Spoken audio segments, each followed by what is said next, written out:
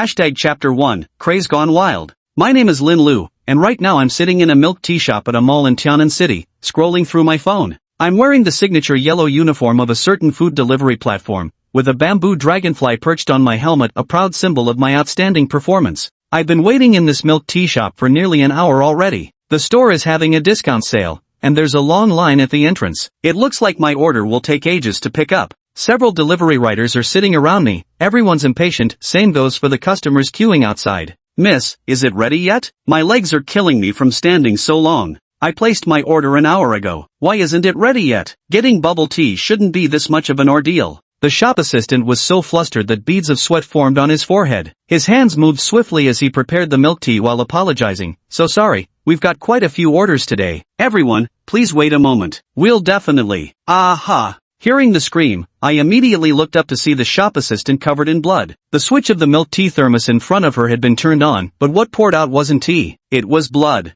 Ah! Screams rang out incessantly, not just inside the store but outside as well. At the same moment, the mall's power system failed, plunging the surroundings into complete darkness. It's a monster, someone shouted, throwing the chaotic scene into further turmoil. I abruptly stood up and began feeling my way out in the dark. When encountering a yokai invasion, you must escape before they erect their barrier. Yet it's only been 10 years since the world's spiritual energy awakened, and yokai realm invasions have only emerged in the past 3 years. Most ordinary people faced with such situations would be completely at a loss. At that moment, those inside the store instinctively ran outward, as if fleeing the shop would ensure safety, while people outside screamed and scattered in all directions, with many falling in the jostling crowd. After finally squeezing out of the milk tea shop, I took off running. But my luck was terrible. The shop was right in the center of the mall, and the entire shopping center had already been enveloped by the yokai's barrier. By the time I reached the mall exit, the barrier had already fully formed. TCH, can't get out now, I muttered, turning back to run inside. If escape wasn't possible, I'd have to wait for rescue from awakeners. Until then, I needed to find somewhere to hide, somewhere I wouldn't get killed by yokai before help arrived. Going back to the bubble tea shop was out of the question. The more crowded the place, the more it attracted monsters. When I'd left earlier, the customers in line had already descended into chaos, with some even getting trampled in the panic. The area outside was probably packed with people now. Many injured who couldn't move would be trapped nearby, making it ground zero for the yokai slaughter. I recalled the mall's layout. As a delivery guy who'd been here many times, coupled with my good memory, I quickly thought of a hiding spot. On the mall's second floor was a decorative area featuring metal sculptures of the Chinese zodiac animals, normally used as photo ops where people rarely lingered. I reached the spot, deserted as expected, and hastily slipped between the 2-meter-tall zodiac statues that concealed me perfectly. Now I just need to lay low and hope those awakeners break through the barrier soon for rescue. Screams echoed from all directions as the barrier fully deployed. The yokai had arrived. I furrowed my brows, sensing something amiss. Powerful greater yokai couldn't breach the world's barriers to invade the human realm. The current invading yokai were all relatively weak, though still catastrophic for ordinary people, but this scale was unprecedented. Could such minor demons truly orchestrate mass casualties throughout an entire shopping mall? Lost in thought, I failed to notice the eye slowly opening on the Chinese zodiac dragon statue I was leaning against. Suddenly, a beam of light appeared from the stairwell. My heart clenched. With the barrier still intact, it couldn't be reinforcements. What fool was wandering around with a flashlight now? I quietly shifted to a new spot, hiding even deeper in the shadows. Yet the light kept drawing nearer, circling around the scenic display area as I distinctly heard someone calling out. Come out and fight me one-on-one, you monster. Stop harming innocent people. I nearly choked on my breath. What kind of absolutely unhinged lunatic is this? This lunatic has been lurking around the area, his provocative actions under the streetlights likely to attract the yokai. I decided I couldn't let him keep acting recklessly, so I sneaked up behind him and launched a surprise attack, one hand gripping his neck while swiftly snatching his phone with the other, turning off the flashlight. This lunatic actually had some skills. He threw a backward elbow strike and seized the moment while I was turning off the flashlight to break free. So you're the monster? I shot him a glare. If I were the monster causing havoc, you'd already be dead. The lunatic paused, realizing the logic, then his eyes lit up with sudden realization. Wait, are you another awakener? I lowered my voice and asked, are you an awakener? Impossible, could an awakener be this stupid? The lunatic introduced himself. My name is Bai Zhu, I'm 17 years old. I awakened my supernatural ability a month ago and became an awakener. Currently, I'm still in training. So that explains it. I felt somewhat reassured. Earlier, I had already prepared for the worst. If seasoned awakeners were at this level, I'd pack my belongings and flee the human world. Fortunately, this crazy guy was just a rookie who'd only been in the business for a month, so I could forgive him. Bai Zhu asked, are you an awakener too? No, I said. Do you realize how dangerous your actions just were? You could have attracted monsters at any moment. Yeah, I know, Baizhu replied matter-of-factly. That's exactly what I wanted to do, lure the monsters out. I was stunned. Are you insane? Do you realize what kind of monsters these are? Do you even know if you can handle them? With righteous conviction, Baizhu declared, I don't know, but I do know that if we don't find these monsters soon, more innocent people will die. As an awakener, it's my duty to protect ordinary humans. The corner of my mouth twitched. To yokai, awakeners are like Tang Monk's flesh. Devouring one awakener is more nourishing than 100 ordinary humans. If you get eaten and reinforcements don't arrive in time, everyone here will die. Baizhu gritted his teeth. I know, but I think I can hold out until backup arrives. This guy's utterly deranged, I mentally cursed, choosing to ignore Baizhu. If this fool wants to court death, that's his business. I need to relocate and put some distance between us. Wait till the monster eats him, it probably won't notice me right away. Though I'm just a weak peach blossom spirit, I'm at least stronger than a human, so I should survive. Chapter 2. Knowledge not found in books. Hey, don't leave yet, big bro, what should I call you? Baizhu trailed behind me. I was annoyed. Hurry up and go find the monster, stop following me. Baizhu kept following. Big bro, if we team up, we can definitely hold off the monster until reinforcements arrive. I refused without mercy. I'm just an ordinary person. I looked around and finally dashed into the restroom, with Baizhu following closely behind. Bro, don't be modest. You've got great skills. You ambushed them successfully with just one move earlier. If we team up, we could definitely. Stop talking. I don't want to die. I'd been feeling uneasy since earlier. The air humidity was too high. Was it because we were in a restroom? Baizhu still tried to persuade me. You just need to play support for me. After we're rescued, I'll report upwards to get you a Good Samaritan award with a substantial cash prize. Are you sure you won't reconsider? Shut up. My Adam's apple bobbed as I nervously stared at the eyes on the opposite wall. Baizhu sensed something wrong and suddenly turned around, unexpectedly meeting the gaze of the wall's eyes. Instantly dizzy, his body swayed unsteadily. An illusion? I muttered to myself. I quickly covered Baizhu's eyes. Don't look. After just a few seconds of eye contact, Baizhu's back was already drenched in cold sweat. His body trembled slightly as he finally realized how foolish his earlier thoughts had been. He actually thought he could take on a yokai all by himself. I instructed Baizhu, close your eyes, don't look at it, and don't look at the mirror either. The restroom had a huge mirror, and I wasn't sure if this yokai could cast spells through reflections. Better safe than sorry. Baizhu instinctively obeyed, squeezing his eyes shut. Just as he was about to warn me to run, I smashed the mirror with a single punch. Grabbing the cleaning rag draped over the sink, I wrapped a shard of the broken mirror in it and advanced toward the eyeball embedded in the wall. The eye sensed the threat and began moving upward, trying to escape to a height beyond my reach. But it was too slow. In a flash, I appeared before it, raising the glass shard to stab down fiercely. The eyeball trembled violently, emitting a piercing scream. Shira couldn't help but turn around, witnessing the shards embedded in the wall's eye, the very source of that horrific shriek. A trail of bloody tears flowed out, staining the pristine white wall. Finally, the eye vanished, leaving behind only the embedded glass fragments and a crimson streak on the wall. Baizhu asked with lingering fear, Is it dead? I replied coldly, impossible. Though the eyes had vanished, the sensation of being watched remained. I knew that yokai had set its sights on me. It's too damp here, let's move first. I led Baizhu to relocate. Since the yokai's eyes could manifest on walls, I avoided entering any shops and instead chose an open area outside the storefronts. Screams echoed throughout the shopping mall, leaving Baizhu both anxious and helpless. Fighting to steady himself, he asked me, Big bro, you still haven't told me your name? I'm called Peach Blossom, I said. Ha, what? Got a problem with that? And no, he hurried to say. Brother Hua, what should we do now? I shot back at him. Aren't you an awakener? What do they teach you in your training? On instinct, he began reciting by rote. When encountering a yokai incursion incident, first, remain calm. Second, prioritize personal safety. Third, identify the species of yokai. Fourth, exterminate the yokai if capable, or stall for time while awaiting reinforcements if incapable. That's fairly logical, I commented, then asked, what's your current approach? First we need to identify the type of yokai, only then can we find its weakness.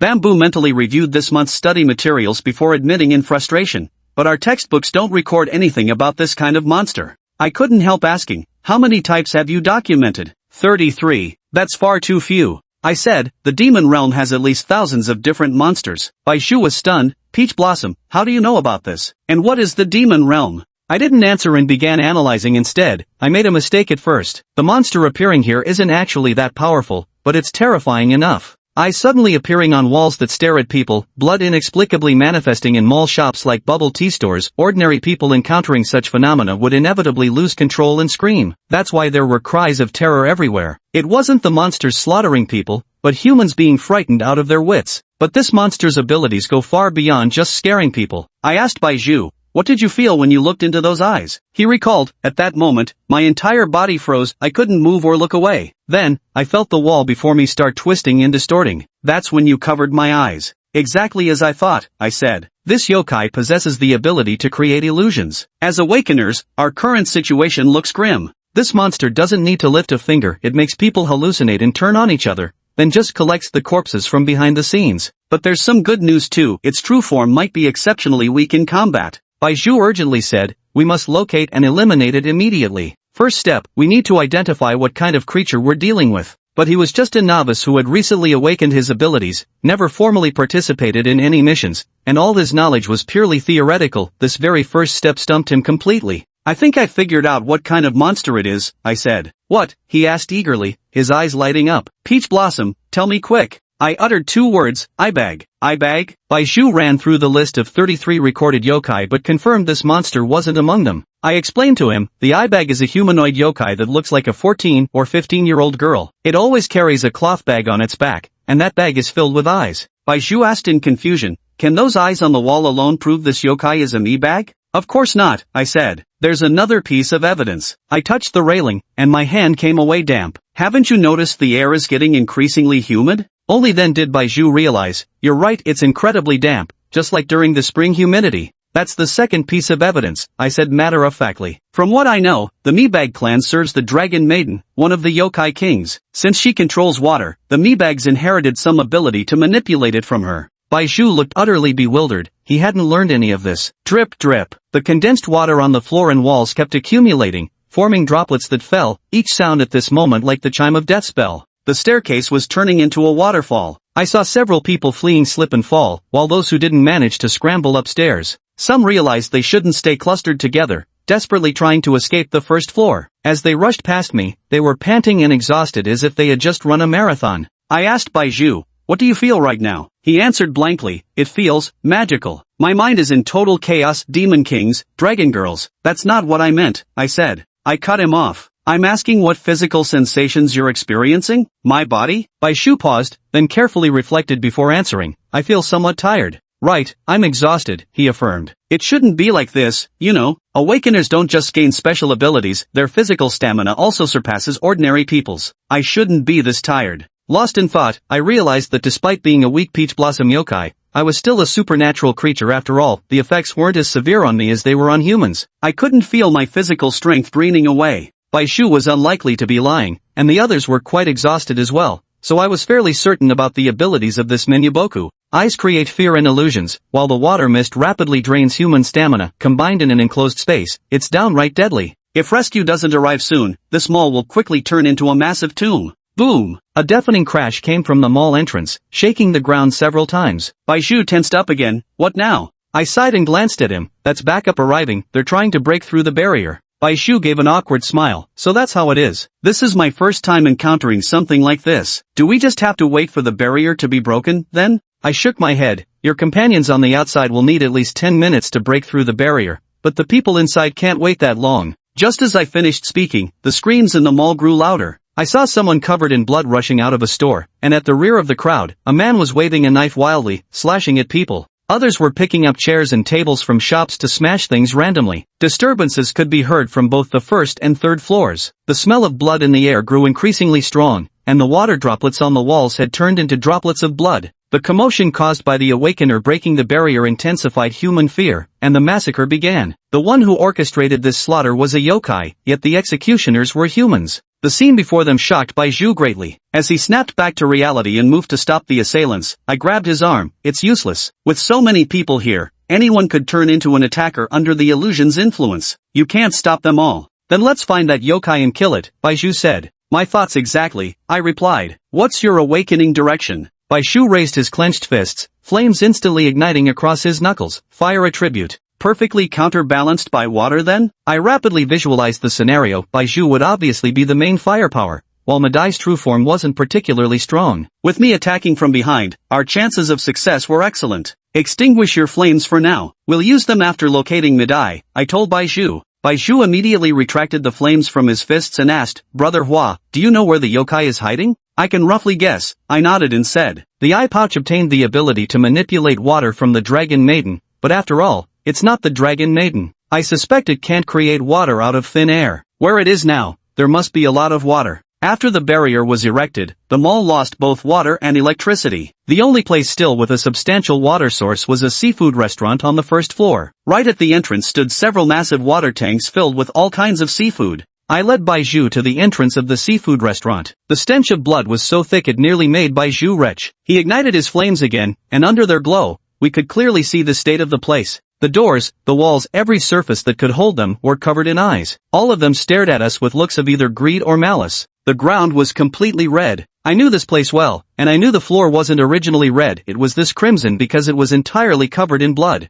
Baizhu, it's inside. Don't say anything, just rush in and smash the water tank. Got it. Baizhu roared to bolster his courage, then charged into the store. The shop floor was littered with seafood, some dead, others still flailing in struggle. The tank they once lived in was now filled with blood. Standing atop this pool of blood was a girl in ancient-style clothing, looking about 14 or 15 years old. Bamboo froze in place. I caught up from behind. Don't be afraid, its true form is fragile, it's no match for you. Bamboo instantly regained confidence. He charged forward and shattered the water tank with one punch, sending crimson splatters everywhere. The eye bag dropped down but didn't give up. Instead, it waved its hand, raising a curtain of blood as a barrier. Bamboo, punch it, I shouted. Bamboo gathered flames around his fist again and struck through the blood barrier, landing a direct hit on the eye bag's head. The blood evaporated instantly from the intense heat, filling the air with crimson mist. At the same time, a peach blossom petal drifted near Madai under the cover of the blood mist, its soft edges suddenly turning razor-sharp. The instant Baizhu struck Madai, the petal pierced through its forehead and then vanished without a trace. I let out a long sigh of relief. For a mere peach blossom spirit like me to have slain a Madai, what a miracle. Baizhu stared at the motionless Madai on the ground and asked, is it dead?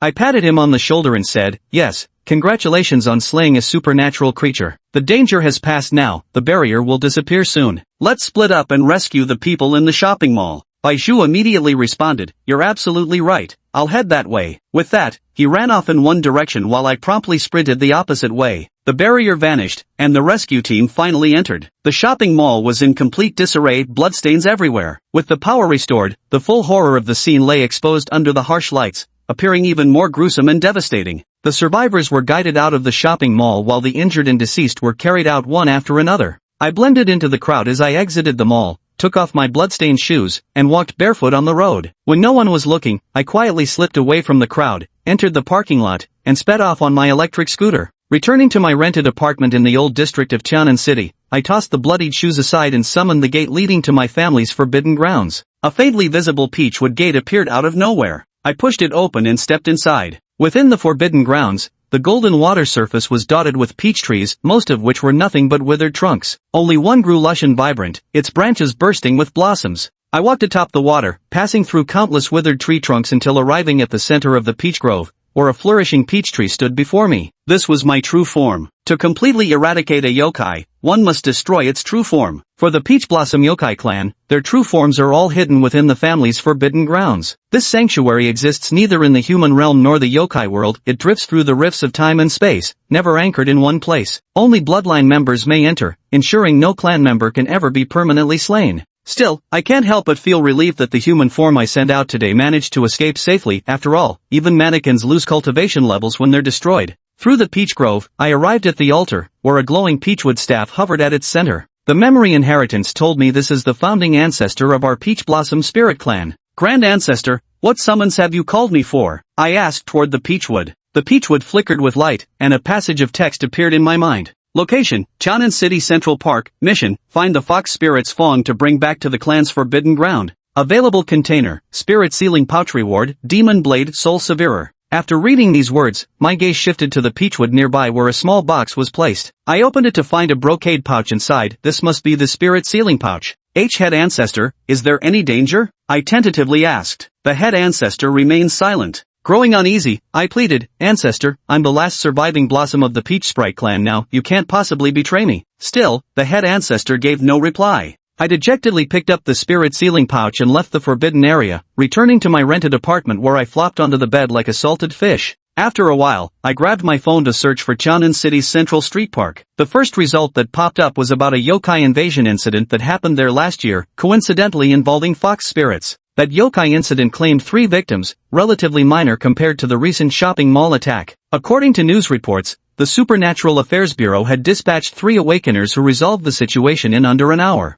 As everyone knows, yokai are notoriously difficult to kill. Not only must you strike their true form, but their corpses must be completely incinerated after death, otherwise, some demons might find strange ways to resurrect themselves. So I suspect that the fox yokai corpse in the downtown park wasn't completely burned, there were still some leftover teeth the awakener failed to discover. But how did our ancestors know about this? Moreover, as a yokai, why have I remained in the human realm ever since gaining sentience? Countless enigmas tangled together, leaving me utterly perplexed. In the end, I decided my only course was to visit the Central Park, if nothing else, for the promised reward after completing the mission. As a yokai born and raised in the human realm, I belong to neither world, constantly on guard against awakeners while fending off invading monsters. Peach Blossom Yokai is notoriously known as the weakest fighter in the demon realm, utterly useless except for being pretty. Having nothing to rely on makes me feel terribly insecure. In the dead of night, I woke from sleep and got dressed in all black. After putting on a hat and mask, I tucked a fruit knife into my coat and slipped out under the cover of darkness. The Central Park used to be bustling, but ever since the yokai invasion incident, no one dares to come anymore, especially at night. Not a single ghostly shadow lingers here now.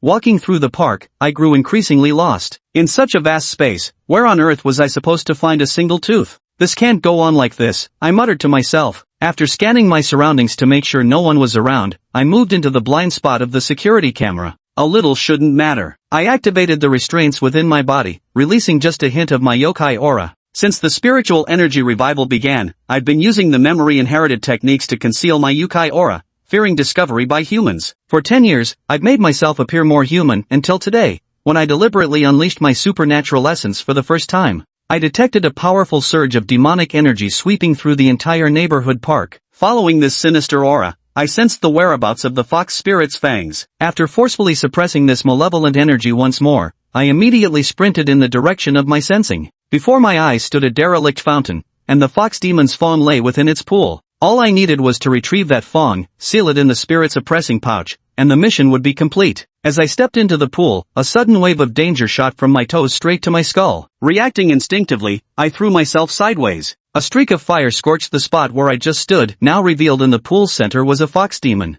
I scrambled to my feet, unable to help complaining about our ancestors. I knew it couldn't be that simple. A fox demon had appeared, yet hadn't opened a protective barrier. This defied all logic. Breaking through the world's barriers was no easy feat. The moment a monster breached those barriers to enter the human realm, it had to erect a protective shield. But this fox demon didn't, unless its power was so great it didn't need protection. Something's wrong. The fox demon lashed out at me with its flaming whip, and I dodged to the side. After a few rounds, the fox demon noticed I could easily dodge its attacks and whipped out a fiery lash, striking at me from both sides. I was scrambling to escape quite awkwardly. Bro, how about we sit down and have a proper chat? Misunderstanding.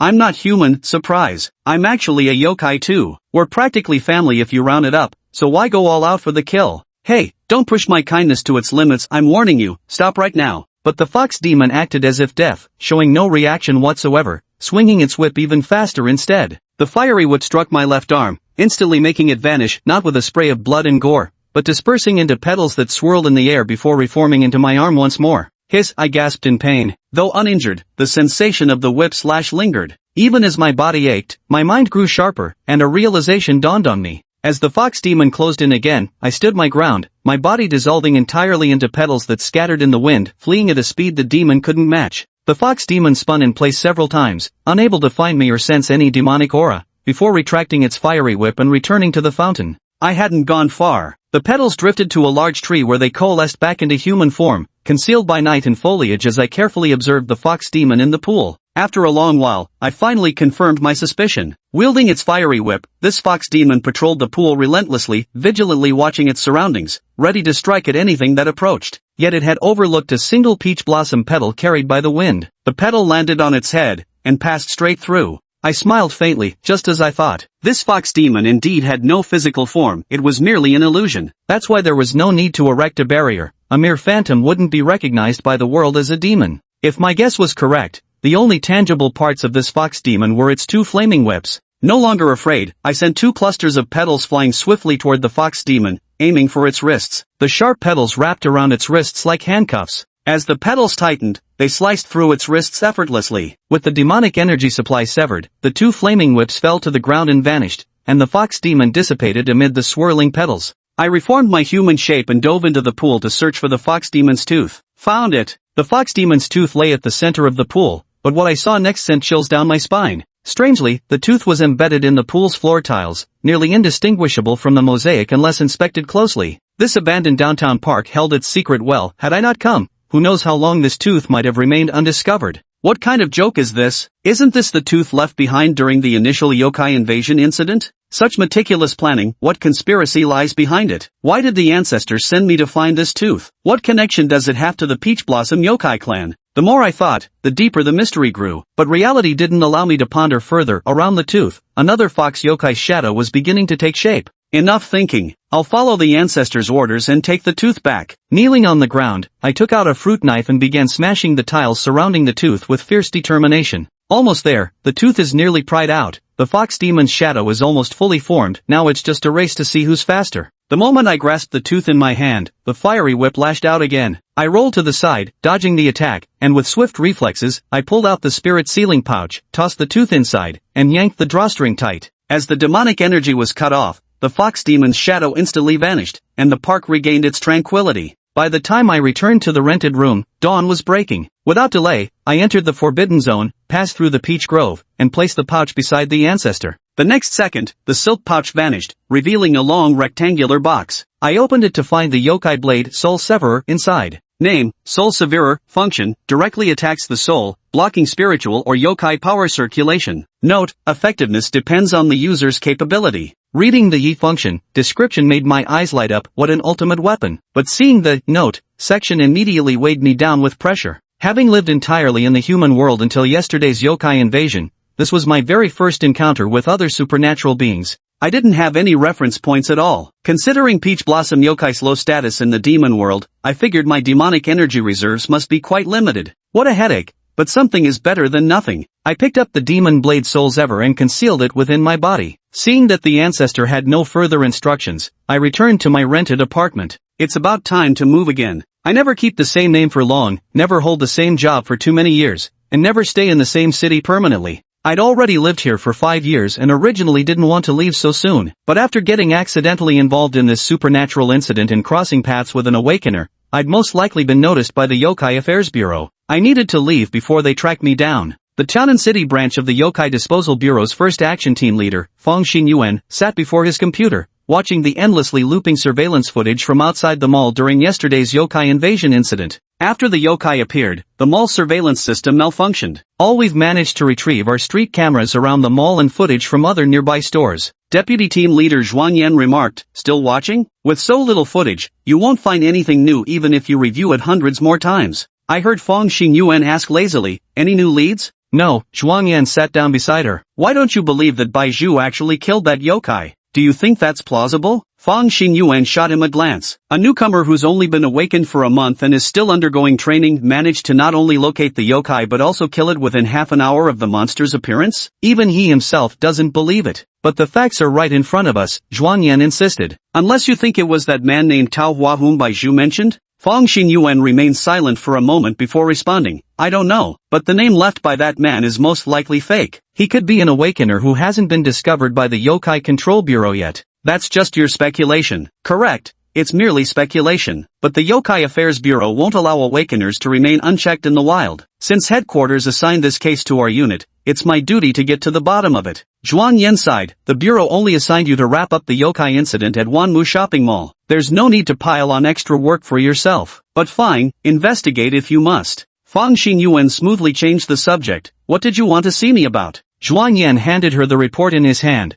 "The damage assessment for this incident is out. Current statistics show 55 fatalities, 23 severe injuries still under emergency treatment, and 103 minor injuries." Fong Xingyuan's emotions were complicated. This is the most severe yokai invasion incident in Tianan City's history, ranking among the worst in the country. I'm Lin Lu. After quitting my job and moving to a new home, I went to visit the family's forbidden grounds as usual. Just entering the forbidden zone, before reaching the peach grove, I spotted not only my own spirit form but also a flash of green in the distance. I hurried over and discovered it was a small fresh sprout emerging from my uncle's peach tree in my inherited memories, tender and green, strikingly vivid amidst the withered trunk. "Uncle, are you coming back to life?" I asked full of hope, but received no response. Yet I wasn't disappointed. After all, it's just a small new sprout, still far from full revival. After gaining spiritual awareness, I've guarded the family forbidden grounds alone for 10,000 years. Why would changes start happening precisely now? Immediately, I thought of the fox demon's Feng. I rushed to the altar and asked the peachwood artifact, "Ancestor, is it because Uncle absorbed residual demonic energy from that fox's fawn that revival signs appeared?" The ancestor didn't answer, but a message appeared in my mind, a mission requiring me to find the fox demon's eyeball in the underground parking lot of Building B in Manhwa residential district. It promised to reward me with the breathing and energy circulation technique upon completion. "Ancestor, are you mistaken? This is a human cultivation technique. It's useless to me," I helplessly explained to the ancestor, but it ignored me. Left with no choice, I exited the forbidden grounds. Returning to my newly rented apartment, I searched online for information about Hainai community. 2 years ago, a fox demon invasion occurred in the underground parking lot of Building B. Fortunately, it happened late at night when the parking lot was empty, and the demon's barrier only covered that area, so there were no casualties. This incident seemed even more inconspicuous than the Central Park case, but I couldn't shake off a bad premonition. Normally, if I possessed the demon blade souls ever, I wouldn't be willing to take such risks. After all, the ancestors only assigned the mission without specifying what punishment failure might bring. But this concerns the revival of our family lineage. I can't just ignore it. Supernatural invasions will become increasingly frequent, and the yokai will grow stronger. I need some backup. So I came to Building B of the Haina residential complex under cover of night. By this hour, most residents were already asleep, with only a few windows still glowing. Surprisingly, Building B's underground parking wasn't abandoned but packed with cars, probably because housing prices were too steep for anyone to afford relocating. I searched carefully in the parking lot when suddenly a beam of light appeared around the corner, prompting me to quickly hide behind a pillar. "The person over there, why hide? I've already seen you. Come out." A security guard approached, informing me I was a new resident unaware of the past yokai invasions here. The complex has a rule restricting entry from 11 p.m. to 5 a.m., and he tried to escort me out. I resisted, but his strength was astonishingly strong, making it hard for me to break free at first. As we reached the elevator, he pressed the up arrow, and the doors immediately opened. With great effort, I finally wrenched free from his grasp. I asked him why he patrols in person despite surveillance cameras in the complex. He replied, "It's regulation," his expression somewhat stiff. "You go up first, I'll stay here for now," I said. "No, we're going up together." His expression instantly twisted into a grotesque snarl as he lunged at me from the elevator. I bit my tongue hard enough to draw blood. When I looked again, there was no security guard, just an open elevator door revealing a pitch-black shaft with no car in sight. At that moment, a crashing sound came from above as the severed elevator car plunged downward, smashing violently into the shaft's base. Cold sweat drenched my clothes. Had I failed to see through the illusion and boarded that elevator, I'd have fallen into the shaft and been crushed to pieces. Though I can't die, this human form won't survive. I'll have to return to the Forbidden Lands to heal, and facing whatever world awaits upon my return isn't appealing at all. I strode to the center of the parking lot and shouted, "Come out! Is hiding and sneaking around any fun?" The echo reverberated as two fox demon shadows manifested on either side of me, their flaming whips glaringly bright under the dim lights. Drawing souls ever, I curled my lips upward. Perfect timing, let's test my new weapon. This blade can sever the transmission of demonic power, making it the natural enemy of phantoms. Dealing with these two shadowy figures felt even easier than in the Central Park. After eliminating them, I remained vigilant and continued searching through the parking lot, finally stopping before a dust-covered car that hadn't been moved in ages. Cautiously approaching, I grasped the door handle. Chapter 7, another life-saving trick up my sleeve. Boom! The moment Lin Lu pulled open the car door, a sudden burst of flames erupted from within, shooting straight toward his body. Lin Lu raised his arms to shield his head as his body dissolved into petals and retreated. When he reformed, he felt a searing, burning pain radiating through both arms. The petals on his arms had been scorched black. Gritting his teeth against the pain, Lin Lu liquefied his lower body into petals again and surged toward the vehicle. Another burst of flame shot out, he dodged, caught his breath, and pressed forward once more. After several cycles of this deadly dance, the flames grew progressively weaker. On Lin Lu's final approach, no more fire erupted from the car's interior. Indeed, it's just an eyeball with limited demonic power. Lin Lu walked toward the vehicle reeking of scorched odor, thoroughly searching inside and out but found nothing. He lowered his head to look under the car, where a large yellow eyeball clung to the underside, staring fixedly at him. Lin Lu immediately vomited blood. Just one glance made him feel his mind tremble, truly befitting a fox demon adept at bewitching hearts. He closed his eyes, reached out and grasped the eyeball. His palm burned with a searing pain as if scorched by fire. Gritting his teeth, he tore the eyeball from beneath the car and placed it into the spirit containment brocade box. It's finally over. Since there were still people living upstairs, Lin Lu didn't dare linger. In the dead of night, he returned to his rented apartment with his little curly locks singed and charred. His entire body ached terribly. After submitting the mission, he simply stayed in the forbidden zone to recuperate, completely unaware of the uproar his actions had caused outside. Zhuang Yan entered Feng Xinyuan's office holding a document. I contacted that food delivery platform. There was no mail registered under the name Peach Blossom, so I pulled all the photos of delivery personnel in Tianan City and had Bai Zhu identify them one by one. We finally tracked him down. Feng Xinyuan opened the document and began reading. Name, Lin Lu. Gender, male. Age, 25. There was some other basic information, as well as his work performance and so on, all of which Feng Xinyuan skipped over. When she reached the end, she frowned. Why did he resign? He submitted his resignation the day after the incident involving the yokai attack at Wanmu Mall. And it wasn't just him, all the surviving delivery riders from that incident resigned too, probably due to psychological trauma. It sounded plausible, but Feng Xinyuan didn't buy it. A man calm and collected enough to analyze the type of yokai and brave enough to face them head-on, would he really develop psychological trauma that easily? Zhuang Yan shrugged. Anyway, he can no longer be contacted through the platform. His phone number is disconnected. But we found his address and I've already sent someone to check it out. At that moment, Zhuang Yan's phone rang. After answering, he said, unfortunately, his landlord said he has already moved out. As for where he went, no one knows. Interesting. Feng Xinyuan felt an itch of curiosity, growing even more intrigued by this person named Lin Lu. A knock came at the door. Feng Xinyuan said, "Come in." The visitor was Su Maui, team leader of Group A from the first division of the operations team. Upon entering, he reported, "Captain, Vice Captain, an incident occurred last night in the underground parking lot of Building B in Haina Residential Complex." Feng Xinyuan and Zhuang Yan were thoroughly familiar with the supernatural incidents that had occurred in Tianan City. The mere mention of Hainai community immediately rang a bell. Are there monsters appearing there again? Zhuang Yan inquired. Not sure. Su Maui paused briefly. No traces of monsters have been found, but there have been some rather bizarre occurrences. Go on. First, starting at 1:13 a.m. yesterday, all surveillance cameras in the underground parking lot of Building B in Haina community malfunctioned simultaneously, very similar to scenarios involving yokai appearances. Zhuang Yan said, but yesterday we didn't detect any signals of a yokai creating a barrier. That's why it's so bizarre. Feng Xinyuan continued asking, anything else? Also, this morning the property management discovered the elevator in Building B had malfunctioned, the entire cabin plunged. The eerie part is that nobody heard any commotion last night. Finally, in the underground parking lot of Building B, several cars were found burnt, yet there was no heavy smoke in the entire parking area, and the fire alarm system wasn't triggered. Both the elevators and fire safety systems had just undergone inspections 2 days prior. We reviewed the reports and initially ruled out the possibility of mechanical failure. Feng Xinyuan remained silent for a moment before asking, I remember something strange also happened at the downtown park not long ago? Su Mao nodded slightly, not exactly an incident, just that the fountain in the park was vandalized. But since the surveillance cameras were inexplicably damaged again, it was reported to us as well. Zhuang Yan asked, no other losses? No, Su Maui replied. In that case, let's hand these 2 cases over to the logistics department, Zhuang Yan said. No yokai appeared, they shouldn't be our action team's responsibility. Su Maui glanced at Feng Xinyuan, who nodded and said,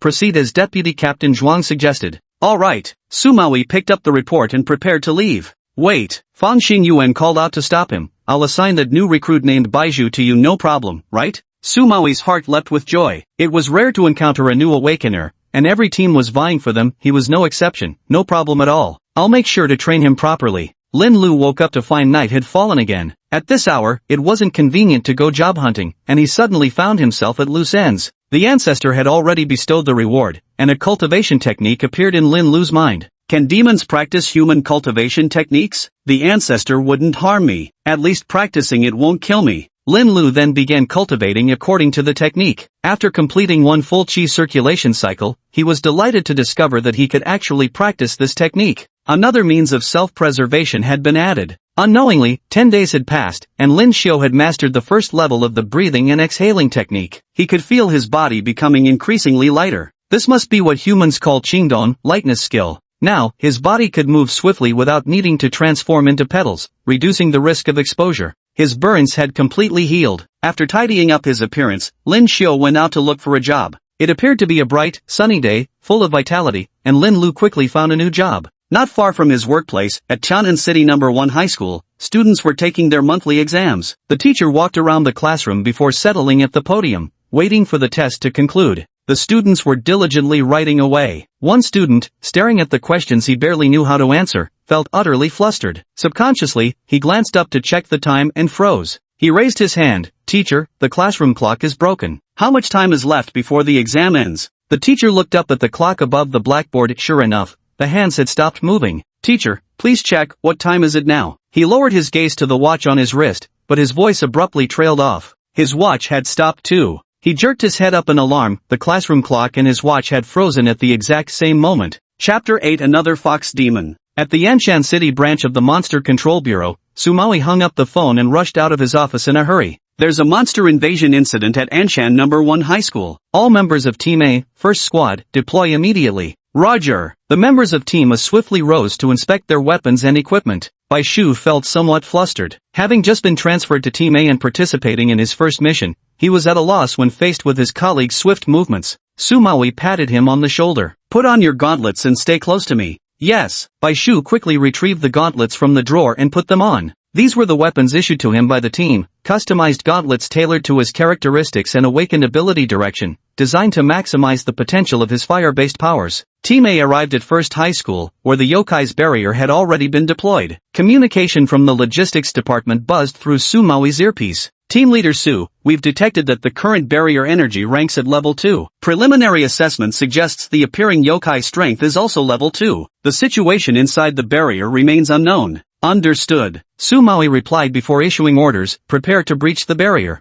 From behind him stepped out a man in military uniform, holding a strangely designed weapon resembling a modified sniper rifle straight out of a movie. Sumawi introduced, "This is the deputy leader of our Group A, Ni Zhang, and this is our team's newly arrived Awakener, Bai Zhu." Within the operations team, Awakeners serve as the primary combat force, supported by ordinary personnel, while the deputy team leader position is held by a non-Awakener. Upon learning of Ni Zhang's identity, Bai Zhu immediately showed deep respect. Most members in the tactical unit who were ordinary people had transferred from military or police service. Even before the spiritual energy resurgence, they were already heroes defending their homeland. After the yokai invasions began, despite knowing the mortality rate for civilians facing monsters was extremely high, they still joined the Yokai Containment Bureau without hesitation. Ni Zhang exchanged brief greetings with Bai Zhu before telling Sumawi, breaking through a second-level barrier would take at least half an hour, but tearing open a mere fissure can be done in 10 minutes. "Then tear it open," instructed Sumawi. "All Awakeners will enter the school immediately after the barrier is breached. Ni Zhang, your team will continue dismantling the barrier and reinforce us once it's fully broken."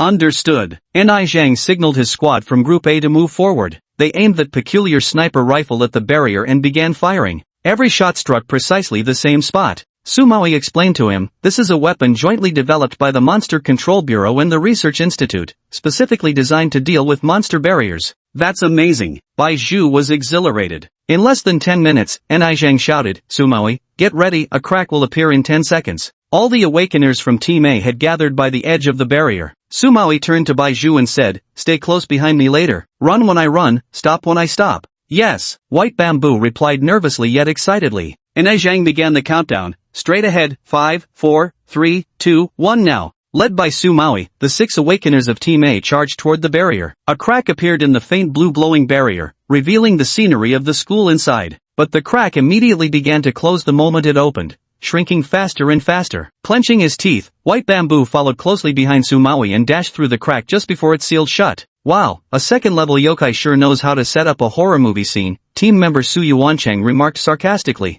Bai Zhu looked up at the sky. Against the pitch-black darkness hung a blood-red moon, its eerie glow now serving as their only source of visibility. This unnatural illumination bathed the surroundings in crimson hues, as if everything were veiled in a mist of blood. "There are too many people in the school, we need to identify the yokai quickly," Sumawi said. "We'll split up. I'll take Bai Zhu and Jejia in my group. The rest follow Yuanqing's lead." The 6 split up and began searching in opposite directions. Lin Lu was dressed in a bulky rabbit mascot costume, handing out flyers to everyone he saw. His new job on his very first day, and clearly, his luck wasn't much better today. He looked up as the mall's giant screen started broadcasting an emergency news alert. Emergency alert! A yokai intrusion incident has occurred at Tianan City First High School. Awakeners from the Tianan City branch of the Yokai Disposal Bureau are already on site handling the situation. To ensure public safety, nearby residents are urged to evacuate immediately. No way, isn't number 1 high school really close to here? That's right, I actually graduated from number 1 high. It's super close by. Let's stop shopping and just hurry home.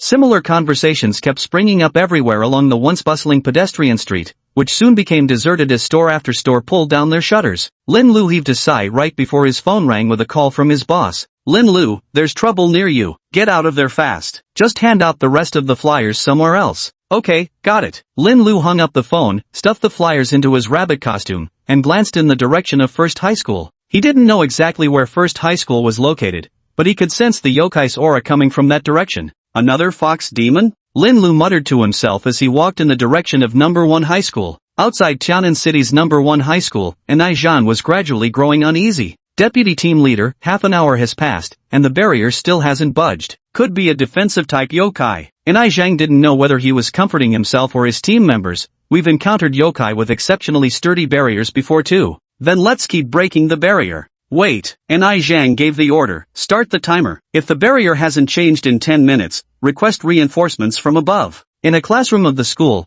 Sumawi stood with flaming twin swords, confronting a fox demon. In the corner of the classroom lay a pile of ashes, the remains of the teachers and students who had been taking exams here. They'd met tragic deaths at the claws of the fox demon, their bodies utterly consumed by fire. In addition, there were 3 awakeners including Su Yuancheng inside. They were the first to locate the fox demon, but ended up being killed by it. Sumawi personally witnessed the fox demon devouring them before reducing their bodies to ashes. Baizhu pressed desperately on Dai Jejia's bleeding abdomen, tears welling in his eyes as he watched Sumawi shielding them in front. Team leader, Sister Jejia can't hold on much longer. Sumawi himself was nearing his limit. He bit his own tongue until it bled, forcing himself to stay conscious. Ghostly blue flames danced around the fox demon's figure. One flame attempted to bypass Sumawi and strike at Baizhu behind him. Bamboo! Sumawi shouted. Bamboo raised his flaming fist and punched straight into the fire. Ah! The blue flames instantly devoured his own fire, crawling up his arm to scorch his shoulder before extinguishing. Had he not awakened with fire attributes, he likely would have died then. Even so, the excruciating pain forced an agonized scream from his throat. Sumawi finally made his decision. Baizhu, I'll cover you. Find a chance to escape, run to the school gate where we first entered. The moment the barrier breaks, get out immediately and call for reinforcements. But, what about Jejia? Sumawi answered with difficulty, she's beyond saving. To rescue more people, we have to make hard choices. Baizhu clenched her teeth, tears streaming as she said, I understand. He reached into Dai Jejia's pocket, hoping to take something out for her, something that could at least bring comfort to her family. But the pain was too much, his hand trembled, and he accidentally pulled out Dai Jejia's phone. Wait, Baizhu stared at the phone on the floor. Captain, there's a signal. Chapter 9, The Fierce Rabbit. Sumawi also froze for a moment, nearly getting hit by a blast of blue fire as a result. His mind was full of questions, but there was no time to dwell on them now. Baizhu, quickly send out a distress signal, he urged. Baizhu grabbed his phone and sent out a message, then piled several thick books onto Dai Jejia's wound to stem the bleeding. Finally, he walked over to stand beside Sumawi. Baizhu, Sumawi said, you should stick to the original plan and wait for backup at the school gate.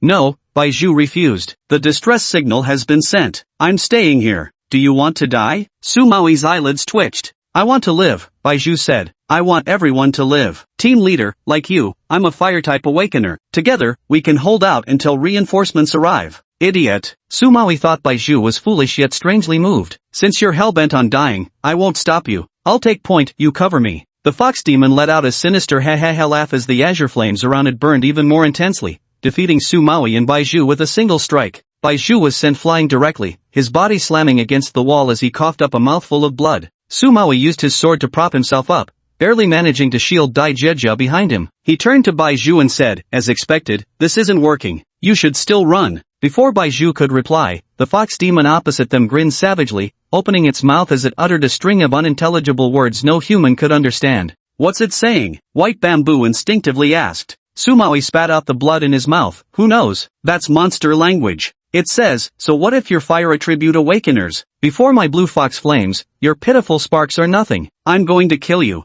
Sumawi and White Bamboo abruptly looked up to see an enormous rabbit standing in the hallway outside the classroom. Upon closer inspection, it turned out to be a person wearing a rabbit mascot costume. Under the blood moon's eerie glow, what should have been a cute white bunny outfit now carried a sinister aura. What sort of person are you? Sumawi asked warily. The rabbit replied, I'm a good person. Sumawi grew even more guarded. The rabbit spoke again, sorry, you too. He glanced at the ground where there was also a barely breathing girl. Sorry, could you three leave first? I have business with this fox demon. With that, he unzipped his belly and pulled out a long blade from within. The fox demon immediately sensed the threat, baring its teeth as it hissed at the rabbit while unleashing torrents of blue flames toward him without restraint. The rabbit stood his ground, swinging his knife to cleave through the oncoming blue flames. This act further enraged the fox demon, who now pounced directly at the rabbit. Baishu stared dumbfounded. How did he do that? Why did the flames disappear completely when struck? Sumawi was equally shocked, but now wasn't the time to spectate. He whispered to Baishu, let's quietly get to Jeja's side.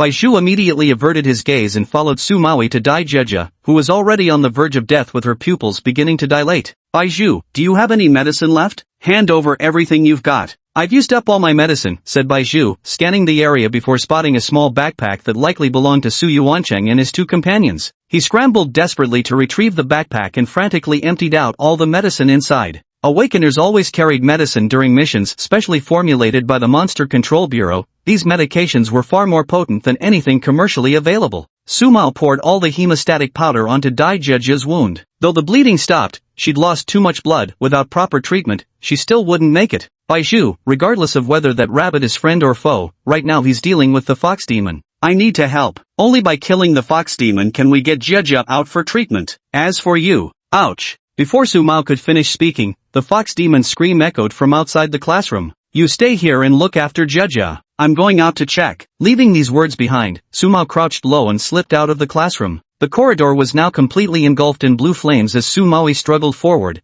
ultimately blocked by a sea of fire. Squinting through the blaze, his pupils constricted sharply when the scene before him came into focus. Beyond the wall of fire, the fox demon hung suspended in midair, its neck gripped by the rabbit's hand, drenched in blood with both arms severed at the shoulders, arterial spray gushing from the stumps like open faucets. Sumawi strained his ears, almost able to discern the rabbit speaking to the mutilated fox demon. Lin Lu gripped the fox demon by its throat and questioned it in the language of the demon realm. What is your purpose for invading the human world? The fox demon's face twisted grotesquely, still forcing a grin. Regardless of whether it's the demon realm or the human world, the supreme ruler will ultimately be Lord Ninetails. So your goal is to conquer the human world? Lin Lu said, because the spiritual energy here has revived, making it no longer a barren world, thus becoming coveted. Such a simple reason, truth be told, Lin Lu had long suspected this outcome. Then let me ask another question. Lin Lu stared straight at the fox demon through his rabbit headpiece. What methods do you intend to use to invade the human world? The fox demon bared its teeth. We've been invading all along. Bullshit, Lin Lu snapped. With your pitiful handful of forces, not only can't you invade properly, you've actually accelerated the progress of human awakeners. I don't believe you're that stupid. The fox demon smiled without speaking, its eyes brimming with barely contained hatred. What purpose do the teeth from the Central Park and the eyeballs from Haina District serve? Lin Lu asked coolly. The fox yokai's pupils contracted sharply as it stared at Lin Lu, repeating, whether in the demon realm or the human world, the ruler of this world shall ultimately be the nine-tailed fox lord. Its expression grew increasingly ferocious, veins bulging beneath its fur-covered face. TCH, planning to self-destruct? Lin Lu sneered. Sorry, but you don't even have the right to take me down with you. He raised his blade and swung at the fox demon, instantly interrupting its surging demonic power. How is this possible? The fox demon's eyes widened as it watched helplessly. The rabbit's knife pierced its forehead. The blue flames vanished at once. Sumawi rushed over, only to see Lin Lu toss the fox demon's corpse onto the ground and say, take it, don't mention it. Then he turned and walked away without another word. Wait a minute, Sumawi hastily called out to stop the person. Lin Lu turned back and looked at him quietly, signaling him to speak his mind. Sumawi's mind raced frantically. He didn't know whether the rabbit was friend or foe. All he knew was that he absolutely had to keep this rabbit, but he was no match for the rabbit, and could only try to maneuver carefully with coaxing words. Bro, which team are you with? Lin Lu shook his head. I'm not an awakener. Goodbye. Wait, Sumawi called out again. Lin Lu was getting annoyed. What now? Sumawi grabbed his hair and suddenly had a flash of inspiration. My companion is about to die. Do you have any way to save her? Lin Lu thought back and recalled seeing Baizhu, the awakener from the mall, in the classroom earlier. Beside him was a girl who was on the verge of death. That girl had been severely injured by the fox demon. her body tainted by demonic energy. Without purging it, even the heavenly emperor himself couldn't save her. Rarely encountering such a fateful meeting, Lin Lu decided to lend a hand, seeing it as both an act of kindness and a future safeguard. Should his identity ever be exposed and the Awakeners come for him, he'd at least have some bargaining chips to plead for mercy. He said to Su Maui, "Lead the way." Chapter 10. I'm really not an Awakener. At the monthly routine meeting of the Tianan City branch of the Yokai Control Bureau, Fong Xinyuan sat with leaders of other teams, and several of them secretly chatted. Suddenly, the door of the meeting room was forcibly opened. The person who entered gasped and said, "Team A of the First Action Team sent a distress signal from First High School." Fong Xinyuan sprang to his feet, explain in detail. Half an hour ago, a yokai invasion incident occurred at First High School. Team A of the First Action Squadron was dispatched to handle the situation, but just moments ago, we received 2 requests for backup. The first came from Ni Zhang, deputy leader of Team A. He reported that the spiritual barrier was exceptionally strong. They'd been trying to breach it for over 30 minutes with no signs of weakening, hence the request for reinforcements. The second message came from awakened Team A member Dai Jieja, who'd already entered the barrier. Her distress signal contained just 2 characters, "Help." Fong Xinyuan responded after hearing it, "I'm going to reinforce them." Wait, the director sitting at the front said. There are still many unresolved points about this matter. Fong Xinyuan was anxious as director. "You can take your time analyzing. My people are in danger inside. As their captain, it's my duty to save them." Without waiting for a response, she bowed to the director and jogged out of the meeting room. The bureau chief shook his head helplessly, still as reckless as ever. "Jiang Shang, take 2 teams and go with her." Jiang Shang, leader of the second squad of the operation team, stood up. "Copy that." Jiang Shang caught up with Fong Xinyuan. "The old man ordered me to assist you. The 2 of us will head directly there. Plus we'll dispatch the 2 teams closest to First High School." "Thanks." The 2 reached the rooftop of the branch office building where a helicopter was already waiting. After boarding, they raced to First High School at maximum speed. As they approached their destination, Jiang Shang looked down at First High School from the air and said to Fong Xinyuan beside him, "The barrier is gone. It seems your people managed to resolve the issue." Fong Xinyuan frowned. "Something's off. Su Maui isn't the type to casually agree to call for outside help. Is the problem now about calling for help?" Jiang Shang retorted. "The damn problem is how they got a signal to call for help while inside the barrier. So there's definitely something fishy going on. Let's go take a look." Fong Xinyuan adjusted his gear and opened the helicopter door, jumping down. Jiang Shang followed closely behind. The helicopter hovered at a moderate distance from the ground, but the Awakener's enhanced physical capabilities allowed them to land steadily on the surface. Ni Zhang exclaimed with surprise, "Captain, why have you come personally?" Fong Xinyuan countered, "Why are you outside?" "I've been outside the whole time," Ni Zhang said. "We couldn't breach the barrier earlier, but just now it vanished on its own. I was about to lead the team in when you came falling from the sky." "Then let's go in together. Everyone stay alert." Fong Xinyuan wasted no time with words, leading the charge into the school. The school grounds contained multiple buildings, but Fong Xinyuan quickly pinpointed their target, 3rd floor of the academic building. Ni Zhang looked up. The 3rd floor bore obvious scorch marks, far more severe than anywhere else, a clear sign of an intense battle fought there. The group rushed upstairs to the 3rd floor, inspecting classroom after classroom, each site making their hearts pound with fear. Every classroom they searched was eerily empty, walls and floors splattered with bloodstains and littered with ashes. Occasionally, they glimpsed partially burnt human organs. Biting her lip, Fong Xinyuan pressed forward with the search until she reached the last classroom on the 3rd floor. The moment she burst in, her eyes locked onto a pale, blurry figure crouching on the floor. Su Maui turned around and saw the reinforcements, nearly crying with joy. "Captain, you finally arrived." Fong Xinyuan looked utterly confused, but judging by the situation, there seemed to be no danger left. She asked Su Maui, "What happened?" Lin Lu stood up. "All right, let's hurry and get her to the hospital for emergency treatment." Su Maui then quickly said, "It's a long story, Captain. Right now, the most urgent thing is getting Jieja to the hospital. She's severely injured." Fong Xinyuan cautiously kept an eye on the rabbit while signaling for people behind her to come forward and assist. Dai Jieja was quickly carried out by the medical team. "As for the others, send them all to the hospital for treatment. Leave the rest to me," Fong Xinyuan said. Su Maoi's expression darkened as he spoke with difficulty. During this operation,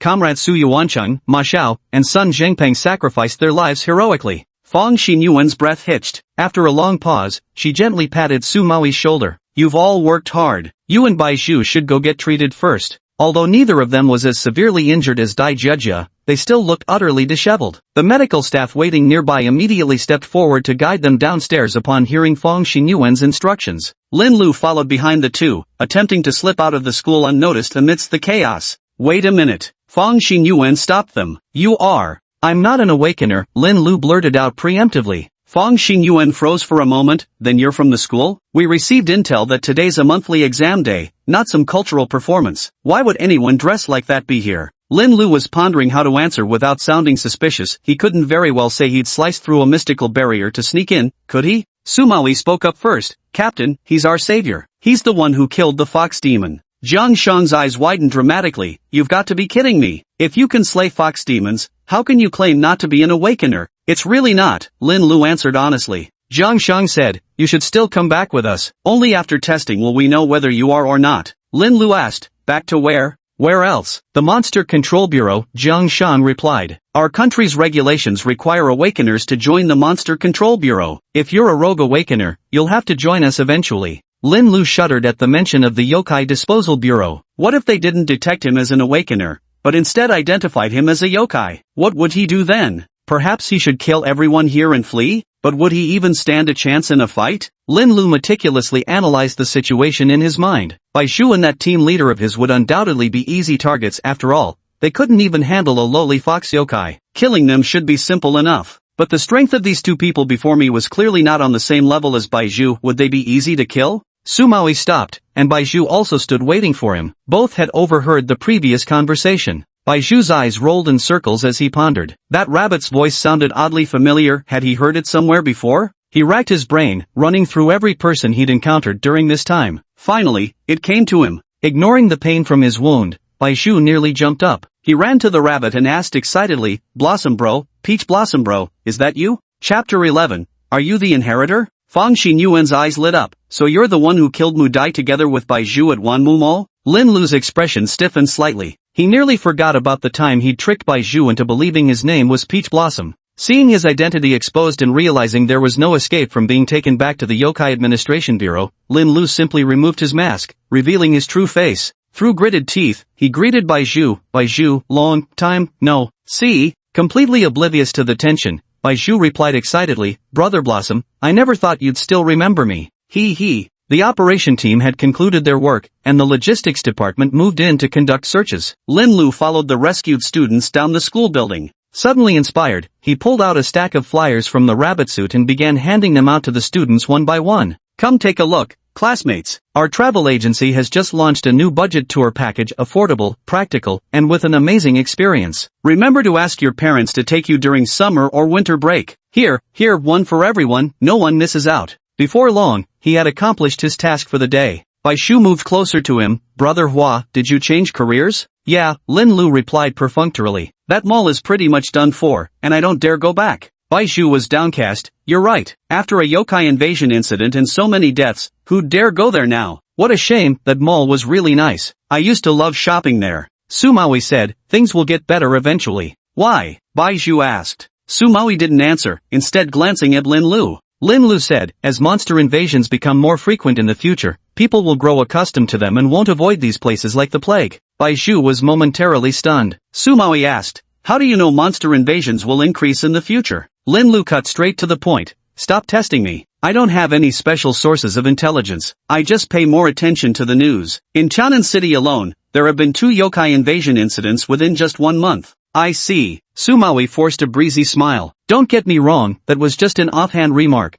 Definitely not probing for information. Lin Lu gave him a glance and kindly reminded, Team Leader Su, you must be in a lot of pain right now, so you shouldn't force that smile, it looks rather strained. Sumawi's expression froze. Bai Shu finally understood what Lin Lu meant. As supernatural incidents kept increasing, people would stop avoiding the topic, because perhaps someday, every place would have its own haunting story. Back at the Yokai Control Bureau, Sumawi and Bai Shu headed to the medical room, while Fong Xinyuan personally escorted Lin Lu to the examination chamber. Lin Lu stood nervously before the scanning equipment, his entire body undergoing inspection. To perfectly simulate a human body, Lin Lu had specifically studied human anatomy. Decades ago, when population information management wasn't so strict, he had even used a fake identity to undergo hospital examinations. At that time, they hadn't detected any difference between him and ordinary humans, but that place wasn't the Yokai Affairs Bureau. Nowadays, national resources are being poured into the Yokai Control Bureau, which boasts not only top-tier talent but also the most advanced technology. The machine scanned Lin Lu's body several times. In the control room, the technician informed Fong Xinyuan, I'm sorry, but he's just an ordinary person, he hasn't awakened any abilities. Fong Xinyuan pondered for a moment,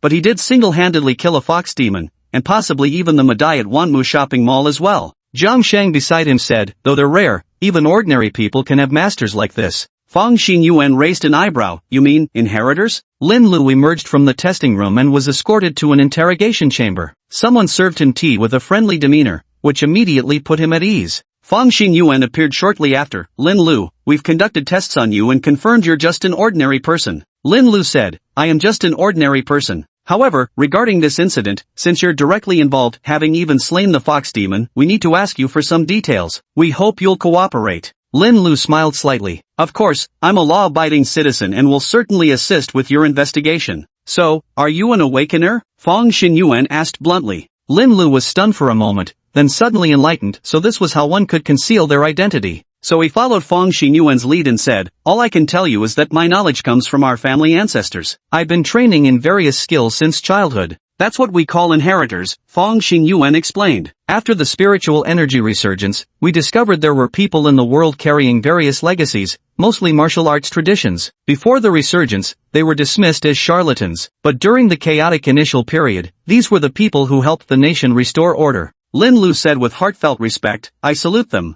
You could actually become one of them. Many inheritors have joined the Yokai Disposal Bureau, standing on the front lines against monsters and playing crucial roles. Fong Xinyuan formally extended an invitation to Lin Lu. Lin Lu, the fact that you could single-handedly slay the fox yokai proves you're stronger than many awakeners. I sincerely invite you to join us. Lin Lu refused without hesitation. Sorry, but I don't want to die. I just want to be an ordinary person. Fong Xinyuan was taken aback. You appeared at number 1 high school today, killed the fox demon and saved so many people. I thought you were just like us, fearless in the face of life and death. I'm not that noble. Lin Lu shook his head. The reason I went there was, first, because I happened to be nearby at the time, and second, because I sensed this fox demon wasn't particularly powerful. I was confident I could get away unscathed. What? Fong Xinyuan was shocked. You thought that fox demon wasn't strong? Lin Lu nodded seriously. After practicing the breathing and meditation technique, his abilities had improved somewhat. With the demon-slaying blade soul cutter in hand, dealing with the fox demon wasn't particularly difficult for him. But the Fox clan was a major force in the demon world. The fox demon that appeared at number 1 high school was at best a minor foot soldier in their ranks, manageable for now. If he joined the Supernatural Incident Bureau, he'd inevitably face far stronger demons in the future. As a mere peach blossom demon, he couldn't win against it. Fong Xinyuan felt conflicted, unconsciously fidgeting with her fingers as thoughts raced through her mind.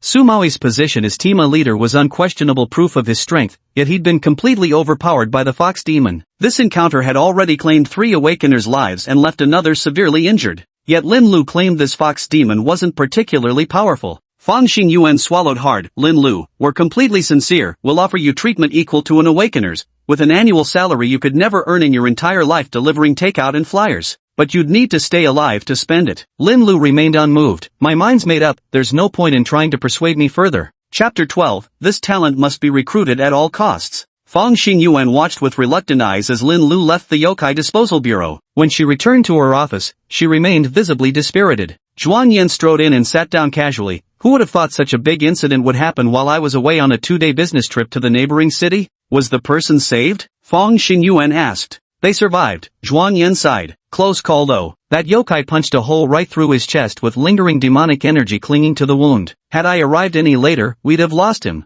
Lingering demonic energy. Fong Xinyuan suddenly remarked. Dai Jejo's wounds originally had demonic energy clinging to them too. She suddenly started pounding on the table like a madwoman. Zhuan Yan was startled. Hey, don't scare me like that. Maybe you've been under too much stress lately? Should you go see a psychiatrist? Fong Xinyuan wept bitterly. Zhuan Yan, once there was a talented person right before my eyes, but I lacked the ability to keep him with me. What kind of talent? Zhuan Yan pondered for a moment before asking, do you mean Peach Blossom? Fong Xinyuan nodded. His real name is Lin Lu. Though not an awakener, he is an inheritor. Tell me more, Zhuan Yan said with growing interest. After hearing Fong Xinyuan's account, he took a long pause to collect himself. You're saying that this inheritor named Lin Lu sliced through the barrier with a single strike to enter the school, the same barrier that Ni Zhang and over half of Group A spent half an hour trying to break without success. Fong Xinyuan nodded. After he entered the school, he single-handedly killed the fox demon. Fong Xinyuan nodded again. Finally, he even purged the demonic energy the fox spirit left in Jeje's wound, saving her life. Fong Xinyuan still nodded.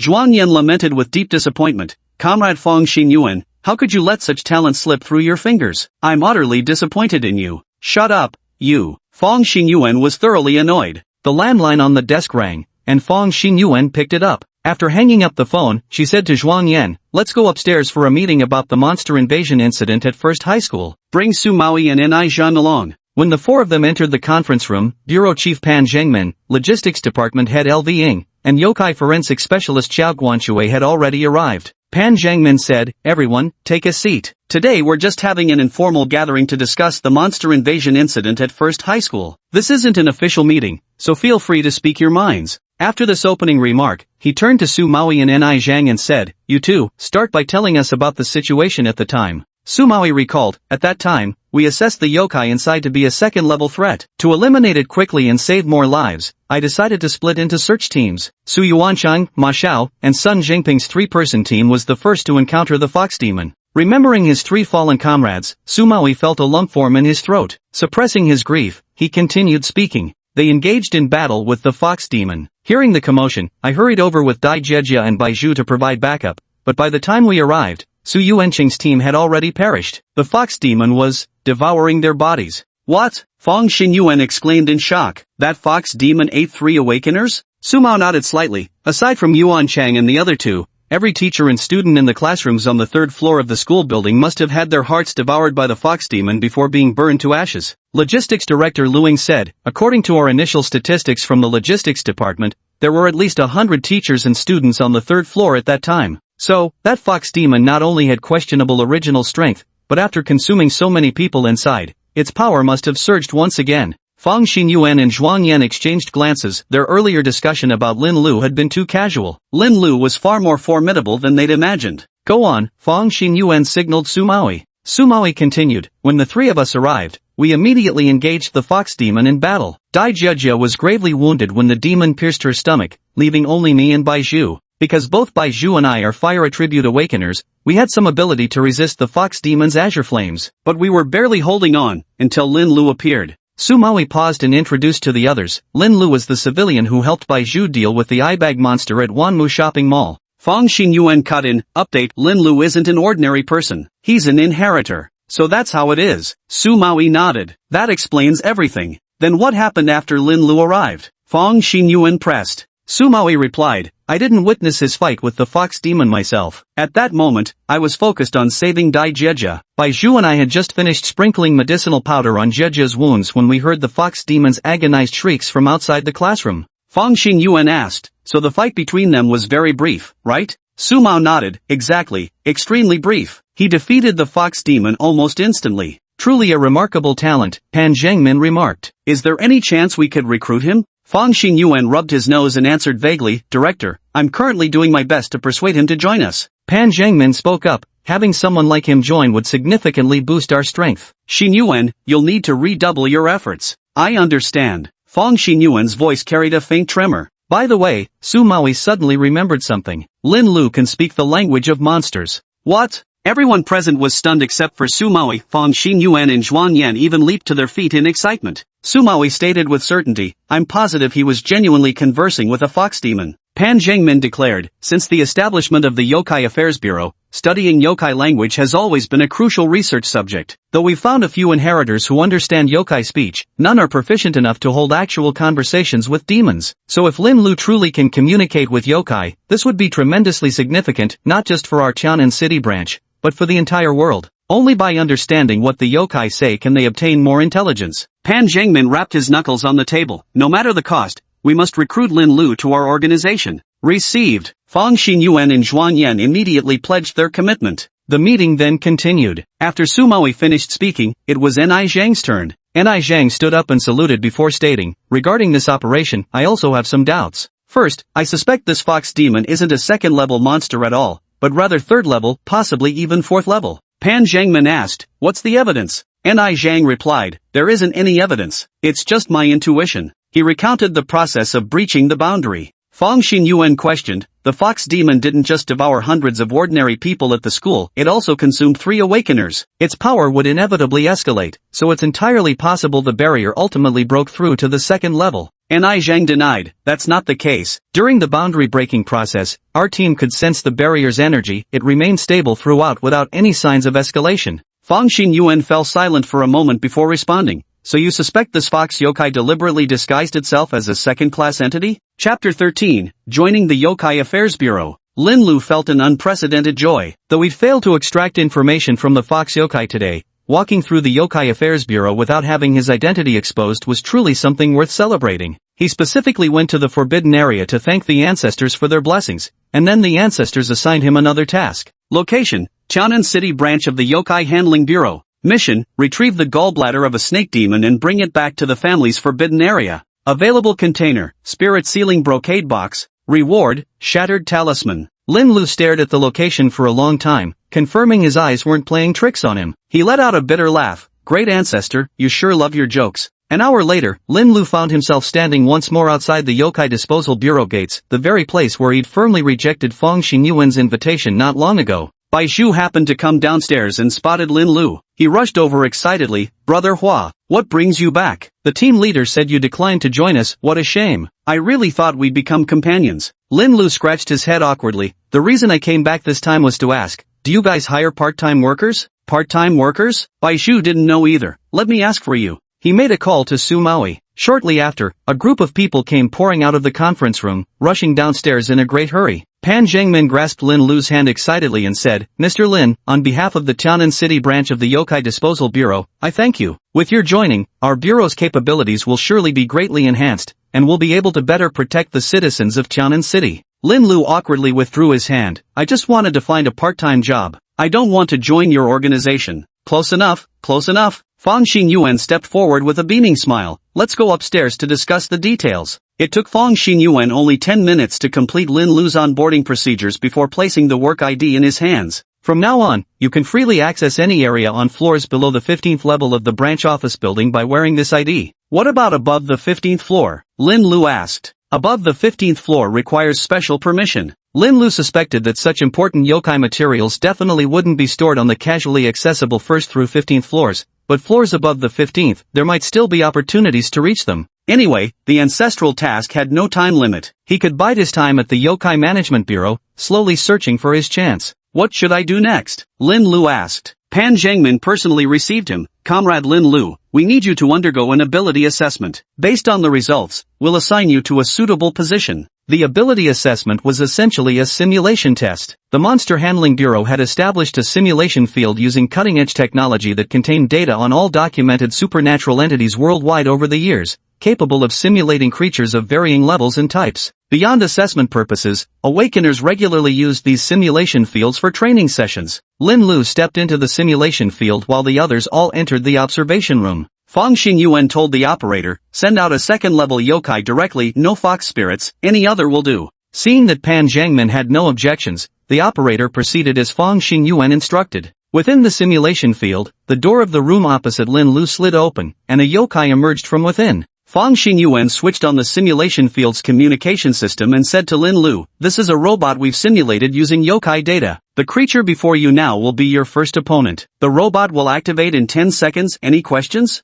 Nope. Very well, Fang Xingyuan replied. Countdown starts now. As the operator pressed the confirmation button, a mechanical voice began the countdown. Lin Lu had already recognized the yokai standing opposite him at first glance. A humanoid monster with disheveled hair, tall and burly, its muscles as solid as boulders. Without a doubt, this was a mountain troll. Mountain trolls are notorious in the supernatural realm for their innate colossal strength, but they have one glaring weakness: stupidity. They're utterly inflexible, relying solely on brute force in battle, making them not particularly challenging foes. As the countdown ended, Lin Lu drew Soul Cutter and finished the fight in 10 seconds flat. The observation room fell into complete silence. Pan Zhengmin was the first to regain his composure. Not only is his combat prowess formidable, but his observational skills are equally sharp. He identified the yokai's weakness in an extremely short time. Moreover, he possesses supernatural abilities. The legacy he's inherited must be extraordinarily powerful. Many inheritors possess various unimaginable abilities, including some with spatial manipulation powers akin to supernatural talents. Lin Lu was fully aware of this fact. which is why he dared to retrieve Soul Sever from his body in full public view without hesitation. Fang Xingyuan licked his lips excitedly and urged, "Give me another third-tier yokai." The operator released another yokai. After the previous mountain yokai was eliminated, another creature emerged from the room opposite Lin Lu, prompting him to raise his blade once more. The power disparity between different yokai tiers was substantial. This time, Lin Lu required a full minute to defeat the skeletal demon before him. In the observation room, Fang Xingyuan grew increasingly excited and instructed the operator, "Raise the stakes. Release a fourth-level yokai." The operator hesitated to speak, but Sumaoi interjected, "Captain, isn't using a fourth-level yokai going a bit too far?" "Really?" Fang Xingyuan didn't think so at all. "Didn't you see how easily he handled that level 3 yokai just now?" Pan Zhengmin also agreed, "Since a third-level yokai can't gauge his limits, of course we'll have to bring out a fourth-level one." The director gave the order, and the operator immediately complied. 10 minutes later, Lin Lu decapitated the level 4 monster's head with a single slash, declaring his victory. The observation room fell into silence once again. After a long pause, Pan Zhengmin turned to Fang Xingyuan. "Xingyuan, how do you think you'd fare against a level 4 monster?"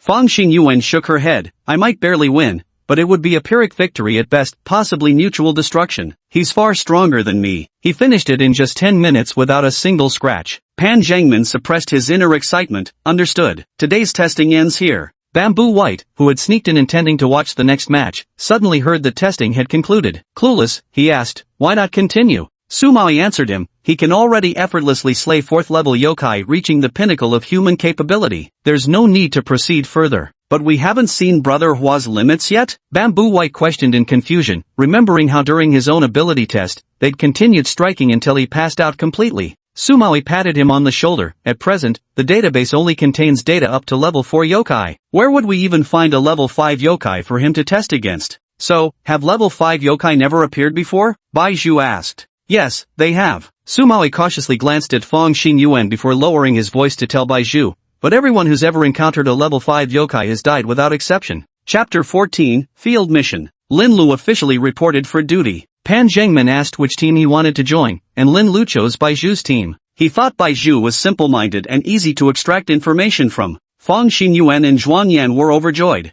Sumaoi also found some solace in his grief over losing comrades now that the team had gained such strong new members. On their first workday, Bai Zhu acted as guide to show Lin Lu around the branch office building. Bai Zhu introduced enthusiastically, "The entire 10th floor belongs to our 1st Brigade, and our team A has dedicated offices. Let me take you there." Lin Lu replied, "Let's save that for last and tour the other areas first." After completing his rounds, Lin Lu had basically familiarized himself with the layout of the branch office building. The snake gallbladder storage was located between the 30th to 33rd floors, and the most likely personnel to have contact with it were from the forensic department. Lin Lu remained remarkably composed and in no hurry. After spending some time blending in, he finally met the last of his companions. Dai Jiajia had finally recovered and been discharged from the hospital. On her first day back, she brought over a dozen cups of milk tea to treat everyone. "Brother Lu, I know if it weren't for you removing the yokai energy from my wound, I wouldn't have made it back." "Thank you." Lin Lu accepted her milk tea with a smile. "No need to thank me." Sumaoi introduced, "This is Dai Jiajia. Her awakening direction is physical mutation, currently with just one ability, super strength. Jiajia can easily lift objects weighing several hundred kilograms." Dai Jiajia nodded with a grin. "Nice to meet you." "Nice to meet you too." Sumao summoned Bai Zhu and solemnly announced, "Our team A originally had 6 awakeners. During the yokai intrusion incident at number 1 high school, we lost 3 members. With Lin Lu joining us now, we won't be adding more personnel for the time being. From now on, there'll just be the 4 of us." Dai Jiajia was astonished. "Team leader, we only have 4 members, 1 or 2 fewer than other teams. Does this mean our mission difficulty will be downgraded?" Sumao shook his head. "No. Going forward, not only won't our mission difficulty decrease, it will actually increase." He glanced meaningfully at Lin Lu precisely because of this top-tier expert's joining. Their team's current strength had become astonishingly formidable. "Leader, now that our team is fully assembled, what's our next mission?" Bai Zhu asked. Despite having experienced such a terrifying yokai invasion incident, Bai Zhu remained full of enthusiasm for the work of an awakener. Sumaoi had just received instructions. "Next, our first squad will conduct a field mission. Rest tomorrow, we depart the day after." As a newcomer completely unfamiliar with this,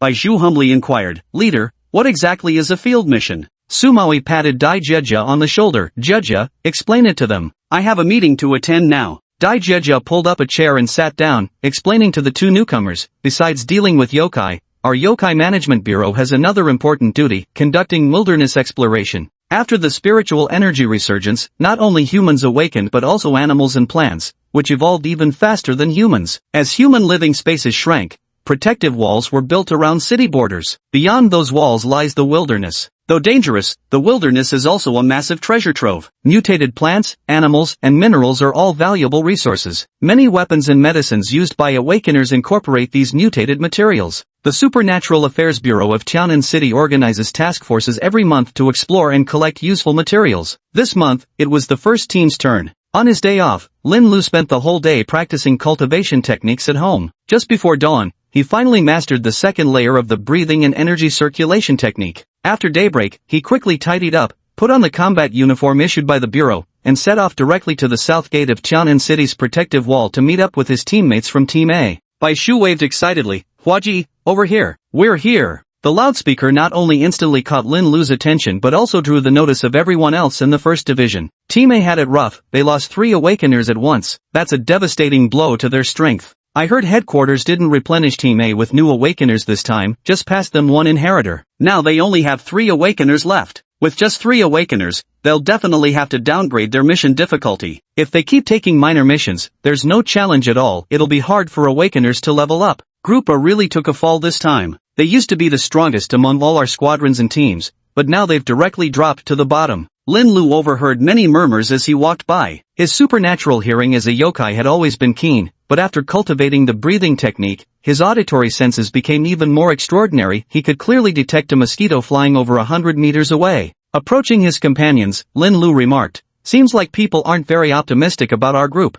Sumawi suppressed a smirk forming at the corner of his mouth. "Let them talk. Once we show what we're capable of, we'll blow their minds." "Right, scare them to death." Bai Shu chimed in enthusiastically. Dai Jiajia didn't know Lin Lu's true capabilities. Thinking their team leader and Bai Zhu were just bluffing to save face, she meekly tried to salvage their dignity. "It's okay, we'll just do our best. In my heart, no matter what happens, our team will always be the best." When the assembly time arrived, all teams lined up in formation. Standing at the front, Fang Xingyuan announced the content and precautions for this wilderness mission. As per the usual rules, the specific material lists have already been distributed to each team leader. Besides completing the collection tasks on your lists, for any additional materials you gather, you only need to submit half, the other half is yours to keep. Any questions? No problem. Fang Xinyuan nodded in satisfaction. In that case, get in the car, let's go. Dozens of autonomous armored vehicles stood in neat rows across the square before the southern gate, its edges crowded with onlookers. Though the departure ceremony occurred monthly without fail,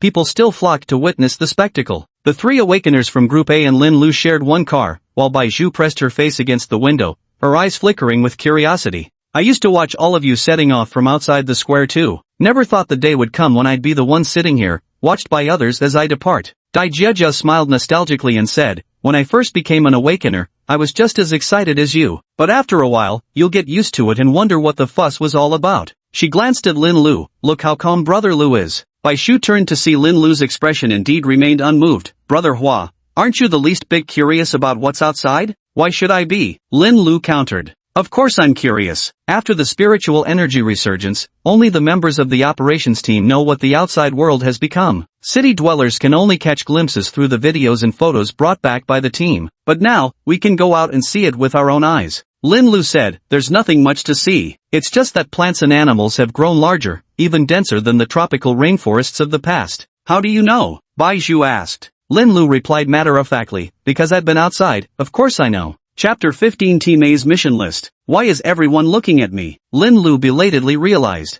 Sumawi asked, "Lin Lu, how come you've been outside before?" "I only came to Tianan City 5 years ago," Lin Lu said doubtfully. "Team leader, didn't you know?" "Of course I know," Sumawi blurted out. "Your employee file states you came from Songyang City 5 years ago, but what does that have to do with surviving the wilderness?" "Of course it's related," Lin Lu said matter-of-factly. "I walked here from Songyang City. Do you think I could have done that without traversing the wilderness?" Walked here?" "That's right. There's over 700 kilometers between Tianan City and Songyang City. Are you telling me you covered that distance on foot? So we've been walking for a long time." Sumawi was on the verge of breaking down. "Is this really about how long we've been walking?" "Brother Lu, why don't you take a plane?" Dai Jiajia asked. After the wilderness became dangerous, land transportation like trains and railways completely collapsed. Although the skies weren't entirely safe either, planes could still navigate smoothly as long as they avoided bird flocks. And this became the only mode of transportation between the two distant cities. Why didn't you take a flight then? Lin Lu thought for a moment. At that time, a beast tide had broken out in Songyang City. A swarm of mutated birds were circling overhead, so flights were cancelled with no estimated time for resumption. But you couldn't have walked here. Su Maui continued his meltdown. Besides, with the beast tide happening in Songyang City, wasn't the wilderness even more dangerous? Lin Lu was well aware of the danger, so he transformed into petals and drifted away at that time. My luck was relatively good. As they spoke, machinery sounds came from ahead. The south gate had opened. Led by Fong Xingyuan's armored vehicle, all vehicles started up and entered the wilderness in an imposing procession. Meanwhile, inside the district bureau building, Xiao Guanshui arrived at the dissection room where the corpse of the fox demon from first high school lay on the autopsy table. His assistant snapped photos while documenting. The sealing team said this fox demon's power exceeds tier 4, which is why the sealing took so long. They just delivered it to our forensic department. Xiao Guanshui reviewed the documents handed over by the sealing team. There's no helping it. Yokai only truly die when completely reduced to ashes. If we want to conduct an autopsy, the sealing must be flawless, otherwise, what if it suddenly revives mid-dissection? The assistant laughed dryly. Then we'd be signing our own death warrants. After finishing the photography, Xiao Guanshui approached the dissection table. Let's begin. A tier 4 or higher yokai will demand considerable time and effort. After entering the wilderness, each team headed to different locations according to their assigned material lists. Su Maui sent Team A's list to every member's wilderness-specific communicator. Dai Jia glanced at it and widened her eyes in disbelief. No way. This list seems even harder than the last one, and this time we only have 3 awakeners. Even if we include Lin Lu, that's just 4 people. Su Maui said. The forward team approached me before departure. They said our group's list is the most difficult this time. Dai Jia exclaimed in shock. Team leader, did you offend Captain Fong? You'd better go apologize quickly before you drag us all down with you. Don't talk nonsense. Su Maui shot Lin Lu a glance. Captain Fong trusts us. Dai Jia didn't understand why, but she was firmly convinced that their team leader must have offended someone and was being targeted. Su Maui said, according to the map, the nearest listed materials come from a group of mutated monkeys. Before the spiritual energy revival, these monkeys lived in a zoo. After the revival, they became the rulers of the zoo and still occupy the surrounding area. Following the GPS to the destination, nothing remained but some dilapidated steel frames, no trace of a zoo to be seen. Instead, it looked more like dense woodland. Su Maui picked up the walkie-talkie and addressed the vehicles behind him. The terrain ahead is complex, and the risks are unknown. My plan is to lure the monkeys out and deal with them here. Any objections? After a brief pause, Ni Zhang's voice crackled through. No issues on our end. Su Maui then gave the order to exit the vehicles. Bai Shu carefully jumped off the vehicle. After landing on the ground, he bounced on the spot a few times and said excitedly, so this is the wilderness. It's amazing. Dai Jia cautioned, stay sharp. The wilderness is different from the city. Danger can come from any direction at any moment. The slightest carelessness could get you killed. Bai Shu immediately wiped the smile from his face and tensed up. Thanks, Sister Jia. I understand. Lin Lu stomped on an ant larger than his foot, its blood mixed with mucus splattering out. Leaves touched by the fluid withered instantly from corrosion. Dai Jia said, these are mutated red fire ants. Be careful of their mucus, it's highly corrosive. But our combat suits are made from special materials that are fireproof, waterproof, and corrosion resistant, offering excellent protection, so no need to worry. That's amazing, Bai Zhu remarked, running his hand over his own combat suit. Just then, a red fire ant crawled past his foot. Mimicking Lin Lu's earlier move, he stomped on it. Ha, why didn't it burst? Bai Zhu lifted his foot and stomped again, but it still didn't crush. The ant was as hard as a rock. After several attempts, the ant beneath his foot remained completely unharmed. This is really awkward. Dai Jia suppressed a chuckle as she walked over and crushed the fire ant with one stomp. In this day and age, any creature that survives in the wild has evolved some skills, especially on land. Nearly all animals and plants have reinforced exteriors now, so it's perfectly normal if you can't crush them in one go. Don't worry about it. Bai Zhu felt even more embarrassed. Jia, you're amazing. Dai Jia smiled. Think about my awakening direction, superhuman strength. As she finished speaking, she glanced at Lin Lu's retreating figure. He'd actually managed to crush a fire ant underfoot too, no small feat right now. There wasn't a second person in the entire branch with greater strength than hers. Dai Jia grew rather excited, itching to arm wrestle Lin Lu to compare their strength. Su Maui approached them. Everything's ready. I'll draw the monkey out now. Bai Shu, take a few steps back, no need to jump into the first round. Observe the situation clearly before joining the fight. Bai Shu immediately shouted, received. Su Maui turned to look at Lin Lu, a rookie even greener than Bai Zhu, yet this newcomer claimed to have walked all the way from Sonyang City to Tianan City. After a moment's thought, he asked Lin Lu. Lin Lu, will you fight alongside us later? No problem, Lin Lu replied. Sumawi drew his twin swords, then let's begin. Supernatural flames instantly ignited, engulfing the twin blades as Sumawi stood his ground and swung fiercely. Two fiery sword beams shot deep into the dense forest, leaving behind charred trails. An enraged roar echoed from the thick woods. They're coming, everyone get ready, Sumawi shouted. The next instant, shadowy figures emerged into view, countless mutated monkeys swinging rapidly toward them on vines with terrifying speed. Nai Zhang, it's up to you now. Nai Zhang raised his gun and calmly commanded, open fire. All 15 regular members of Team A simultaneously opened fire, each bullet precisely hitting the vines grasped by the monkeys. Deprived of support, the monkeys fell from the sky like dumplings dropping into boiling water. Sumawi remarked, the battle has begun. Chapter 16 Square Heart, Round Mind. Lin Lu watched as a monkey descended from the sky, growing closer by the second. He could see the row of disgusting yellow teeth lining the creature's gaping mouth. With undisguised disgust, he tilted his body slightly to the side. As the monkey flew within striking distance, he raised his fist. Thud! With one punch, he obliterated the monkey's head. Sumawi's eyes nearly bulged out of their sockets. Lin Lu, did you even read the materials? The most valuable part of these mutated monkeys is their brains. How could you blow their heads off? Lin Lu flicked his wrist dismissively. Sorry, I'll be more careful next time. Sumawi wielded twin swords, harvesting monkey heads one in each hand. Meanwhile, Dai Jiejia's weapon resembled Baiju's, both wore gauntlets. She punched monkeys left and right, carefully avoiding their heads and striking only their bodies. Lin Lu followed Dai Jiejia's example, aiming his punches at the monkeys' torsos. The effect proved equally lethal, one punch per kill, but with considerably less gore. The troop of monkeys was quickly dealt with by the three of them. Bamboo ran over with stars in her eyes. You're amazing. It only took a few moves to take care of these monkeys. Mao Su smiled. It's too early to celebrate. Those were just the advanced troops. The main horde is still behind us, and you'll have to join the fight soon. No sooner had he spoken than an even fiercer roar erupted from the dense forest. More monkeys rushed out, overwhelming the sky until even the sunlight was blotted out. Baishu looked up in panic at the monkeys descending from above, but before he could react, he was buried beneath them.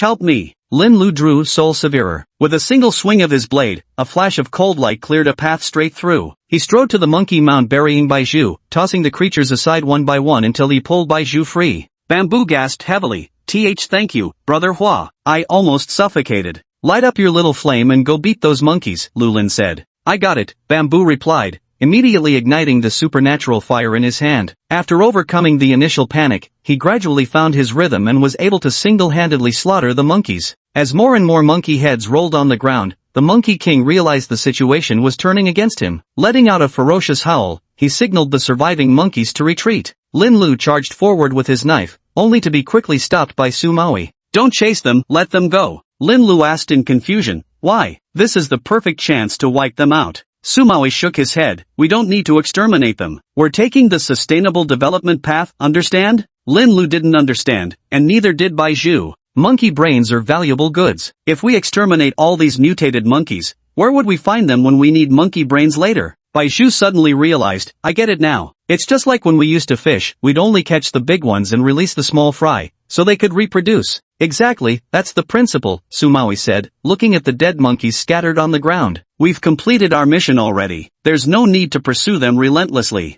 After collecting the mutated monkey brains, Sumawi marked it off on her checklist and then turned her attention to the next target. Our next destination is the wetland park 10 kilometers away. Let's make the most of our time and try to gather more materials before nightfall. After sweeping through two types of materials in the wetland park, night had already fallen. Group A's 4 vehicles arrived at the park's ticket booth together. After briefly tidying up the ticket booth, they decided to spend the night there. The team members took turns keeping watch while the rest ate. Sumawi held a piece of chocolate in her mouth as her fingers flew across the keyboard, typing out the first day's mission report for Fang Xingyuan. Lin Lu suddenly stood up. I'm going out for a moment. Nai Zhang said, the wilderness at night is dangerous. Don't go out unless necessary. Lin Lu said, I need to relieve myself. Alright then, don't go too far. Nai Zhang waved him out. Lin Lu stepped out of the ticket booth and slipped into the grass. Once the booth was out of sight, he drew Severed Soul and advanced cautiously. Just moments ago, he had sensed the presence of a yokai. On the severely damaged highway in the darkness, an armored vehicle pushed forward. Fang Xingyuan turned to Zhuang Yan beside him and said, Old Zhuang, you didn't really have to come with me. Zhuang Yan gazed out the window. I'm the deputy captain of the 1st Division. Since you've accepted this mission from the director, it's my duty to see it through with you. Fang Xingyuan paused before tactfully saying,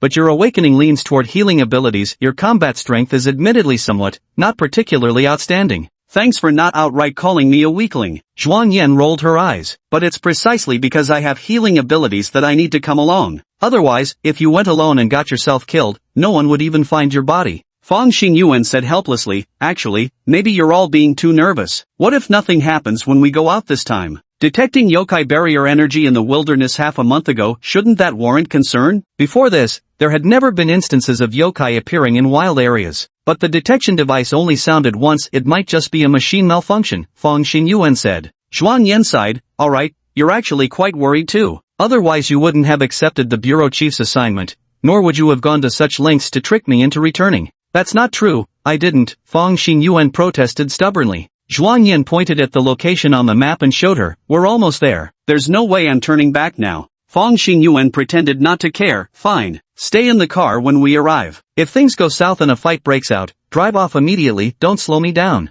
At the Tianan City branch of the Yokai Affairs Bureau, Xiao Guanxue and his assistant emerged from the dissection room in disarray. The assistant said with lingering fear, who would have thought that Fox Demon's body was hiding a piece of thunderstruck wood? Luckily you were cautious, boss. If we'd accidentally triggered it, we'd be two charred corpses struck by lightning right now. Xiao Guanxue waved his hand. You've been dissecting all day, you must be exhausted. Go ahead and call it a night. The assistant asked, boss, what about you? I'll finish up this report and then clock out. Xiao Guanxue returned to his office but didn't immediately start writing the report. His mind was in chaos, nagged by the persistent feeling that he'd overlooked something important. 4th level yokai, 2nd level barrier, thunderstruck wood, Team A, Fang Xingyuan. Xiao Guanxue was startled by his own speculation. He abruptly stood up so violently that the chair behind him toppled over with a crash, but he paid no attention, instead striding quickly toward the director's office. Throwing open the office door with a bang, Xiao Guanxue spotted Pan Zhengmin still inside and instantly felt half the tension leave his body. Pan Zhengmin didn't scold Xiao Guanxue for his rudeness,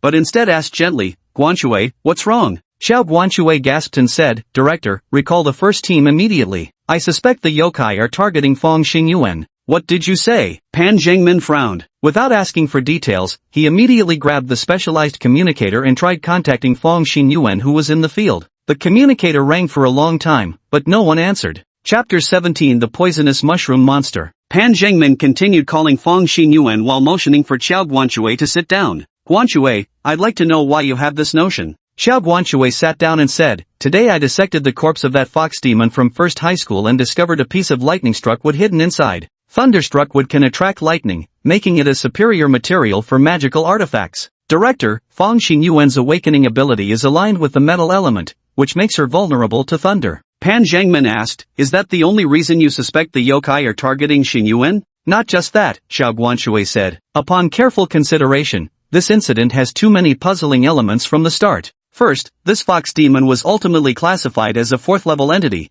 but when the incident occurred, everyone believed it was only 2nd level. Based on Ni Zhang's intelligence, I suspect this was an illusion deliberately created by the fox demon. Even the rift in the barrier that Ni Zhang initially tore open might have been intentionally allowed by the fox demon, just to lure Team A inside. Second, the fox demon only revealed its true capabilities after Team A's awakened entered. When the team became trapped, something incredibly bizarre happened. There was actually signal reception inside, allowing Team A's awakened to send out a distress call. Pan Zhengmin's expression grew increasingly grave. I understand your implication now. This was a setup. Had we known from the beginning it was a 4th level monster inside, we'd likely have randomly dispatched a team leader level figure. But if the monster wasn't just 4th level and had already consumed awakened beings, then the only person we could send would be Xin Yuan. Fang Xingyuan was Tianan City's most powerful awakened. The Fox Demon had orchestrated this entire scheme for one purpose, to force the Supernatural Affairs Bureau to deploy their strongest operative. Xiao Guanxue nodded in agreement, correct, but it's still miscalculated. Lin Lu appeared midway, not only disrupting its plans but even killing it.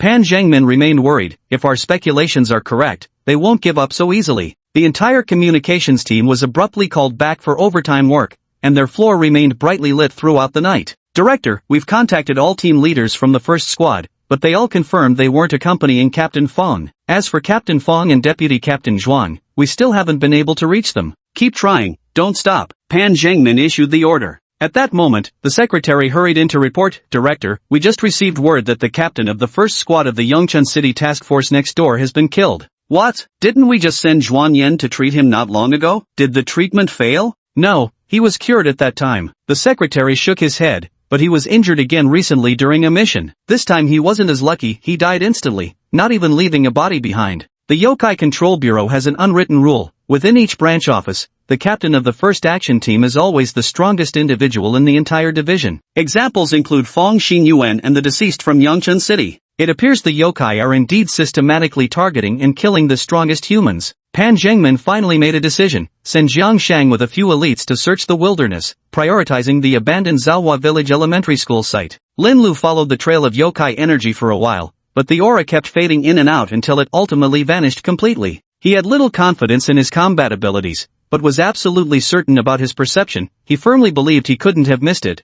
There must be a yokai nearby. After some thought, Lin Lu decided to take a risk. He quietly released his yokai energy, letting it spread outward from him, carefully probing everything it could touch. Before long, the vanished yokai energy reappeared, this time actively reaching out to Lin Lu. A faint voice carried on the wind, speaking in the language of yokai. Are you here to make contact with me? Connection? Lin Lu's eyebrows twitched briefly as he replied, where are you? The yokai energy immediately pointed him toward the source. After a moment's consideration, Lin Lu opted not to go personally. Instead, he sent a single peach blossom petal drifting along the energy's current. Before the petal had floated far, he spotted the yokai. It turned out to be a mushroom yokai. It had planted itself near a large tree, surrounded by wild grass. Even if someone were deliberately searching, it wouldn't be easily found. Lin Lu floated over to the mushroom yokai and greeted it proactively. Hello there. The mushroom yokai sounded a bit excited. So you're a plant-type yokai too? What a coincidence. What coincidence. There were plenty of plant-type yokai around. I've been awakened for over 1,000 years, and I've only ever seen peach tree demons. This is my first time meeting a peach blossom demon. I thought your kind had gone extinct. It's pretty much the same as being extinct. I'm the last one left of my entire race. Are you here to liaise with me? What mission did headquarters assign? The mushroom demon asked again. Lin Lu had a sudden inspiration and said, no, I'm just like you, waiting for orders. Except I'm a paddle who can drift around a bit. I see. The mushroom yokai sighed in relief. That's good, really good. Lin Lu ventured hesitantly, you don't want to complete missions? Of course not. I think my current situation is just fine. Doing missions and such is too troublesome. The mushroom yokai seemed rather naive, pouring out all its thoughts without reservation. Then why did you come to the human world in the first place? The mushroom yokai sighed. I didn't want to come either, but as you know, plant-type yokai like us, unless we're tree yokai, aren't very strong. We have no say in the spirit world. Whatever the boss tells us to do, we have to do. Lin Lu felt a pang of sympathy. Though he had never been to the spirit world, his inherited memories recorded that plant-type yokai, apart from tree yokai, existed at the very bottom of the hierarchy. Especially petal-type yokai, the lowest of the low. Suddenly, the mushroom yokai mused, but at least I'm slightly better off. Your peach blossom yokai have no offensive abilities at all. Your petals are soft and fragile, only meant to be trampled on. At least I'm poisonous. Lin Lu wanted to say it wasn't always soft and floppy, sometimes it could turn sharp too. But in the end, he didn't say it. He'd rather let the mushroom yokai remain under the illusion. After all, this was his trump card, something he couldn't afford to reveal lightly. By the way, why were you out in the wild instead of staying in the city? Lin Lu steered the conversation back on track. The mushroom yokai said, how would I know? The coordinates I was given pointed exactly to this place. I've been here ever since I arrived. Do the math. It's been 4 years now. I've grown used to this spot. I really hope it stays this way and nobody gives me any missions. Lin Lu comforted it. Just 4 years. That's too short for yokai. They probably wouldn't come looking so soon. Wait, you said 4 years? Right, 4 years. Yet, according to records, the first yokai invasion event occurred 3 years ago. Which means even before that, yokai had already entered the human world, not just in cities, but also in the wilderness, lurking all this time. Mushroom, I have a question for you, Lin Lu said to the mushroom yokai. Didn't you open a barrier when you came in? If you did, how come the humans didn't notice you? The mushroom yokai paused for a moment before replying faintly. Who told you that yokai must open barriers when entering the human realm? Chapter 18, 5th level tree yokai. Fong Xinyuan parked the armored vehicle at the entrance of Zhaohua Village Elementary School. Wait here. I'm going in to take a look. Zhuang Yan knew this was as far as he could go. Whether there were monsters inside or not, following Fong Xinyuan would only hold him back. 10 minutes, he said. If you're not back in 10 minutes, I'm driving in. Got it. Fong Xinyuan waved his hand and strolled leisurely into Zhaohua Village Elementary School. 1 minute later, a yokai barrier appeared around Zhaohua Village Elementary School. Zhuang Yan frowned as he looked at the barrier enveloping Zhaohua Village Elementary School, sensing a growing unease in his heart. Too fast, the barrier had formed with terrifying speed. From its initial appearance to complete activation, mere seconds had passed. He'd attempted to drive through in his armored vehicle but couldn't outpace its expansion. Zhuang Yan immediately activated the vehicle's detection system. The display indicated this was a level 3 energy barrier, meaning the yokai inside was also tier 3. At least Feng Xinyuan could handle a tier 3 yokai with ease. Zhuang Yan felt slightly relieved as he picked up the communicator to call for backup, only to suddenly realize there was no signal. A shiver ran down his spine. Following his instincts, Zhuang Yan swiftly activated the armored vehicle's defense system at maximum capacity. In the next second, a tremendous force slammed against the vehicle. Zhuang Yan immediately looked out the window. The world outside was pitch black, and all he could see was a dark mass repeatedly ramming against the armored vehicle. Was it a mutant beast, or a yokai? Whichever it was, he lacked the capability to deal with it. Though as an awakener his physical constitution surpassed ordinary people, his awakened ability was non-combative healing power, which inherently meant he had little means to protect himself against strange beasts or yokai. At this point, all he could do was clutch his gun while hiding inside the armored vehicle, staring at the entrance gate of Zhaohua Village Elementary School and praying Feng Xinyuan would swiftly eliminate the yokai inside before coming out to rescue him.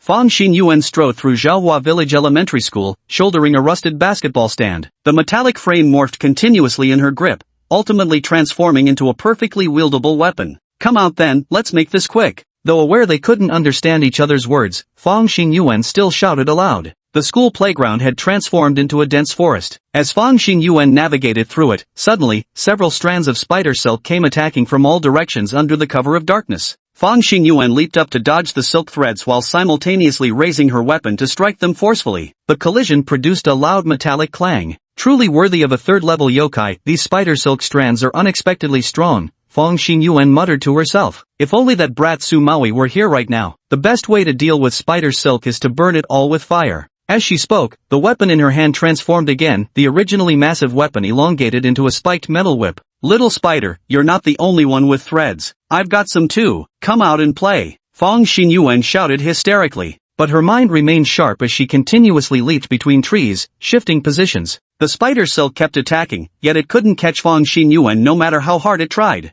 Meanwhile, Feng Xinyuan had already pinpointed the spider demon's location during the earlier position shift by tracking the direction of the silk threads. Her whip lashed toward a tree with lightning speed. The spider demon let out a piercing shriek as the whip struck its body. The barbed tips tore off a chunk of flesh from its back when retracting. The excruciating pain instantly drained its strength, sending it tumbling down from the tree. The fallen spider demon quickly regained its footing and assumed an attacking stance. It angrily spat out a stream of words Feng Xinyuan couldn't understand, though she could roughly guess their meaning. Nothing beyond threats like "I'll kill you" or similar curses. The spider demon leaped violently, its enormous frame descending like a truck plummeting from the sky, aiming to crush Feng Xinyuan beneath it. Feng Xinyuan stood her ground motionless. The long whip in her hand transformed once more, while her other hand pressed against the wall of the school building behind her. The steel bars within the wall emitted a metallic groan as they twisted, the wall collapsing as the rebars were yanked out, merging with the whip and transforming into a shield bristling with spikes like a porcupine just as the spider demon pounced. The spider demon landed on the shield, howling in pain once more, but it didn't end there. The shield morphed again, its spikes jutting outward to pierce deep into the spider demon's body. A third-tier yokai was no match for Feng Xinyuan at all. The spider demon struggled in agony. If this continued, it would die by Feng Xinyuan's hand. Metallic spikes formed continuously, piercing the spider demon's body. At last, it ceased its struggles, but it didn't die. Instead, it tilted its head backward as if looking behind itself and uttered a phrase in demonic speech that Feng Xinyuan couldn't understand. Feng Xinyuan frowned slightly. She couldn't shake the feeling that the spider demon had just been calling for help. To whom? A sudden sense of crisis sent a shiver down Feng Xinyuan's spine. Without time to think, she instinctively metallized her body. The next moment, a thick tree branch lashed against her abdomen with speed barely visible to the naked eye, sending her flying through the air. Feng Xinyuan crashed into a wall, coughing up blood. Fortunately, her earlier protective measure had saved her. Without it, that single strike would have been fatal. It's no better now. Not only is she internally injured and coughing up blood, but her left eye, bruised and bloodshot from the impact, is also beginning to blur her vision. Continuing like this will mean death. With great difficulty, Feng Xinyuan struggles to her feet. As she looks up, she sees a tree yokai emerge slowly from behind the spider yokai. The tree yokai's branches whip through the air, its leaves glinting coldly under the moonlight, flaunting their razor-sharp edges. The only drawback is probably its sluggish movement speed. Being a tree demon has that disadvantage. As the tree demon drew nearer, Feng Xinyuan gradually felt the oppressive aura emanating from it. She had experienced this suffocating presence once before at a distance. That time, she alone survived while every other team member perished. A 5th class yokai. Fong Xinyuan immediately turned around, clutching her wound as she fled. She knew she likely wouldn't escape death this time, but sheer instinct for survival still drove her forward, just one more second, just to live another second longer. Lin Lu was forced to cut short his conversation with the mushroom yokai. He rushed back to the ticket booth to find Group A members already outside, with some having boarded the vehicle. The moment Su Mao spotted Lin Lu, he immediately waved him over. Get in quick, emergency situation. Lin Lu boarded the vehicle without hesitation. Bai Zhu and Dai Jia were already seated inside, while Su Maui was the last to get on. Seeing that Ni Zhang and the others were also ready, Su Maui gave the order to depart.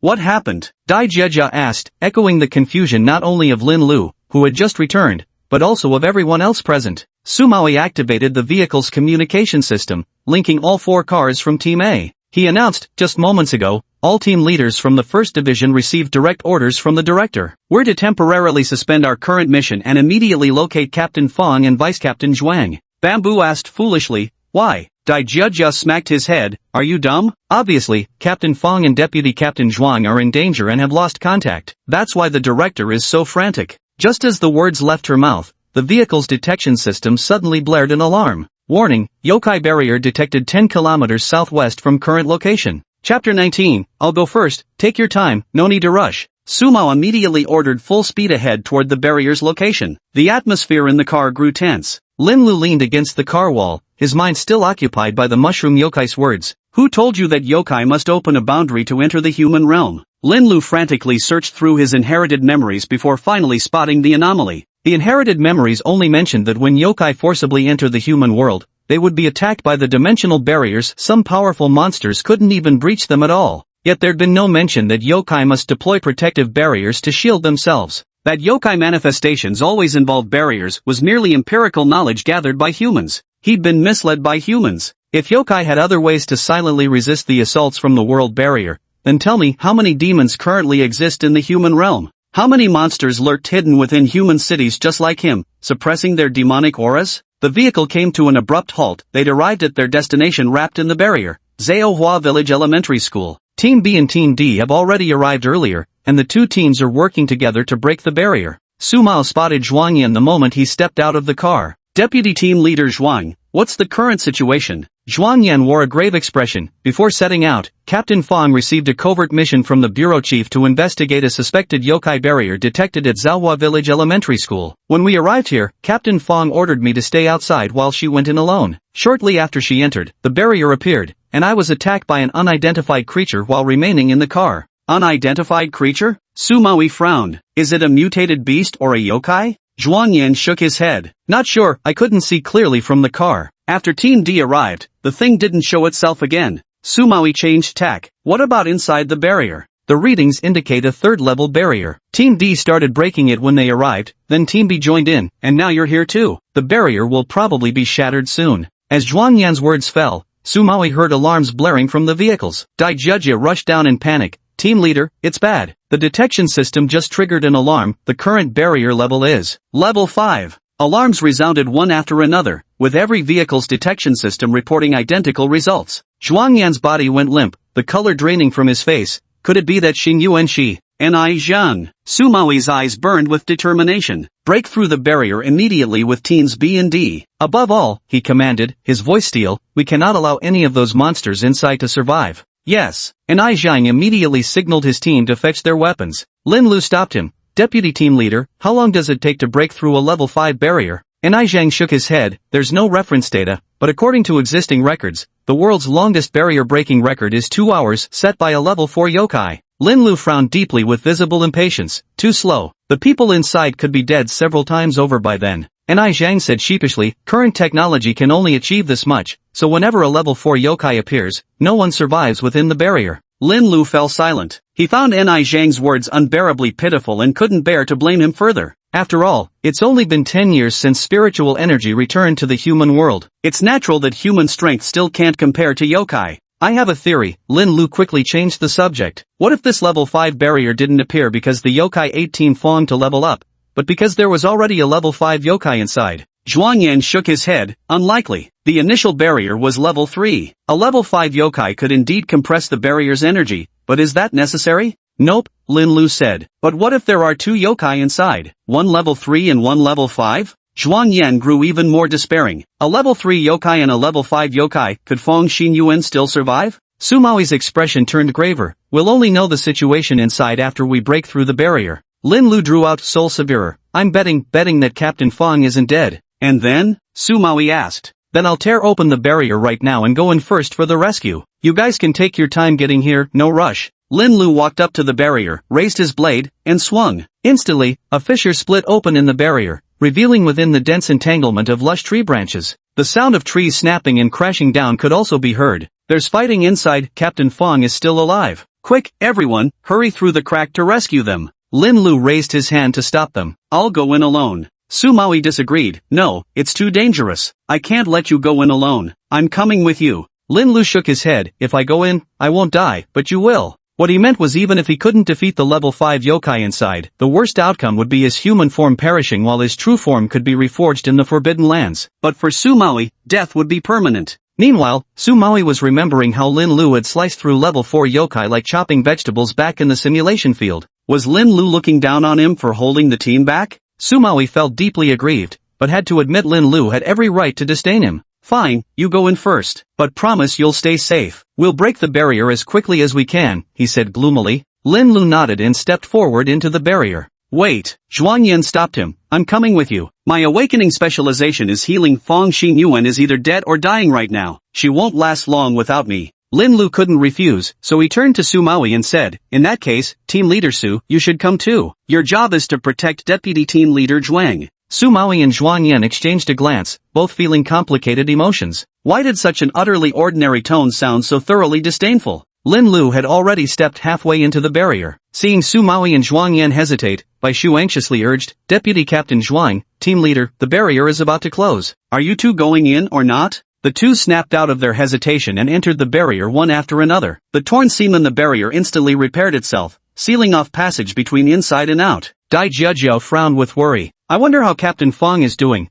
and whether the team leader and the others can deal with the yokai and make it out alive. Bai Shu shared her concern. He still remembered what Sumaoi had told him in the simulation field's observation room. Everyone who'd ever encountered a 5th level yokai had died. A 5th level yokai is a colossal shadow looming in everyone's heart. Enai Zhang brought 2 boundary breaker sniper rifles and handed them to Dai Jejia and Bai Zhu. Stop worrying needlessly. Rather than wasting time, let's breach the boundary together. He glanced at the dimensional barrier and added, if they can't stop the yokai, do you really think we'd escape unscathed? It's just a matter of dying sooner or later. Bai Shu quickly adjusted her mindset. You're right. Maybe if they walk slower on the road to the underworld, we'll catch up to them. He grabbed his sniper rifle and joined the team breaking through the barrier. Dai Jejia let out a bitter laugh, suddenly feeling envious of Bai Zhu's naive simplicity. Shaking her head helplessly, she followed along to breach the boundary as well. Chapter 20, a 5th level tree demon is just a small fry? Feng Xinyuan barely managed to climb over the wall and fell hard on the ground. Once again, she luckily dodged attacks from the tree demon and spider demon. But this should be the last time. Her entire body was covered in wounds. Her left shoulder had been pierced through, bleeding profusely, her right leg severely fractured, her left eye completely blind, her abdomen whipped multiple times by branches, her internal organs ached, her head spun with dizziness and nausea, likely suffering from severe concussion. Beyond these major injuries, she had multiple abrasions all over her body. It was undoubtedly the most severe damage Feng Xinyuan had ever endured in her life. And yet, this wasn't the worst of it. Feng Xinyuan gazed helplessly at the faint blue glow of the barrier ahead, realizing she had retreated to its very edge with nowhere left to go. I'm going to die here, she thought. I wonder if Zhuang Yan is in danger outside. But once the tree demon finishes me off, there's no way Zhuang Yan outside can escape either. After being partners for so many years, who'd have thought our ending would be getting killed back to back like this? The rustling behind her grew louder. The 2 yokai were searching for her, closing in with every moment. At last, with a thunderous roar, the wall beside Feng Xinyuan was pierced by a gigantic spider leg before collapsing completely. The shattered stones and dust splattered onto her, making her appear even more disheveled. The spider yokai emerged with bared fangs in furious rage. It was also severely injured. 3 of its legs were broken, its back was a gruesome mess of torn flesh, and a metal spike was embedded in one of its eyes, blood dripping incessantly. Feng Xinyuan had exploited the tree yokai's sluggish movements to attack the isolated spider yokai, coming agonizingly close to killing it. Yet, she had already reached her limit. When the web strands came flying toward her, she lacked the strength to dodge and was effortlessly ensnared, hoisted into the air. The spider yokai roared at Feng Xinyuan before violently swinging its silk, slamming her hard onto the ground. Fang Xinyuan mustered the last of her supernatural energy to cloak her back in a protective metal layer. Even so, she felt as if every organ in her body had been jolted out of place, and she coughed up mouthfuls of blood. The spider yokai lifted its silk again, hoisting Fang Xinyuan midair once more. Her consciousness began to fade. Struggling to keep her eyes open, she gazed at the star-studded sky, knowing that the next impact would be the last time she ever saw it. To die as a warrior on the battlefield, with such a beautiful starry sky as the last sight before death, seems like a decent ending. But why are petals drifting past? Lin Lu leaped high into the air and brought his blade down, severing the spider demon's head. The silk threads entwining Fang Xinyuan lost control, turning limp in an instant, and Fang Xinyuan plummeted from midair. Zhuangyan and Su Maui rushed forward, catching Fang Xinyuan before she hit the ground. The moment Zhuangyan touched her, he activated his healing ability, and her injuries visibly mended before their eyes. Fang Xinyuan struggled to open her eyes, her expression shifting to surprise when she recognized the two figures before her only to fade upon noticing Lin Lu. Watch out, it's a 5th-level tree demon. Ahead, the sound of disturbed earth rumbled as ordinary trees were uprooted, revealing the massive tree monster slowly emerging into view. Lin Lu stood in front of the three, squinting his eyes for a closer look. That's a massive one, looks like a banyan tree. Su Mao's heart pounded like a drum, nearly choking on his breath at Lin Lu's words. Who cares what kind of tree it is? All you need to know is it's a 5th-tier tree demon. I know, muttered Lin Lu, actually quite nervous himself. It was his first time facing a 5th-tier monster, unsure if he could withstand it. But now, it had to be him. Deputy Zhuang, team leader, you need to get Captain Feng out of here immediately. The farther away, the better. The farther the better. Far enough that they won't witness me getting beaten to a pulp, or worse, seeing my petals scattered in defeat. Su Maui watched Lin Lu's receding figure, a bitter ache rising from his chest to his throat. He was supposed to be the team leader, he should have been the one standing at the front, protecting Lin Lu. But now, Lin Lu had positioned himself between them and the tree demon, insisting they flee as far as they could. The farther they fled, the safer they'd naturally be, but it also meant Lin Lu would be left increasingly isolated and helpless. Lin Lu, before Su Maui could finish his sentence, the tree demon's branch whipped toward them. Lin Lu raised his blade and desperately held his ground, yet the tremendous force still sent him skidding back several meters. Su Maui swallowed the words about staying. Having witnessed the power of a level 5 tree demon, he knew a single strike like that could have torn half his life away. Lin Lu could have dodged, but since they were right behind him, he had no choice but to hold his ground. Su Maui gritted his teeth and said to Lin Lu, we're going ahead. Take care. Zhuangyan picked up Fang Xinyuan while Su Maui paved the way in front, skirting along the wall to escape. The tree demon sensed the trio's retreat, its branches flailing wildly as it launched indiscriminate attacks, completely cutting off Su Maui's path. Su Maui was about to stop when he heard Lin Lu say, "Team leader, just keep charging forward with your head down." Fang Xinyuan weakly spoke up, "Su Maui, listen to him." Su Maui steeled his heart, crossed his twin swords in front of his chest, and plunged forward with his head lowered. At that instant, he saw Lin Lu's figure darting rapidly ahead. The tree demon's branches were severed wherever his blade flashed, falling in segments to the ground. Su Maui hacked through the falling branches, protecting Zhuangyan and Fang Xinyuan as they broke through the encirclement. He glanced back over his shoulder. The tree demon's branches proliferated rapidly, tightly enveloping Lin Lu in an impenetrable cocoon. "Lin Lu, you must survive." Trapped within the writhing branches, Lin Lu felt perplexed. He hadn't expected to keep pace with the tree demon's movements merely by relying on the breathing and energy circulation technique without even transforming into his petal state. The tree demon's branches couldn't even reach him. Yet in inherited memories, the tree demon was the leader of plant-based yokai, an existence possessing unfathomable power. Could this banyan tree demon actually be the lowest of its kind? Just some small fry? Or perhaps Fang Xinyuan had drained too much of its energy earlier, leaving it incapable now? Never mind, what's important now is to quickly deal with this guy. To kill the tree demon, the most crucial thing is to find its wooden core. Only by destroying the core can the tree demon die. Given how massive this tree demon is, its wooden core could be hidden anywhere. Lin Lu decided not to bother searching separately. If he just chops the entire tree into sawdust, he'll naturally find it. He leapt onto one of the branches and swiftly climbed upward. The thoroughly enraged tree demon shook its leaves, sending them shooting like throwing stars straight toward Lin Lu, who dodged each one effortlessly. After several shifts in position, Lin Lu arrived at the tree demon's trunk and raised Soul Severer. The massive body of the tree demon was severed into several sections. Among its roots, Lin Lu spotted a weakly glowing green wood core. As he grasped the wood core in his hand, he immediately heard the tree demon let out a wretched shriek. "No! Give me back my wood core!" Lin Lu clenched his fists, glaring coldly at the tree demon. "Why did you appear in the wilderness instead of a human city?" The tree demon paused, then roared in anger, "You actually speak our language, who are you? Give back my wooden heart!" Lin Lu was momentarily stunned. Even a powerful tree demon couldn't sense his demonic aura? Chapter 21, So you're a demon too. Sumaoi escorted Zhuang Yan and Fang Xinyuan to the far side of the barrier. This is the spot farthest from the tree demon within the barrier. Deputy Captain Zhuang, quickly treat Captain Fang. Zhuang Yan immediately lowered Fang Xinyuan and activated his healing abilities to treat her. But Fang Xinyuan's injuries were too severe. Zhuang Yan nearly exhausted his supernatural energy just trying to purge the demonic energy from her wounds. Truly a level 5 monster. Its demonic power is even stronger and more tenacious than I imagined. Fang Xinyuan was still physically weak but out of mortal danger. She said, Old Zhuang, take some rest. Sumaoi, don't worry about us, go back and support Lin Lu. After an internal struggle, Sumaoi ultimately disobeyed Fang Xinyuan's order. Captain Fang, if I return, I'll only hold Lin Lu back. I'd better stay here to protect you both. He drew his twin swords and positioned himself protectively before them.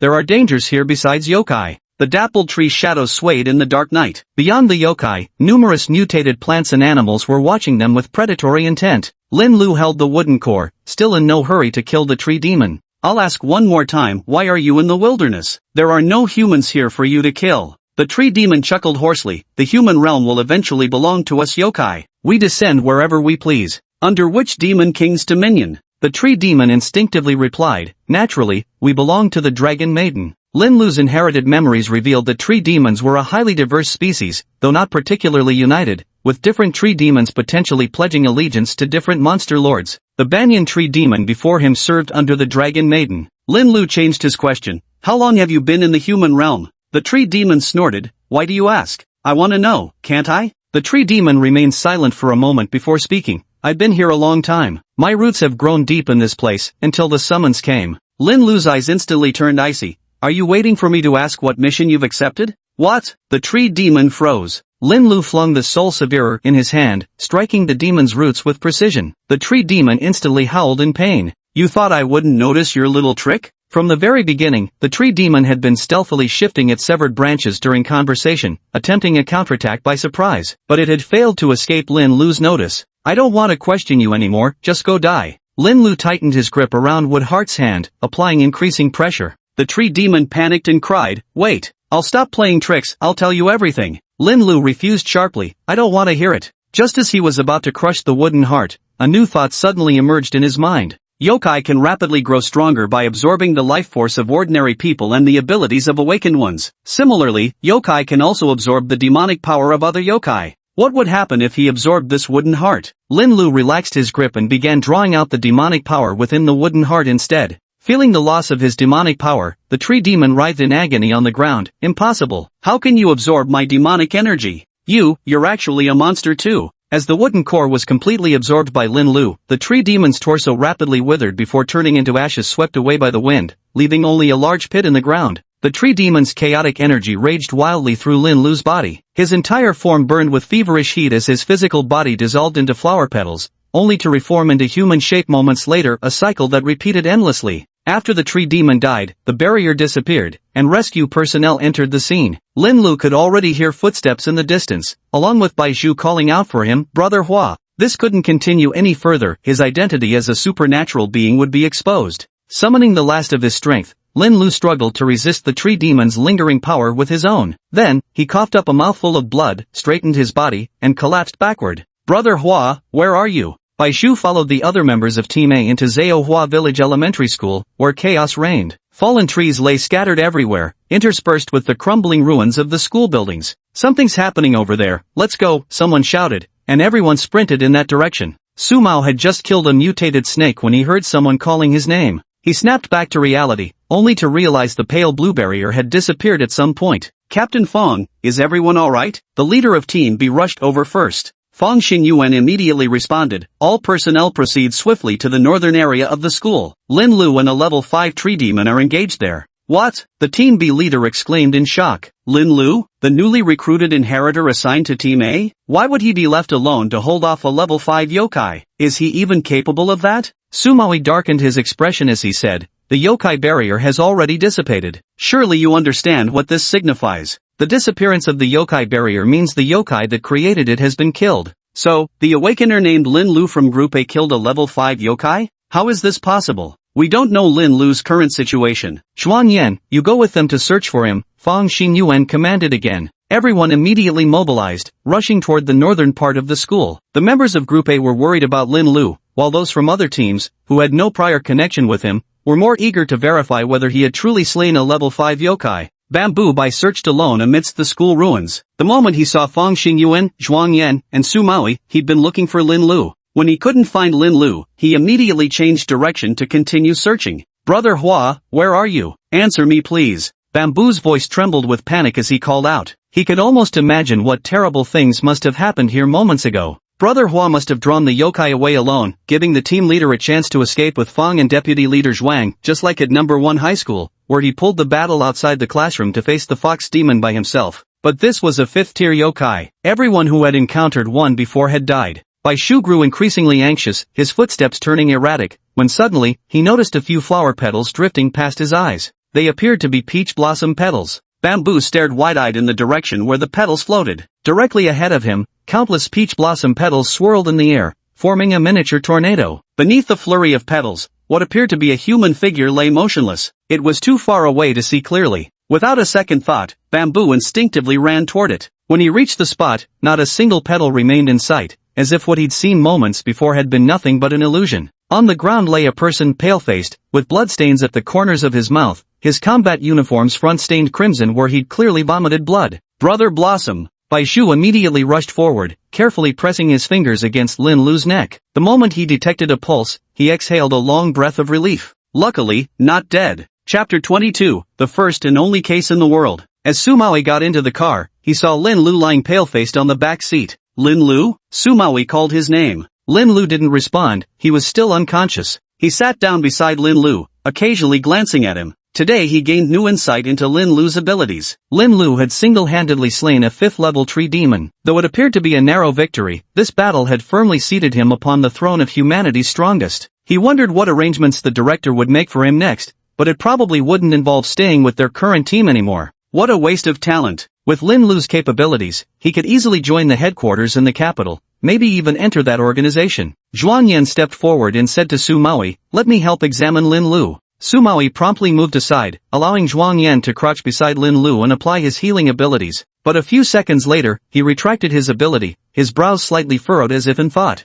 Su Maui tensed and asked, "Captain Zhuang, is something wrong with Lin Lu?" Zhuang Yan shook his head. "My ability doesn't work on him." "Why?" Su Maui asked. Zhuang Yan gazed at Lin Lu, suddenly reaching out to press his fingers against the younger man's neck to feel his pulse. After a long moment, he finally spoke. "It's probably because Lin Lu isn't injured. He's just exhausted, which is why he passed out." "No injuries?" Su Maui couldn't believe it. "Deputy Captain Zhuang, are you sure you checked properly? Don't overlook any potential problems. My ability didn't react, which can only mean he's unharmed." Zhuang Yan stood up and said, "It seems Lin Lu is stronger than we imagined." The communication system in the vehicle crackled with Fang Xingyuan's voice. "All teams of 1st Division, listen up, mission suspended. All units return to the city immediately." After Lin Lu and his 2 companions entered Zaohua Village Elementary School, Group C and Group E arrived in succession, and now all members of the first team had gathered. It seems the collection of the yokai remains has been completed. Before getting out of the car, Zhuang Yan instructed Su Maui, "Monitor Lin Lu's physical condition closely. Report any abnormalities to me immediately."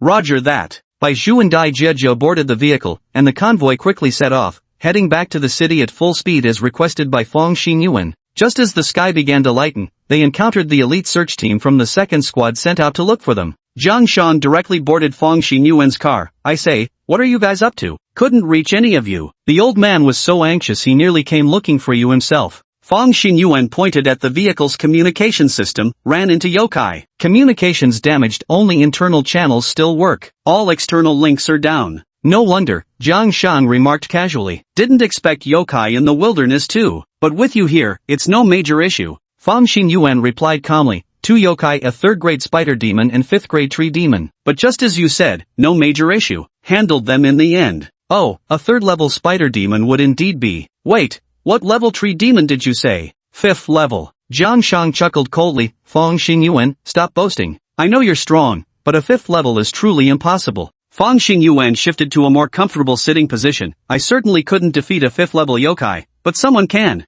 Zhang Shang's mind immediately flashed to someone, the same person he'd witnessed beating a level 4 yokai in the simulation field that day. "Lin Lu?" Fang Xingyuan nodded. Jiang Shang stood up excitedly. Which car is he in? I need to go ask him myself. Don't go. Zhuan Yan stopped him. After killing that level 5 tree demon, he's completely drained and currently unconscious. Jiang Shang had no choice but to sit back down, though he was burning with curiosity. Tell me, what exactly happened back there? Fang Xinyuan shook her head as she recounted the events. None of us actually witnessed him killing that level 5 creature. So he single-handedly took down a level 5 tree demon all by himself? Exactly. Jiang Shang was utterly shocked. Fang Xinyuan asked, by the way, why did you bring your team out? Is there a new field mission? My mission was to come find you. Jiang Shang relayed Pan Zhengmin and Xiao Guanshui's speculations. The old man thought you might be the target of the yokai, and since he couldn't reach you, he dragged me out of bed in a panic to lead a rescue team for you. I see. Fang Xinyuan pondered deeply. If his speculation was correct, was today's incident also targeting him? Jiang Shang took out his communicator and handed it to Fang Xinyuan. Whatever the case, first report back to the old man that you're safe. Fang Xinyuan not only confirmed his safety but also relayed the incident involving the 5th-tier yokai. Upon hearing this, Pan Zhengmin froze for a long moment before his voice, trembling with shock, erupted through the communicator in a roaring outburst. Fang Xinyuan, return immediately with utmost caution. Ensure Lin Lu and the remains of that level 5 yokai are transported safely. At the southern gate of Tianan City's protective wall, Pan Zhengmin and senior officials from the Yokai Disposal Bureau waited anxiously. The deputy director fidgeted nervously. By my calculations, they should be arriving any moment now. Pan Zhengmin remained composed and unhurried. What's the rush? They're transporting wounded among them. Slow progress is perfectly understandable. The deputy director glanced at him, thinking to himself how well old Pan could pretend, when in reality he was the most anxious one here, having personally come to the southern gate to wait, constantly checking the time. How could he not be anxious? A 5th-level yokai. They'd killed a 5th-level yokai. This is the first case in the country, no, in the entire world, absolutely unprecedented. Moreover, Fang Xinyuan reported that they've obtained the remains of a 5th-level yokai. Once this news is made public, the whole world will be shaken. They're back, I see the convoy, someone shouted. Pan Zhengmin immediately turned to look and indeed saw a vast motorcade coming into view. Where's the medical team? When they arrive, prioritize treating Lin Lu, Pan Zhengmin ordered. At this moment, even Fang Xinyuan, his former darling, had to take a back seat. The motorcade finally entered the square inside the south gate. As soon as Fang Xinyuan stepped out of the vehicle, she saw Pan Zhengmin jogging over. Commissioner, sorry to have worried you, Fang Xinyuan said with profound emotion. Pan Zhengmin raised his hand to stop her. Xin Yuan, we'll talk in detail later. Where is Lin Lu? Is he alright? Fang Xinyuan pointed blankly to a car behind them. He's physically unharmed, but still unconscious. Pan Zhengmin immediately shouted, medical team, follow me. Zhuan Yan, you come too. He jogged over with a group of people trailing behind him, all high-ranking officials from Tianan City's Yokai Control Bureau. Unless it's a major event or the year-end summary meeting, it's rare to see so many top figures gathered in one place at the same time. Zhuan Yan suppressed a laugh and patted Fang Xinyuan's shoulder. Captain Fang, you've fallen from favor. Chapter 23, this is how the big shots do it. Lin Lu sank into chaos, surrounded by complete darkness where he could see nothing, only feeling a violent energy roaming wildly through his body. This was the yokai power belonging to the tree demon. He needed to digest this energy and make it his own. After what felt like an eternity, Lin Lu finally finished digesting the yokai power. At last, he opened his eyes to see a snow-white ceiling above him. Bai Shu, hearing movement, immediately rushed over. Brother Hua, you're finally awake. You've been unconscious for 3 days and nights. Lin Lu sat up and looked around. Where is this place? Hospital, huh? Bai Shu pressed the call button by the sickbed. Brother Hua, you wouldn't wake up. We were all worried sick. Medical staff swarmed in and conducted systematic examinations on Lin Lu with practiced efficiency. Bai Shu asked, Doctor, how's my brother's condition? The doctor looked at Lin Lu with admiration flashing in his eyes. Physically he's fine, perfectly healthy. In fact, he could be discharged right now. But if you're concerned, we could keep him overnight for observation. Lin Lu got off the hospital bed. No need, I'm discharging myself now. Alright then, I'll get your discharge paperwork processed. Bai Shu followed beside Lin Lu, running errands until the discharge procedures were completed, then said, Brother Hua, when we returned, the bureau chief personally escorted you to the hospital and mentioned he'd visit again once you woke up. They must be anxious to learn what happened that day. Lin Lu walked out of the hospital with Bai Shu. Bai Shu awkwardly said, not exactly. They do care about you, especially our own team members. It's just that the appearance of a 5th-level yokai is too significant. I didn't mean it like that. Lin Lu wanted to say he didn't mind, but finally added, whatever. They probably already know I've woken up. I should go back first. On the way, Lin Lu asked, tell me what happened after I passed out. That day after you lost consciousness, Captain Fong had everyone collect the remains of the 5th level tree demon and 3rd level spider demon, then ordered the mission terminated for immediate return to the city. Baizhu held nothing back. Brother Hua, you wouldn't believe it, when the chief heard you were unconscious, he rushed to the car to check on you in such a panic that his left foot tripped over his right. Nearly took a spectacular tumble right there in front of everyone.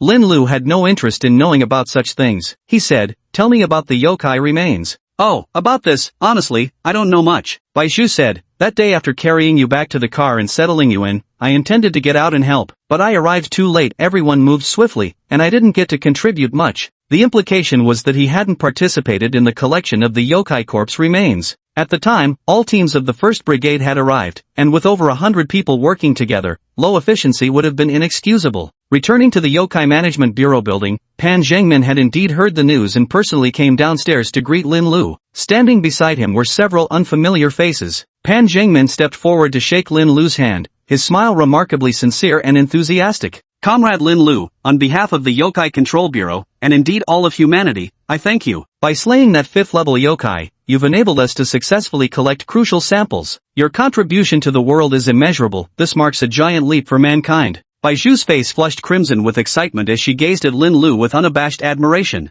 Yet Lin Lu's heart remained tranquil. His thoughts wandered to a future possibility. If his true identity were ever revealed, would these same people now singing his praises raise their weapons against him without hesitation? And so he simply smiled. To Pan Zhengmin and the others, this was the epitome of profound profundity, the embodiment of tranquil indifference. This was the demeanor of a true master. Indeed, he was the legendary figure who dared to face a 5th-tier yokai single-handedly and even slew it. The unfamiliar faces behind Pan Zhengmin regarded Lin Lu with heightened respect and reverence. Let me introduce them, Pan Zhengmin said. These are technical personnel dispatched from the capital headquarters of our Yokai Control Bureau to assist in researching the 5th-tier yokai. They introduced themselves one by one, shaking hands and greeting Lin Lu. Upon entering the break room, Pan Zhengmin and several technicians took their seats, clearly hoping to glean some unknown information from Lin Lu. Fong Xinyuan and Zhuan Yan had also arrived. Lin Lu asked, Captain Fong, I have a question. Before I lost consciousness after killing the tree demon, I clearly saw its trunk turn to ashes. How were you still able to collect samples? The torso has indeed disappeared, but a section of roots remains, and your knife is still embedded in it. Lin Lu froze for a moment. He hadn't expected Soul Sever to have this kind of functionality. Where's my knife now? Fong Xinyuan replied, you were unconscious earlier, so I had Su Mao bring your knife back to Group A's office.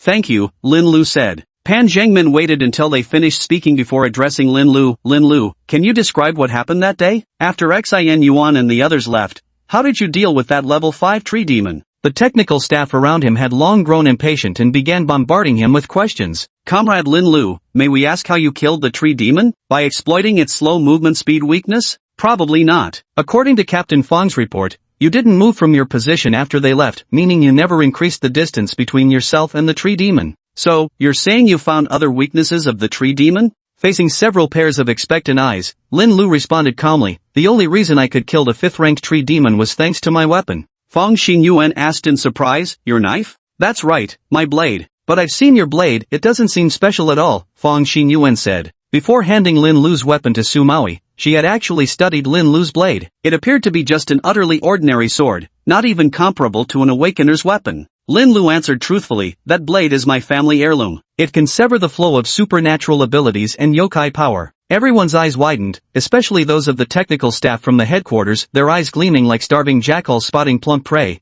barely restraining themselves from pouncing immediately. Comrade Lin Lu, may we take a look at your blade? Someone asked. Lin Lu agreed, and Fong Xinyuan immediately sent a message to Su Maui, instructing him to bring the sword. Su Maui appeared shortly, holding Soul Sever in his hands. To Lin Lu's surprise, the blade was actually sheathed in a scabbard. It was that kid Baizhu who said leaving your sword lying around like that wasn't proper, so he went and bought a scabbard himself, Su Mao explained. Soul Cutter passed through several hands, yet none could sense anything special about the blade. Finally, a technician specializing in awakener weapons couldn't resist asking, Comrade Lin Lu, would you consider letting us take the sword back for research? No. Lin Lu refused decisively. This is a family heirloom, one of a kind. If it's damaged, there's no replacement. Chapter 24. The Bone Demon called Yu Qing Yuan. After dealing with a group of people at the bureau building, Lin Lu finally returned home. In his hand was the scabbard Baizhu had bought for him. Though he had no actual use for a scabbard, having lived in the human world for so long, Lin Lu knew one shouldn't casually discard gifts from others. So he stuffed the scabbard Baizhu had given him into his suitcase for safekeeping. After entering the family's forbidden grounds, Lin Lu transformed into petals and returned to his original form. After absorbing the tree demon's demonic energy, he could clearly feel the increase in power within his body. Even more astonishingly, the breathing and energy circulation technique had unexpectedly advanced to the 4th level. Returning to his original form to cultivate, Lin Lu achieved a breakthrough to the 5th level of the breathing and energy circulation technique after just one day and night, the highest level of the entire technique. Recondensing into human form, Lin Lu stared blankly at his own hands for a moment. It seems I'm not as weak as I thought. After several battles, Lin Lu gained new insights about his own strength. He wasn't as weak as he'd imagined, at least at this stage. He could easily kill 5th level yokai. Yet he also knew that 5th level yokai were the lowest tier in the demon realm. I need to become much stronger. After this field mission, Lin Lu realized the situation of yokai invasion was more serious than imagined. He had a premonition that the current yokai incidents were merely signs of a full-scale invasion from the supernatural realm. Perhaps in the near future, the real battle would erupt completely. When that time comes, would human awakeners still have the ability to protect ordinary people? Only by becoming stronger could one protect themselves. Lin Lu stepped onto the altar, staring blankly at the peachwood floating mid-air as the mission details announced by their ancestor resurfaced in his mind. Location, Antian City branch of the Yokai Management Bureau. Mission, retrieve the gallbladder of the snake demon and deliver it to the family's restricted grounds. Designated container, spirit sealing brocade box. Reward, shattered talisman. It seems the next task won't appear unless the current one is completed. Honored ancestor, what exactly do you want me to do? Are you truly having me collect these organs left by yokai just for our clan's revival? Why should our Peach Blossom yokai clan get involved in the battles between humans and monsters? Lin Lu muttered to himself, directing numerous questions at the ancestral shrine. But the forbidden ground remained deathly silent, with no sound other than his own voice echoing back at him. In the end, Lin Lu left the forbidden area in disappointment. Though thousands of questions swirled in his mind, he maintained his determination to complete the mission bestowed upon him by his ancestors. Pan Zhangmin had granted Lin Lu 3 days of sick leave. With 1 day and night already passed, Lin Lu mounted his electric scooter at dawn's first light and rode out. According to the mushroom yokai's words, Lin Lu suspected that monsters were hiding in the city. A plan formed in his mind. He needed to first uncover the yokai lurking in the shadows. But this wouldn't be easy. Any yokai capable of hiding in human society must possess the same ability as him, the power to conceal their demonic aura. This was the last day of the holiday. Tomorrow, Lin Lu would have to report back to the Yokai Management Bureau. The weather was rather muggy. Lin Lu bought himself a hamburger and a cola, settling on a stone bench in the park for his evening meal. Though he didn't need to eat to satisfy hunger, Lin Lu enjoyed human food. It tasted delicious, and he liked experiencing meals as an ordinary person would. After finishing his meal, Lin Lu leaned back on the stone bench and looked up. The sun was setting, and the park's streetlights had already flickered on. The number of passers-by dwindled around him, and dusk would soon give way to night. Am I going to return empty-handed? Lin Lu sighed. As he wheeled his electric bike out of the park and was about to step onto it, a sudden idea struck him. In the wild, when he encountered the mushroom yokai, it uttered a single word. Docking. Lin Lu boldly speculated that all the yokai lurking in the human realm were awaiting orders from their superiors. If there were indeed monsters hiding in Tianan City, then they too must be waiting for contact. If a yokai disguised as our contact were to appear. Lin Lu thought for a moment, then slowly released his yokai aura. Several seconds later, he abruptly withdrew it completely. No, it's still too risky, Lin Lu muttered under his breath. He didn't know whether all yokai could identify other species by sensing their aura as he could. If the other party possessed this ability, his true identity as a peach blossom yokai would be exposed instantly. Even if he couldn't uncover the hidden yokai, he shouldn't put himself in danger. Thinking this, Lin Lu decisively gave up and rode his electric scooter home. The moment he stepped through his door, inspiration struck again. If my own yokai energy doesn't work, what about the tree spirits? Lin Lu immediately mobilized the yokai energy within him, attempting to extract the already digested tree spirit energy. It actually worked. He immediately released this tree demon's aura, receiving feedback in less than half an hour. Indeed, there are demons lurking in the city, and not low-level ones at that. A 4th-grade skeleton demon. A 4th-grade fox spirit in first high school nearly wiped out Team A. This skeleton demon's strength was certainly no weaker than that fox spirit's. Fortunately, the tree demon was 5th grade, just barely capable of disguising itself as the skeleton demon's superior. Lin Lu immediately sent instructions demanding an in-person meeting. The night was dark and windy as Lin Lu floated in petal form directly to the central park, the agreed meeting place. The park was utterly deserted. No ordinary human would appear here, so when a slightly chubby boy emerged, Lin Lu didn't need to sense any demonic aura to recognize him as the skeletal demon. The skeletal demon briskly trotted toward Lin Lu's location following the demonic energy trail. Though unable to see Lin Lu, he still spoke respectfully, "My lord, what are your orders?" Lin Lu maintained an air of superiority as he replied, "Skeletal demon, before entrusting you with this mission, I must confirm one thing. Though we serve different demon kings, can I rely on your unwavering loyalty to execute my commands?" The Banyan Tree Yokai clan follows the Yokai King Dragon Maiden, while the Skeletal Yokai clan follows the Yokai King Snow Woman. The Skeletal Yokai said respectfully, "Regarding the invasion of the human realm, our Yokai Kings have long agreed to cooperate. Before setting out, Snow Woman specifically instructed us to obey orders from our superiors. I would never betray her trust for personal reasons." Lin Lu then asked, "What identity are you using now with that body?" The Skeletal Yokai replied, "A fresh university graduate named Yuqing Yuan. When I first arrived, I happened to witness him die in a car accident right in front of me, so I took his skin suit and wore it myself. For 2 years I've been pretending to be him, and no one has discovered the deception." Lin Lu paused for a moment before saying, "Very well." The bone demon twitched the corner of its mouth. This chubby fellow named Yuqing Yuan revealed a perfectly normal-looking smile. He asked, "Sir, what task do you have for me?" Lin Lu uttered a few quiet words that drifted into the bone demon's ear like the wind. "I want you to infiltrate Tianan City's Yokai Disposal Bureau and stand by." Chapter 25, Mobile Unit Big Dipper. On his first day back from vacation, Lin Lu was summoned to the director's office by Pan Zhangmin, where Fang Xingyuan was also present. "Director, Captain Fang, what's the matter?" Pan Zhangmin handed Lin Lu a letter. "This is your promotion notice from the headquarters in the capital. They want you to join Beidou.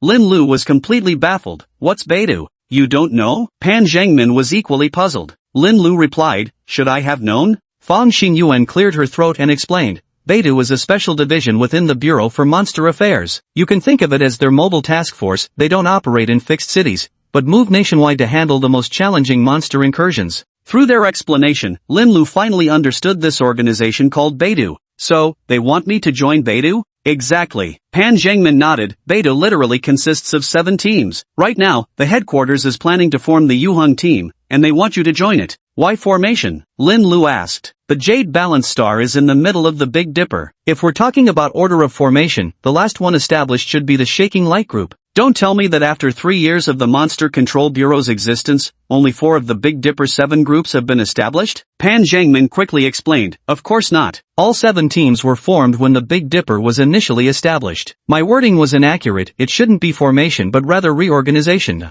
As he spoke, he shot a quick glance at Fang Xingyuan. Though it seemed casual, Lin Lu didn't miss it. Lin Lu paused for a moment before asking, "Why reorganization?" "Because the Yuheng division was nearly wiped out during a yokai invasion incident." Fang Xingyuan's voice was slightly hoarse. At that time, among all Yuheng division members, only one survived while everyone else sacrificed themselves. Lin Lu suddenly understood. "Captain Fang, that sole survivor, was it you?" Fang Xingyuan's eyes flickered. Sitting beside her, Lin Lu couldn't tell from the side angle whether it was tears or not, but at the very least, he knew Fang Xingyuan wasn't crying. "It's me," Fang Xingyuan finally answered after a long pause. Having broken the ice, speaking of this painful past no longer seemed so difficult. "Over a year ago, I was still a member of the Yuheng group. That time we received a mission to handle a yokai invasion incident. When we arrived at the scene, we discovered it was a 5th-level yokai. I was assigned to provide peripheral support, which was why I didn't engage in direct confrontation with that 5th-level yokai. In the end, I miraculously survived." Pan Zhangmin sighed. Although she survived,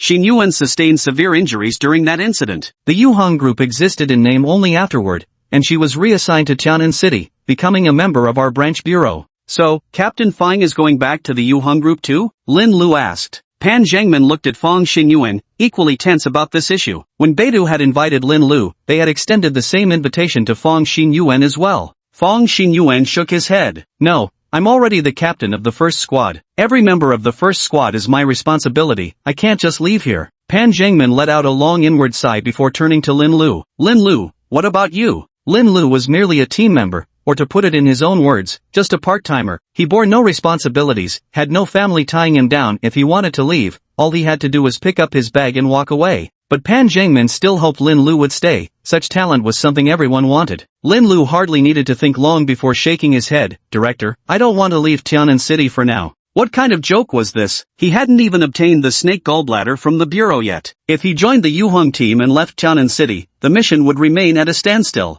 Lin Lu even felt that if he truly left, the ancestors might rise from their graves in fury and thrash him with branches in the dead of night. Pan Zhengmin laughed heartily. Good, Lin Lu, I knew you were sentimental like this. I understand. Leave this matter be, I'll personally respond to Big Dipper on your behalf. Lin Lu rose and gave a slight bow. Thank you, Director. If there's nothing else, I'll take my leave now. Fong Xinyuan remained seated. After Lin Lu departed, Pan Zhengmin asked, Xinyuan, are you sure you won't return to the Yuheng team? Director, are you testing me? Fong Xinyuan replied with a cunning smile. Pan Zhengmin made no attempt to hide his selfish thoughts. Of course I don't want you to leave Tianan City, but I know the Yuheng team has always been your unresolved guilt. Fong Xinyuan's smile faded. What does unresolved guilt matter? Returning to the Yuheng team now is meaningless, the dead won't come back to life, and with my current strength, I can't possibly avenge them. Had it not been for that last wilderness mission, had she not encountered that 5th-rank tree demon, perhaps this time she might have agreed to return to the Yuheng team. But after that incident, she understood all too clearly that facing a 5th-rank yokai now would only mean certain death. Rather than return to Yuheng now and face various crises, it's better to lie low temporarily and stay in Tianan City to strengthen one's abilities. Lin Lu stepped into the elevator, his gaze lingering on the buttons for floors 30 through 33. The gallbladder of the snake demon was most likely located somewhere between those floors. Access to the elevator required swiping an employee ID card, but Lin Lu's card had been temporarily granted higher floor clearance due to Pan Zhengmin's summons. This was the closest he'd gotten to snake gallbladder since joining the Monster Control Bureau. Yet in the end, he still swiped his card and pressed the button for the 10th floor. In the Awakener's office of Team A, only Baizhu was practicing boxing alone. When he saw Lin Lu return, the boredom on his face instantly vanished. Brother Hua, you're finally back. Lin Lu walked to his desk and sat down. Thank you for the sheath you gave me. Baizhu scratched his head with a chuckle. I noticed your blade was just lying there bare, looked a bit too shabby. I swear I don't mean to say your sword is bad or anything. I just thought it could use an upgrade. Really, thank you, Lin Lu said before shifting the topic. Where is everyone else? Baizhu took a seat beside Lin Lu. Recently, there's been more and more yokai incidents. The others got temporarily reassigned elsewhere. The Monster Control Bureau has 4 operational teams, each assigned different tasks that rotate monthly among the units. This month, the first unit is assigned to field missions, the second unit will organize their own training, while the third and fourth units are responsible for urban security, specifically handling yokai incursion incidents. Strictly speaking, the first team's field mission wasn't completed. However, due to the unexpected acquisition of a 3rd-grade yokai corpse and remnants of a 5th-grade yokai, coupled with the current uncertain situation in the wilderness, Pan Zhengmin decisively waved his hand, suspending the first team's mission. At this moment, the captains of the first squadron temporarily formed a team to conduct field investigations, while the remaining squad members continued with their own training. The incidents of monster invasions were increasing, with the emerging yokai growing more powerful. The 3rd and 4th squads were buckling under the pressure, so they sought assistance from the 1st squad's members. Lin Lu understood the situation and turned to Baizhu. So, why are you still here? Chapter 26 Baizhu, let me teach you how to train. Baizhu stiffened, responding awkwardly, no one came to ask for my help. Lin Lu was momentarily taken aback, but quickly figured it out. As a newcomer with little combat experience, Baizhu wasn't yet considered a mature awakener. Naturally, other teams wouldn't dare to borrow him. Lin Lu patted his shoulder reassuringly. It's fine. Not being transferred isn't so bad, you can focus on training. Baizhu grew even more dejected. Peach Blossom, no need to console me. I know my skills aren't up to par. The other teams think I'd be more of a burden than a help. Lin Lu said quite objectively, you really need to practice more. Baizhu pulled a wry face miserably. Brother Hua, I'm not going to chat with you anymore, I'll just go train instead. Lin Lu stood up as well. I'll go with you. The two arrived at the simulation field. Fortunately, the second team had just finished their training session, leaving an available room. They didn't have to wait. Entering the simulation field, Lin Lu asked, what's your current level? What grade of yokai do you need? Baizhu blushed and whispered sheepishly, grade 1. Lin Lu gestured to the operator in the observation room and requested, could we randomly assign a grade 1 yokai, please? From the opposite room, a grade 1 snake yokai robot shuffled out as the countdown began. Lin Lu said, you deal with it, I'll watch from the sidelines. Baizhu nodded, his heart pounding with nervousness. With Lin Lu observing, his tension doubled, inexplicably feeling like a novice showing off before a master, utterly out of his depth. Once the countdown ended and the serpent demon began to move, Baizhu's scattered thoughts immediately focused solely on the creature before him. He ignited flames without hesitation and charged into battle with the serpent demon. Lin Lu watched from the side. Though Baizhu, being a fire-type awakener, was naturally no match for Su Maui, his performance was quite impressive for someone who had only awakened a few months prior. His weakness lay in his lack of professional combat training before awakening. He had only practiced some taekwondo, but it was mostly flashy moves with little practical combat effectiveness. Moreover, his speed was far too slow compared to the serpent yokai. If he had cultivated the breath circulation technique, his strength, speed, agility, and other attributes would have improved significantly. Speaking of which, the breath circulation technique is a human cultivation method. As a yokai, I've been able to practice it with remarkable results. So, what kind of effects would it have if a human were to practice it? Lost in thought, Lin Lu failed to notice that the battle between Baizhu and the snake yokai had already concluded, with Baizhu barely emerging victorious. Approaching Lin Lu in disheveled condition, Baizhu scratched his head sheepishly. Brother Hua, am I really that weak? I had to fight with everything I've got just to kill a single first-level yokai. Snapping back to attention, Lin Lu replied, no, snake yokai are naturally strong combatants. If it had been a pouch-eye monster, you'd have one easily. Bamboo grinned foolishly. Brother Hua, thanks for comforting me. Let's go, we should head back to the office, Lin Lu called out. Bamboo blurted out, Brother Hua, aren't you training? Lin Lu shot him a glance. Baizhu finally realized how foolish his words had been. His Huaji was someone capable of solo-killing 5th-grade yokai. Did he really need training in this simulation field where the highest difficulty only had 4th-grade monsters? Let's go, we're heading back. Returning to the office, Lin Lu had already made up his mind. He wanted to understand just how different he was from humans when cultivating the same martial techniques. Baizhu, come here. I'll teach you a technique. Try practicing it. Baizhu had just settled into his seat when he heard Lin Lu's words. He immediately scrambled over eagerly. That's for real? Waji, isn't that your sect's inheritance technique? I'm not from your sect, is it really appropriate to teach me? Lin Lu only intended to teach him the first level of the technique. The ancestors probably wouldn't mind. Stop talking nonsense. Do you want to learn or not? Want. After teaching Baizhu the mantra, Lin Lu personally guided him through the practice before saying, keep practicing on your own. Let me know once you've mastered it. Understood. Thank you, Brother Hua. Baizhu quickly immersed himself in cultivation.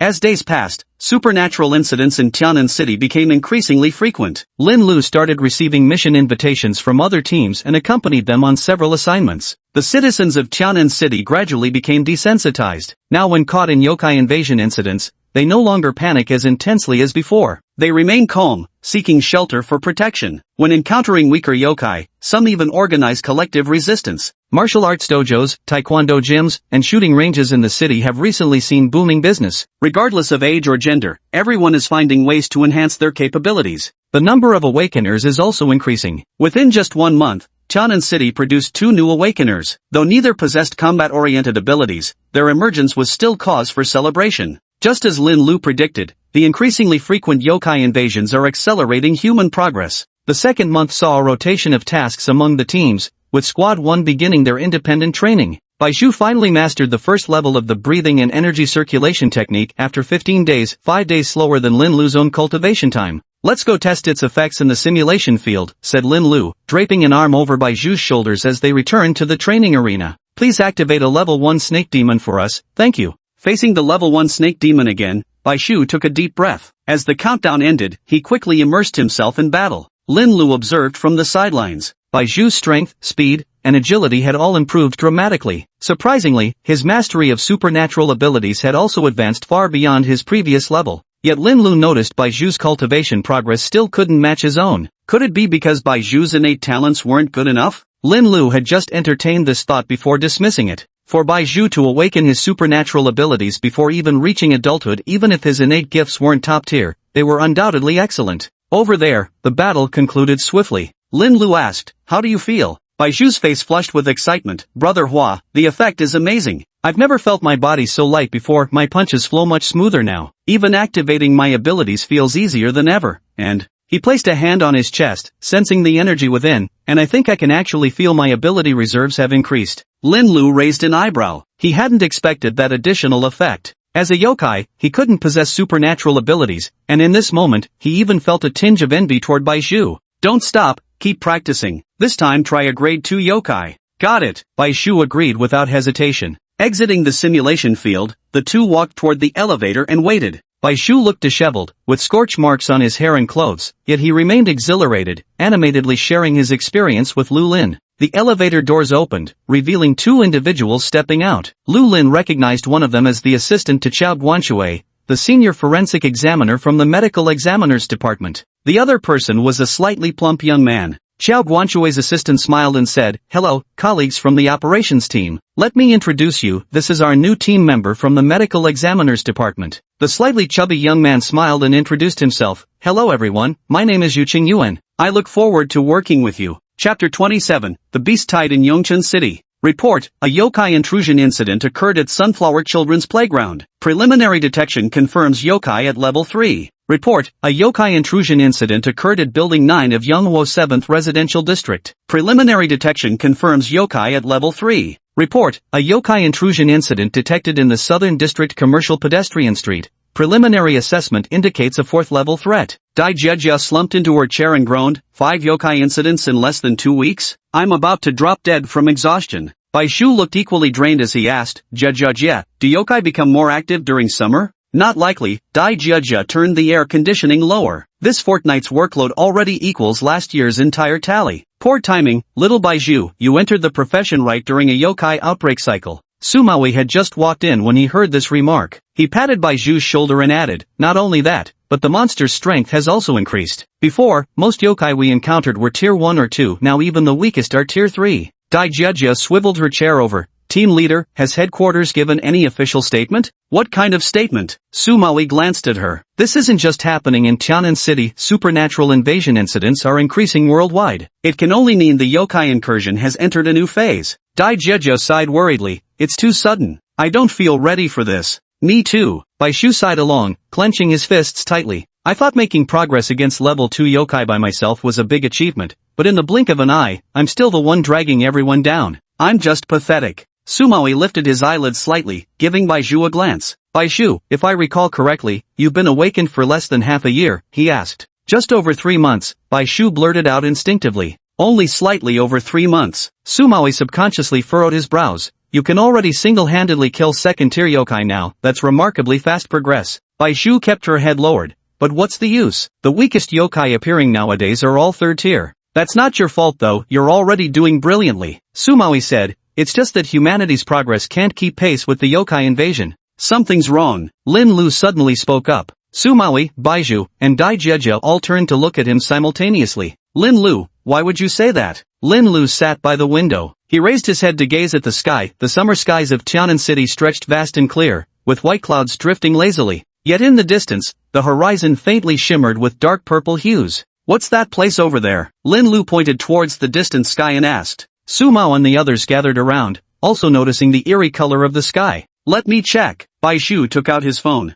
No need to check, I know, Dai Jiejia said. That's the direction of Yongchun City. Sumawi immediately said, check the weather forecast to see if Yongchun City will experience any extreme weather conditions soon. Just as the words fell, the broadcast in the corridor sounded. Emergency notification, a beast tide has occurred in Yongchun City. All units maintain vigilance. Team leaders and deputy leaders of all action squads, as well as group leaders and deputy group leaders, please attend an emergency meeting in the conference room immediately. So it's a beast tide, Sumawi suddenly realized. It seems we'll be even busier later. For now, take this time to rest as much as possible. He got up and stretched his body before heading out for the meeting. Dai Jiejia pushed her chair back to her spot. She adjusted the backrest, lay down, pulled a blanket over her head, and quickly fell asleep. Baiju leaned by the window, gazing at the distant sky. This is my first time experiencing a beast tide. What about you, Hua Ji? Oh, I remember you encountered one in Songyang City, you even escaped from it. Was the commotion back then as big as this?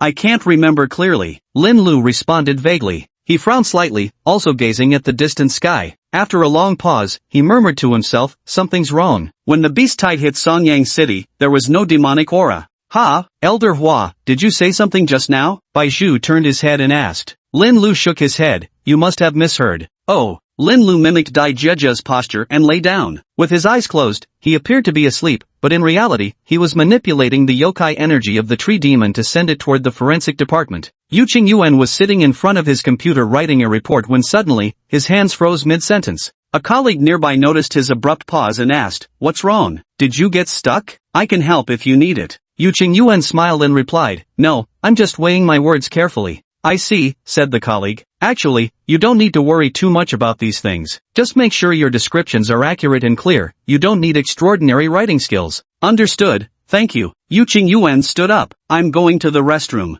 Yuqing Yuan entered one of the bathroom stalls. He locked the door, sat on the toilet lid, and cautiously released his yokai aura to contact his superior. The Yokai Affairs Bureau building had special systems in place that could detect yokai energy. Fortunately, human technology wasn't advanced enough to pick up trace amounts of yokai aura. Despite this, Yu Qingyuan remained extremely cautious. The moment the two streams of demonic energy connected, he heard the tree demon's inquiry. White Bones, you once promised that even if we served different demon lords, you would absolutely obey my commands. Yu Qingyuan replied in surprise, my lord, I did indeed say that, and I have kept my word. You instructed me to infiltrate the Monster Management Bureau, and I have successfully done so. Better be. If I find out you snow maidens are scheming behind my back, you'll be the first one I kill. Yu Qingyuan hurriedly denied, no, the snow maiden would never break her word. We who follow her would never go back on our word either. You might not. But what about your companions? Why is the demonic aura over Yongchun City so thick? The Dragon Lady gave no such orders. Isn't this your unauthorized doing?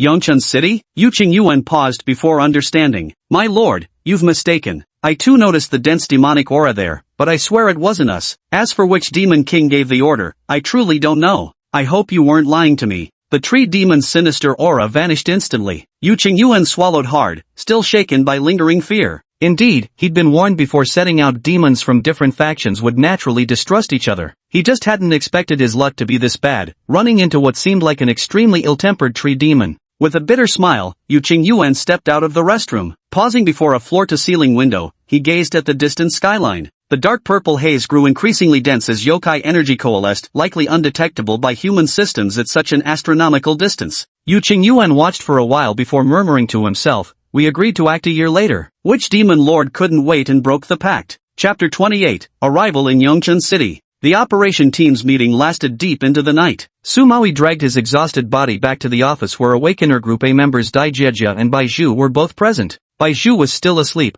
while Dai Jiejia had already woken up. She asked in a low voice, Team leader, is the situation that serious? Su Maui said, why aren't you all going home at this late hour? Are you all such model workers that you can't bear to clock out? Nonsense, Dai Jiejia snorted. Don't try to butter us up, we're staunch advocates of the 9 to 5, only late and never early, absolutely no overtime lifestyle. So why are you still here, you overtime-hating advocates? Su Maui pulled out his chair and sat down. Dai Jiejia pouted and said, we were worried the situation might get too serious. If we went home only to be called back, it'd be better to just stay here. You're absolutely right, we do need to reassign personnel. But it's not us who'll be reassigned, it's the third unit. Su Maui had already reclined his seat flat. This month's field mission for the third team is cancelled. They're being redirected to Yongchun City for support. An entire squad? Dai Jiejia exclaimed in surprise. Su Maui nodded firmly, that's right, an entire squad. He turned his head to gaze out the window. Even in the darkness, one could still make out the eerie hues hovering over Yongchun City in the distance.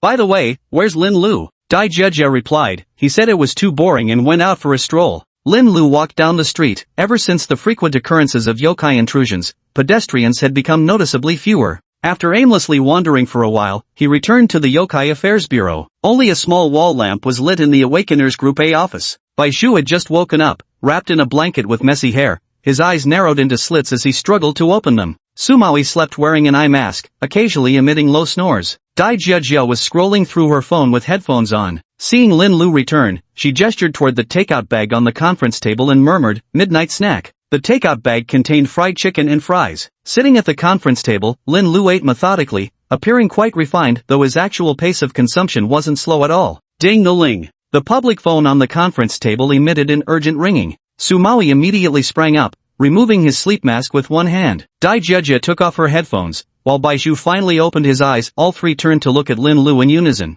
Lin Lu casually picked up the call. This is the Awakened Personnel Office, Team A of the 1st Branch, Tactical Unit. Please go ahead. Understood. Over and out. Su Maui asked, any orders from command? Lin Lu stuffed the last piece of fried chicken into his mouth, chewed a few times, swallowed, then grabbed a napkin to wipe his hands. A level 5 yokai has appeared in Yongchun City. The director personally called, ordering our Group A Awakener squad to deploy immediately for support. Su Maui immediately responded, in that case, let's make rapid preparations. After gathering their equipment, the 4 Awakeners from Group A reached the rooftop where the helicopter stood ready. Only after boarding the helicopter did Su Maui remember something crucial. He looked at Lin Lu and asked, Lin Lu, when we reach Yongchun City later, the helicopter won't land, we'll have to jump down. Will that be a problem for you? How high? Lin Lu asked. It's about 10 meters or so, Su Maui replied. After a moment's thought, Lin Lu figured he could secretly turn his legs into pedals to cushion the fall, so he answered, "No problem for me." "That's good," Sumawi said. "After all, you're not an awakener and your body hasn't been enhanced. Don't push yourself too hard." Half an hour later, the helicopter hovered over Yongchun City. My heavens! Bai Shu stared at the supernatural beasts surrounding Yongchun City in layers, his jaw dropping in shock. Dai Jieja shivered, rubbing her arms as she said, "Help me, I have trypophobia, I can't bear to look at these things." Lin Lu leaned over to look below and calmly remarked,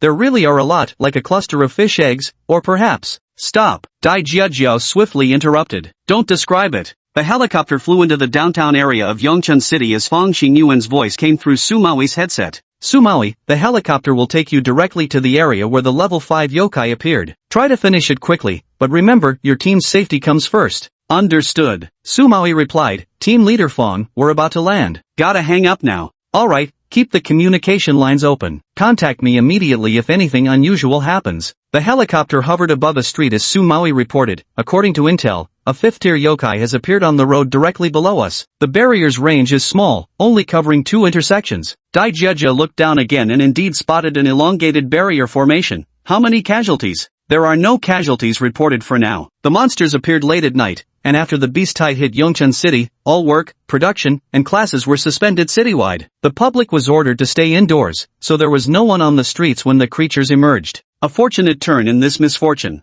Sumawi stood up and opened the hatch. "Everyone, prepare for landing." He jumped down first, with Dai Jieja following closely behind. Bai Shu took a deep breath. Although he had learned how to jump from aircraft during training, this was his first practical attempt, and he felt a bit nervous. "Brother Hua, I'll go first." "Ugh, that sounded so unlucky. What I mean is, I'm jumping now." He visualized the movements from his simulation training, blinked his eyes once, took a few running steps, and leapt out. After landing, Bai Shu rolled forward several times. Though his form was slightly off, he managed to touch down safely in the end. After standing up, he immediately looked to the sky but couldn't spot Lin Lu's figure. "What are you looking at?" Lin Lu asked from beside him. "Big brother Hua, how did you get here faster than me?" Bai Shu exclaimed in surprise. "Did I?" Lin Lu replied calmly. "Nothing?" Bai Shu grabbed a handful of her hair while sniffing hard. "Why do I smell a faint floral scent?" "Hua Ji, do you smell it too?" Lin Lu said nonchalantly. "No, there's something wrong with your nose." Bai Shu subconsciously raised her hand to pinch her nose a few times. Just then, Sumawi and Dai Jieja came running over.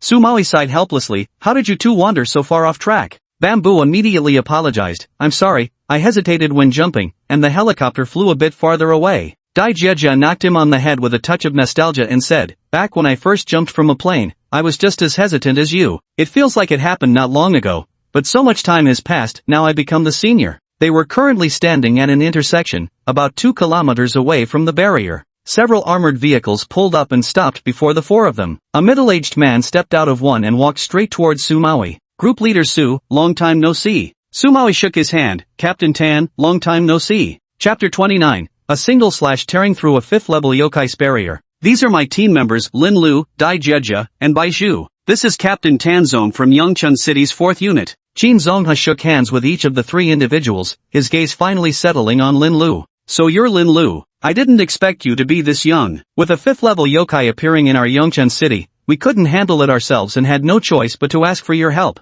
Lin Lu replied calmly, "No need for formalities." Sumawi interjected, "Captain Qin, perhaps you could brief us on the current situation?" Qin Zong raised his hand, gesturing for the 4 to board the vehicle. "The situation in our Yongchun City isn't good right now, beleaguered by troubles within and threats without. Outside, strange beasts are besieging the city walls, while inside, incidents of yokai intrusions keep occurring." Shinzong started the car. "Since the appearance of the 5th-level yokai, we've been maintaining perimeter vigilance. But strangely, it has remained completely inactive until now. We know nothing about what's happening inside the barrier." Arriving outside the barrier, they found many people on alert, with some already attempting to break through the protective shield. Upon seeing Shinzong, someone immediately stepped forward to report, "Captain Shin, it's been over an hour, and the barrier hasn't weakened at all." "That's perfectly normal. An hour might not even be enough to break through a 4th-level yokai's barrier," Shinzong said with relief. "Fortunately, there's no one inside the barrier. We can take our time dismantling it." Lin Lu approached Sumawi and asked, "Team leader, should we wait, or should I give it a try?" Sumawi couldn't decide. He believed they should follow the host's arrangements, so he turned to Shinzong. "Captain Qin, do you need to enter immediately?" "Ha, enter right now?" Shinzong thought Sumawi wasn't clear about the situation and patiently explained, "Team leader Su, after the 5th-level yokai appeared, we immediately contacted you for support. From the time we made the request until your arrival, it took less than 2 hours. A 5th level yokai's barrier can't be broken that quickly. Sumawi said, I understand. So do you need us to enter immediately? Or should we wait until the barrier is broken through conventional means? Shinzong sensed something odd, and no, what you're saying is, you have a way to break the barrier right away? Sumawi looked at Lin Lu, who shook his head. It can't be dismantled, we can only tear a gap through it. Right. Sumawi nodded to Shinzong. Shinzong stroked his chin as he studied Lin Lu intently, questioning, you can tear open a 5th level yokai's barrier? I can. Lin Lu nodded honestly. Shinzong frowned slightly. Kid, you've got quite the attitude. A single slash tore through a 5th level yokai's barrier? How was he supposed to believe that?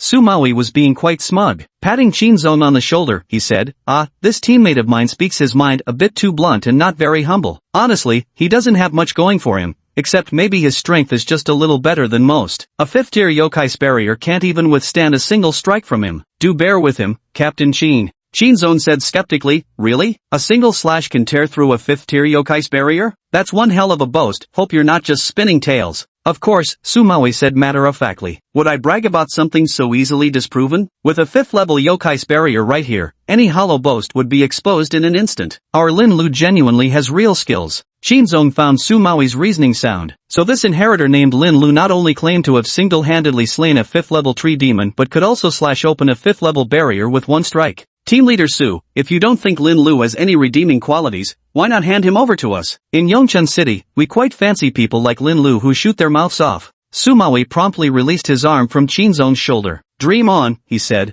Shinzong exchanged some banter with him before finally getting back to the point. Do we need to enter immediately or something? I have to get instructions from my superiors. He made a phone call and returned saying, the higher-ups are demanding we enter immediately. Sumao had anticipated this early on. First, confirm the personnel entering. I recommend not bringing too many. Monsters gain strength by consuming awakeners. The more awakeners entering, the higher the risk. Quality over quantity would be better here. Shinzong had already made up his mind. Just the two of us need to go in. The others should stay outside and stand by. Lin Lu approached the barrier, raised Soul Severer, and with a single swift slash, the supposedly impenetrable barrier instantly split open, forming a gap wide enough for one person to pass through. Shinzong's eyes widened. Only now, seeing it with his own eyes, did he fully believe that Lin Lu truly possessed the capability to tear open a 5th level yokai's barrier in an instant. However, his exclamation lasted only a second. For the next moment, a nauseating scent of blood wafted from the barrier, and crimson liquid began seeping through the ground. He gasped in shock. Why is there blood? There shouldn't be anyone inside. Lin Lu lowered his head. Blood kept flowing outward, soaking his shoes as an unsettling feeling abruptly rose within him. Sumawi coughed heavily and urged, never mind where this blood comes from. Let's just get inside quickly. Shinzong snapped back to reality and took a step forward. You're right, if we don't go in, we'll never know what's happening inside. Wait. Lin Lu stopped him. Shinzong turned back to look at Lin Lu. Why? Lin Lu said, all of you stay outside. I'll go in alone. No. Shinzong was the first to object. I must go in. Protecting Yongchun City is my responsibility. I absolutely refuse to stand by and do nothing while waiting outside. I'm going in too. Sumawi said, Lin Lu, last time in the wild I abandoned you alone. I won't allow something like that to happen again. Baizhu and Dai Jieja stood firmly behind Sumawi with determined expressions. Brother Lu, we're in this together as a team, let's go in together. Yeah, Brother Hua, I've improved a lot recently. I shouldn't drag you down this time. Lin Lu sighed. It's dangerous inside, more dangerous than you'd imagine. The yokai in there are even stronger than the level 5 tree demons out in the wild. Sumawi said, since you know that, it's all the more reason for us all to go in together. More people means more strength. Don't worry about us getting eaten by the yokai. He glanced at Baizhu. If anyone really can hold on, Baizhu and I will act before the yokai do. We'll turn that person to ashes. Lin Lu was utterly at a loss. Watching the gap in the barrier gradually shrink, he finally said, alright then. I'll go in first. Team leader, you follow second, Baizhu and Jieja in the middle, and as for Captain Shin, I'll have to trouble you to bring up the rear. Got it. Lin Lu stepped into the barrier first. Once inside, the stench of blood grew even thicker, and he wrinkled his nose in discomfort. Behind him, Sumawi gave him a push. Why'd you stop? Hurry up. If this barrier closes, we'll have to bother you to cut through it again. Suddenly, Lin Lu turned around, his gaze locking onto Sumawi, who remained outside the barrier. Team leader, I've suddenly changed my mind. He reached out and gave Sumawi a slight push. Though the movement appeared gentle, Su's body went uncontrollably backward, colliding with Baizhu standing behind him. The breach in the barrier was shrinking rapidly, no longer large enough for a person to pass through. Lin Lu, you. Lin Lu stood confidently within the barrier and smiled faintly. I won't die. You all should run. Chapter 30, The Mermaid Senna. Lin Lu trudged forward through pools of blood on the ground. Those two short intersections seemed like they would never end. He had been walking in place all along. It's just another hallucination. Lin Lu casually swung his soul saber through the air, causing the atmosphere to instantly distort. He pressed forward until finally reaching the heart of the barrier. Perched atop the traffic signal post at the intersection sat a mermaid. Though human from the waist up with a fish's tail below, she differed from cinematic depictions. Her upper body was entirely scaled, her wavy long hair cascading to her waist while water droplets continuously fell from her shimmering tail. Lin Lu looked closely and realized what was dripping wasn't water droplets, but blood. The mermaid had been humming softly, but upon seeing Lin Lu, she stopped. With a voice chilling yet irresistibly alluring, she murmured to herself, "So you broke through my illusion." Standing on the road, Lin Lu tilted his head up to look at her. Was it difficult? The mermaid froze momentarily. You can understand me? Lin Lu sensed no hostility from the mermaid, so he chose to remain still. You're very different from other yokai, he remarked. The mermaid arched her lips in a smile. I know. Our mermaid kin are renowned throughout the spirit realm for our beauty. Alright, that's certainly one difference, he conceded. Pleased by Lin Lu's tact, the mermaid continued, you must be one of those human awakeners, aren't you? You're the first human I've ever met. I still have some time, why don't we chat a while? Some time? Lin Lu seized on the key point. What does that mean? The mermaid asked. Besides me, what other monsters have you seen? Lin Lu followed her lead and answered, bag-eyed demon, fox demon, tree demon, spider demon. I haven't seen many. The mermaid immediately asked, I'm still the prettiest one here, right? Yes, Lin Lu answered sincerely. The mermaid was delighted. She flicked her fishtail, and Lin Lu noticed more and more blood dripping from it, initially falling like droplets, but now streaming down in continuous lines. Are you hurt? Lin Lu asked. Glancing at her tail, the mermaid smiled and said, no, I'm just fulfilling my mission. Your task is to turn this place into a sea of blood? Do you like swimming in blood? How could that be? The mermaid's smile faded slightly. The oceans in our demon realm are just like those in your human world, crystal clear waters with a sweet, refreshing taste. She pinched her nose with her fingers and said disgustedly, I don't like the smell of blood, nor do I like the sticky feeling of blood on my skin. It's not comfortable at all. Lin Lu blurted out, then why did you come here? Why bring so much blood with you? Alas, the mermaid sighed. Things beyond one's control, just like you. You knew you would die, yet you still entered my barrier and came before me, didn't you? So, will you kill me? The mermaid said calmly, yes, but I still have some time left. I'd like to talk with you first. Lin Lu furrowed his brows briefly, unable to comprehend what the mermaid meant by still having some time. Suppressing his inner unease and irritation, Lin Lu asked calmly, what do you want to talk about? The mermaid tilted her head in thought. Let's talk about your family. Lin Lu shook his head. I've never met my family. Are you an orphan? The mermaid said with pity. Then you've had it worse than me. Lin Lu glanced at her fishtail. The blood was flowing faster now, the crimson pool on the ground already submerging the tops of his feet. Do you monsters have families? The mermaid lifted her chin slightly, her gaze wistful. We merfolk do, just like you humans. We have not just large clans, but small family units too. Then why come to the human world? Lin Lu stared at her, his voice laced with challenge. Did you think you'd definitely avoid being killed? The mermaid looked at Lin Lu in surprise. You think you can kill me? I think I can, Lin Lu replied promptly.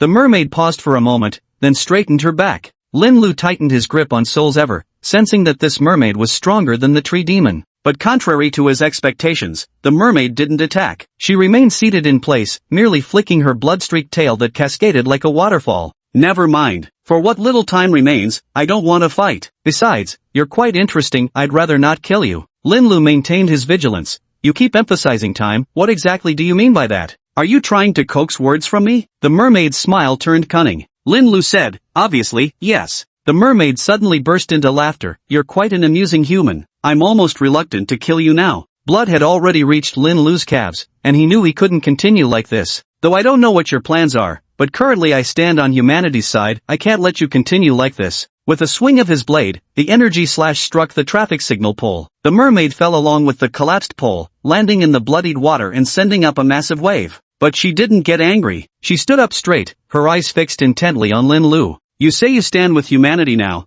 but is it possible that someday, you might stand with the yokai instead? Then she shook her head. But how could that be? You're clearly human, how could you possibly side with the yokai? Of course it's possible, Lin Lu said dismissively. Humans don't always side with humans, and monsters don't always side with monsters. That's what spies are for, it's exactly how they play it out in TV dramas. The mermaid lowered its head, muttering something unintelligible beneath its breath, as Lin Lu approached with blade in hand. "What's your name?" The mermaid suddenly looked up and asked. "My name is Lin Lu." "Lin Lu, my name is Sina," the mermaid whispered softly. Lin Lu paused his stride. "Hello, Sina." Sina gazed at Lin Lu. Her eyes were like the sea, appearing calm at first glance, yet upon closer inspection, one could discover turbulent waves hidden in their depths. "Lin Lu, I want you to live." "Why?" Lin Lu stopped before Sina. Sina smiled bitterly. Ever since the last demon emperor disappeared, the demon lords have been fighting for tens of thousands of years. Now that the spiritual energy of the demon realm is flowing into the human world, they see an opportunity.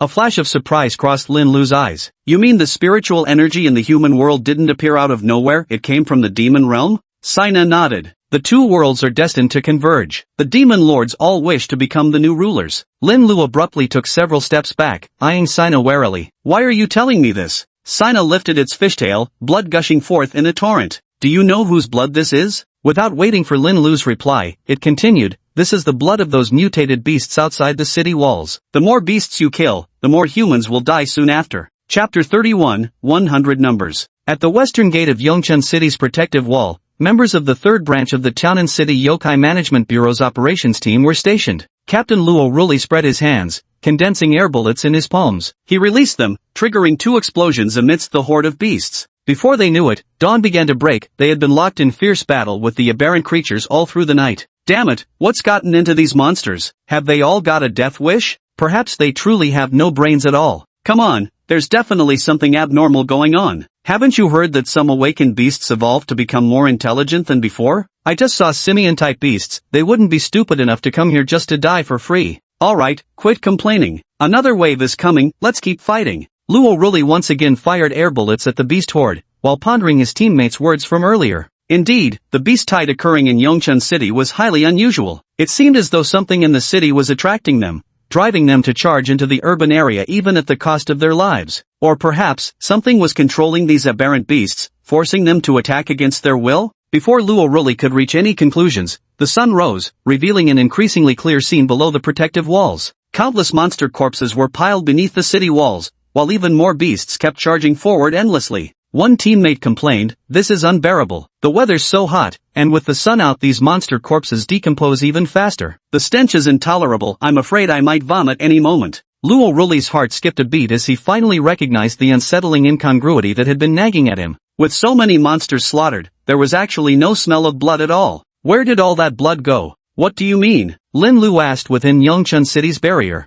Sina calmly said, "I'm just a conduit. The time is nearly up, and this conduit of mine has reached the point of being discarded." "Don't speak in riddles with me." Lin Lu grew somewhat agitated. "If you're going to talk, then explain clearly. If you don't want to speak, let's fight right now." Sienna shook her head. "I don't want to fight you. I'm probably dying, Lin Lu. I quite like you, so I don't want you to die either. Please leave quickly. The farther away from me, the better." "I can't leave." Lin Lu stood his ground, staring straight at Senna. "Solving problems here is my job. I have to kill you, or be killed by you. That's the only way this ends." Senna was taken aback. "I see. Are you, like me, constrained by circumstances beyond your control?" Lin Lu suddenly didn't know how to respond. Senna continued, "It's alright. You want to kill me to protect other humans, right? I'll give you a chance to save them." "What do you mean?" Lin Lu pressed. "Dawn has broken. I'm about to make my move, but I'll buy you one last bit of time," Senna said calmly, as if talking to herself. "I'll count to 100. When I finish, I'll take at least 100,000 humans to their deaths. How many can you save before my counting ends?" Lin Lu's mind was in complete chaos. "What exactly are you talking about? I don't understand." Sina smiled slightly. "If you don't understand, then just follow my initial advice. Leave this place immediately, and stay as far away from me as possible." In the short span of time, the pool of blood had already risen to Lin Lu's waist. His mind went blank, and his body instinctively turned around. After taking a few steps, Sina suddenly called out to him. Lin Lu turned his head and met her gaze brimming with sorrow and nostalgia. She threw something at him, which he instinctively caught. He opened his palm to find a single pearl. "Lin Lu," she said, "if you ever reach the demon realm someday, give this pearl to my sister Siang. Tell her, I love her." "You could have given it to her yourself," Lin Lu rasped, his voice hoarse. Senna shook her head. "Hurry and go. I'll start counting now. 1, 2, 3. Without delay, Lin Lu turned and strode toward the direction he had come from. Without the hindrance of illusions, he soon reached the barrier's edge. Raising his blade swiftly, he tore through the boundary once again. "Lin Lu, Lin Lu recognized Su Maoi's voice. He quickly stepped out of the barrier, his blood dripping steadily onto the ground. Whipping his head around, he noticed that this time, the blood inside the barrier didn't seep through the rift behind him. Lin Lu, are you okay? What happened inside? Su Mao rushed to Lin Lu's side while the others followed a step behind. Lin Lu didn't have time to explain. He grabbed Zong and asked urgently, Captain Qin, is there anywhere nearby with a population over 100,000? 100,000? Zong looked confused but answered, there are several residential communities nearby with a combined population of about 150,000. Hoping against hope, Lin Lu asked, since there's been a yokai invasion here, the residents in those communities should have been evacuated by now, right? Nope, Zong said. Since the beast tide started, most of the awakened ones went to guard the city gates. Only a handful remained in the city. But with the constant monster invasions after the beast tide, there simply aren't enough people available to evacuate civilians. Besides, nowhere is safe right now. It's better to keep everyone at home. Lin Lu's expression changed drastically. He briefly recounted his earlier conversation with Serna. We're running out of time. We must evacuate the crowd immediately. Every life we can save counts. Zong's expression twisted in conflict. Lin Lu, you're not actually believing that yokai inside, are you? If you ask me, she's probably brewing some sinister trick, just waiting for us to evacuate the civilians. Lin Lu declared resolutely, I believe in her. Your reason? No reason, it's just my intuition. Zong stood motionless and silent. 100 numbers could be counted up quickly. Lin Lu turned to look at Su Maoi. Team leader, do you trust me? I believe it. Bai Shu suddenly shouted from behind Su Maoi. Su Maoi turned and glared at him before saying, who told me to be your team leader? If I don't believe you, who should I believe? Zong said displeasedly to Su Maoi, Team leader Su, please be rational. Captain Qin, I am being rational, Su Maoi replied. I trust my team member. I believe the top priority right now is to evacuate the residents from the neighborhood as quickly as possible. Zong was deeply disappointed with Su Maoi. He turned to his team members and said, continue breaking the barrier. Lin Lu had already understood his stance. He said to Su Maoi, team leader, let's go. Without another word, Su Maoi commandeered a car. The four from Team A quickly got in, and Su Maoi followed the navigation to the nearest residential area. 100 numbers could be counted quite quickly. Lin Lu sat in the car, hearing beautiful singing coming from behind. Sina was singing. Lin Lu shouted, team leader, accelerate to maximum speed. Su Maoi replied, we're already at top speed. Everyone, hit the deck. Lin Lu shouted again. He shoved Dai Jieja and Bai Zhu, sending them tumbling unprepared one after another onto Su Maoi. Finally, Lin Lu threw himself atop Bai Zhu at the very top, just as pale blue light erupted behind him. Boom! Sina's barrier exploded without warning. The expanding explosion's radiance spread continuously, covering a vast area as blood water was blasted skyward, raining down like a downpour that ignited raging flames upon contacting the ground. Simultaneously at Yongchun City Government Building, in the mayor's office, the mayor suddenly clutched his chest and collapsed in agony. Chapter 32, The Great Explosion. Bai Shu felt dizzy and lightheaded, his mind utterly blank. Unable to recall anything, he couldn't suppress dry heaves as his vision blurred completely. With blood's metallic tang still in each breath, he could only grope his way upright. Then he realized his hand was pressing against something furry, and what's worse, something heavy was pinning him down, making it hard to breathe. He had no choice but to stay completely still. As his vision cleared slightly, Bai Zhu was horrified to discover that his hand was pressing down on Dai Jieja's head. The furry thing was Dai Jieja's hair. Dai Jieja was pinning down Su Maoi, while Bai Zhu himself had Lin Lu pressed against his back. He finally remembered what had happened. Warm liquid trickled down his neck from behind. He instinctively reached up to touch it, and his hand came away stained with bright red blood. He jerked his head around, locking eyes with Lin Lu, whose face was tightly knitted in a frown. Mum, Lin Lu groaned, his voice low and strained. Take it slower, you're pulling at my wound. His human form was injured, but worse yet, there was a gaping hole in his back. The pedals were frantically trying to repair it. He couldn't let anyone see. Sorry, Huagu, can you still stand up? Bai Zhu immediately gentled her movements in fright. Guys, maybe hurry up a bit? Su Maoi groggily came to, crushed at the very bottom and struggling to breathe. Dai Jieja also awoke. Bai Zhu, move your hand first, you're about to pull my hair out. The four of them carefully shifted their positions, eventually managing to stand up together. The armored vehicle had been blasted apart, sending them flying far away. All that remained now was its skeletal frame, lying solitary in the roadside grass. Su Maoi kicked open the door, and the four of them emerged one by one, gazing back in the direction they'd come from. Before them stretched a crimson sea of flames. Several residential buildings had been reduced to rubble, with only their skeletal remains now engulfed in roaring fires. The once white asphalt road had been torn apart, the ground split by massive fissures as if struck by a violent earthquake. It was simply hell on earth. The only sound left in my ears was the crackling of flames, as if only 4 people remained in the world. Captain Tan. Sumawi swallowed hard, taking a long moment before finding his voice again. We need to search for survivors. Gazing at the sea of flames before them, he assigned tasks to the 4. Baiju and I will head to the explosion's epicenter. Lin Lu and Jia, check the nearby residential area for any survivors. With that, he charged forward. Wait a minute. Hiss. Sumawi had barely taken a step forward when a scarlet spark leaped up, scattering onto the back of his hand. The searing pain drew a sharp cry from his throat. Lin Lu said, I was just about to warn you, these fires aren't normal. Sumao clutched his arm with lingering fear. Since awakening his fire-based ability, he'd grown nearly immune to flames. The last time fire had harmed him was back during the incident with Zhonghai's Fox Demon and its Azure Foxfire. So, are these flames from yokai? Lin Lu looked down at the crimson flames. It's blood from the barrier. The blood is burning. Dai Jiajia asked timidly, do you guys think that yokai is dead? Sumawi suddenly shuddered. Right, he hadn't actually confirmed whether the yokai was dead. Giving that order to split up earlier had been far too reckless. He was just about to speak when Lin Lu cut in. We should all go verify it together. Alright, let's go together. Carefully avoiding the flames, the 4 of them took a long time before finally reaching the epicenter of the explosion. The location where the barrier once stood had now turned into a bottomless pit, devoid of any presence around.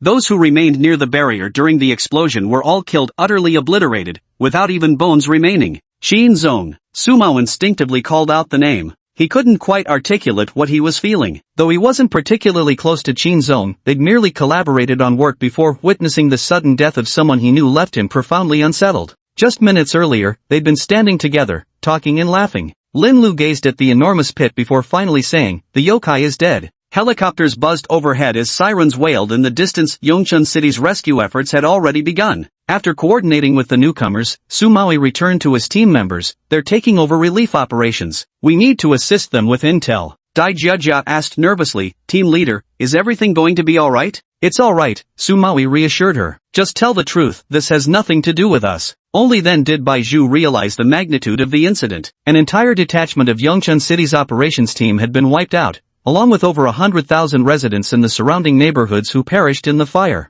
Only the 4 of them had survived. Are we going to be treated as suspicious persons now? Baiju asked blankly. Sumao patted his shoulder. It's alright. They might have questions, but with such a major incident, anyone sensible can tell this wasn't something we could have caused. So don't worry. Sure enough, someone soon came to take them away, separating them to give individual statements. When Lin Lu emerged, his teammates were all waiting for him. As the only one who'd entered the barrier and made contact with the yokai, he'd been questioned extensively. Sumao said, I've already contacted Captain Fong. He's ordered us to stay in Yongchun City and assist their yokai management bureau with operations. What should we do now? Dai Jiajia asked. Sumawi had already made up his mind. He said, first, we'll go meet up with Captain Luo from the 3rd support team. Yongchun City assigned Sumawi a vehicle, which carried them to the west gate of the protective wall. Hearing that Group A of the first team had arrived, Luo really specifically came down from the protective wall. His body was drenched in sweat sticking to him, with faint dark circles under his eyes, clear signs of prolonged lack of rest. Sumawi, what happened at dawn? There seemed to be an explosion sound. Old acquaintances don't stand on ceremony. Without preamble, Luo really came straight to the point. There indeed was an explosion, Sumawi replied. It was caused by that level 5 yokai that appeared in the city. Swallowing the lump in his throat, Sumawi continued. The entire Q-Team squad was wiped out. Several surrounding neighborhoods were affected too. Conservative estimates suggest at least 100,000 casualties in the blast. No way, this can't be. That's two. Luo Ruli's mouth hung open, taking a long moment to recover. So what now? Is the city district still on fire? Sumawi said, that's flames ignited by yokai using blood from who knows where. Ordinary water can't extinguish it, but we heard they've already mobilized awakened water element users for rescue when we came over. Wait, you said yokai ignited flames with blood? Exactly. Luo Ruli suddenly shivered. He grabbed Sumawi's arm. Come up to the protective wall quickly. I need to show you something. Chapter 33 Senna's Role. Captain, the number of beasts seems to have decreased somewhat. As soon as Luo Ruli stepped onto the protective wall, the deputy captain of the 3rd squadron pointed below and spoke to him. There are indeed fewer, but that's not what I wanted to say. He pointed downward and said to Sumawi, look at all these beast corpses below, yet there's surprisingly little scent of blood in the air. Sumawi instantly grasped the point, so the blood detonated by the monster was from these mutated beasts, but how did it transfer such a large amount of blood over there? Lin Lu replied, just monster tricks easily done. Without dwelling on it, Sumawi pressed further, then how did it know about the beast tide happening outside Yongchun City? Coincidence? An eerie silence fell, with each person wearing distinctly different expressions, some even showing traces of terror. Bai Zhu looked utterly bewildered. He quietly asked Lin Lu, "Brother Hua, what does it mean? Why didn't I understand?" Lin Lu explained to him, two possibilities. First, the yokai knew about the beast tide outbreak in Yongchun City, so they decided to invade on the spur of the moment. Second, the yokai planned this long ago. The beast tide in Yongchun City was orchestrated by them. Bai Zhu finally understood, the color draining from his face. So in the second scenario, could the yokai control the mutated beasts? Luo really contemplated for a moment before saying, "Actually, it's not impossible. Among us awakeners, some have indeed awakened beast-taming abilities." Lin Lu concluded, "That means there's still a yokai lurking in the shadows who can control supernatural beasts." Damn it! Sumawi clutched his hair in frustration. Not a single piece of good news. Luo really comforted him, "Don't overthink it. Submit the intel, and what comes next is beyond our concern." He pointed at the base of the wall. "If you're feeling frustrated, help kill a few monsters." Sumao nodded, "You're right. What's done can't be undone, but at least let's vent a little." Dai Jejia rolled up her sleeves, ready to dive into battle. "Hand me some rocks, I'll smash them to death." Bai Zhu followed Dai Jejia's lead and picked up a stone as well. As he ran toward the city wall, he suddenly noticed Lin Lu standing motionless in his original spot. "Brother Hua, do you want a stone?" He ran up to Lin Lu and offered his stone to him. Lin Lu shook his head. "You're not as strong as Jejia. I think you'd be better suited finding a gun instead." "Oh," Bai Zhu felt slightly awkward. "Brother Hua, should I find one for you too?" "Whatever," Lin Lu said casually. Even Bai Zhu, slow as he was, noticed something was off. "Brother Hua, is something bothering you?" Lin Lu shook his head.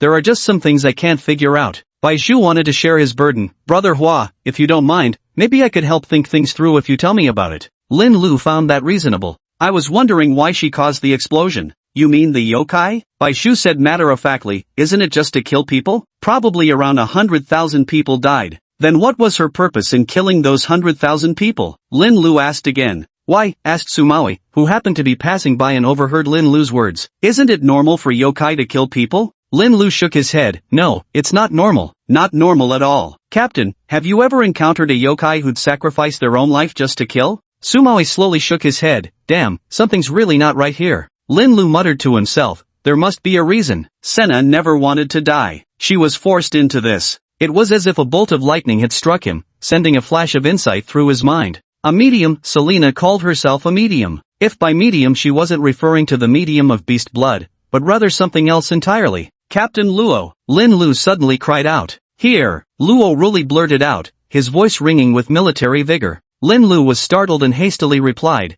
"No need to be quite so formal with me." Luo really gave an awkward chuckle. "Conditioned reflex, please don't mind it." Sumawi explained, "Captain Luo was in the military before the spiritual resurgence. 15 years of habit die hard, and we've all grown accustomed to it." "By the way, Lin Lu, what did you need Captain Luo for?" Lin Lu asked. "Captain Luo, I wanted to ask if there's been any prominent figure in Yongchun City recently who suddenly suffered massive blood loss?" Luo really looked confused. "You're asking me? I actually arrived here not much earlier than you guys. You'd need to ask a local about that." He casually grabbed a local awakener from the defensive wall. The dazed awakener replied, "Haven't heard anything like that. Before this beast tide, the biggest incident in our Yongchun City was the sacrifice of the first squad's captain. Probably doesn't match what you're asking about." Luo really waved his hand. "It's alright, thanks for that." "You're welcome." The person walked a few steps away, then suddenly remembered something and turned back. "By the way, there's one thing I'm not sure counts." "Go ahead and tell me." "About half a month ago, our city's Mayor Chow suddenly fell ill and was rushed to the hospital for emergency surgery. I'm not sure if it counts as massive hemorrhaging."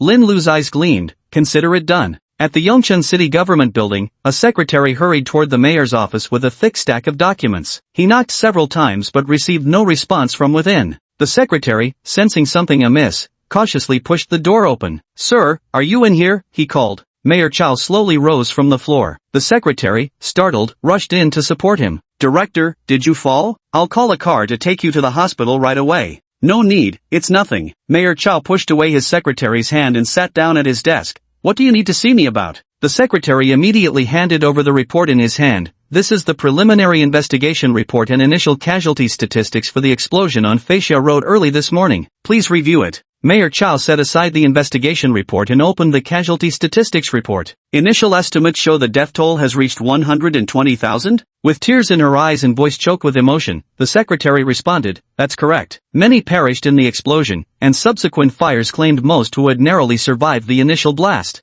Mayor Chao's eyes flickered momentarily as he struggled to suppress a rising smirk, unable to resist murmuring under his breath, "Excellent." "What?" The secretary stared at Mayor Chao in astonishment. Mayor Chao said, "I must say your efficiency is commendable. It's thanks to all your hard work that we've been able to gather this intelligence in such a short time." The secretary looked sorrowful. "This is all we can do for now. Prepare my car. I need to visit the Yokai Management Bureau," Mayor Chao suddenly announced. The secretary gave a slight bow. "Right away." The office door closed, leaving Mayor Chao alone. He walked to the window, reached out to open the previously sealed window, and gazed in the direction of Feisha Road. Mayor Chao took a deep breath. Though the distance was great, he seemed able to catch the scent of gunpowder drifting over from Feisha Road. An expression of satisfaction blossomed across his face, his eyes momentarily transforming into crimson vertical slits before quickly returning to normal. "Excellent, Sina. You've done very well indeed." Chapter 34 The Great Yokai Descends. Luo Ruli commandeered a car and called out to Su Maui and the others, "Get in the car, hurry." After Group A boarded the vehicle, Luo Ruli's fingers hovered uncertainly over the driving control system. He turned back to look at Lin Lu. "You said we should steal a car and then do what again?" Lin Lu replied, "We need to find the mayor of Yongchun City as soon as possible." "Oh." Luo Ruli input the destination. "Then let's head to the government administration building." After the car started moving, Su Maui finally asked, "Lin Lu, so what exactly happened to the mayor of Yongchun City? How is it connected to the explosion?" Lin Lu said, "Actually, it's just speculation. I suspect a powerful yokai is trying to invade by possessing the mayor's body." Luo Ruli immediately denied the idea. According to the Bureau's research, high-level yokai can't break through the world's barriers to invade. Otherwise, we humans would have been finished long ago. Su Maui nodded in agreement. Bai Shu quickly said, "But if Brother Hua says so, there must be a reason." Lin Lu gave Bai Shu an approving look before continuing. "Normally, high-level yokai indeed can't enter. But if they use a 5th-level monster as a medium, sacrifice hundreds of thousands of lives, and acquire a human body as a vessel, then successful invasion becomes possible." The car was immersed in silence. Luo Ruli chuckled softly. "Are we telling ghost stories here?"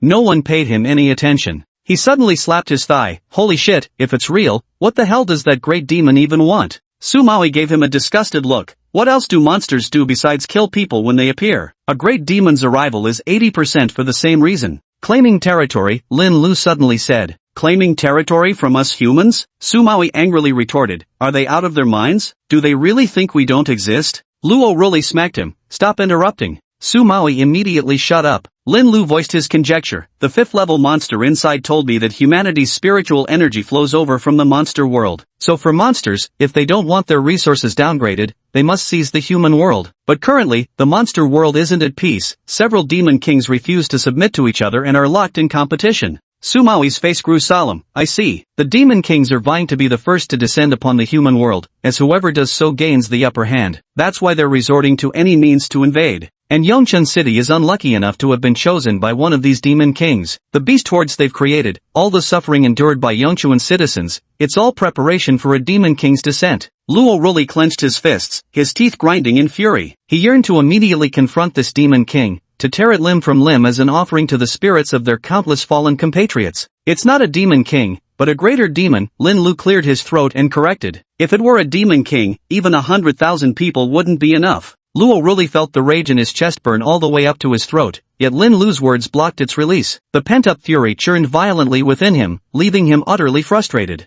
Finally, he grumbled in a muffled voice, "Demon king or greater demon, it doesn't matter, I'm gonna fight that damn thing to the death either way." The car soon arrived at the government building. Luo Ruli leapt out first and charged inside, only to be predictably intercepted by the security guards. The security guard recognized Luo Ruli and was quite respectful. "Captain Luo, do you have an appointment?" Luo Ruli said, "I have something very important to discuss with your mayor." The security guard hesitated, but Su Maui said, "We're here on behalf of Tianan City's Yokai Affairs Bureau. Please inform them for us." Hearing this explanation, the security guard finally relented. What terrible timing, Director Chao just left for the Sub-Bureau of Yokai Affairs not long ago. Luo Ruli and Su Maui exchanged glances, both seeing solemnity and horror reflected in each other's eyes. "This is bad. We need to get there immediately, hopefully we're not too late." The car accelerated violently once more. Su Mao patiently explained to his bewildered team members, "The control center of the Yokai Management Bureau operates the city's protective barrier. If the control center is attacked and the barrier fails, the mutated beasts outside can easily enter the city." Dai Jejia trembled slightly. "If the mayor is truly being controlled, the citizens of Yongchun City are in grave danger right now.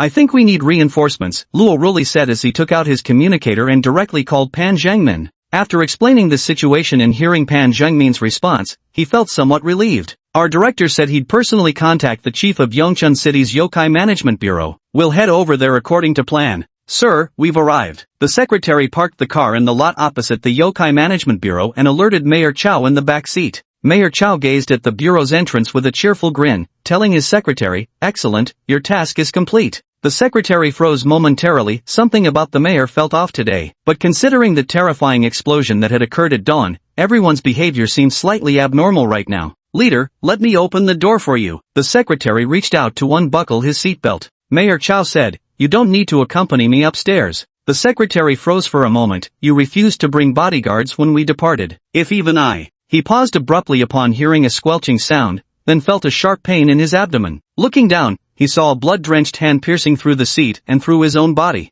The blood on his hand was his own. The secretary suddenly spat out a mouthful of blood, struggling to turn his head. "Chief, why?" Mayor Chow curled his lips. "I told you, your mission is complete. So now die, human." He withdrew his hand, flicking out a slender tongue to leisurely lick the blood while watching his secretary's death throes with amusement. The secretary stretched his hand toward the leather bag on the passenger seat. His phone was inside. He knew escape was impossible, but before death claimed him, he had to get the message out. "The mayor has been killed. Someone is impersonating the mayor." His fingertips nearly brushed the bag when, at that very moment, a massive serpent's tail slithered from the back seat and snatched it away. The secretary turned around and came face to face with a pair of terrifying vertical pupils. "You're a monster." The secretary's pupils gradually dilated before he finally breathed his last. Mayor Chow grinned for a while, then tossed his briefcase onto the back seat. He opened the car door and stepped out, heading in the direction of the Yokai Affairs Bureau. "Mr. Mayor, are you hurt? Why is there so much blood on you?" The security guard at the entrance ran over in alarm.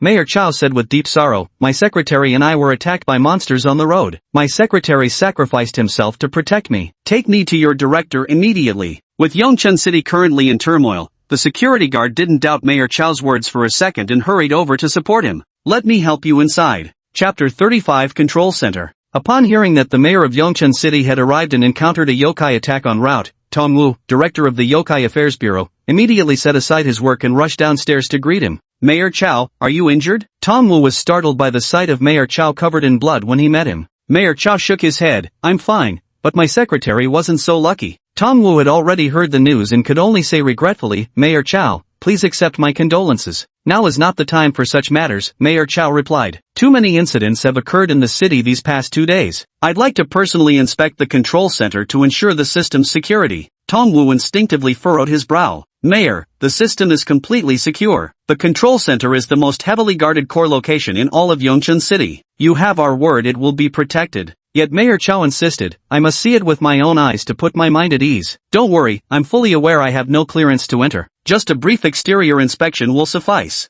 Though Tong Wu still felt something was amiss, Mayor Chow's request wasn't unreasonable, and he couldn't think of a legitimate reason to refuse. According to regulations, only a select few had access to the Monster Control Bureau's command center, and the mayor wasn't among them. However, since Mayor Chow merely wanted to observe from outside without requesting entry, this technically didn't violate any rules. "Very well, please follow me," Tong Wu ultimately conceded. Tong Wu escorted Mayor Chow to the private elevator. Swiping his employee card, new floor buttons appeared inside the elevator cabin, displaying previously unseen levels B3 through B10. Mayor Chow reviewed the body's memories. This body only knew that the Yokai Management Bureau had 2 underground parking levels, but was unaware of so many additional subterranean floors beneath them. The secrecy is truly impressive, he sincerely marveled. Tong Wu smiled wryly. "We had no choice in the matter. We must ask for your discretion. Even many of our own bureau staff remain unaware." Mayor Chow said meaningfully, "I'll certainly keep this secret." Tong Wu felt completely at ease. Mayor Chow had arrived in Yongchun City 2 years earlier than him and had provided considerable assistance when he first came. Having worked together for many years, Tong Wu had full confidence in Mayor Chow's character.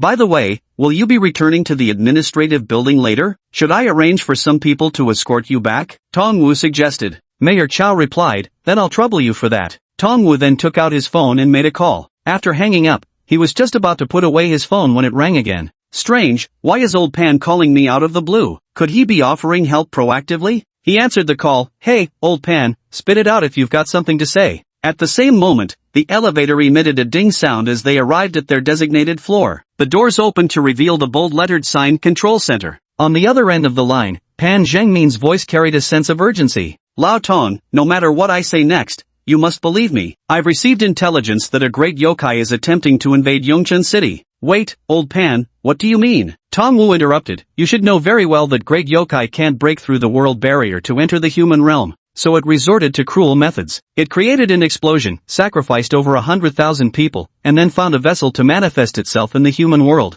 Tong Wu listened to Pan Zhengmin's words on the phone while raising his hand to signal Mayor Chao that it was safe to exit the elevator. This vessel is very likely your Yongchun City's mayor, Chao Wenyi. As Tong Wu stepped off the elevator, he happened to hear this statement. Instinctively, he looked up at Mayor Chao walking ahead of him. Mayor Chao stood with his back to him, gazing up at the plaque of the control center. Tong Wu heard him give a light chuckle. Mayor, what's wrong? He asked instinctively. On the other end of the line, Pan Zhengmin felt a chill run down his spine upon hearing this. He shouted, Old Tong, run! A tremendous roar came through the phone and reached Mayor Chao's ears. Mayor Chao asked, what are you running from? Am I that frightening? Of course not, Tong Wu answered without thinking. There might be some misunderstanding. When Mayor Chao turned around, Tong Wu saw his vertical pupils and the words died in his throat. Thank you for leading me to this place, said Mayor Chao, his serpentine tongue flickering as he smiled ominously. On the other end of the line, Pan Zhengmin was still roaring. Lao Tong, what's going on? Damn it, answer me. Tong Wu's Adam's apple bobbed forcefully several times as he struggled to keep his voice steady. Old Pan, I probably won't make it. Yongchun City needs reinforcements. I beg you, at least save the citizens. The line went silent for a few seconds before Pan Zhengmin finally spoke. All awakeners in Tianan City should mobilize immediately. I'll continue requesting more reinforcements from higher authorities for you. You must hold your ground. Thanks, Tong Wu said with a bitter smile before hanging up the phone.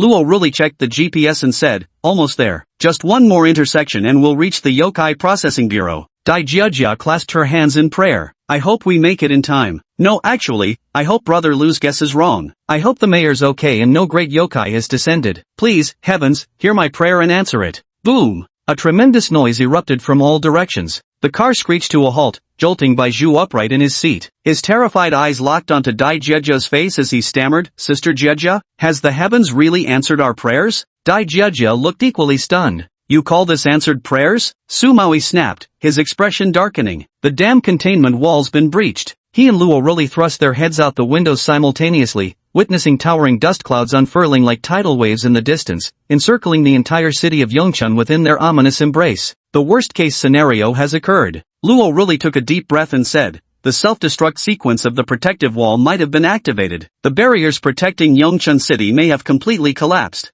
Sumawi widened his eyes and said, based on speculation, there might be a yokai capable of controlling demon beasts hiding behind this. The beasts will soon invade the city. Lin Lu stood up and started the vehicle. First, we head to the Yokai Disposal Bureau. Perhaps it was his calm tone that gradually restored reason to the others in the car. Soon, the vehicle stopped outside the Yokai Management Bureau. Looking inside from the entrance, not a single person could be seen and eerie silence prevailed. Lin Lu was the first to step out. Sumawi and his two companions followed closely, leaving only Luo Ruli behind. He wrestled with himself for a moment before finally saying, well, I won't be going in with you guys. With Lin Lu here, I probably won't be much help anyway. Sumawi immediately understood and waved at Luo Ruli. Got it. Leave this place to us, you hurry back to your team. Luo Ruli felt as if a weight had been lifted. Neither the Bureau of Supernatural Affairs nor the city gate seemed any less dangerous, but if death was inevitable, he naturally wanted to die alongside his own team. Take care. We'll grab a drink together when we get back to Tianan City. With those final words, Luo Ruli drove off. Chapter 36 The Great Yokai, Black Flood Dragon.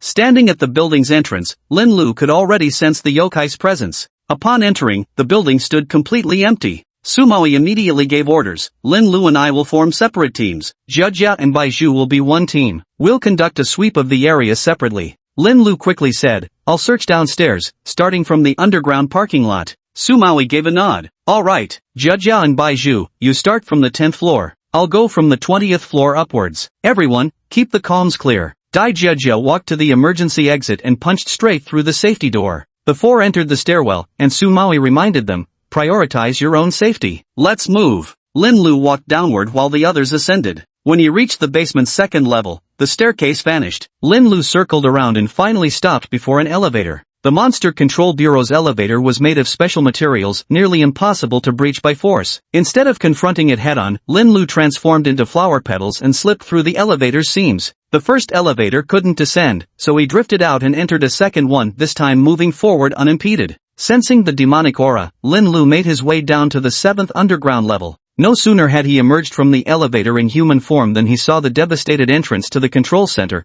piled high with corpses. Still one step too late, Lin Lu sighed as he crouched beside one of the bodies. During his journey here, he'd seen photographs of Tongwu, chief of Yongchun City's Bureau of Yokai Affairs. Tongwu had already stopped breathing. All his limbs were broken, lying limp on the ground, while an unknown liquid had corroded half of his face, leaving it completely disfigured. But his eyes remained wide open, glaring relentlessly toward the control center, wide with the indignation of one who had died with unfinished business. Lin Lu gently closed his eyelids. Letting this powerful yokai run rampant in the human world would be troubling for me. Though our objectives differ, I'll eliminate it. You can rest easy and go now. Lin Lu stood up and walked into the control center. The door of the control center was severely deformed, the interior pitch dark, with wires torn apart, emitting a sizzling electrical current sound. Lin Lu entered one of the rooms, where a man in a suit stood before the main console, except his suit was now dyed red with blood, its original color unrecognizable. Another one coming to die, the middle-aged man said without turning to face Lin Lu. Lin Lu felt unprecedented pressure emanating from it,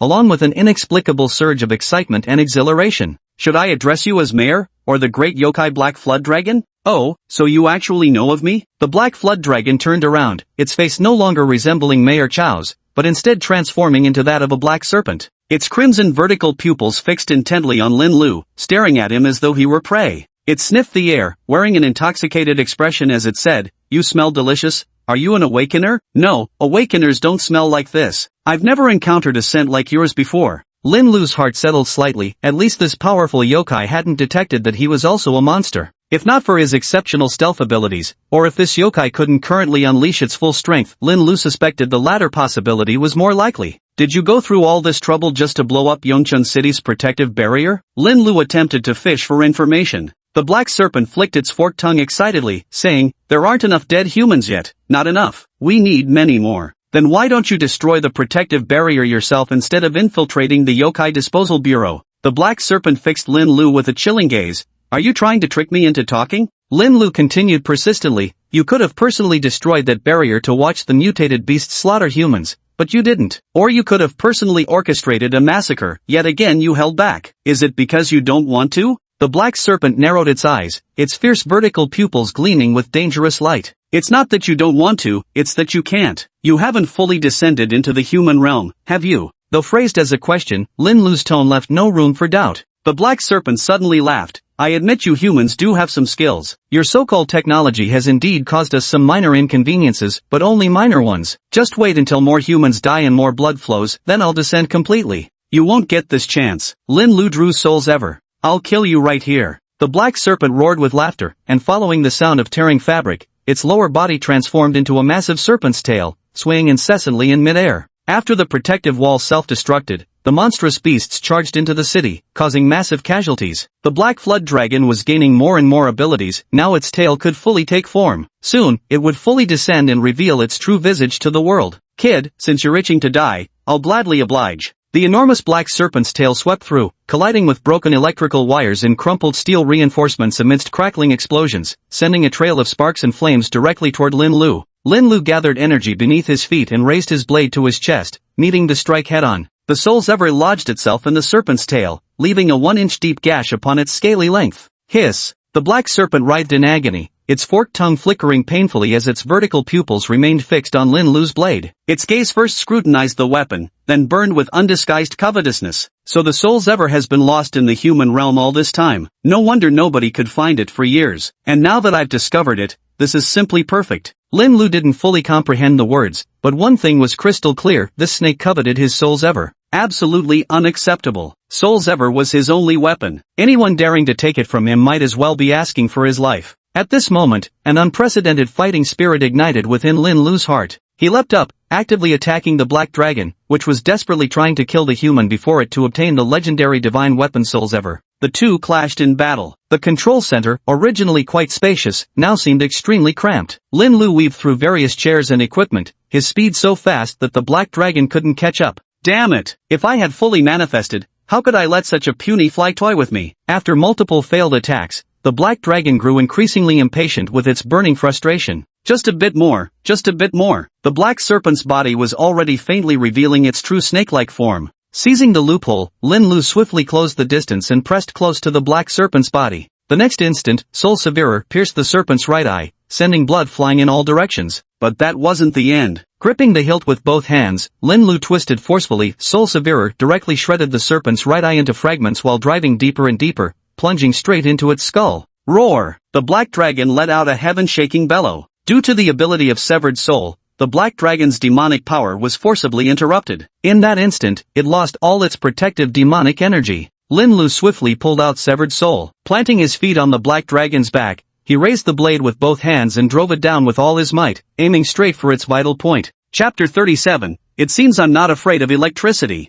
Sumawi leaped out of the elevator engulfed in flames. The control center erupted with the sounds of violent combat. Without stopping to examine the various corpses at the entrance, he charged straight inside. The lobby floor was covered in water, with severed electrical cables lying in the puddles, emitting a sinister zizzing sound of live current. Fortunately, the lobby was designed with a sunken lower level, so Sumawi could temporarily stay above the water by standing on the steps. He was trying to figure out how to avoid the electric currents when suddenly, a furious roar came from one of the rooms. Immediately after, a massive black snake crashed through the wall and collapsed onto the waterlogged floor of the lobby. Lin Lu stood atop the giant serpent's body, his blade plunged into its vital spot at 7 inches. Yet the snake refused to die, thrashing violently in its death throes. Lin Lu! Sumawi shouted in alarm. Lin Lu yanked his knife free, unleashing a geyser of blood from the serpent's wound. He leapt backward in one fluid motion, landing beside Sumawi just as the gory spray missed them. What's going on? Sumawi asked. Lin Lu pointed at the black flood dragon and said, That's the mayor, he's been possessed by a great demon.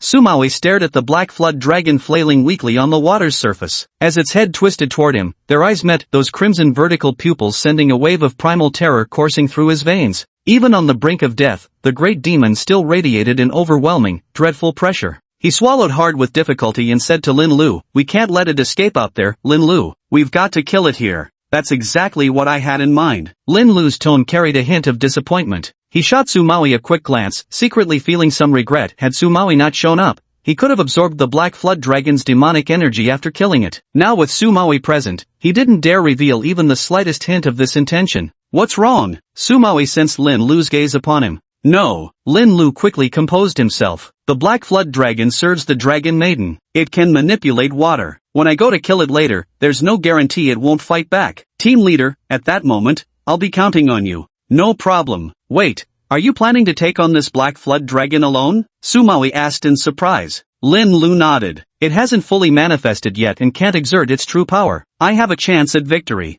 Sumawi stared at the black flood dragon. Even covered in wounds, the creature remained terrifyingly powerful. With just a slight flick of its tail, it churned up a tidal wave, throwing the control center into chaos. Lin Lu, it's still better if we work together. Jia and Baizhu must have heard the commotion by now, they'll be down soon to back us up. Team leader, Lin Lu suddenly asked, Are you afraid of electricity? Sumawi gazed at the crackling water surface and sheepishly admitted, Our combat suits might be lightning-proof, but being fully submerged probably wouldn't end well. Lin Lu nodded. Even if we don't get electrocuted, the shock would still numb our bodies, we wouldn't be able to fight properly. Besides, water counteracts your special ability anyway. Sumawi furrowed his brows tightly. He knew the situation was dire, but there was no way he'd let Lin Lu face it alone. The black serpent thrashed wildly, its body slamming violently against the walls. The entire building trembled, they couldn't wait any longer. It had to be killed immediately. Lin Lu stepped into the water, striding toward the black serpent. Sumawi's heart pounded in terror as he shouted, Lin Lu, what are you doing? Get back here now. Lin Lu turned his head back, looking up at Sumawi with an utterly emotionless gaze, his tone flat and matter-of-fact. Captain, you might not believe this, but I think I'm immune to electricity. Lin Lu swung his blade, the tip sketching ripples across the water's surface. The reflected glare momentarily dazzled Sumawi, forcing him to blink instinctively. By the time his eyes reopened, Lin Lu had already closed the distance with the black serpent. With one decisive thrust, he pierced the creature's remaining eye. The black serpent grew increasingly frenzied as the battle between the two sides intensified. Sumawi's hands trembled, he had spoken too boldly earlier. A battle of this scale was far beyond his capability to intervene. Team leader, Lin Lu suddenly shouted. Snapping back to attention, Sumawi noticed a whirlpool forming on the water's surface, where a waterspout was gradually taking shape. The black serpent had reached its limit. Both its eyes were pierced blind, its body covered in slash wounds. Particularly at its vital spot 7 inches below the head, all scales had been torn away, the flesh beneath churned to ruin. It's dying, and before it breathes its last, it's determined to drag a few down with it. Su Maui was startled. Once a waterspout formed, it wouldn't just take a few scapegoats, everyone in the building would be doomed. Gritting his teeth, he summoned all his supernatural energy and conjured a fiery tornado. The flaming whirlwind quickly entangled with the watery vortex, and in moments, the entire control center hall became shrouded in thick, scalding steam.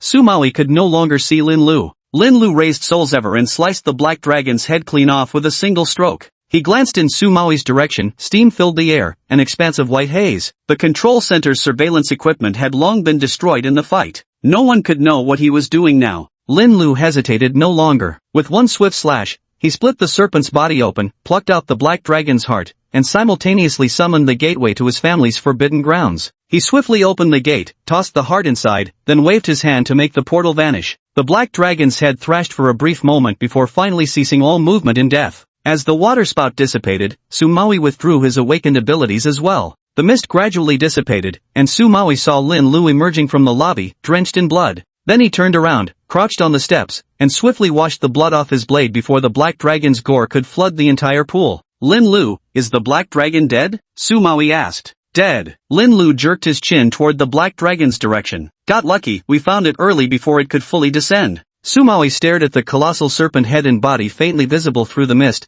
his heart still pounding with lingering fear. Luck? Without Lin Lu, even if they had uncovered the black dragon's scheme and rushed here before its full manifestation, they would have just been offering themselves up like sacrificial lambs. He could practically envision the scene, the black dragon devouring them one after another like snacks. Lin Lu washed Soul's Ever clean, shook off the water droplets from the blade, then withdrew the sword back into his body. What do we do next? He asked. At that moment, sounds came from the elevator again as Bai Zhu and Dai Jia cautiously climbed down, sneaking furtively into the control center. Seeing Lin Lu and Su Maui chatting casually, the two immediately understood the crisis had been resolved. Dai Jia ran over and noticed Su Maui's pale face in the dim light. Her mind went blank for a second before blurting out, "Team leader, your skin looks prettier when it's paler. How about I gift you a box of foundation when we get back?" Su Maui shot her a glare. "This is just spiritual energy depletion." Bai Zhu clenched his fist, lighting a flame to serve as a flashlight. When he lifted his head, he saw a massive snake's head lying submerged in the water.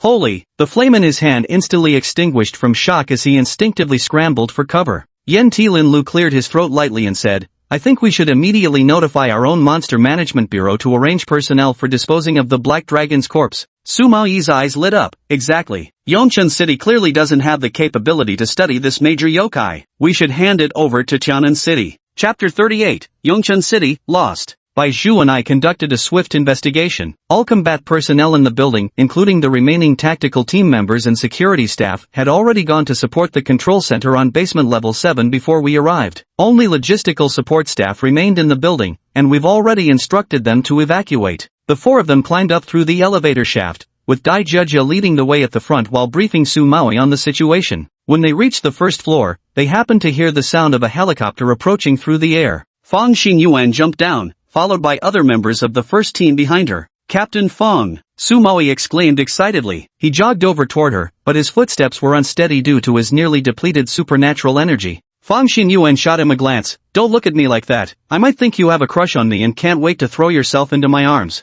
Su Maui immediately stopped in his tracks, even taking 2 steps back. "Judging by your state, there shouldn't be any danger inside," Fang Xingyuan inquired. "Where's Director Tong? Our old man asked me to deliver him a message." Su Maui said softly, "Director Tong, he's already fallen in the line of duty." Fang Xingyuan halted her steps, clenched her fist, and let out a long sigh. "We're still too late. Tell me, what happened?" Su Maui recounted the events briefly, leaving Fang Xingyuan and the entire team stunned. "A greater yokai? Are you certain? How does its strength compare to a 5th-level yokai?" Su Maui glanced at Lin Lu, who replied, "Extremely powerful. If it hadn't been for its incomplete manifestation and the confined battlefield limiting its movements, I might not have defeated it so quickly." Fang Xingyuan and Su Maui raised their eyebrows simultaneously. They'd both caught Lin Lu's particular phrasing. Lin Lu had said didn't kill it this quickly, not can't kill it. "I'll go down to check," Fang Xingyuan said. Lin Lu led Fang Xingyuan back to the control center. She first approached Tong Wu's corpse, glancing around before procuring a tablecloth from somewhere to drape over his body.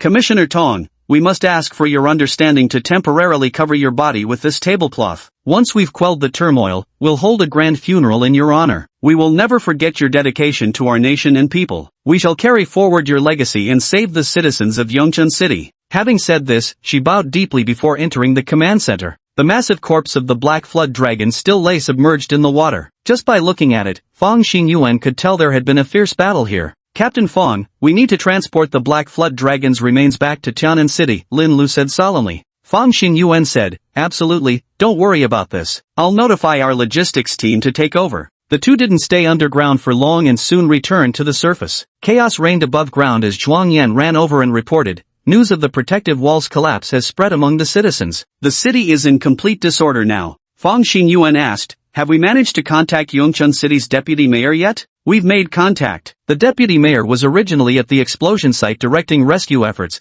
but after the mayor's incident, she returned to the government building and just activated 7 emergency shelters across the city. Fang Xingyuan said with a worried expression, the emergency shelters have limited energy reserves, they won't last long. Roar! The deafening roars of enormous mutated beasts echoed from all directions. Fang Xingyuan immediately issued the order, all members of the first squad, move out immediately to reinforce the protective barrier. Luo Ruli rushed back to the western gate of the defensive wall, where chaos reigned all around. The thick dust from the collapsed barrier wall lingered stubbornly in the air. The involuntary gasp of polluted air sent Luo Ruli into uncontrollable coughing fits, yet he couldn't afford to care. His desperate need to locate his teammates overrode all physical discomfort. Uninjured combat personnel and medics darted through the wreckage like shadows, while anguished shouts and agonized moans filled the atmosphere from every direction. Earth Elemental Awakeners, where are you? Countless survivors buried beneath this rubble, hurry. Healing type, any healing types here? Someone's seriously injured over here. What the hell just happened? Why did the barrier explode all of a sudden?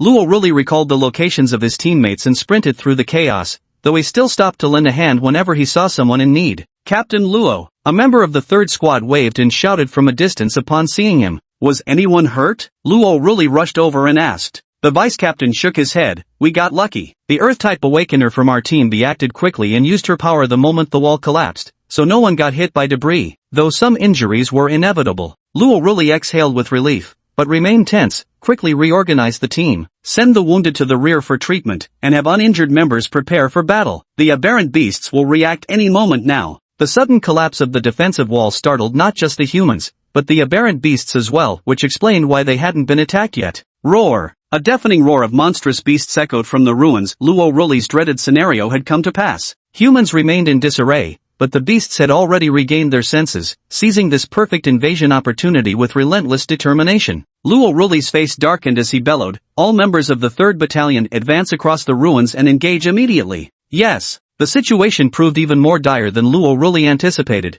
with waves of beasts attacking in suicidal succession like an unstoppable tide. Drones shuttled back and forth through the air, broadcasting the deputy mayor's directive. Luo Ruli shouted loudly, hold on, everyone. The city's emergency shelters have been activated. Our mission will be complete as long as we hold out until the citizens reach safety. His deputy captain had just been struck in the chest by the tail of an anomalous beast and spat out a mouthful of blood, traces of crimson still staining the corner of his lips. He shook his head in despair. Captain Luo, it's no use, there are too many of these creatures. With only this handful of us holding the line, we can't possibly withstand them. Luo really gritted his teeth. We must hold the line, even if we can't. Retreat is not an option, not even a single step back. If those monsters break through and enter the city, who knows how many more will die. The sound of helicopter rotors filled the air as Luo really looked up to see countless people descending from the sky. Zhang Shang happened to land not far away. With a grave expression, he ran to Luo Ruli's side and joined the battle, fending off the strange beasts while exclaiming, my god, how did Yongchun City come to this? Luo Ruli replied, this isn't even the worst yet. If we fail to stop these beasts and let them enter the city, that will truly become hell on earth. After a moment of silence, Zhang Shang muttered darkly, actually, we've already lost the defense. What? We could see clearly from the air, the eastern defenses have fallen. Those beasts have already broken into the city, and chaos has taken over downtown. Zhang Shang watched wave after wave of monstrous invaders, his voice trembling as he said, Yongchun City has fallen. Chapter 39, The Violet Fox. Beep. Don't block the way up front, move faster. Those monsters are breaking through. Help! My child is missing. Can anyone help me please? The streets were filled with car horns and the sounds of people screaming, crying, and cursing. In the air, countless drones flew back and forth, broadcasting evacuation instructions. Currently, our city has opened 7 emergency shelters: Yongchun University, Yongchun First People's Hospital, Yongchun Second People's Hospital, Furong Central Mall. Please remain calm and quickly proceed to the nearest shelter. The members of the first squad moved against the crowd towards the protective wall, but their vehicle was stuck in traffic, unable to advance or retreat. TCH, Fong Xingyuan grumbled in annoyance. Let's get out and run there. All squad members promptly exited the vehicle. Sumawi still looked rather pale, and Ai Zhang said to him, "Why don't you stay here and rest for a while?" "No need," Sumawi shook his head, and Ai Zhang persisted, "I'm afraid you might pass out before we even get there, and then we'd have to find someone to take care of you." Sumawi rolled his eyes. "You really think so little of me? Let me tell you, even if I'm running a 50-degree fever, weak-limbed and seeing stars, I can still take down an otherworldly beast. Come on, you'd be long dead with a 50-degree fever." "Fine, go ahead if you insist." After getting off the car, Sumawi instinctively looked for Lin Lu. "Lin Lu, which direction should we go?" Lin Lu pointed in a direction. Sumawi said to the teammates in Group A, "Let's head in the direction Lin Lu pointed." The speed of an awakener was beyond that of ordinary people. They swiftly widened the gap between themselves and Ai Zhang's group. The monstrous beasts had already invaded the city, forcing panic-stricken citizens to flee in haste. Many were still wearing pajamas and slippers when they ran. In the distance, Lin Lu watched helplessly as a person was pounced on by a leopard. Its powerful jaws snapped the victim's neck in an instant, leaving no chance for even a scream of help. He saw a couple holding hands as they fled together. The girl stumbled and fell, only for the boy to immediately shake her off. As the girl sobbed and scrambled back up, a gigantic bird swooped down from above and snatched her away in an instant. There was the mother who shielded her child in her arms as she was pounced on by a monster, and the silver-haired elder who used the last of their strength to push a young person into a building before blocking the entrance with their own body. Human nature is truly complex. Lin Lu drew Soul Sever, slaying every yokai he encountered. He didn't know how many humans he'd saved, nor whether these survivors would ultimately live. His teammates from Group A followed closely as Ai Zhang and others caught up. With less than 20 people, they forced the yokai back beyond the protective wall by sheer force. "Why do I feel like they're retreating?" Sumawi gasped, his face deathly pale. Lin Lu pondered for a moment before saying to Sumawi, "Team leader, I'm heading out to the wilderness. If I'm too late coming back, don't worry about me. I'll return to Tianan City on my own." Sumawi was taken aback. "Hey, Lin Lu, wait." But Lin Lu had already dashed off, unreachable no matter how much they called. After putting considerable distance between himself and Yongchun City, and once out of sight of people, he transformed into petals to hasten his journey. Before long, he caught sight of his intended destination. A fox with fur transitioning from white to purple dashed wildly across the open wilderness when a gust of wind suddenly brought fluttering petals that surrounded it completely. A sense of crisis surged instantly, making the purple fox halt abruptly. "Who is it?" The petals transformed into a cage, trapping the fox at their center. Only then did Lin Lu reveal his human form. The purple fox's pupils constricted sharply. "A yokai capable of shapeshifting? Who exactly are you? Which demon king sent you? So you're the one controlling the beasts from behind the scenes?" The purple fox remained silent, but its weakened body betrayed the massive output of demonic energy it had expended not long ago. Lin Lu sneered, "How fascinating, on the surface it's the dragon maiden invading, but in reality it's a nine-tailed fox pulling the strings." Baring its teeth at Lin Lu, the purple fox snarled, "Don't you dare slander the nine-tailed fox lord." Lin Lu ignored its anger and asked, "Where's your next target?" Before the violet fox could speak, Lin Lu continued, "Never mind. A little lackey like you probably wouldn't know. Let me ask something else. How many monsters have come in this time?" "Release me first," said the violet fox. "That's not happening," Lin Lu flatly refused. "Why?" The violet fox narrowed its eyes. Before entering the human realm, all the demon lords agreed that different factions wouldn't kill each other. "What do you mean by trapping me here?" Lin Lu grew impatient. "If you don't start talking, I won't just trap you, I'll kill you." "You dare?" "Why wouldn't I dare?" Lin Lu smirked with roguish defiance. "So many have already died, one more won't make a difference. We'll just make it look like you were killed by humans." The violet fox trembled violently. "Fine, I'll talk. For this operation against Yongchun City, besides Lord Black Jiao, 15 yokai came in total, most of them under the Dragon Maiden's command." Lin Lu thought to himself, what a grand gesture. What's wrong with the Dragon Maiden? Why the sudden urgency? The purple fox shook its head. "I don't know. I just follow orders from above." Lin Lu had expected it wouldn't know. Without dwelling on it, he asked one final question. "How do we enter the yokai realm?" The purple fox widened its eyes and after a long while finally asked, "Just who exactly are you?" "Stop wasting words, just answer the question." The petal-forged cage slowly began to constrict, and the purple fox could feel death drawing near. "Minor yokai like us don't have the power to return to the spirit world on our own. Before we left behind anchor points. Only if our kin back in the spirit world activate these anchors can we go back." Lin Lu felt somewhat disappointed. He had been in the human world since his birth, so it was impossible for him to have any anchors in the demon realm. He'd have to wait until the human and demon worlds completely merged before he could enter. It seemed he wouldn't be able to fulfill Sina's request anytime soon.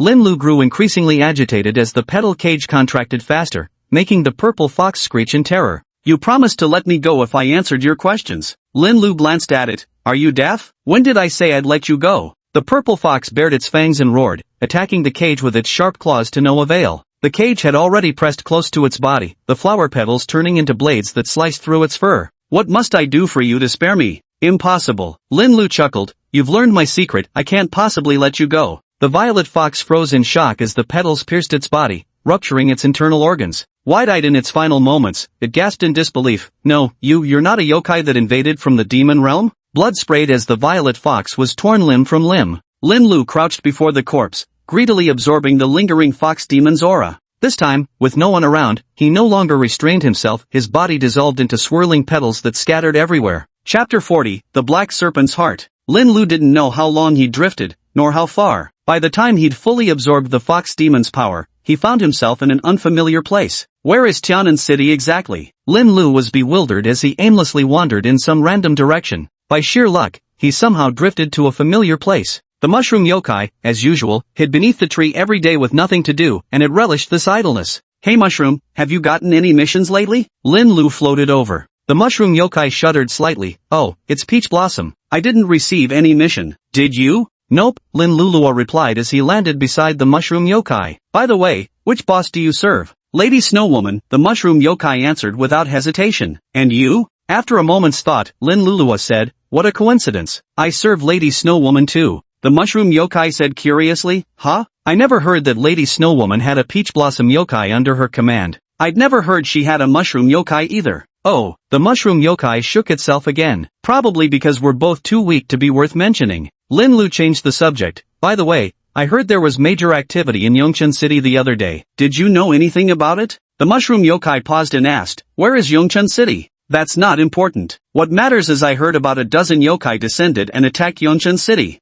Ha! The mushroom yokai's tone turned mournful. Was the plan moved up already? No way. I don't want to move yet. I want to stay right here forever. What's so great about all that fighting and killing anyway? What plan? Lin Lu blurted out instinctively, then immediately realized his mistake and added, I'm just a low-level lackey who got dumped into the human world without explanation back then. There's lots I don't know. The mushroom demon actually didn't harbor any suspicion. Wow, you really don't know much. Yeah, I totally regret not paying attention back then, could you tell me about it? And so the mushroom demon launched into an endless explanation. Our demon lords originally planned to invade en masse next year. This year was supposed to be quiet and peaceful. Who knew they'd suddenly change their minds? And they didn't even bother informing minor demons like us. So annoying. Lin Luxin thought to herself, you don't seem the least bit angry, if anything, you look relieved it didn't land on your head. Why next year? He asked. The mushroom yokai replied matter-of-factly, if I knew that much, I wouldn't be just a minor monster. Fair point. After exchanging a few more words, Lin Lu realized he couldn't extract any useful information, so he took his leave. The mushroom yokai waved its body cheerfully to see him off. Remember to come play with me when you're free. It gets pretty lonely being a yokai sometimes. When they were close to Tianan City, Lin Lu shifted back to human form and suddenly remembered something he'd forgotten. Finding a ruined building to slip into, Lin Lu summoned the gate to his family's forbidden grounds, opened it, and stepped inside. He stood upon the golden water's surface, gazing at the peach blossom grove before him. Only one tree remained lush and blooming, but the others had undergone changes. Over half of the trees had sprouted new buds, while those that hadn't were no longer withered, gaining a livelier vitality. Lin Lu searched around but couldn't find the black dragon's heart. It had likely been completely absorbed by now. Although the ancestor gave no new instructions, Lin Lu sensed his approval. After leaving the forbidden area, Lin Lu continued his journey and returned to Tianan City by noon. At the Awakener's office in Group A, 10th floor of the Supernatural Affairs Bureau, Bai Zhu was staring blankly out the window while Dai Jiejia mirrored his posture across from him. Sumaoi returned drenched in sweat, ready to grab fresh clothes and take a shower. Seeing them, he casually asked, what are you two doing? Bai Zhu sighed, I wonder when Brother Hua will be back. Dai Jiejia also sighed, who knows what Brother Lu discovered back then that made him rush out in such a hurry. Sumaoi picked up his clothes and casually replied, no need to worry. With Lin Lu's formidable strength and wilderness survival experience, he'll be fine. Bai Zhu shook his head, we're not worried about Brother Hua being in mortal danger. It's just that something feels off when one of us is missing. Dai Jiejia nodded. Sumaoi couldn't comprehend their behavior. Before leaving, he said, you're all just being idle. Hurry up and get to the training simulation field. He clenched his fist. Ever since returning from Yongchen City, I can feel that my supernatural energy reserves have increased. Dai Jiajia immediately agreed. I feel the same way. Maybe because we kept pushing ourselves to the limit there, we're bouncing back stronger now. Sumawi said, good that you understand. Go practice and consolidate what you've learned. Dai Jiajia and Baizhu stood up, ready to head to the training simulator, when the phone rang. Sumawi stepped forward to answer it. Really? Alright, thank you for notifying us specifically. After hanging up, he smiled and said, speak of the devil. Right after you mentioned Lin Lu, the guards at the barrier wall reported seeing him return. Really? That's great. Dai Jiajia and Baizhu skipped training altogether, heading downstairs instead to wait for Lin Lu. Sumawi took a quick shower and arrived on the first floor just as Lin Lu returned. What are you all doing here? Did you just finish a mission? Lin Lu saw the three friends standing neatly in a row as soon as he reached the entrance. Baizhu said, not really. There haven't been any Yaokai invasions since the Yongchen City incident. Everyone's been pretty idle lately. We heard from colleagues stationed at the protective barrier that you'd returned, so we came to wait for you. Oh, thanks, Ling Lu responded, though he didn't quite understand what there was to wait for. Still, he expressed his gratitude to his companions. Back in the office, Sumawi asked, Ling Lu, why did you run off like that earlier? Ling Lu replied, remember when we were in Yongchen City, we suspected there was another Yaokai lurking behind the scenes, controlling the mutated beasts? Did you find that monster? Sumawi was startled. I found it. At the time, I spotted a strange fox in the sea of alien beasts, purple, skinny, and small. It clearly didn't look like an alien beast, so I chased after it. He began recounting the lie he had just fabricated in a matter-of-fact tone.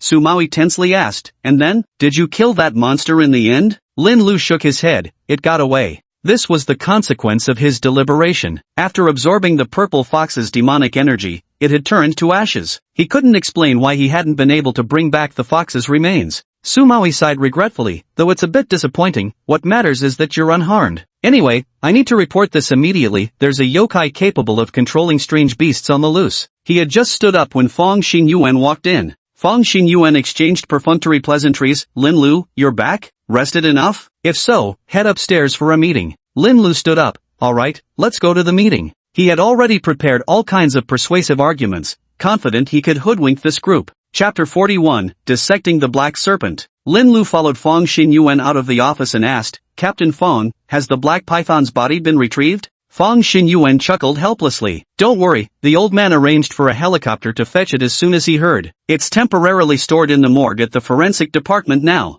That's good, Lin Lu continued. So, will our branch be in charge of the dissection and research? Fong Xinyuan teased, you're quite concerned about this, huh? That's right. Lin Lu nodded solemnly. After all, I was the one who killed it. It'll be of great use. The final disposition of the Black Dragon's corpse hasn't been confirmed yet, but it'll most likely remain with us. These words came from Pan Zhangmin. It wasn't that the bureau headquarters didn't want the slain dragon's corpse, they feared it. Before Lin Lu appeared, nobody had even managed to capture the remains of a fifth-grade monster, yet now there was suddenly this powerful demonic beast. As is well known, as long as their corpses remain unburned, yokai can revive through various means. The Yokai Control Bureau, with the assistance of inheritors, developed a sealing method, though no one can guarantee its effectiveness against powerful yokai. Therefore, the Bureau's directive is to keep the powerful yokai in the area where Lin Lu is stationed. The Bureau will dispatch technicians to conduct joint research. Upon learning that the Black Flood Dragon's corpse would remain, Lin Lu felt relieved and shifted his attention to other matters in Yongchen City. Fong Xinyuan began explaining everything to him as they walked.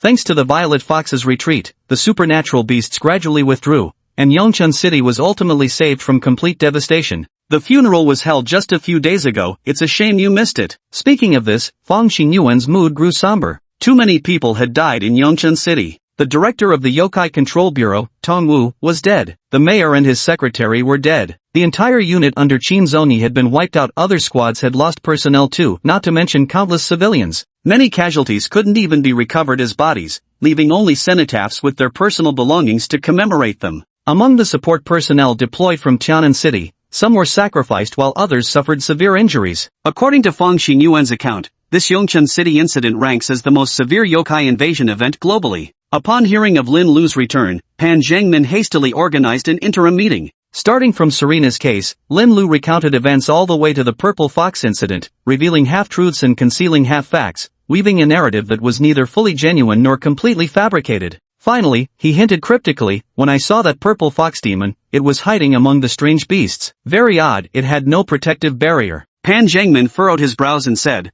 I'll report this to headquarters immediately. If monsters can truly invade the human world without needing protective barriers, then we're in a very vulnerable position. He rubbed his forehead with a sigh, clearly troubled by the recent events. After the meeting, Lin Lu stopped Xiao Guanshui. Dr. Qiao, will you be participating in the autopsy and research of the Black Dragon's corpse? Xiao Guanshui adjusted his glasses. Lin Lu, there's no need to be so formal with me. Besides, as long as the autopsy is conducted at our branch, I'll definitely be involved. Lin Lu nodded. If there's anything you need, I'll do my best to assist. Xiao Guanshui paused for a moment, meaning what exactly? I watched it transform, Lin Lu said. What I mean is, I saw it descend bit by bit, shifting from the mayor of Yongchun City into the Black Flood Dragon. I wonder if you care about its transformation process. Xiao Guanshui had an epiphany. This point had never occurred to him before. If you're willing to help, that'd be perfect. So when the dissection begins, I'll call you over. Are you comfortable with the dissection process? Certainly. Lin Lu smiled faintly. I'm quite intrigued to learn what differences exist between the Black Flood Dragon and ordinary snake demons. Xiao Guanshui had already fallen into deep thought and murmured to himself, our branch office has preserved some organs of ordinary snake demons. Indeed, we can later use them for comparison. Lin Lu nodded at him with a smile, indicating that she would take her leave first. The ownership of the Black Flood Dragon was quickly determined. The Central Bureau decided to leave it with the Tianan City branch. As wished, Lin Lu received an invitation from the Forensic Department to participate as an assistant in the research on the Black Flood Dragon's corpse. That day, he arrived early at the Forensic Department, where Xiao Guanshui personally led him into the autopsy room. After introducing the dissection team to Lin Lu, Xiao Guanshui got straight to the point. This is the first time in the world that we've captured the corpse of a great demon. We don't know if sealing techniques will be effective, so if any anomalies occur during the autopsy, especially if the great demon suddenly revives, we'll be counting on you. No problem, Lin Lu replied, deliberately taking out Soul Severer and gripping it in his hand to demonstrate his commitment. Seeing this, Xiao Guanshui and the others visibly felt much more at ease. If everything's okay, let's begin the preparations now. Yu Qingyuan was momentarily stunned. His colleague nearby immediately whispered a reminder. Hey, what are you spacing out for? You and I need to document before the dissection. I'll take photos, you record what I say. Why yes. Yu Qingyuan numbly took the clipboard handed to him by his colleague. After completing the preliminary preparations, the autopsy officially began, with Xiao Guanshui and a senior yokai forensic examiner from the head bureau performing the primary dissection. The moment the incision was made, Lin Lu stepped forward to observe. Correspondingly, Yu Qingyuan stepped back along with that colleague. Since quite a few personnel had arrived from the head bureau, the few forensic assistants from Tianan City who were previously able to observe yokai corpse dissections had to retreat to the corners of the room. The colleague stood on tiptoe, craning his neck desperately to get a look at the dissection table, but the dense crowd in front left absolutely no gaps. He muttered regretfully under his breath, can't see a thing, what a shame. After all, we're the hosts here, how could they treat us like this? Qingyuan, don't you think? He nudged Yu Qingyuan with his elbow. Ha! Yu Qingyuan turned slightly with a dazed expression. Sorry, I didn't catch that. Could you say it again? The colleague asked suspiciously. What's wrong with you? You've been absent-minded since earlier. Are you feeling unwell? Yu Qingyuan shook his head. No, I'm perfectly fine. Seeing his colleague still staring at him, he scrambled for an excuse. Knowing we'd be dissecting a major yokai's corpse today, I barely slept all night. Oh, that explains it. The colleague nodded sympathetically. Actually, I didn't sleep well either last night, though it seems I fared better than you. Yu Qingyuan gave an awkward smile. Yes. Sigh, who would have thought we wouldn't get to see any dissection process today? What a complete mood killer. If I'd known earlier, would I have lost sleep last night? Actually no, I probably still would have lost sleep from sheer frustration. His colleague kept chattering away, but Yu Qingyuan couldn't process a single word. His mind was completely occupied by the command he'd just received from the Tree Demon Lord. Create chaos and seize Lord Black Dragon's corpse during the confusion. Yu Qingyuan was utterly overwhelmed. Asking him to stir up trouble at the Monster Control Bureau might as well be asking for his life. Chapter 42, Yu Qingyuan's Assault. The autopsy was already underway. The black serpent's skin was as hard as steel. Xiao Guanshui and another forensic examiner went through several specialized scalpels before finally managing to make an incision.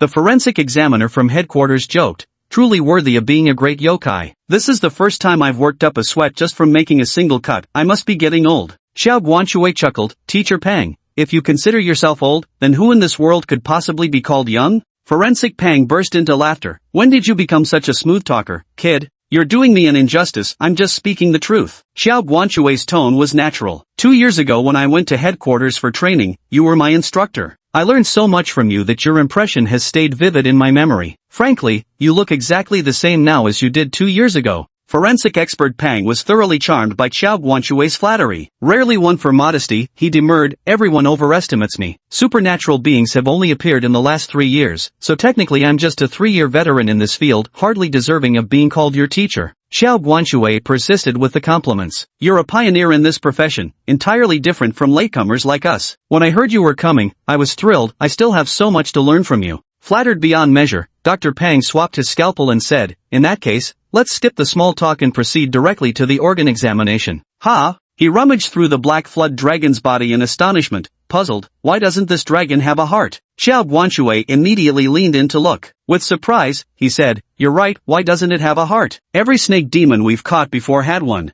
Could it be that evolving into a greater demon causes the heart to disappear? Coroner Pang speculated thoughtfully. Something didn't sit right with Xiao Guanxue. He instinctively called out, Lin Lu, come take a look. Lin Lu's eyes flickered slightly with a trace of guilt as he cautiously edged forward. There really isn't a heart, he feigned curiosity as he spoke. Xiao Guanxue asked, you should be the one who knows Black Flood Dragon best. Tell me your thoughts, I always felt there should be a heart there. Lin Lu's mind raced rapidly, I can't say for certain, but I think there are 2 possibilities. First, the great demon hasn't fully manifested, so its body isn't complete. Or perhaps, during the fierce battle, its heart was simply shredded by my blade. Xiao Guanxue and Coroner Pang nodded in unison. Coroner Pang pointed at the other internal organs and said, look at these other organs, though damaged, they're not pulverized beyond recognition. So I lean towards the first explanation, this great yokai's body isn't fully formed yet. Xiao Guanxue agreed, though regrettable, this is actually fortunate. If the great yokai had fully manifested, we might have gotten nothing at all. The others nodded repeatedly while Lin Lu seized the moment to retreat.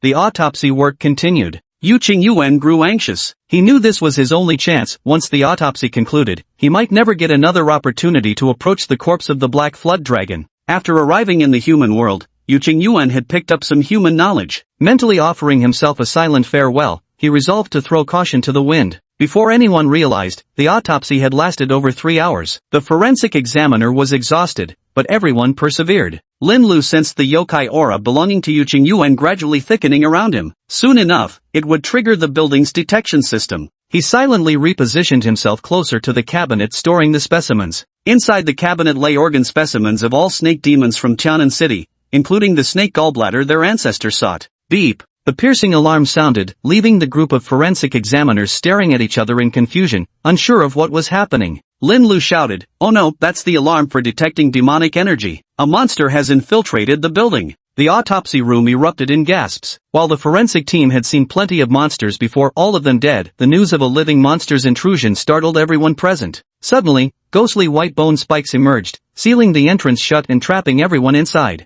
Bone spikes emerged randomly to attack the forensic investigators on scene. People in the room scattered in panic, clearing the area around the black dragon carcass. Seeing his chance, Yu Qingyuan lifted his foot to move forward. If he could secure the Black Dragon Lord's corpse, his companions would surely activate his anchor point immediately to bring him back to the demon realm. Perhaps there might still be a glimmer of hope for survival. Yet the moment he moved, a colleague grabbed his arm urgently. The colleague stammered in terror, Qingyuan, what do we do?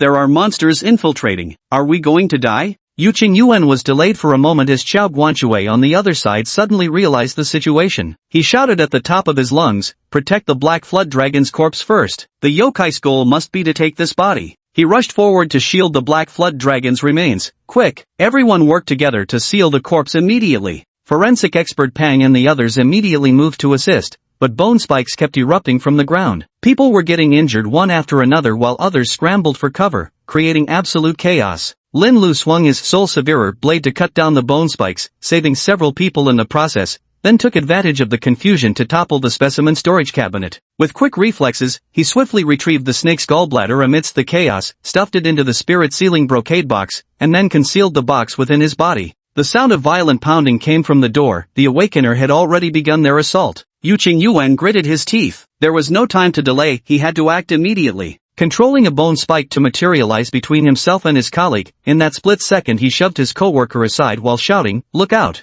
Having successfully shaken off his colleagues, Yu Qingyuan immediately ran toward the Black Flood Dragon's corpse. Just as he was about to reach it, a voice echoed in his mind. "Mission aborted. Conceal yourself." It was Elder Tree Demon. Yu Qingyuan halted in his tracks and instinctively suppressed all traces of his demonic aura. The bone spikes in the room vanished instantly, leaving behind complete chaos. The door burst open as Zhang Shang rushed in. Everyone be careful. There's a yokai here. Xiao Guanxue mumbled blankly, we know. Where's the monster? Zhang Shang was also stunned. Lin Lu stepped forward and said with feigned seriousness, the monster disappeared for some reason, but we mustn't let our guard down. First, many people are injured and need immediate treatment. Forensic expert Pang added, the most crucial thing is to protect the Black Flood Dragon's corpse. We've only just begun the autopsy. If the body gets stolen now, we'll suffer heavy losses. Pan Zhengmin arrived quickly, accompanied by Fong Xinyuan and other key members of the operations team, all converging at the forensic department. The relocation of the Black Serpent's corpse was swiftly carried out.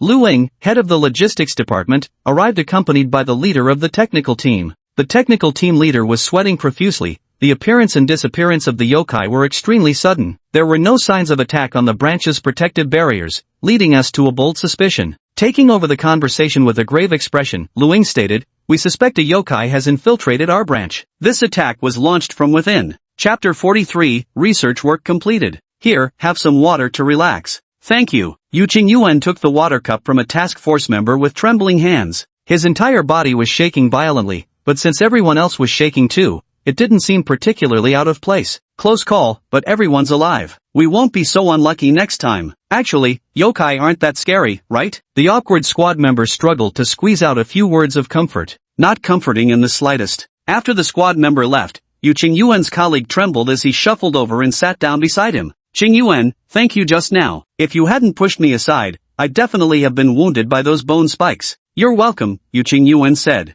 How could such a terrifying thing happen? I heard yokai infiltrated our building, the Bureau of Paranormal Management headquarters, the safest place in the entire city, and yokai still got in. Is there anywhere left in this world that's truly safe? The more frightened the colleague became, the more he rambled, practically leaning his entire weight on Yu Qingyuan. Qingyuan, you don't think our building's already been completely compromised, do you? Should I resign and go into hiding? Yu Qingyuan said, it's better not to. Even though some yokai have infiltrated, this is still the safest place in the city. He knew perfectly well that he was probably the only yokai who had infiltrated, all thanks to the innate abilities of a white bone demon. With just a human skin, a white bone demon could impersonate anyone, even another yokai. Other yokai couldn't pass the Yokai Disposal Bureau's stringent pre-employment physical checks. The colleague took his own understanding from this and nodded repeatedly. You're right, he said. We might encounter yokai outside, but there wouldn't be a response team arriving so promptly. It's still safer here. That's right, Yu Qingyuan answered vaguely.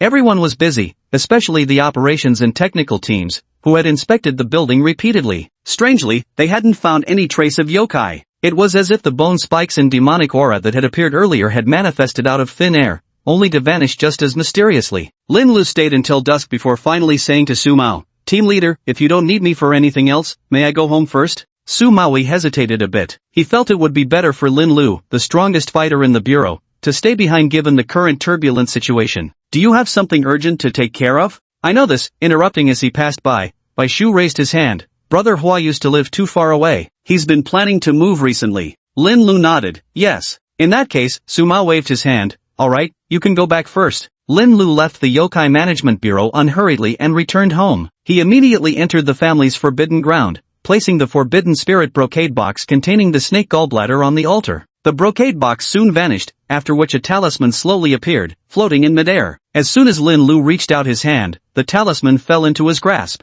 Name, Shattered Talisman. Function, directly breaks through barriers created by yokai below level 10. Note, single use only.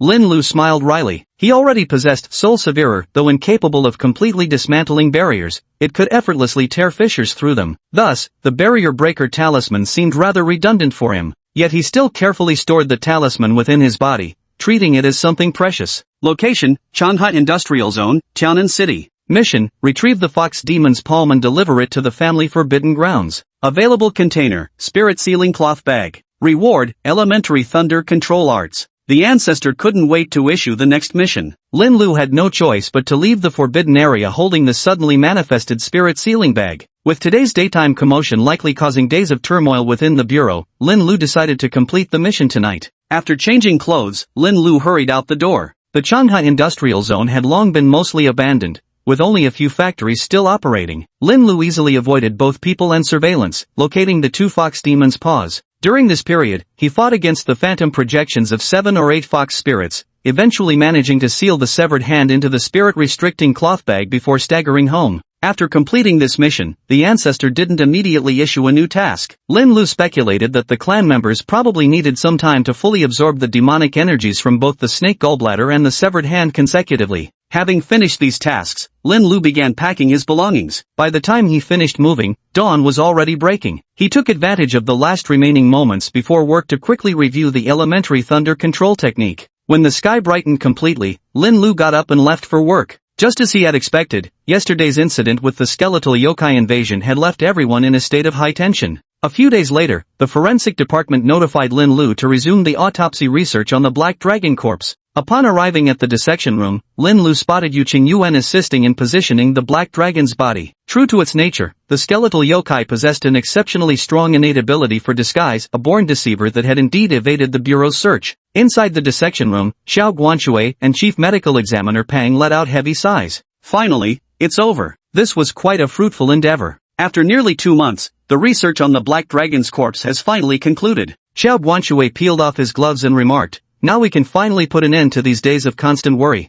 Once the dissection was completed, the Black Dragon's remains were to be incinerated. No longer would there be fears of its sudden resurrection or monsters infiltrating to steal the corpse. By the way, has there been any conclusion about the yokai infiltration incident 2 months ago? Forensic pathologist Pang asked. Lin Lu, as the only operations team member present, replied, "No." After that incident, everyone in the building from the director down to security guards and cleaners went through multiple rounds of testing, but nothing abnormal was found. Then aren't we in a very dangerous situation right now? Lin Lu shook his head. Not necessarily. Actually, there's no concrete evidence proving yokai are lurking within the Bureau. It's also possible they bypassed our security system from outside. That's why the tech team has added several additional layers of protection now. Why haven't any more monsters appeared since then? Lin Lu said, "Our task force has a theory. The monster faction may have abandoned their rescue mission for the Black Serpent." The forensic department colleagues fired off endless questions, yet Lin Lu displayed rare patience in answering each one. Listening nearby, Yu Qingyuan couldn't help nodding in agreement. He too secretly believed their superiors had deliberately abandoned Lord Black Serpent,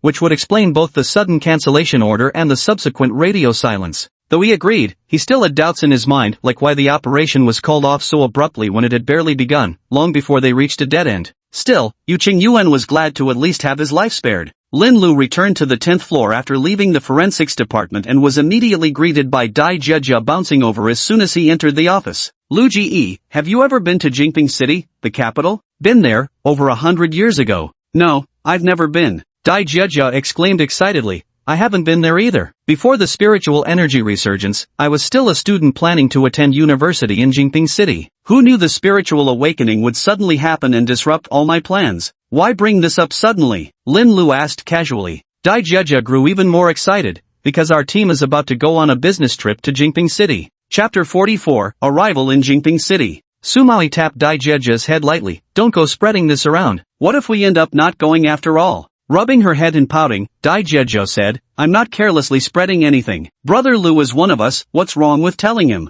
What exactly is going on?" Lin Lu sat down and asked. Dai Jieja said, "I heard the Bureau is sending us to the headquarters in Jingping City for training and exchange. I secretly overheard Captain Fong and Deputy Captain Zhuang talking about it. Let me explain instead." Seeing how overly excited Dai Jieja was and that she wasn't making much sense, Sumao took over the conversation. "Too many things have happened recently. The higher-ups believe we humans can't just wait to be defeated. We must quickly enhance the strength of Awakeners to better handle future changes. That's why the General Bureau intends to organize a nationwide training session, not just for Awakeners but for all members of the operational teams." Dai Jieja widened her eyes in disbelief. Lifting her foot, she gave Sumaoi a light kick. "Team leader, you knew all along, didn't you? Keeping this from us on purpose, death penalty exempted, but living punishment unavoidable." Sumaoi smoothly pulled out some cash. "Alright, go get some afternoon tea." Dai Jieja happily pocketed the money, multitasking as she listened to Su Mao's words while simultaneously discussing takeout options with Bai Zhu. Sumaoi said, "The precinct can't be left short-staffed, so this training will be long-term and ongoing. Each precinct will dispatch personnel in scheduled batches." "Are we the first batch?" Lin Lu asked. "Yeah," Sumaoi nodded. "It's been preliminarily confirmed that our Team A of the 1st Division is the first batch deployed for a 10-day period. Team A of the 2nd Division will follow after 10 days, and so on in rotation." "When do we set out?" Dai Jieja inquired. Not specified. Sumawi sprawled lazily in his chair. Headquarters hasn't officially announced it yet. They've only verbally notified each branch office in advance. Until this matter is settled, there might still be changes. Daijia was brimming with anticipation. I'm absolutely sure it'll happen. Just as she predicted, it happened. 2 days later, the bureau headquarters officially announced the news, and the branch office promptly followed up by releasing the training schedule. Indeed, Team A of the first unit was scheduled for the first batch. Fang Xinyuan made a special trip to Team A's office to give them a briefing. Do you think this is just some ordinary training? Wrong. This isn't just training, it's also an opportunity for all branch offices to flex their muscles. As the first batch of trainees, you need to get our branch off to a strong start.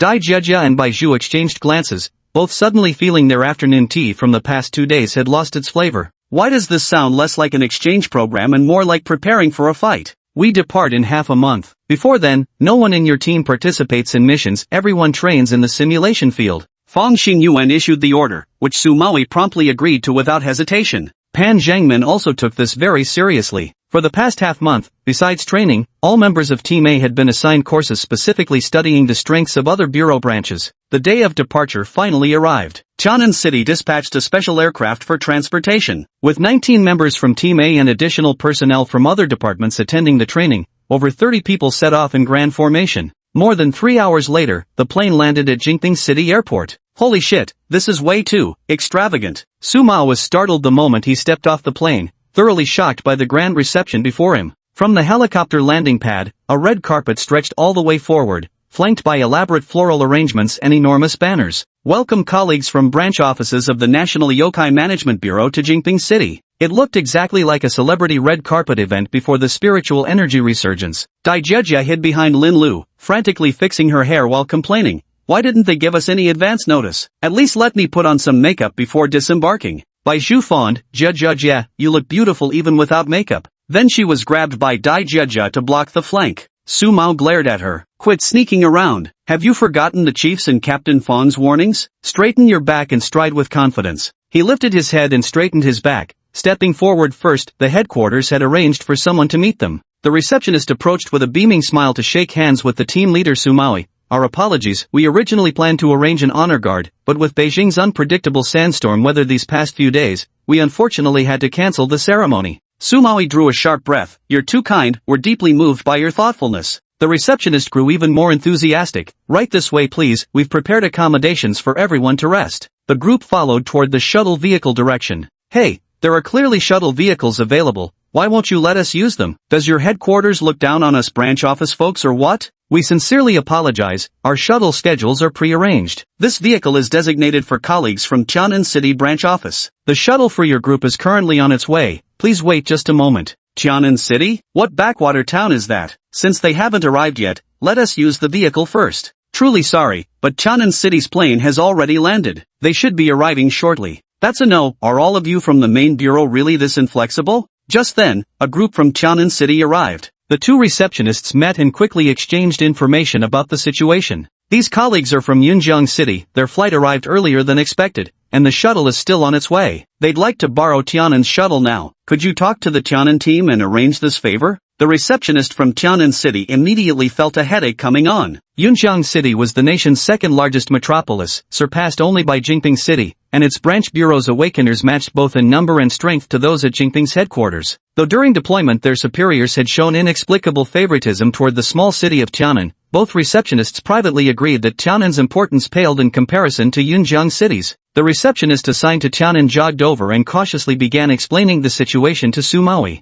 Apologies everyone, but those people ahead are our colleagues from Yunjiang City. Their transfer vehicle hasn't arrived yet, but they've already been waiting here for quite some time. So we were wondering, would you mind sharing your vehicle with them? Sumawi readily agreed, no problem, as long as there's enough space. There's enough space, please come this way. Lin Lu followed behind and quietly asked Bai Zhu, Yunjiang City sounds really familiar, have we heard about it somewhere before? Bai Zhu teased him, Peach Blossom, you never pay attention in class. Daijia leaned in closer. Brother Lu, you're kidding, right? You've never heard of Yunjiang City? The second largest city in the country. Before we left, headquarters gave us materials on other branches, and Yunjiang was emphasized as top priority. Lin Lu finally recalled there really was such a thing. What? You expect us to squeeze into a car with those country bumpkins? As the group from Tianan City approached, they heard an angry roar. Chapter 45, fresh off the plane and already provoked. Who's the country bumpkin? Baizhu asked foolishly. Dai Jieja knocked his head. Stop acting dumb, obviously they're talking about us. Are we really? Baizhu doubled down with another foolish question. We're not, but some people think we are. Dai Jieja rolled her eyes sarcastically. Big city folks must be so special. Su Maui was equally displeased. He told the receptionist, seems others don't want to ride with us, so no need to force it. We'll go ahead on our own. He raised his hand to signal his team to hurry onto the vehicle. Anai Zhang was fuming. As he stormed forward first and reached the car door, a bolt of lightning materialized out of thin air. Su Maui reacted instantly, pulling him back just as the electricity brushed past his body. Hey, what's the meaning of this? You treating us like criminals? Su Maui bellowed in anger. A red-haired young man stepped out from the crowd in Yunjiang City, his face brimming with arrogance. My bad, he sneered. I just wanted to spar with you folks. Never expected you'd be so weak. A tiny little bolt of lightning was enough to scare the pants off you. Su Maui sneered coldly. Kid, I'm giving you one chance. Apologize now, and we won't press the matter further. Ha! The red-haired guy made an exaggerated expression. Did I hear that right? You actually want me to apologize? With all due respect, are you even worthy? Su Maui laughed in exasperation, remarking how this kid was quite the contradiction. Using the word presumptuous showed some manners, yet the underlying tone was clearly a joke. He took a step forward, only to be yanked back by Anai Zhang. Anai Zhang whispered urgently in his ear, calm down. Don't cause trouble the moment we arrive. Did I start this? Su Maui muttered under his breath, fuming, but in the end, he heeded Anai Zhang's warning. His silence only fueled the red-haired boy's excitement. What's wrong? Too scared to keep bragging now? Seems you finally gained some self-awareness. Su Maui cracked his knuckles, grinding his teeth with a ferocious grin as he whispered to Anai Zhang, quick, hold me back, I can't take much more of this. The two receptionists watched the escalating tension with their hearts pounding in fright. Fortunately, Yunjiang City's shuttle bus finally arrived fashionably late. It's here. The bus is here. Distinguished guests from Yunjiang City, please follow me aboard, said their assigned receptionist, wiping cold sweat from his forehead. The red-haired guy wasn't willing to give up and tried to snatch Chang'an City's vehicle, only to be sternly stopped by a middle-aged man behind him. Xiao Yang, that's enough. The redhead clicked his tongue in annoyance before reluctantly following Yunjiang City's group toward their shuttle vehicle. Chang'an City's team also boarded their vehicle. Su Maoqi plopped down angrily, and since there were no outsiders present, he unleashed a torrent of complaints. Only then did he finally feel slightly better. Speaking of which, who is that kid? Anai Zhang took out his phone and checked the information. He's Xu Yan, a member of Team A under the 1st Task Force of Yunjiang City. 17 years old this year. Dai Jieja butted in, the same age as Baizhu, yet their personalities are worlds apart. Our Baizhu is so much more innocent. Baizhu blinked his eyes, vaguely recalling someone having told him that the deeper meaning of naivety was essentially foolishness. He suspected Dai Jieja was subtly mocking him, but had no proof. Anai Zhang continued, He Xu Yang awakened his supernatural abilities in the 3rd year of the spiritual resurgence, making him one of humanity's first wave of awakeners. According to Bureau records, he can single-handedly kill 3rd-level yokai and even hold his own against 4th-level monsters. Su Maui said sourly, that's somewhat impressive, but only somewhat. The records also list him as a key observation target, and Anai Zhang continued. If not for his young age, his capabilities would have already earned him a transfer to headquarters. Realizing their opponent was quite formidable, the atmosphere in the car grew tense. Dai Jieja suddenly hugged Baizhu,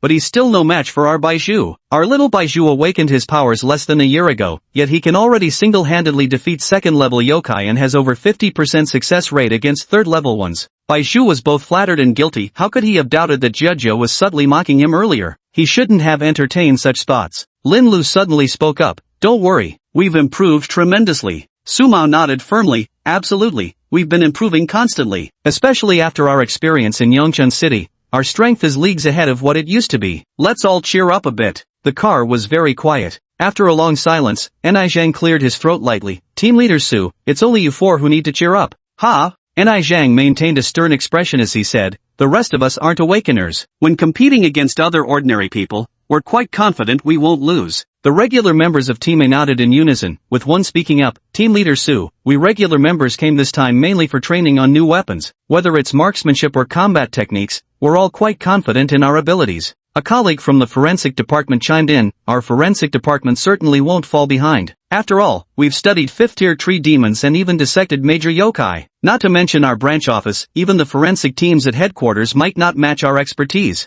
A technician added, same with us. After the skeletal demon invasion incident, our technical team worked around the clock without sleep. Whether it's technical capabilities or work efficiency, we might not claim to be the absolute best, but we're definitely in the top tier. The logistics department colleague spoke with even more authority. Most of Yongchun City's reconstruction work was supported by our logistics department. We've been through crucial practical battles. Compared to other branch offices, what could possibly make us lose? Suma was utterly astonished. So all those lengthy pre-departure instructions from the chief and Captain Fong were exclusively meant for just the four of us? Enai Zhang patted his shoulder. Comrade Sumawi, the honor of Tianan City rests entirely on you for now. Please don't let down the bureau chief, don't let down Captain Fong, don't let down your colleagues, and don't let down all the citizens of Tianan City. One heavy hat after another weighed down on Sumawi until his shoulders visibly slumped. Dai Jia trembled uncontrollably, huddling together with Bai Zhu for warmth. Lin Lu took a sip of water and casually remarked, since we're here, we might as well settle in. Just start fighting when the time comes.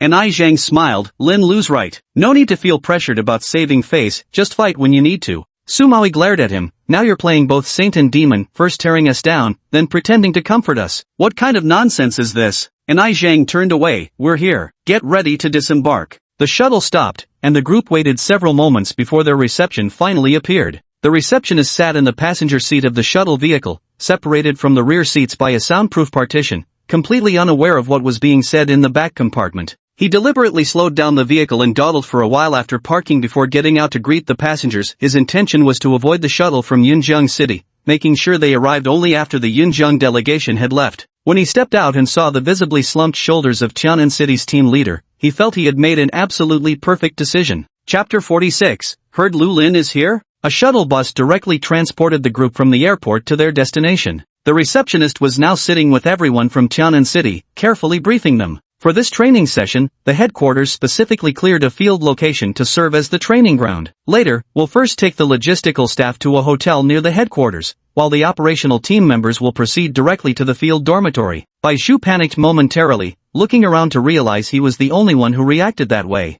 He thought it made sense, the others were seasoned veterans, while he alone had only completed one field mission, and even that had been interrupted by the sudden appearance of a yokai. Later, when the incident occurred in Yongchun City, field missions were temporarily suspended, and the rotating teams were reassigned to assist with reconstruction efforts in the city. The bus soon arrived at the headquarters of the Yokai Management Bureau. The support staff disembarked one after another, where other reception personnel were waiting for them inside the building. The members of the tactical squad remained on the bus, gazing at the Grand Bureau headquarters outside. So many buildings, Bai Zhu exclaimed. Sumawi explained, the headquarters has a large staff and many preserved specimens of yokai organs, so naturally it requires a spacious site. Enai Zhang added, this used to be the capital's commercial center. These interconnected buildings where the headquarters is located now were all commercial skyscrapers before being converted into the Yokai Management Bureau. Dai Jia muttered under her breath, I used to think our Tianan City branch building was quite impressive, but now in comparison, it looks so shabby. The bus continued its journey. The capital was vast, taking a full 4 to 5 hours to travel from the commercial center of the bureau headquarters to the wilderness. Li Lu's last visit to Jingping City had been over 100 years ago. Back then, the city wasn't this large. It was said that after the spiritual energy resurgence, it had expanded, absorbing surrounding towns and villages and their residents. After passing through the protective walls, the bus drove for another half hour before finally reaching its destination. The receptionist introduced, ahead is the training ground for the operations team members. It used to be an industrial zone, but after the spiritual energy resurgence, it was overrun by strange beasts and plants. Later, our bureau's operations team reclaimed it. After getting off the bus, the receptionist stood inside and waved goodbye. Colleagues from Tianan City, good luck to you all. We part ways here. When the training is over, I'll come back to pick you up. Goodbye. The bus door closed, and in a puff of smoke drove off. Are we really that scary? Sumawi touched his face. And Ai Zhang said, it has nothing to do with us. It's already evening, and he's an ordinary person. Of course he'd want to return to the city before dark. Sumawi wasn't actually conflicted, he simply asked, but since you've dumped us at the entrance, what are we supposed to do now? Hey y'all, friends of Tianan City, I'm here. No sooner had Sumawi spoken these words than a clear, girlish voice immediately rang out from the distance. A little girl with twin ponytails came galloping up on horseback. Drawing near, she deftly dismounted with a practiced flip, then gave the horse's rump an affectionate slap. Shama, thank you for your hard work. You can go home now. The horse neighed loudly, turned around, and galloped away as if fleeing for its life. Only then did the crowd realize this was actually a mutated horse. Sumawi studied the young girl thoughtfully. Was she an awakener specializing in beast taming? The little girl was also surveying the Tianan City group when she asked, I heard Lin Lu is here? Lin Lu replied, I am. The girl bounced up to him, so you're Lin Lu? Lin Lu nodded, that's me. The little girl stroked her chin as she circled Lin Lu, questioning, are you really Lin Lu? My master said Lin Lu should be an elderly enlightened sage. Dai Jieja burst out laughing and said to the girl, well, who among us do you think is Lin Lu then? The little girl turned to scrutinize them, causing the men to instinctively straighten their posture and tense up nervously. Sumawi couldn't help touching his own chin. He had deliberately shaved before boarding the plane and now looked much younger than usual, surely not old enough to be considered elderly? The others were somewhat worried to varying degrees, while the girls in the group stood by laughing and watching the commotion. Fortunately, the young girl seemed quite young but had good emotional intelligence. After watching for a long while, she finally said, none of you are old. The group of men simultaneously breathed a sigh of relief. The girl then turned to Lin Lu and asked, so you really are Lin Lu? Yes. Lin Lu nodded once more. The girl finally believed him. She straightened up and introduced herself formally. Hello Lin Lu, my name is Yi Shir. I'm a reserve member of Yaoguang Group, part of the Big Dipper organization. A member of Big Dipper? But you're still so young, Dai Jiejiao said in surprise. Yi Shir shook her head. I'm only a reserve member, not a full-fledged one. Dai Jiejiao praised, but it's also quite shocking, you're really amazing. Yi Shir chuckled shyly, thank you, sis. You're amazing too. Wait, Sumawi seized the key point, all members of the Yaoguang team are inheritors, so you're not an awakener, you're an inheritor? Yi Shir nodded, that's right. She grabbed Lin Lu's arm, I'm the same as Lin Lu. I thought you were a beast-taming type awakener. Not at all. Yi Shir shook her head like a rattledrum, we're much more powerful than beast-taming awakeners. Sumawi was very curious, then by what means did you control that mutant horse just now? Yi Shir's eyes curved into crescents as she looked up at Lin Lu with a smile. Lin Lu, you know what? After careful consideration, Lin Lu asked, talismans? Bingo! Yi Shir exclaimed excitedly, my master said you were impressive, she definitely wasn't lying. Dun dun dun dun. She produced a talisman from her small waist pouch. This is the beast control talisman, it's what I used to command those aberrant creatures earlier. The members of Group A huddled around for a glance, but the patterns on the yellow talisman seemed like incomprehensible scribbles to them, utterly indecipherable. Yi Shir waited until they'd all had their fill of looking before stuffing the talisman into Lin Lu's hand. Lin Lu, take a look too, she said. Lin Lu accepted the talisman and examined it carefully. A branch of the Celestial Master sect.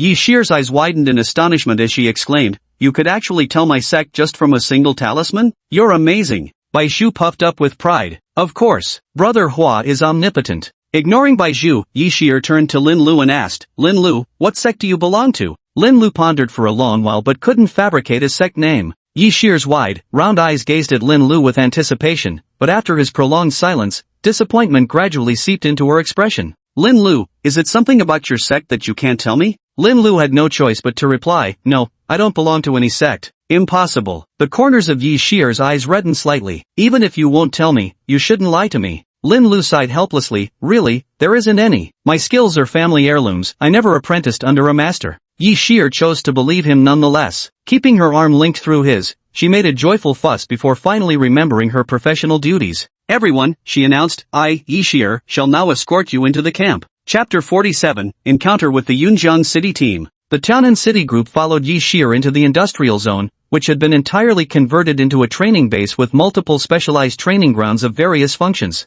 Not to mention this being a wilderness area, Sumawi speculated that the bulk of the training would likely take place outdoors. Yi Shi escorted the group on a tour before leading them to their dormitory quarters. Dorm rooms accommodate 4 people each. You'll arrange the groupings yourselves. Let me check. The Tianan City Group will be assigned to Building A, 3rd floor. Hello, Senior Sister Shir. Yi Shir was in the middle of introducing the dormitory when she was suddenly interrupted. Her brows furrowed and her lips pursed. Hey, I was just introducing the dormitory to Lin Lu. You interrupted me. The person quickly rushed over to apologize. Sorry, Senior Sister, I was also just bringing colleagues from the branch office into the dormitory. A group of people happened to walk over, and by sheer coincidence, they turned out to be members of the Yunjiang City operations team. Both parties visibly bristled upon seeing each other. Yi Shir and the Yunjiang City receptionist were unaware of the past conflict between the two teams. The receptionist enthusiastically introduced himself. Greetings to our colleagues from Tianan City. I'm a logistics department employee from the bureau headquarters. You can just call me Xiaohu.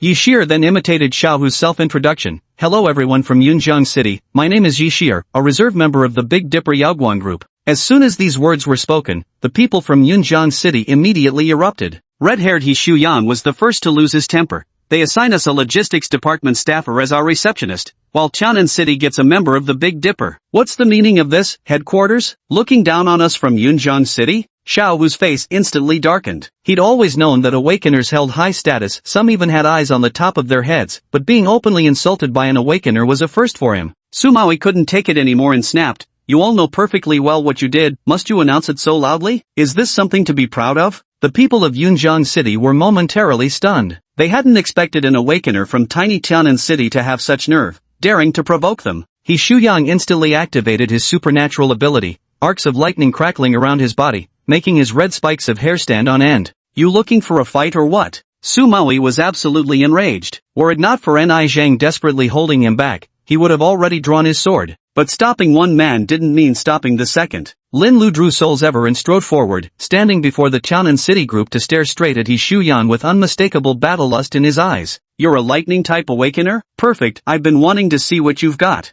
The situation was on the verge of exploding. Ni Zhang helplessly massaged his temples. "Are we really going to get our parents called on the very first day?" Sumawi reassured him, "Relax, they started it first. Besides, they're sending one team member and we're sending one too. It's not like I'm going out there as team leader to bully the weaker side." Ni Zhang rolled his eyes, "You talk like we're playing cards or something." However, he just muttered a complaint without stopping Lin Lu. After all, Sumawi had a point. Even if their parents got involved, they were the ones in the right. Nearby, Xiao Hu was frantic. He quickly shot Yi Shir a meaningful glance. Yi Shir's eyes sparkled as she watched Lin Lu, her eager demeanor making her seem ready to jump in as a referee at any moment. "Senior sister Shir, go stop them," Xiao Hu whispered as he scooted closer to her. Yi Shir objected, "Why stop them? I've been wanting to see Lin Lu's skills for a long time now." "Not now." Little Hu was furious and finally threatened, "If they cause trouble right now and get disciplined or sent back by the superiors, you'll lose your chance to stay by that Lin Lu side." Yi Shir looked at Xiao Hu in terror, stammering, "As sent back?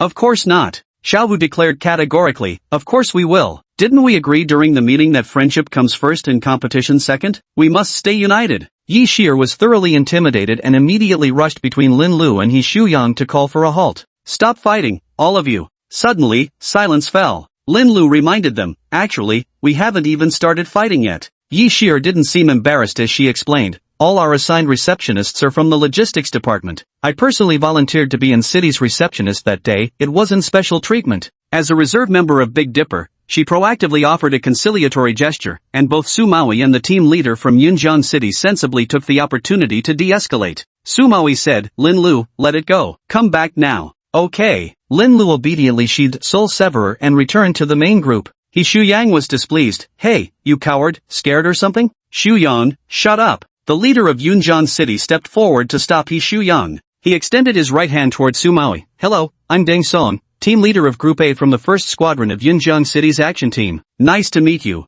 Sumawi reluctantly shook hands with him. "Sumawi, team leader of Group A, 1st Detachment, Tian City Operations Team. Looking forward to working with you." Yi Shir, seeing the two finish shaking hands, called out to the Tian City group, "Alright, let's go. I'll show you to the dormitory." Watching the Tian City delegation walk away, not just He Shuyang but all the others from Yunjiang City had fire blazing in their eyes. Xiao Hu approached nervously, trembling, "Everyone, I'll show you to the dormitory." Deng Song curled his lips indifferently, much obliged. After settling them in, Xiao Hu exchanged a few polite words. Seeing that the people from Yunjiang City had no other requests, he immediately dashed away. He Shuyang moved closer to Deng Song, grumbling indignantly, "Leader, do you really believe what that Big Dipper reserve member said?" "Why wouldn't I believe it?" Deng Song sat on the chair, flipping through the documents about Tianan City. He handed the file folder to He Shuyang, who leaned forward to look. The page displayed was the profile of a man named Lin Lu. This Lin Lu is an inheritor. Yi Shir probably volunteered to be Tianan City's liaison precisely because of this status. He Shuyang curled his lip. There are so many branch offices,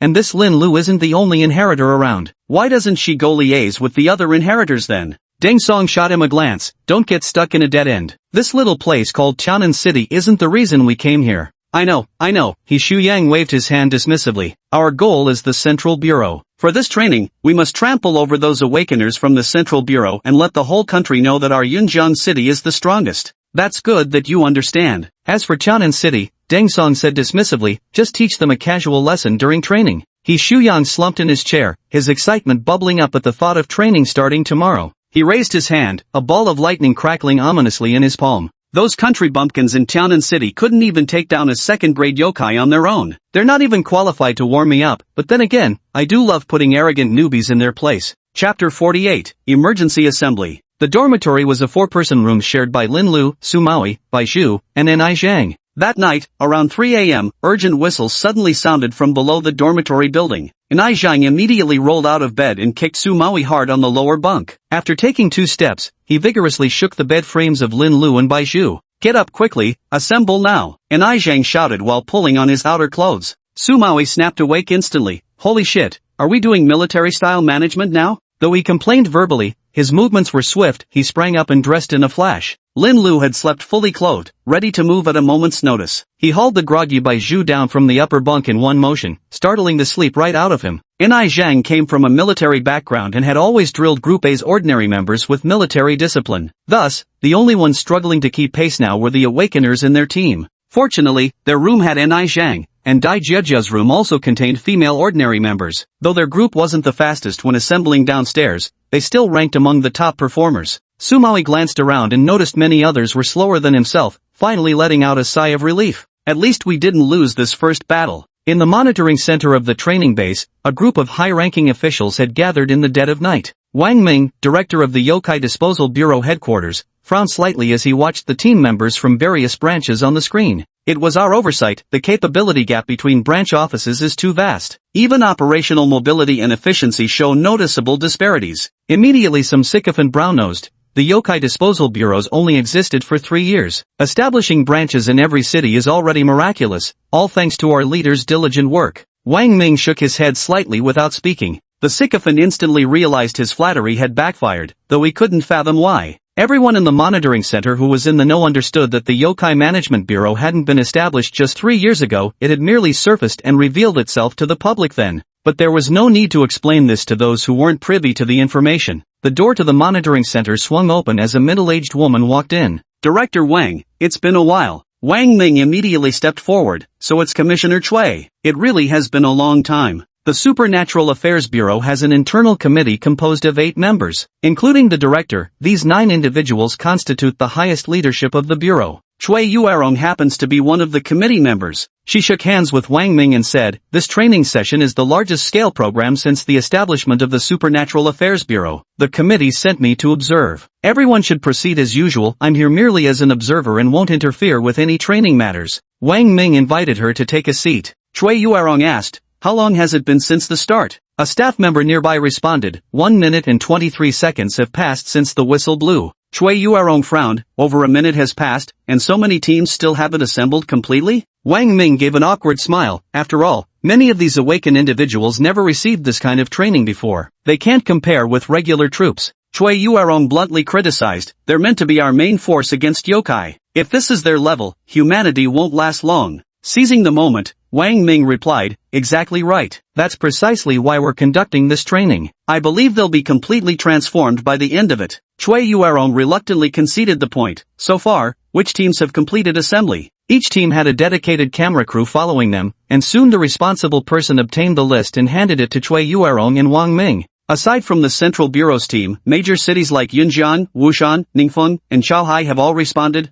Tianan City has already assembled their forces too. Cui Yuerong followed Wang Ming's words and also saw the name of Tianan City. Tianan City was originally a small town, probably not among the top 50 in the country, yet recently, it had suddenly gained quite a presence. A 5th-tier tree demon, the beast-tide reinforcements from Yongchun City, the great demon Black Flood Dragon, and the White-Bone Demon invasion incident, all these events actually occurred in the same city. Before this, their only impression of Tianan City was that it had a healer-type awakener, which was why Fang Xinyuan, a former member of the Yu Hong group, chose to go there to recover. Cui Yuerong asked, "Did that inheritor named Lin Lu come this time?" "He did," Wang Ming replied, gesturing to the operator with his eyes. The operator understood immediately and locked the screen on Lin Lu. Lin Lu's face appeared before everyone in the monitoring center. "So handsome." A few young staff members standing at the back whispered, momentarily mesmerized by his face. Even enlarged on the high-definition screen without any makeup, not a single flaw could be seen. If Lin Lu knew what they were thinking, he would casually remark, "Beauty is Peach Blossom's standard feature, nothing worth mentioning." The operator hadn't expected the legendary Lin Lu to be such a handsome guy. Even as a straight man, he found himself momentarily dazzled before clearing his throat to announce, "Director Wang, Commissioner Cui, the inheritor from Tianan City currently on screen is none other than Lin Lu." All eyes were fixed on Lin Lu as he bowed his head, whispering to his teammates beside him, At that very moment, he abruptly raised his head to stare straight ahead, his gaze vacant yet piercing, as if looking directly through the camera lens at the people in the surveillance room. But soon, he lowered his head again and continued talking to the person beside him. "Is this a coincidence?" someone murmured. Wang Ming pursed his lips and said, "No, he noticed us. Or rather, he realized there are cameras tracking him, but he doesn't seem to care." Chui Yuarong said, "I agree with Director Wang's assessment. Next, we should dedicate a screen to monitor Lin Lu continuously." It took over 3 minutes for all teams to finally assemble. The chief training instructor walked onto the makeshift platform. His expression was grim, with dissatisfaction practically leaking from his eyes. "My name is Wang Xianyan, head of the Big Dipper Celestial Pivot Team, and chief instructor for this training session."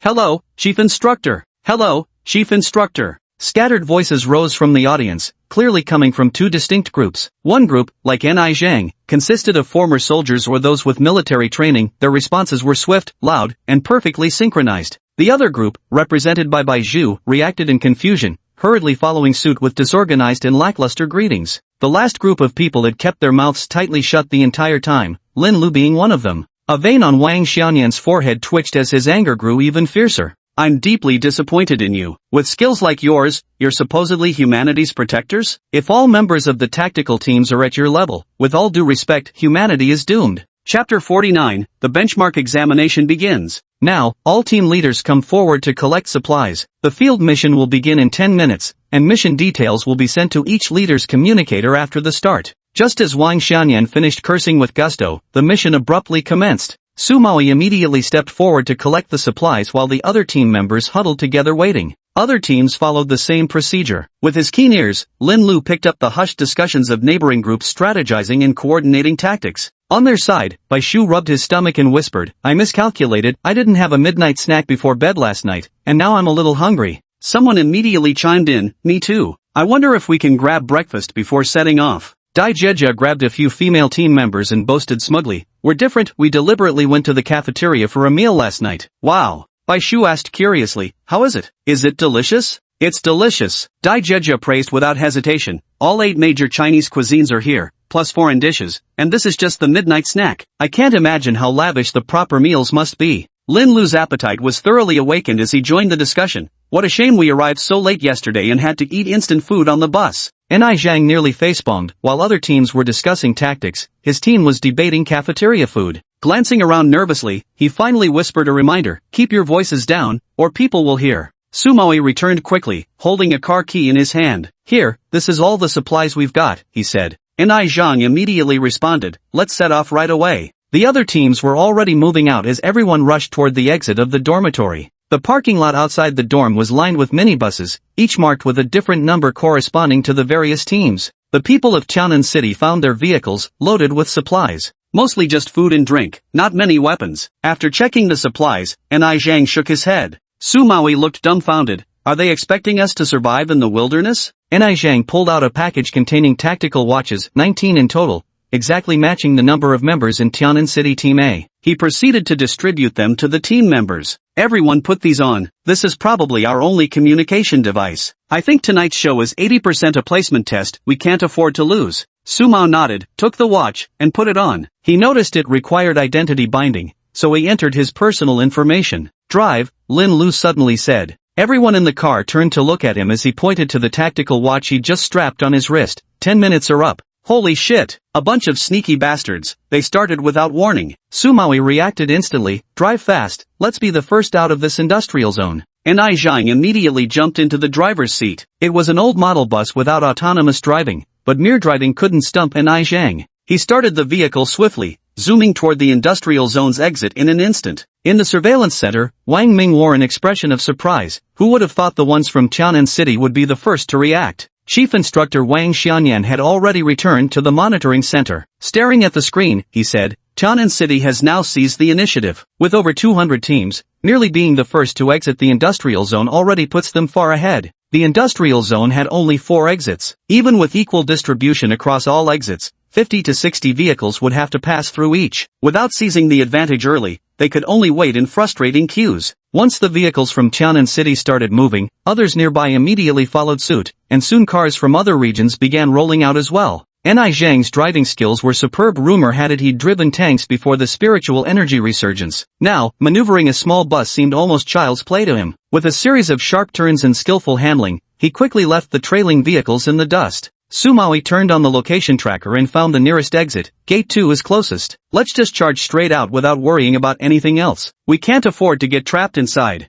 Got it, Ni Zhang replied coolly before adding tersely, fasten your seatbelt. I'm about to floor it. On one of the surveillance center screens, the car from Tianan City seemed to sprout fiery wheels beneath it. The camera could barely keep up. In under 3 minutes, the vehicle had already blasted through Gate 2, becoming the first to escape the industrial zone. Even the nitpicky Chui Yuerong couldn't help but praise. Tianan City's impressive, they've got both sharp minds and steady hands there. Wang Xianyan nodded in agreement. In this age of highly advanced autonomous driving technology, to still possess such excellent manual driving skills, this driver must have put in serious practice. Zoom in the camera, let's see who's behind the wheel. The camera tracking Tianan City zoomed in, shooting through the front windshield to reveal Ni Zhang's face to the assembled viewers. Wang Xianyan flipped through some files. Ni Zhang, formerly belonged to a special forces unit before the spiritual resurgence, didn't awaken any abilities. Currently serves as deputy leader of Team A in Tianan City's 1st Action Brigade. Not bad, Chui Yuerong praised, then turned to look at the main screen and immediately frowned.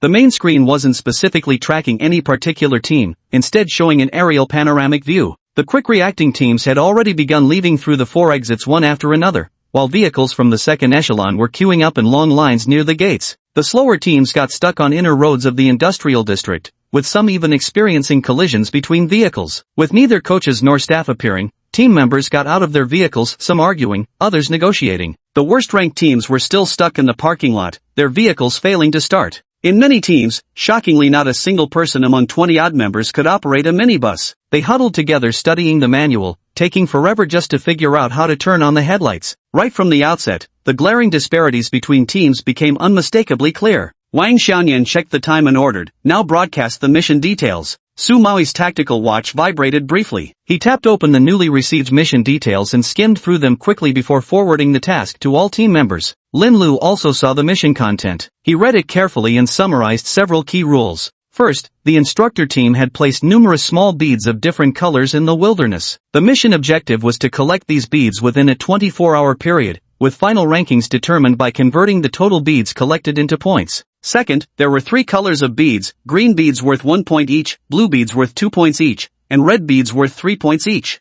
Third, in case of danger, press the emergency button on the tactical watch. It will form a protective shield around the wearer. The person calling for help only needs to stay in place and wait for the coaching team's rescue. Fourth, anyone who presses the emergency button is disqualified from the mission. This does not affect the rest of the team, but the beads in the seeker's possession become invalid. There are no rules on how beads must be acquired, meaning they can be taken from other teams. Chapter 50, Setting out to find the beads. Just as I thought, it's an assessment test. Su Maui sighed after reviewing the mission details. Bai Zhu asked in confusion, so does that mean we can start looking for the beads now? Obviously, Su Maui replied nonchalantly while diving headfirst into the supplies to search for something. After a long while, he pulled out a paper map and complained helplessly, I can't believe this, who still uses paper maps these days? They must be deliberately making things harder for us. A paper map, and only one at that, couldn't be distributed to all team members. The tactical watches lacked camera functionality, meaning they'd have to memorize the entire terrain purely by memory. Sumawi irritably passed the map to the next person. Pass it around. Make sure every one of you memorizes it. When the map landed in Lin Lu's hands, he swiftly scanned it with his eyes. This map appears to be modified from a pre-spiritual revival era chart, marking various locations along with the potential mutated flora and fauna that might appear in each area. The bead's location isn't marked. Lin Lu casually handed the map to Dai Jiejia beside him. Dai Jiejia took the map from his hands. Of course it wouldn't be marked. Otherwise it would be playing with open cards, no need to search at all. Lin Lu asked, how big do you think the bead is? Dai Jiejia instinctively gestured with her fingers. About, pearl-sized? Lin Lu nodded. A perfectly reasonable size. Take another look at the map. He pointed to the map's scale. According to this, the mission area spans half the size of Tianan City. With an unknown number of beads deployed by the coaching team, don't you think this setup seems rather like finding a needle in a haystack? Bai Shu suddenly blurted out the idiom. Lin Lu gave an approving nod. Precisely. With just 24 hours to find pearl-sized beads across half of Tianan City's expanse, it's undoubtedly like finding a needle in a haystack. So there must be a way to locate those beads, and finding that method is one of the assessment objectives. Su Maui concluded. The car fell into complete silence. This task proved far more difficult than anyone had imagined, with too many traps lying in ambush. Lin Lu said, regardless, let's find a place to pull over and scout the way ahead. Su Maui nodded. Where to then? He lifted his gaze to look at Lin Lu. Unconsciously, everyone in Group A, including Su Maui, had already begun instinctively relying on Lin Lu. After thinking for a moment, Lin Lu pointed to a steel market on the map and said, here. Why? Bai Zhu asked. Because it's close, Lin Lu explained. This is the nearest marked location with mutated flora and fauna. We were the first to break out of the industrial zone. Many teams are probably still struggling there. We don't need to avoid competition. Alright, here it is, Su Mao decided, slapping his knee in approval. He moved to sit behind Ai Zhang to give directions. Soon, their vehicle arrived at the entrance of the steel market. The moment Su Mao stepped out, his eyes lit up eagerly. This is working. The market's entrance bore a barely visible sign. Peering inside, towering trees seemed to pierce the sky, their trunk-thick branches coiling like serpents. Colorful leaves shimmered eerily in the darkness, resembling countless eyes watching them. Everyone looked closely and indeed spotted hidden eyes among them, faintly discernible mutated beasts lurking amidst the altered vegetation, watching these uninvited guests with predatory intent. What excited Su Maui was that despite the dense woodland, traces of human activity could still be detected here. With time being of the essence, Su Maui immediately began organizing the team. He assigned some personnel to guard the vehicles, with Ai Zhang also remaining behind. Additionally, he selected several capable drivers to stay and rest, allowing for rotation shifts with Ai Zhang later. The remaining people were divided into 3 groups. Su Maui led one group with 3 regular members, Bai Zhu and Dai Jejia formed another group leading 2 regular members, while Lin Lu headed the last group with 3 regular members. After entering the steel market, the 3 groups split up to operate separately. Lin Lu casually chose a direction and took the lead in clearing the path.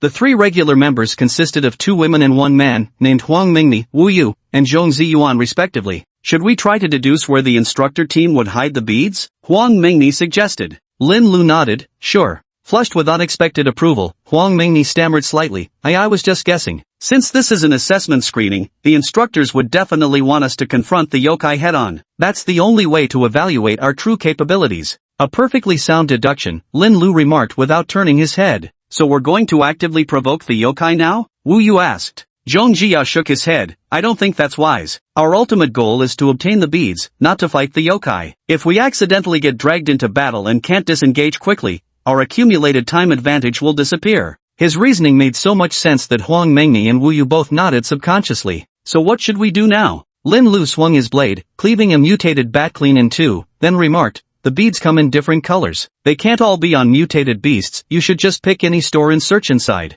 Got it, Wu Yu replied instantly before asking, but Brother Lu, what about you? I'm going to check out one of the mutated beasts, Lin Lu said. You protect yourselves. With that, he strode away. Huang Mengni and the other 2 quickly chose a nearby store, verified it was safe, and ducked inside. Lin Lu recalled the several marked yokai in the steel market. After considering the humidity in the air, he headed in a particular direction. Monitoring center. The main screen still displayed the industrial zone. All vehicles had already left the parking lot, with more continuously departing the area and entering the wilderness. Wang Xiangyan said, at the current pace, the last vehicle will enter the wilderness in half an hour, putting them over an hour behind the first group that departed. Wang Ming said, there's no need to monitor the teams in the industrial zone anymore. Switch the main screen to the teams that have already entered the wilderness. The operator made some adjustments and reported, currently, most teams that left the industrial zone are still on the move. Only one team has stopped and entered the hunting area already. Switch to them. The operator shifted the main screen to the vehicle from Tianan City, just in time to see Su Maui dividing the group. 3 separate teams were heading in different directions into the steel market. Cui Yuerong said directly, switch the main screen to Lin Lu. Lin Lu walked a distance with 3 ordinary team members, then the 3 members ducked into a shop while Lin Lu remained standing still. After a short while, he headed in one particular direction. Wang Xianyan's eyebrow twitched, pull up the location of the aberrance in the steel market. On a side wall, a separate radar map was displayed. The operator circled the area encompassing the steel market. Everyone, please note the red dots on the radar map indicate the positions of the yokai, while the blue dots from tactical watches display our team members. Both yokai and member names have been labeled accordingly. The group watched as Lin Lu's blue dot moved unerringly straight toward the Steelhide Serpent's location. Chapter 51, Lin Lu gets swallowed. In the monitoring center, every pair of eyes remained fixed on the blue dot representing Lin Lu. Did he know there was a steel fong viper in that direction? How is that possible? He just arrived in Jingping City yesterday, there's no way he could know about the wild demon beasts lurking nearby. Then how did he go straight in that direction without any hesitation? Who knows? Look, he seems to be speeding up. On the screen, the blue dot moved faster. In less than 10 minutes, it would reach where the steel serpent was located. Meanwhile, the main screen was tracking Lin Lu, who suddenly began accelerating, leaving everyone in the monitoring center utterly baffled. Cui Yuerong asked, "Did he see the steel serpent?" "That's unlikely," Wang Xianyan blurted out. "I was the one who personally led the team to place the beads at this exact spot. I know the area well, the foliage is extremely dense. Even at just a few hundred meters away, visibility would be poor, and Lin Lu is currently much farther from the steel serpent than that." Indeed, there wasn't the slightest trace of the steel serpent visible in the surveillance footage. "Look, the steel serpent is moving too," one of the operators suddenly announced. Everyone was watching the red dot representing the steel-hardened viper as it moved sideways, seemingly attempting to flank them. Wang Xianyan explained, "When we initially planted the beads, we noticed the steel-hardened viper in the steel market displayed unusually high intelligence. Preliminary assessments suggest it's comparable to that of a human child aged 11 or 12. "That impressive?" Wang Ming exclaimed in surprise. Not being an awakener himself, his appointment as bureau chief of the Special Affairs Bureau relied solely on his exceptional military leadership skills prior to the spiritual energy resurgence. So when it comes to actual combat and knowledge about mutated flora and fauna, he was far inferior to Wang Xianyan. Wang Ming absolutely refused to fake knowledge he didn't possess. If he didn't know something, he admitted it openly and sought guidance humbly. "Are you suggesting this tempered serpent might have detected human presence and deliberately circled around to ambush us?" Wang Xianyan pondered briefly before answering, "That's entirely possible. Moreover, since we forcibly implanted the bead in the tempered serpent not long ago, this particular snake likely harbors considerable hatred toward humans right now." On the radar map, both the red and blue dots were rapidly moving. Before long, the red dot maneuvered behind the blue dot, closing in on it. The roles of prey and hunter seemed to have reversed. In the monitoring center, everyone was holding their breath for Lin Lu. Wang Xianyan said, "This steel venom snake is the most formidable yokai in the entire steel market. After its mutation, it could evolve by devouring steel. Now it's swallowed nearly half of the market's materials. The implied meaning is that this tempered steel snake is exceptionally powerful.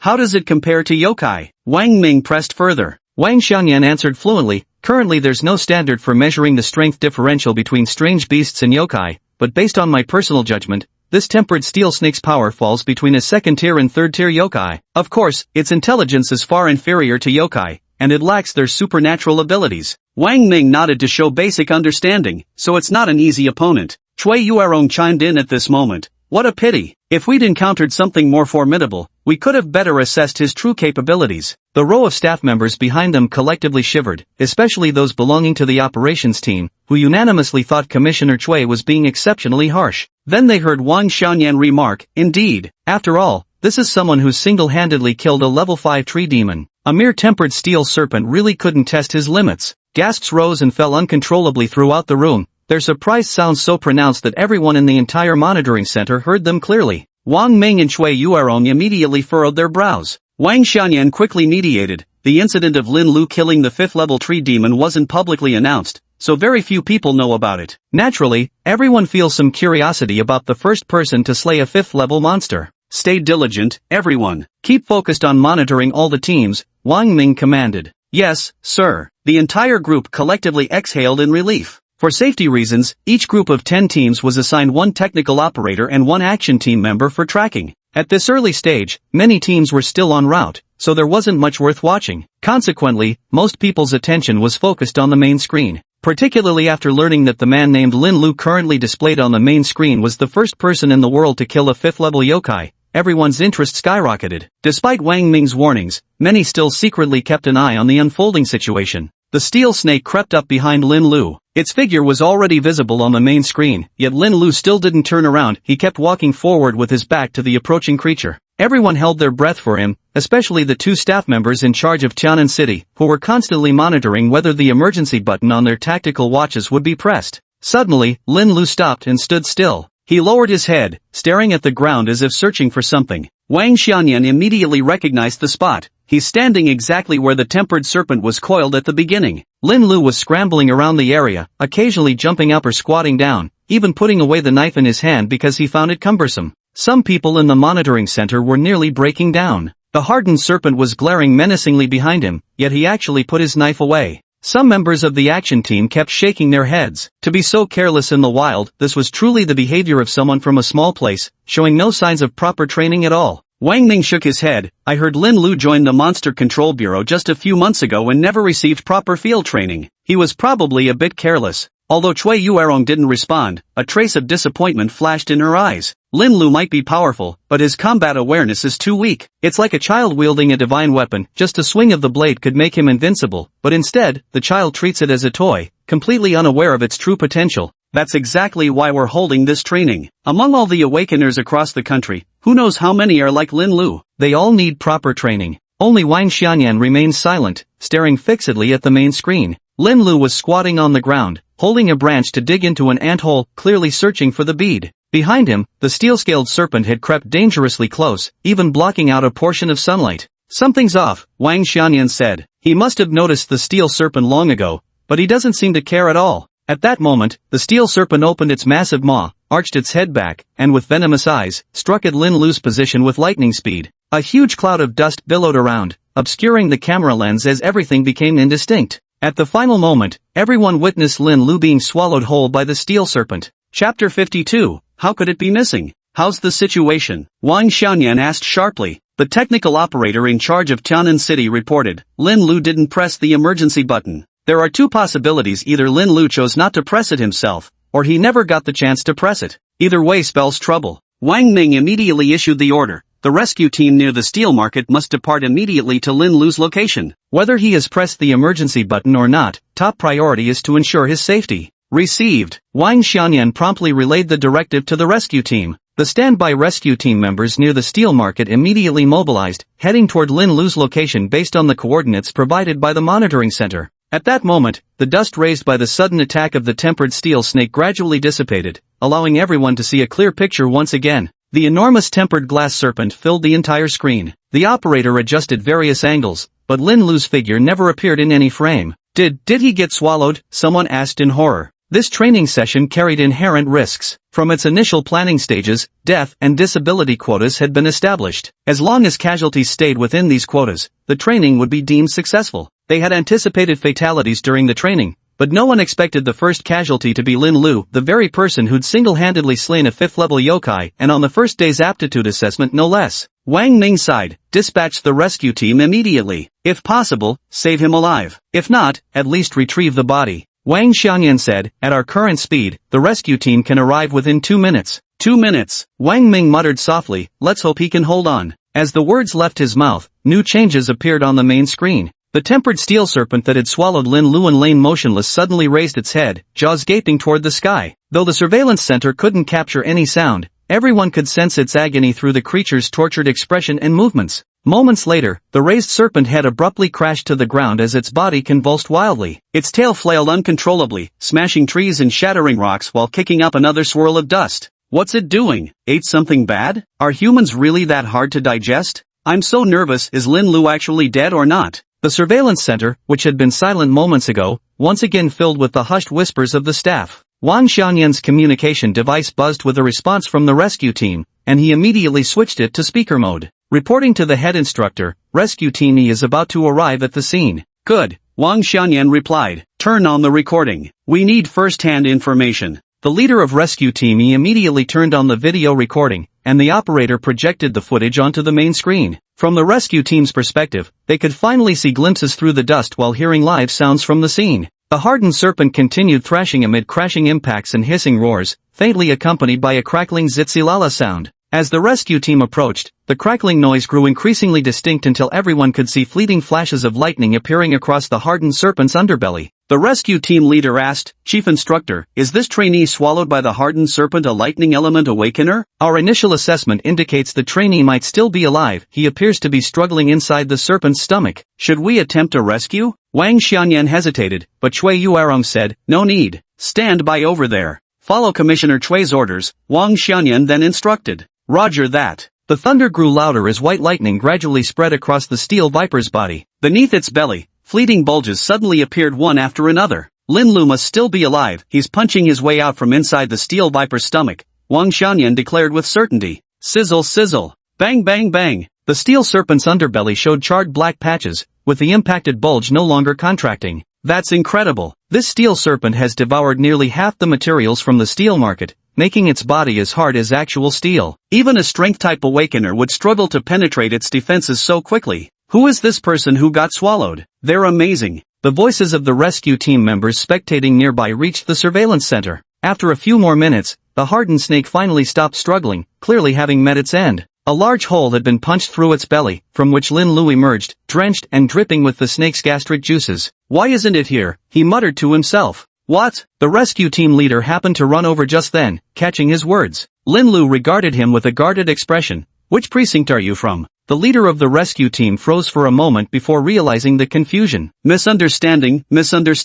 I'm from the rescue team. We saw you being swallowed by the tempered serpent in the surveillance footage, so we rushed to help though, clearly, you don't need us. So that's what happened. Upon hearing the visitor's identity, Lin Lu immediately relaxed. As long as they weren't here to rob him, all was well. By the way, what did you mean earlier when you said no? The leader of the rescue team asked. Lin Lu sighed. I thought you guys had hidden the bead inside the mutated snake's belly. Turns out you didn't. As Lin Lu spoke these words, the monitoring center fell completely silent. Wang Ming swallowed hard, so, he deliberately let the snake swallow him because he thought we'd hidden the bead in its stomach? Wang Xianyan nodded mechanically. I think that must be it. With the steel-scaled serpent's massive body, there'd be no way for it to approach silently. He clearly knew it was lurking behind him, yet pretended not to notice, all just so he could reach the serpent's belly with maximum speed. An outrageous yet perfectly logical explanation. Cui Yuerong was similarly stunned, taking quite some time before she managed to compose her astonished expression. She told the rescue team members, since he's no longer in danger, you all should return to your original positions and stand by. Yes, replied the leader of the rescue team. He raised his arm and waved. Alright guys, wrap it up. Wait, Lin Lu stopped him. You came all this way, wouldn't it be a shame to just leave like this? Ha, what's the problem? The rescue team leader looked puzzled. Lin Lu flashed what he thought was a friendly smile. Are there any beads here? Give me a little hint. The rescue team leader's face darkened. No, that wouldn't be fair to other teams. I can't say anything. But deep down, he desperately wanted to tell Lin Lu the location of the bead. If they hadn't been connected to the surveillance center, he would have spilled the secret long ago. After all, in all these years, this was the first time he'd encountered someone so genuinely fascinating. Find it yourself. Just be careful, don't damage the snake's body. It's mutated material, and we'll need to collect it after the assessment. I'm leaving. Finally, he couldn't resist giving an extremely subtle hint. Lin Lu grasped the meaning immediately. After the rescue team left, he climbed onto the snake's body and began searching through it. Sure enough, it didn't take long before he discovered a red bead embedded in the snake's tail.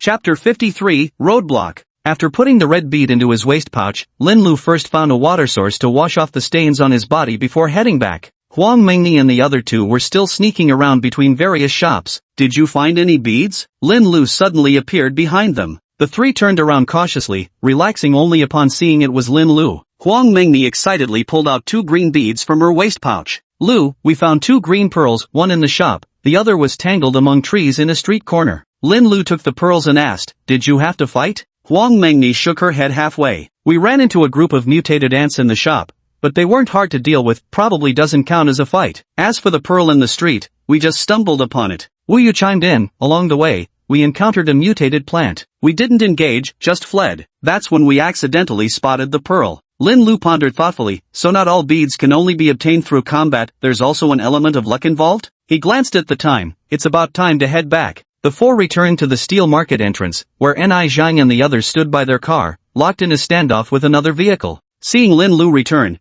Group collectively exhaled in relief. Their greatest source of confidence had come back. Lin Lu approached Ni Zhang. Which city are you from? No idea, they just arrived. Let me ask them first. Ni Zhang handed his weapon to a team member behind him, raised both hands, and took a few steps forward to show he meant no harm. Brother, which precinct are you from? A figure emerged from the opposite side, cautiously asking with guarded suspicion. Where are you from? Ni Zhang answered openly. We're from Tianan City. Tianan City? The other party fell silent for a moment. Never heard of it. The incident concerning the Black Flood Demon was still under wraps, and although the level 5 tree demon had been publicly disclosed, the headquarters hadn't specifically mentioned Tianan City. So in the eyes of many, Tianan remained just a small, obscure town. Hearing about the reputation of Tianan City, the other party immediately grew more confident and said rather smugly, we're from Guanshan City. Guanshan City was located in the Central Plains region, a well-known second-tier city even before the spiritual energy resurgence. Though it paled in comparison to first-tier cities like Yunjiang,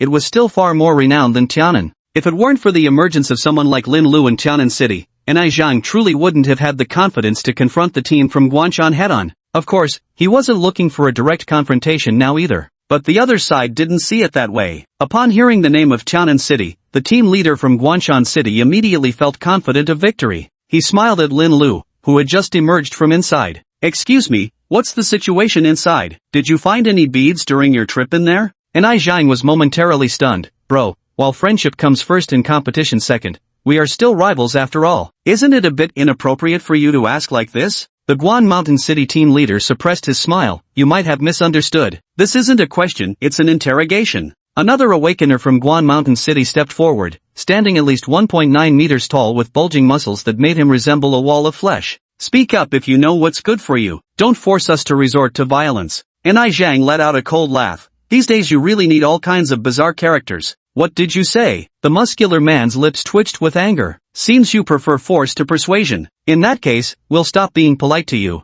He cracked his knuckles with a series of pops, took 2 running steps, and charged toward Zhang. Thud! Dai Jiejia suddenly appeared from nowhere, materializing in front of Zhang and effortlessly blocking the muscular man mid-stride. The size disparity between them was striking. Dai Jiejia looked like a tiny chick standing before the hulking man. Yet with palms outstretched, she stopped his fist dead in its tracks, not budging an inch backward. Her expression remained utterly relaxed. "Hey, you big oaf, where are your manners?" Dai Jiejia said coldly. The muscular man tried to exert force covertly but found he couldn't move Dai Jiejia an inch. Her feet were firmly planted on the ground, unwavering. "Tisk." The muscular man scowled. "A physical mutation, same as me?" Dai Jiejia replied expressionlessly, "Probably. Sharing the same awakening path as someone like you really feels like bad luck." "You, how dare you talk big like that?" The muscleman was thoroughly provoked. "If you've got what it takes, let's have a contest." Dai Jiejia's fighting spirit was roused. She was just about to open her mouth to accept when Lin Lu's calm voice came from behind her.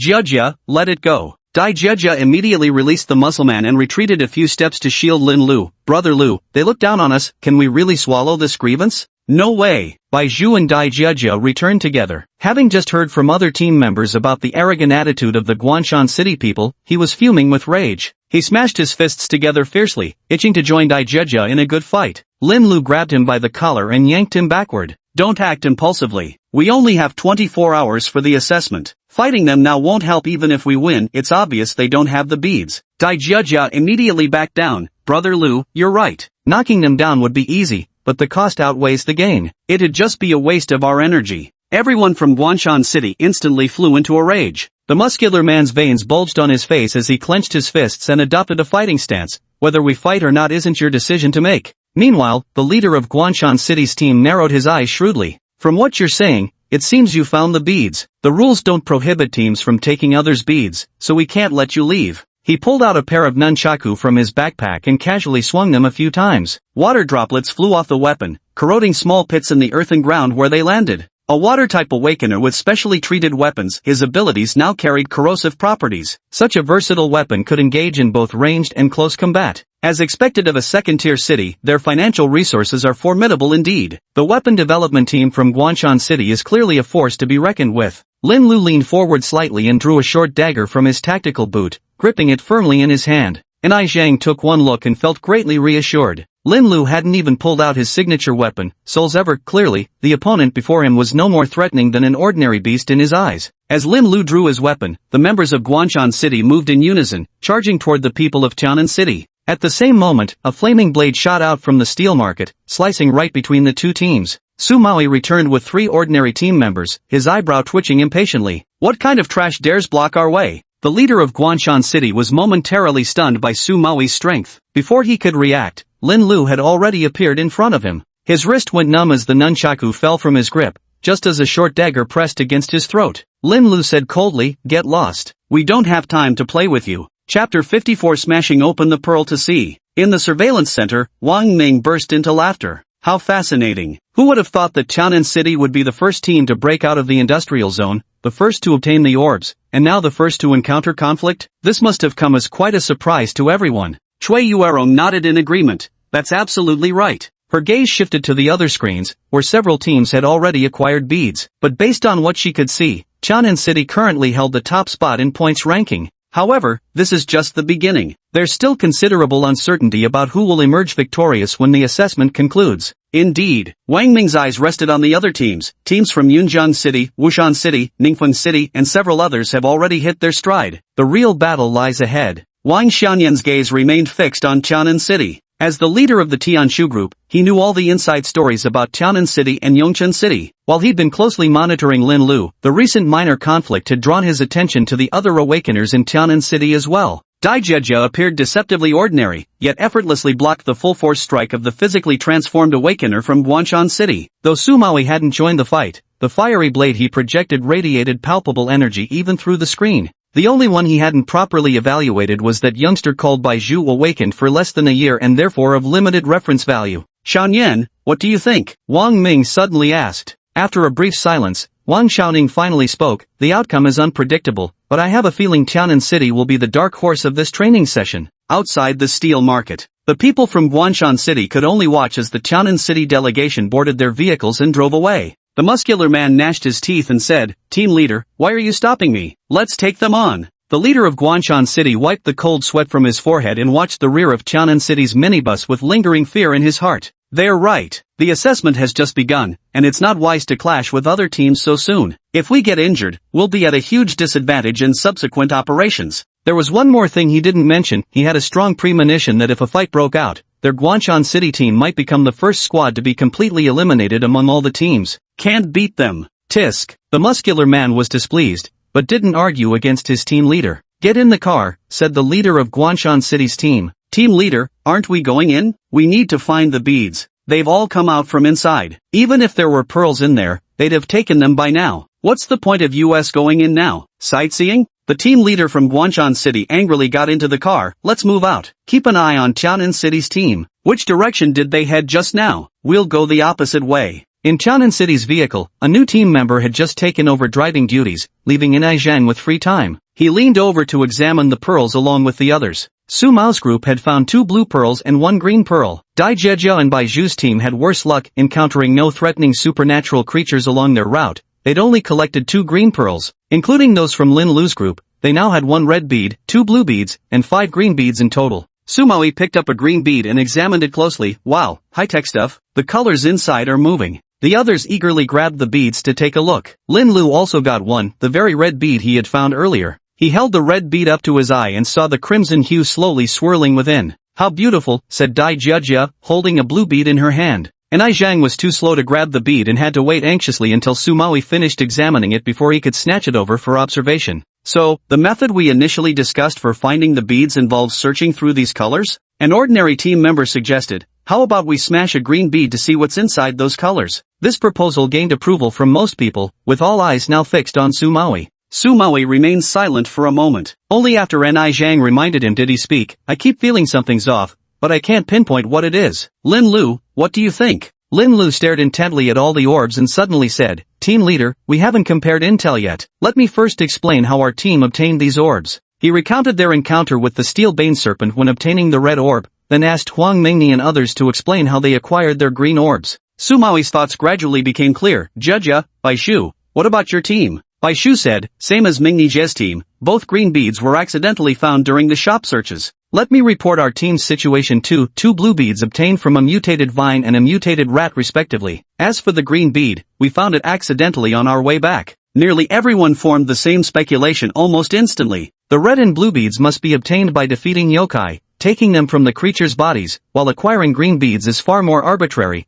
often depending on chance encounters and sheer luck. Lin Lu gathered everyone's beads together. Pointing at the red beads, he said, "These count as 3 points. Then indicating the blue beads, 2 of these combined make 4 points. Finally pointing at the green beads, 5 beads, 5 points. The fog in Su Maoi's mind finally cleared. Now I understand what's wrong. According to Lin Lu, the steel serpent he defeated had capabilities above a second-level yokai, yet he received the lowest points. That's unfair. By that logic, wouldn't it be better to avoid mutated flora and fauna altogether and secretly hunt for green beads to get higher points? Lin Lu shook his head. Impossible. If I'm not mistaken, the total number of red and blue beads should exceed the green ones. Finding so many green beads this time was probably just luck. Su Maui agreed with Lin Lu's statement. That's right, luck played a big part. Since we were the first team to arrive here, the place was in its most primal state. That's why we were able to find so many green beads. Inai Zhang added, the purpose of this training is to improve the strength of the action teams from each branch. If finding the beads relies more on luck,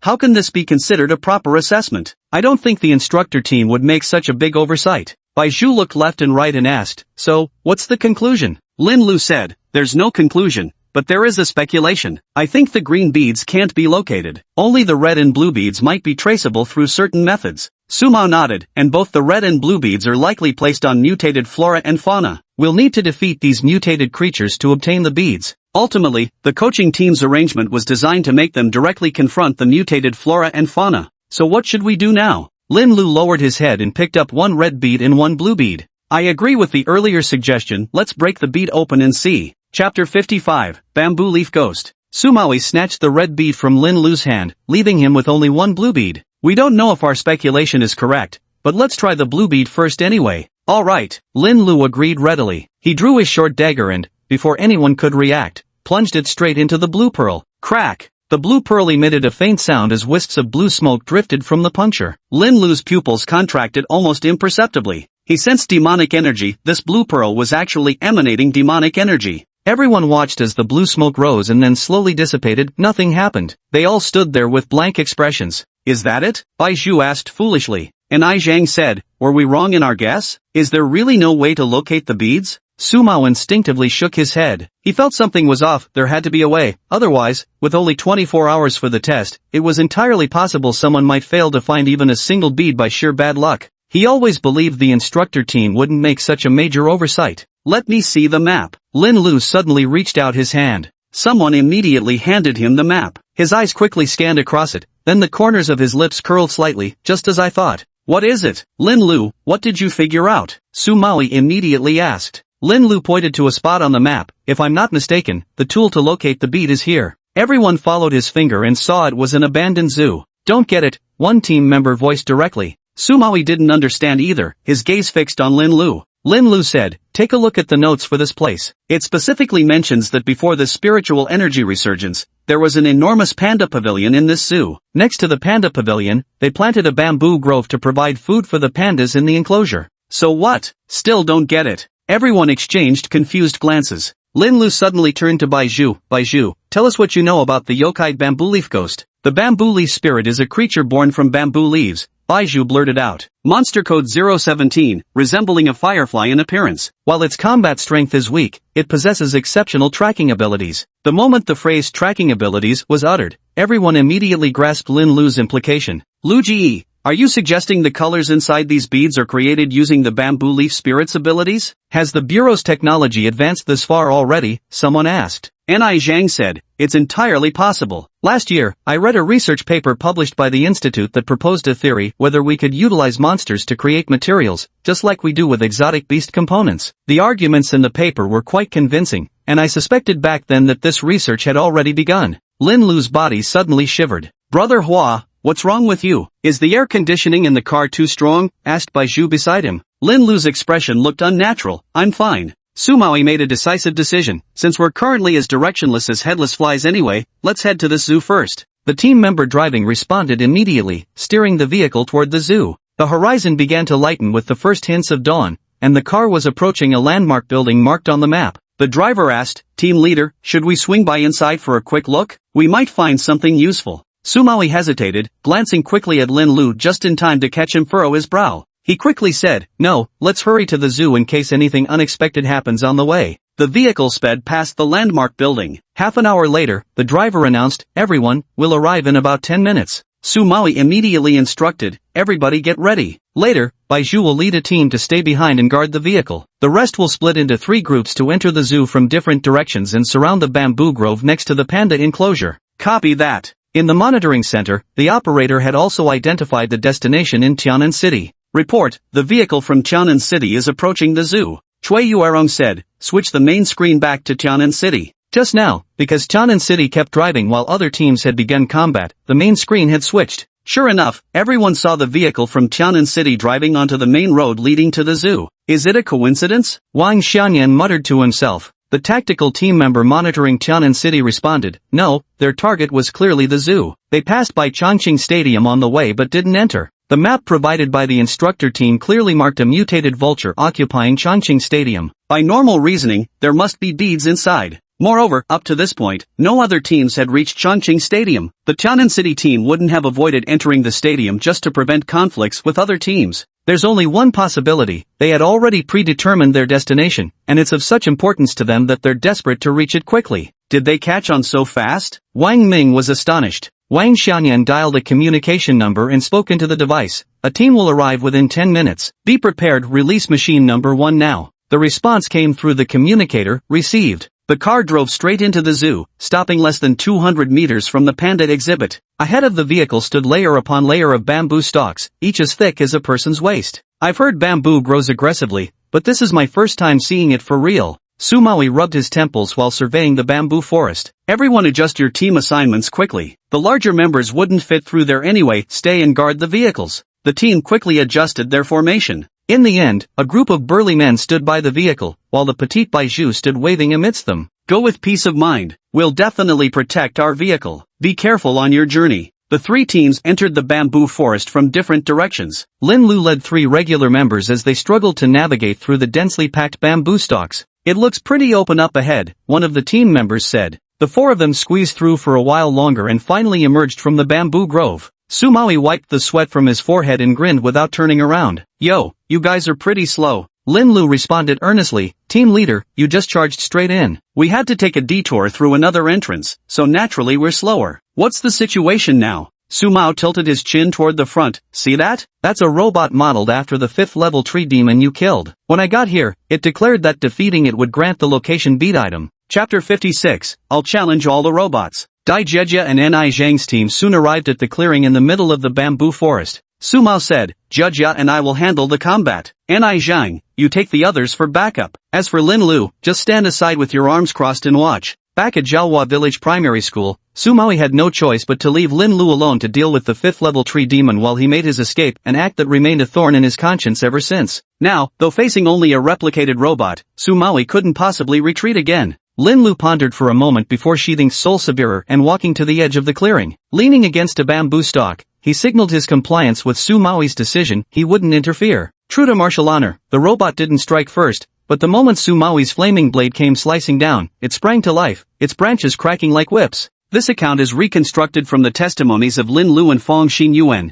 reflecting the unique characteristics of the banyan tree demon at Jiaohua Village Elementary School. Dai Jiejia shouted loudly and rushed forward to grab hold of one of the branches. Unlike her effortless handling of Guan Shan's muscular man, her face was flushed red now, teeth clenched, body trembling faintly with strain. Yet despite the extreme difficulty, Dai Jiejia managed to keep the tree demon firmly under control. Ni Zhang immediately moved to protect her with several ordinary team members, weapons at the ready. Once Dai Jiejia regained her breath, she raised her head, then suddenly slammed it downward like a hammer. Thud! A loud crashing sound erupted as Lin Lu instinctively touched his forehead. Following the Yongchun City incident, Dai Jiejia developed a new ability, body hardening. Unlike Fong Xinyuan's ability to transform skin into steel, Dai Jiejia's body didn't undergo any material changes. She simply made her body extraordinarily hard, harder than stone. A headbutt created a large dent in the branch. Raising her head again for another strike, after 3 or 4 consecutive blows, the branch she was grappling finally snapped. She didn't stop for a moment, immediately embracing another branch and repeating the same trick. Lin Lu watched with admiration. In this day and age, girls who cared so little about their personal image were rare indeed. Meanwhile, Sumawi, his entire body aflame, kept charging toward the tree demon under covering fire from the regular team members. Each approach left deep sword marks on the tree trunk along with lingering flames. Leaning against a bamboo stalk, Lin Lu observed the battle. He'd realized from the start that this tree demon robot couldn't match the strength of a real banyan tree demon. It was unclear whether the data discrepancy in the Yokai Management Bureau's records was caused by machine's absorption, or if the instructor team had deliberately adjusted the difficulty. But from the very beginning, Lin Lu had already known the outcome. Sure enough, the robot's movements grew slower and slower until it finally shut down. In the surveillance center, Wang Xianyan checked the time the moment the robot crashed. He inhaled sharply and murmured, "The battle ended in just over half an hour, much faster than we anticipated." Cui Yuerong asked, "How long did Big Dipper take?" Wang Xianyan replied, "The Celestial Pivot Team took about 10 minutes, but the two situations aren't comparable." He explained carefully. First, when the Celestial Pivot Team was being tested, all their Awakeners participated together. Just now, there were only 2 Awakeners plus regular team members involved in the fight. Second, we reduced the robot's combat capabilities for this assessment, so the conditions aren't equal. That's why we can't make a comparison. Cui Yuerong asked again, What do you think of them? Very strong, Wang Xianyan praised generously. They'll be the dark horses of this training session. Wang Ming nodded with satisfaction, as if sifting through gravel for pearls, thinking he'd already retrieved them all, only to unexpectedly discover another hidden deep just as he prepared to leave. A pleasant surprise. Practical combat really is essential. The team that survived Yongchun City's beast tide and rebuilding efforts has clearly leveled up significantly. Wang Xianyan spoke into the communicator. They've passed the trial. Give them the artifacts now. In the bamboo grove, Sumawi was leading his team members as they examined the corpse of the tree demon robot from every angle. That's strange. Weren't we supposed to get artifacts after winning? Was this all a trick? Dai Jiejo adjusted her disheveled hair with an exasperated expression. Forget about props. We haven't even found a single bead. What a huge waste of my efforts. She glanced up at the drone overhead, realizing her entire heroic act had been recorded, which only worsened her mood. Lin Lu was also rummaging through the robot. He noticed the number 1 marked on its artificial bark,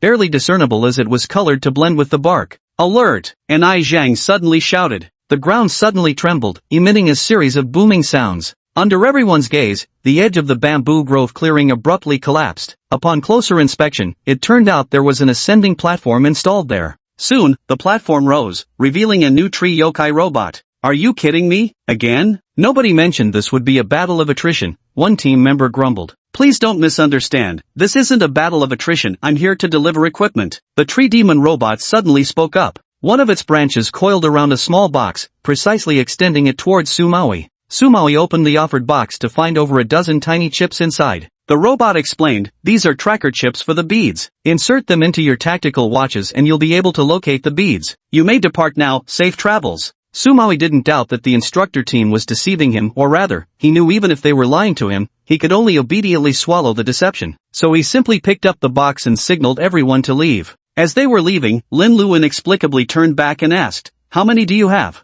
The operator behind the robot froze momentarily. Wang Xianyan spoke into the communicator, might as well tell him. The operator then answered, 10. The one you defeated was Unit 1. Sumawi let out a long sigh of relief. From what I hear, there are only 10 tree demons, meaning at most only 10 teams can obtain the positioning chips. We're incredibly lucky. Then he heard Lin Lu ask, can we challenge them repeatedly? What? The operator behind the robot was shocked by this question. Lin Lu thought she hadn't understood and rephrased, if we defeat all 10 robots, can we obtain all the chips? The operator instinctively replied, the rule states that defeating one wooden golem robot earns 1 box. If your team defeats 10 robots, then yes, all 10 boxes belong to your team. So, are we allowed to do this? Lin Lu pressed further. In the monitoring center, even Wang Xianyan seemed unsure how to proceed. Finally, Wang Ming declared, follow the regulations. If there's no rule prohibiting it, then permit their challenge. In the bamboo grove, the operator relayed the response. Lin Lu lowered his head and smiled as he drew out Soul Severer.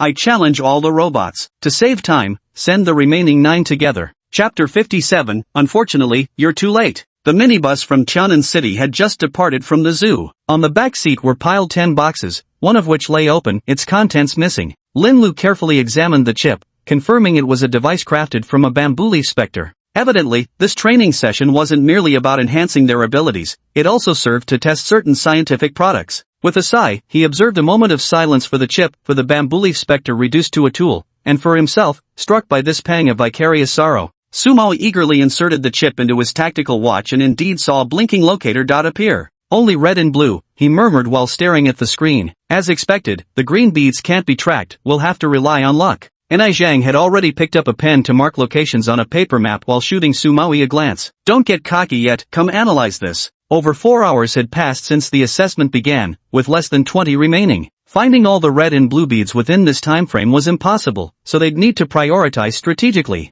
Ai Zhang quickly marked the number of beads and their corresponding point values on the map, tracing a circle with his finger. Following this route is currently the optimal plan. Sumawi decisively ordered, set out immediately according to this route. In the monitoring center, the main screen still displayed the bamboo forest. This was the operator's mistake. He should have switched the main screen to another battle scene after the fight ended, but now, a full 10 minutes had passed, and he remained seated in a daze, making no further moves. Yet no one blamed him for his dereliction of duty, for everyone was still in a daze. In the bamboo grove, several operators stood dumbfounded in the wind, staring at the toppled tree demon robots lying haphazardly about. Is this a person? Can a human really be this strong? It's only been about 10 minutes, and he's already taken down all the robots? Those were 5th level yokai in strength. Are the awakeners at this branch office really this strong nowadays? Correction, he's not an awakener. He should be classified as an inheritor. Are the inheritors at this branch office really this strong nowadays? After a long silence, one operator said, never mind, let's hurry and clean up. Once we're done, we can clock out.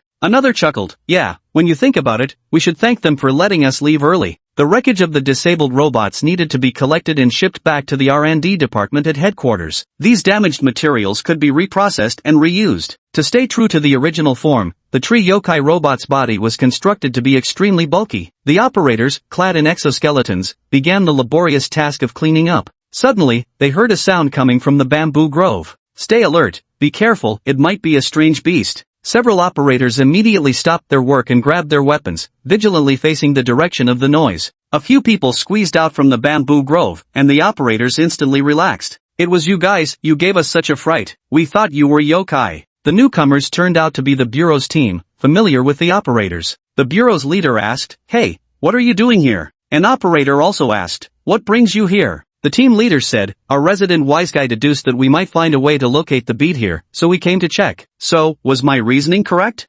Congratulations, you're absolutely right, the operator said. The Bureau team leader's face lit up with joy, his grin nearly splitting his face. But unfortunately, you're one step too late. What? According to the hidden rule, only by defeating a 5th level tree demon robot can one obtain a positioning item, and that privilege is limited to the first 10 players. The operator pointed at the chaos scattered across the floor and said, not even a moment ago, all 10 tree yokai robots were defeated, you're just a step too late. The leader's smile froze on his face. Impossible. It hasn't even been 5 hours since we started. Have so many people really figured this out already? Not yet, said the operator. You're the second team to arrive here. Then why don't you have any robots left? Surely not withholding them from us to avoid suspicion? Exactly, can't have double standards here. We've been playing by the rules, no cheating, you can't be saving them for others. Seeing the headquarters team members getting agitated, the operator quickly explained, no, look here, all the robots have already been defeated. The team leader frowned and asked, are you saying that only one team came here before us, and that team defeated all 10 robots?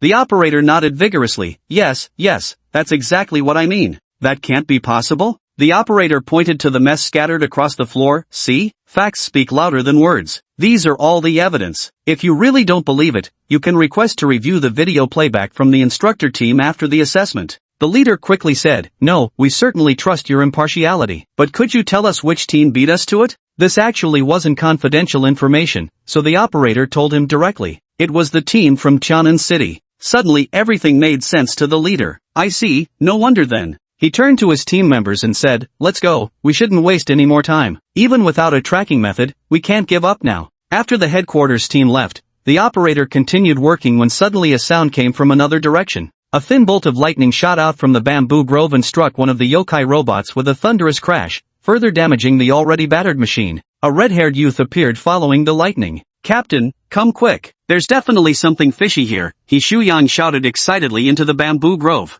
Deng Song, the team leader from Yunjiang City, emerged from the bamboo grove, his eyes flashing as he observed the operator before him. As expected, secretly following the main bureau's team was the right move. After the assessment began, Yunjiang City's team quickly drove out of the industrial zone. They randomly chose a location, defeated the aberrant beast, and obtained the orb. They were equally perplexed and believed there must be a way to locate all the beads in the area, but none of the 20+ people could figure it out. Just then, they coincidentally encountered the headquarters vehicle. Deng Song made a decisive call on the spot, ordering the driver to slow down and covertly tail the headquarters car. Watching as the headquarters vehicle entered the zoo, Deng Song immediately decided to enter through another gate. Sure enough, they caught a clue. He Shuyang loosened his neck and cracked his knuckles as warm-up exercises. Alright, tell me how to get the tracker. Hurry up. We don't have much time. The operator repeated his standard line, sorry, you're too late, all props have been distributed. Come earlier next time. Chapter 58, Highway Robbery. Lin Lu flicked the monster blood off his blade and tucked the freshly acquired red pearl into his waist pouch. His waist pouch bulged conspicuously, and for safety's sake, their comrades unanimously decided to store all the beads on Lin Lu's person. After boarding the vehicle, they hurried toward their next destination. Sumawi yawned, how many points do we have now? Should be enough to squeeze into the upper middle rankings, right? And Zhang calculated silently in his mind, 112 points. Honestly, I think this score should be quite competitive. Bamboo grinned and said, gotta be real tough in fights. Other teams can't track the beads, just rely on blind luck. Not like us, always coming away with the goods. Dai Jiajia rolled her eyes at him. Bamboo, what nonsense is stuffed in that head of yours? Always coming away with the goods, that's not how you use that idiom. Bamboo chuckled sheepishly. Suddenly, the car jerked to a halt. Still grinning ear to ear, he nearly bit his tongue clean off. And Ai Zhang roared, Nanzi, have you lost your mind? Why did you slam on the brakes all of a sudden? The driver Nanzi replied with grievance, a car suddenly swerved in front of us to block the road. I had to brake hard or we would have crashed into it. Everyone looked up and indeed saw a vehicle parked horizontally ahead, identical in model to theirs, clearly belonging to another team in the same training session.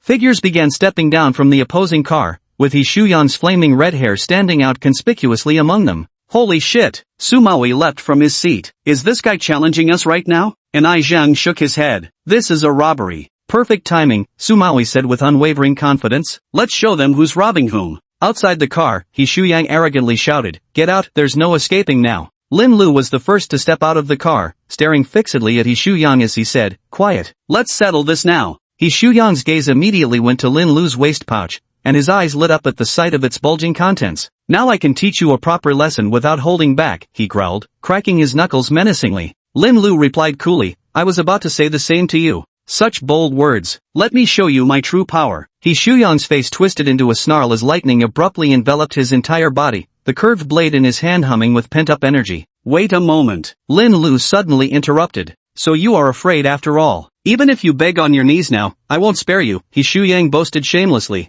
Lin Lu responded, I just wanted to suggest, shall we fight without weapons? He Shuyang froze momentarily, then looked closely to confirm Lin Lu was indeed bare-handed now, no longer wielding the dagger he'd previously carried. How about this? After all, this is just training, no need for life or death combat. Let's be civilized and fight unarmed. The loser automatically hands over their marbles. Lin Lu patted his own waist pouch as he spoke, then deliberately eyed He Shuyang's identical pouch. One glance revealed Lin Lu's pouch bulged with far more marbles. Although He Shuyang's pouch also held some, it didn't contain their team's entire stash. This match clearly gave He Shuyang the upper hand. He Shuyang threw the knife backward. Don't say I didn't warn you. Humph. You're the one who shouldn't cry regret later. Don't come bawling for your mama after Lin Lu floors you. Sumawi stepped out of the car, instantly incensed by He Shuyang's provocation. He Shuyang spoke boldly, saying to Sumawi, don't worry, once I defeat this guy, you'll be next. Lin Lu suddenly smiled. Hope you'll still sound so confident later. What did you say? He Shuyang didn't catch it. Nothing important. Lin Lu shrugged his shoulders loosely. Suddenly, lightning began crackling across his body just like He Shuyang's, though far more subdued. At least his hair didn't stand on end like a porcupine's. He Shuyang grew even more furious. I never imagined you could wield lightning too. Perfect timing, let me show you what a true lightning-type awakener looks like. Lin Lu glanced backward, signaling the others to step away. Begin. On the broad highway stood two cars parked facing each other, flanked by two groups of people. Their gazes remained locked on the two figures brawling fiercely at the center of the empty space between them. Thud, thud, thud. The sounds of fists colliding and electric currents sizzling came incessantly. Deng Song had been slightly furrowing his brows since the battle began. By now, his brows were knitted so tightly they could crush a fly, and his expression was extremely grave. He hadn't expected that this inheritor from Tianan City actually had martial arts fundamentals. No, it should be said that he had studied orthodox martial arts, and not just from a single style. Moreover, Lin Lu was intimately familiar with every martial arts style and could switch between them abruptly. For instance, one moment he'd execute southern fist techniques, and the next instant he'd seamlessly transition into Shaolin long fist. In comparison, He Shuyang's moves appeared glaringly immature. After just 10 minutes of combat, He Shuyang found himself increasingly strained. It seemed no matter which angle he attacked from, his strikes were invariably blocked, and regardless of how he defended, vulnerabilities were always exposed and exploited by his opponent. What was even worse, He Shuyang realized his supernatural ability was being completely suppressed by his opponent. This meant the other's lightning power far surpassed his own, leaving him utterly powerless. Gritting his teeth, he stubbornly held on, refusing to admit he was outmatched. My advice is to surrender quickly, or you'll get hurt, Lin Lu suddenly said. With grinding teeth, He Shuyang spat out each word separately. Shut your damn mouth. Lin Lu sighed. I'm doing this for your own good. Truly, no good deed goes unpunished. He Shuyang's face flushed crimson. I'd rather die than admit defeat. We surrender. He Shuyang froze momentarily. He recognized that voice as belonging to their team leader, Deng Song. Lin Lu pushed He Shuyang aside and immediately stepped back. He Shuyang instantly turned to glare at Deng Song. Team leader, what are you doing? I didn't lose. Deng Song replied expressionlessly, I know you haven't lost yet, but you should understand clearly yourself, if this continues, you'll lose eventually. I won't, He Shuyang protested stubbornly, his neck stiff with defiance. Deng Song frowned. Shuyan, how many times have I told you? You need to mature a bit, you can't keep acting willful like before. How is refusing to admit defeat being willful? Hey, wait a minute, time out. We can't mediate your internal disputes, but before anything else, shouldn't you honor your agreement? Sumawi suddenly jumped in to interrupt Deng Song in He Shuyang's argument. Palms spread open, he tilted his chin meaningfully toward the waist pouch at He Shuyang's side. Deng Song had a stern expression. Shuyang, take out that bead from your waist pouch and hand it over to them. He Shuyang clutched his waist pouch protectively. No, I haven't lost yet. I can still fight. He Shuyang. Shuyang, listen to the team leader, the other squad members urged. He Shuyang nearly burst into tears as he reluctantly retrieved the bead from his waist pouch and handed it over to Deng Song. Deng Song passed the bead to Sumawi, who pocketed it without even glancing at it and said with a cheerful grin, "Thank you, brothers from Yunjiang City, for going through all the trouble to deliver this bead specially for us from afar. We're terribly embarrassed by your kindness." Every single person from Yunjiang City turned stone-faced upon hearing these words. Chapter 59, Yunjiang City's Surrender. Watching the vehicles from Tianan City swagger past them, everyone from Yunjiang City was seething with resentment. He Shuyang even burst into tears. Team leader, if you won't let me keep fighting, what about you? Are you afraid of losing to them? A teammate stepped forward to mediate. Shuyang, the team leader must have his own considerations. How could you speak to him like that? But most team members remained silent, equally perplexed as to why Deng Song had let the Tianan City people go. Deng Song said calmly, "Don't waste time, get in the car. You can ask any questions on the way." The group boarded in silence. As soon as the vehicle started moving, someone immediately asked, "Team leader, why let them go? Isn't that admitting defeat?" "Exactly," another chimed in. "We clearly have numbers on our side. Whether it's one-on-one fights or a group brawl, we can handle it. Besides, the instructor team must be monitoring this entire assessment. They probably saw our standoff with Tianan City just now, watching us slink away in defeat." These words made everyone in the vehicle even more agitated. He Shuyang suddenly stood up and shouted at the driver, "Turn around. Let's go back and show Tianan City what we're made of." Deng Song responded coldly, "Ignore him. Keep driving forward. Team leader, sit down." Deng Song rarely lost his temper, but now he commanded He Shuyang in a stern tone. He Shuyang sat down awkwardly, still unable to swallow his anger. "Team leader, just because I followed your order doesn't mean I agree with your approach." Deng Song's eyes turned cold. "First, I don't need your agreement. Second, every decision I make is for the greatest benefit." As the tense atmosphere in the vehicle grew thicker, the deputy team leader stepped in to mediate. "Team leader, I'm just a bit unclear about one thing, could you explain it? Mainly because we should know how to handle Tianan City moving forward." Deng Song asked, "Do you think we can defeat that person named Lin Lu from Tianan City?" He Shuyang, you know best. Speak up. He Shuyang bit his lip and said unwillingly, "Though I can't beat him alone, if we all." "All? You mean all 20-something of us ganging up on one person?" "You said it yourselves just now, the instructor team is monitoring our every move the entire time. How dare you suggest teaming up like that? What kind of impression do you want us to leave with the instructors?" He Shuyang immediately shut his mouth. "Not to mention, do you really think the others in Tianan City would just stand by and watch Lin Lu being ganged up on by us?" Everyone in the vehicle kept their heads down,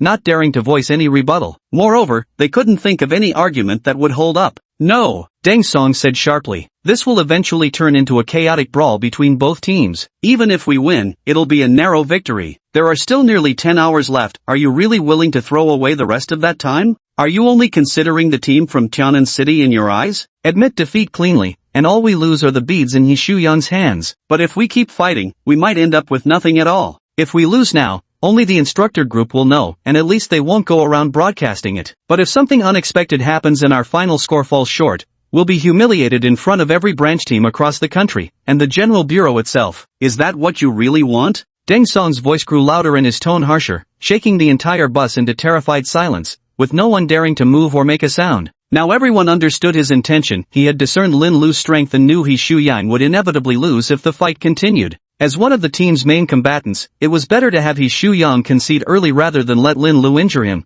preserving his capability to contribute to the pearl retrieval mission. The deputy team leader swallowed hard and spoke up despite Deng Song's piercing glare. "Team leader, we all know we were wrong. How could we have misunderstood you earlier? Quick, apologize." "Team leader, we're sorry. We misjudged you." "Team leader, we weren't thinking straight. Please don't take our words to heart." He Shuyang awkwardly shuffled closer to Deng Song, hanging his head as he muttered, "Team leader, I'm sorry for making such unreasonable demands. I failed to recognize your thoughtful intentions." Deng Song took a deep breath. Let's stop this topic here. Exactly, let's stop here, turn the page, and forget about it, the deputy leader spoke up. Shall we discuss how to make use of the last 10 hours instead? All eyes turned to Deng Song. Not only was he their team leader, but also their mastermind. Every decision in the team was made by Deng Song alone. Deng Song already had a plan. Right now, among all the teams, only Tianan City can locate the beads. We've seen their strength, we can't confront them head on. He unfolded the map. Let's head toward the fringe and avoid Tianan City if possible. Right now, that's our best move. The battle just now between Tianan City and Yunjiang City was truly witnessed by everyone in the monitoring center. Cui Yuerong stared at the main screen, where the vehicles from Tianan City were speeding wildly down the road. Upon reaching their destination, they poured out of the cars in swarms, grouping up with practiced efficiency, slaughtering the mutated beasts with routine precision to harvest the orbs before repeating the cycle all over again. Wang Xianyan let out a sigh. It seems that in this preliminary assessment, Tianan City isn't just a dark horse, it's a dark horse capable of taking the top spot. Xianyan, I have a question. Cui Yuerong suddenly called out his name. Wang Xianyan responded immediately, I'm here, please go ahead. I'm not very familiar with inheritors, so I wanted to ask, can inheritors possess supernatural abilities just like awakeners do? Like how Lin Lu did earlier. If at the beginning, when Lin Lu dealt with the tempered serpent, everyone couldn't see clearly amid the swirling dust, during his fight with He Shuyang just now, they all clearly witnessed him wielding the power of lightning. Wang Xianyan frowned and pondered for a while. From what I know, inheritors don't possess supernatural abilities. They can manipulate certain natural forces, but not because they inherently have this power, rather, they rely on external tools. Such as? Wang Xianyan replied, we know too little about inheritors. Currently, we're only aware of talismans and spiritual artifacts. As for whether there are others, we haven't discovered any yet. Wang Ming joined the discussion, but just now, Lin Lu was fighting He Shuyang barehanded. We didn't see him using any items. Where's his knife? Cui Yuerong asked. Wang Xianyan flipped through the documents. According to the reports submitted from Tianan City, neither Lin Lu's own statements nor third-party accounts mention that his knife has the ability to release lightning. Cui Rong stared at the screen where Lin Lu had just killed a yokai and was now wiping his blade. This person hides more secrets than one might imagine. Chapter 60, the final stage. Only 5 hours remain. During positioning, scattered beads have nearly disappeared. Most have been found by the team and now clustered together during location tracking. Other teams, though lacking tracking chips, had mostly realized this issue as well. In the final phase, the only way to obtain more beads was to snatch them from other teams. Let's go rob others too, Sumawi said urgently. Quick, find the nearest target. Dai Jia glanced back and remarked, no need to look, team leader, check behind us. We're being pursued. Sumawi took 2 large strides to the back row and peered through the glass. Sure enough, he saw their vehicle being followed by an identical minibus. A head popped out from the passenger seat of the other vehicle, holding a loudspeaker that seemed scavenged from who knows where, shouting loudly. Listen up, team in front. If you know what's good for you, pull over immediately and hand over your pearls. We'll be merciful and leave you 1/10. Otherwise, don't blame us for taking everything, not a single pearl will remain yours. Sumawi was dumbfounded. What kind of team is this? Their tone is outrageously domineering. Lin Lu glanced at it. From Guanshan City, we've encountered them before. Oh, Dai Jia bumped fists excitedly, her eyes burning with fervor. That big guy? Perfect, we still haven't settled our score yet. Sumawi immediately ordered, stop the car, stop the car. We're going to snatch those beads. Seeing the vehicle ahead come to a halt, the car from Guanshan City promptly followed suit and stopped as well. The muscular man cracked his knuckles as he stepped out of the car. Let me see which precinct you're from. Today's your unlucky day running into us. Yo, Dai Jia greeted him. The muscular man's face froze. He immediately turned to scramble back into the car. Shit, we've met a ghost. Get in the car, get in and drive, fast. Running so soon? Come play with us. Dai Jia had already darted behind the muscular man, pressing a hand on his shoulder with an iron grip that left him immobilized. The drivers in Tianan City were quite sensible. After the team members got out of the vehicle, he started the car again, made a sharp turn, and directly blocked the path of the vehicle from Guanshan City. Now there was no chance of escaping, they had no choice but to fight. Fighting was out of the question, he stood no chance. 10 minutes later, the leader of the Guanshan City team, covered in dust, reluctantly handed over his beads. Suma was quite considerate and left the other team with 10 green beads as payment for the loudspeakers. The people from Guanshan City resigned themselves to their misfortune. After watching the vehicles from Tianan City depart, they immediately got back in their cars and fled in the opposite direction. Listen up, convoy ahead, wise up and pull over now. Hand over your pearls obediently, and we might show some mercy letting you keep 1/10. Otherwise, we won't hold back, you won't get a single one. Sumawi leaned out from the passenger seat, shouting through a megaphone at the vehicles ahead. His tone was even more arrogant than that of the Guanshan City group. Bai Shu whispered to Lin Lu in secret, if this team leader's vibe were in ancient times, he'd definitely be the head of a bandit gang. Lin Lu cast his mind back to the distant past, recalling the bandits and mountain outlaws he'd once encountered. He had to admit, Bai Shu's judgment of character was occasionally spot on. After robbing several teams in succession, not only was Lin Lu's purse bulging, but even Su Mao and Dai Jiejia's pouches were stuffed full. Bai Shu and Nai Zhang's pouches also contained quite a haul. The sky had long since darkened. Nai Zhang checked the time. 2 hours left till the end. Let's head back to the city. Su Maui nodded in agreement. Ever since last night, everyone had been working around the clock for over 20 hours. While the awakened were holding up fine, the ordinary team members had long shown signs of exhaustion. Nai Zhang then arranged for the team to rest in shifts. The closer they got to the industrial zone, the more teams they encountered. Su Maui, brimming with enthusiasm, took up a loudspeaker from the passenger seat and began directing traffic. Hey, you in vehicle number 085 up ahead. What kind of driving is that all over the road? If there's an accident, you'll bear full responsibility. Hey, and that car on the right, what's with the rude sudden braking? Oh, you guys planning to jump out and grab the bead? Okay, my bad, carry on. Yo, that car up ahead is speeding like crazy. We can't let them show us up. Nai Zhang, catch up and overtake them. Nai Zhang rolled his eyes and couldn't be bothered to respond. In the back seat, Bai Shu pressed against the car window, gazing outside. So peaceful out there. His front seat companion Dai Jieja was also slumped over. Why don't they come rob us? Just sitting here is so boring. Let's have some fun. Lin Lu glanced at Su Maui in the passenger seat teasing dogs and cats, and roughly understood the reason. Vehicle number 201. Attention, attention. Car 129 is right ahead of us. Stay alert, slow down to increase distance. Don't let their people notice us. Vehicle number 065. Boss, check out the car up ahead. Looks like a big fat fish. Which one? Let's score big one last time before we're done. That one there, some idiots yelling through a loudspeaker. The fool's practically painting a target on himself. Loudspeaker? The leader smacked the proposer's head. You trying to get us killed, kid? Out of all people, you pick Unit 129? They're notoriously ruthless. You want us going home empty-handed, is that it? Vehicle 001, that's the Bureau Headquarters team's car. The team leader of Group A from the Bureau's first action squad was observing passing vehicles when his eyes immediately locked onto Su Maui stirring up trouble with a loudspeaker not far away. That must be the team leader from Tianan City. Yes, his name is Su Maui, the deputy team leader replied. This Tianan City trip has really surprised us. I'm afraid we won't be taking the top spot this time. The team leader chuckled lightly. We never had full confidence in securing first place to begin with. The emergence of this dark horse actually makes this training session more interesting. Other team members in the vehicle were all looking through the windows at car number 129 in the distance. The atmosphere inside their car remained relaxed, without any trace of frustration or gloom despite their likely defeat. Vehicle number 002 belongs to Yunjiang City. He Shuyang slumped in his seat, feeling deeply frustrated. The thought of their final tally of beads made him so angry that he couldn't even bring himself to drink water.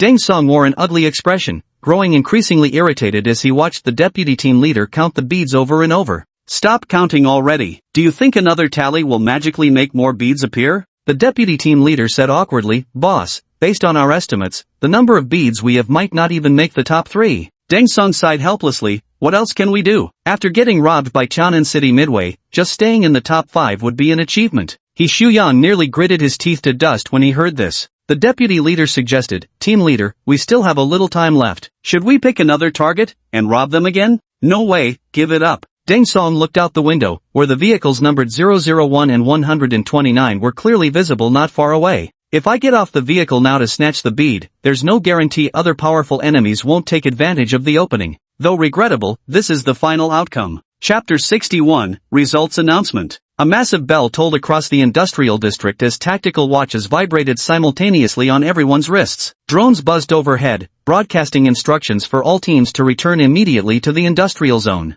Everything indicated that the assessment had concluded. Following the orderly queue into the industrial area under staff guidance, Nai Zhang parked the vehicle in the designated lot. Someone immediately stepped forward to collect all the waste bags and equipment from everyone. They were informed that until 5 o'clock the next morning would be rest time, and there would be no sudden operations during this period. After watching the staff leave, the people from Tianan City unanimously started running at full speed. A team member from the headquarters had just extended a small hand, wanting to greet and chat with them, when he saw this group disappear in the blink of an eye. A tad awkward. What's going on? Is there a ghost chasing you? Wait, that direction leads to the cafeteria. Holy crap! The agents from headquarters exchanged glances before hastily following the Tianan squad in their mad dash. They were among the earliest groups returning to the industrial zone, so the cafeteria should be empty at this time. But if they dawdled here any longer, they'd have to endure the terrifying experience of fighting through a packed cafeteria, scrambling desperately for food. How on earth are the people from Tianan City so quick-witted?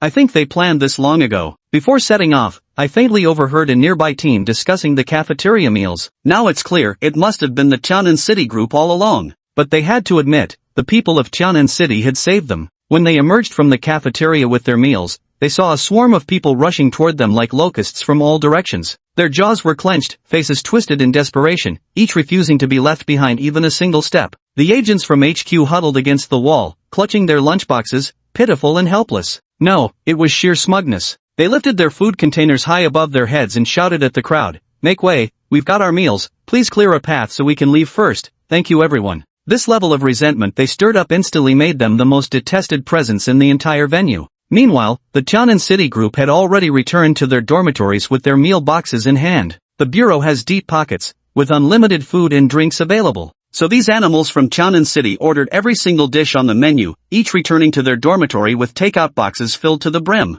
Stacked up, the containers nearly reached the ceiling. A dozen people squeezed into one dorm room, bumping into each other with every turn, yet none of them cared in the slightest. Sumawi signaled everyone to open their lunchboxes. Daijia was dazzled by the sight. So many dishes, just one bite of each would fill me up. And Ai Zhang was speechless when ordering. They had been generous without restraint, and only now did they realize just how much food there was. "We're seriously overdoing it," he said. Sumawi was already eating, his words muffled by food. "Won't go to waste. All leftovers go to Lin Lu, he's a human vacuum cleaner, can eat any quantity." Lin Lu nodded. Truth was, he never felt hunger nor fullness, could indeed consume any amount. After the meal, the group finally got serious. Sumawi led everyone in reviewing the assessment process and conducted a fresh evaluation of other teams' strengths. Only after it was all over did they return to their respective dorms to rest. Lin Lu lay on his bed with closed eyes, appearing as if asleep while actually practicing the elementary thunder control technique. His recent battle with He Shu Yang, a lightning attribute awakener, had given him new insights. By around 4 o'clock the next morning, lights gradually turned on in every dorm room as everyone prepared in advance. Exactly at 5 o'clock, a whistle blew immediately. This time, all teams showed significant improvement in assembling,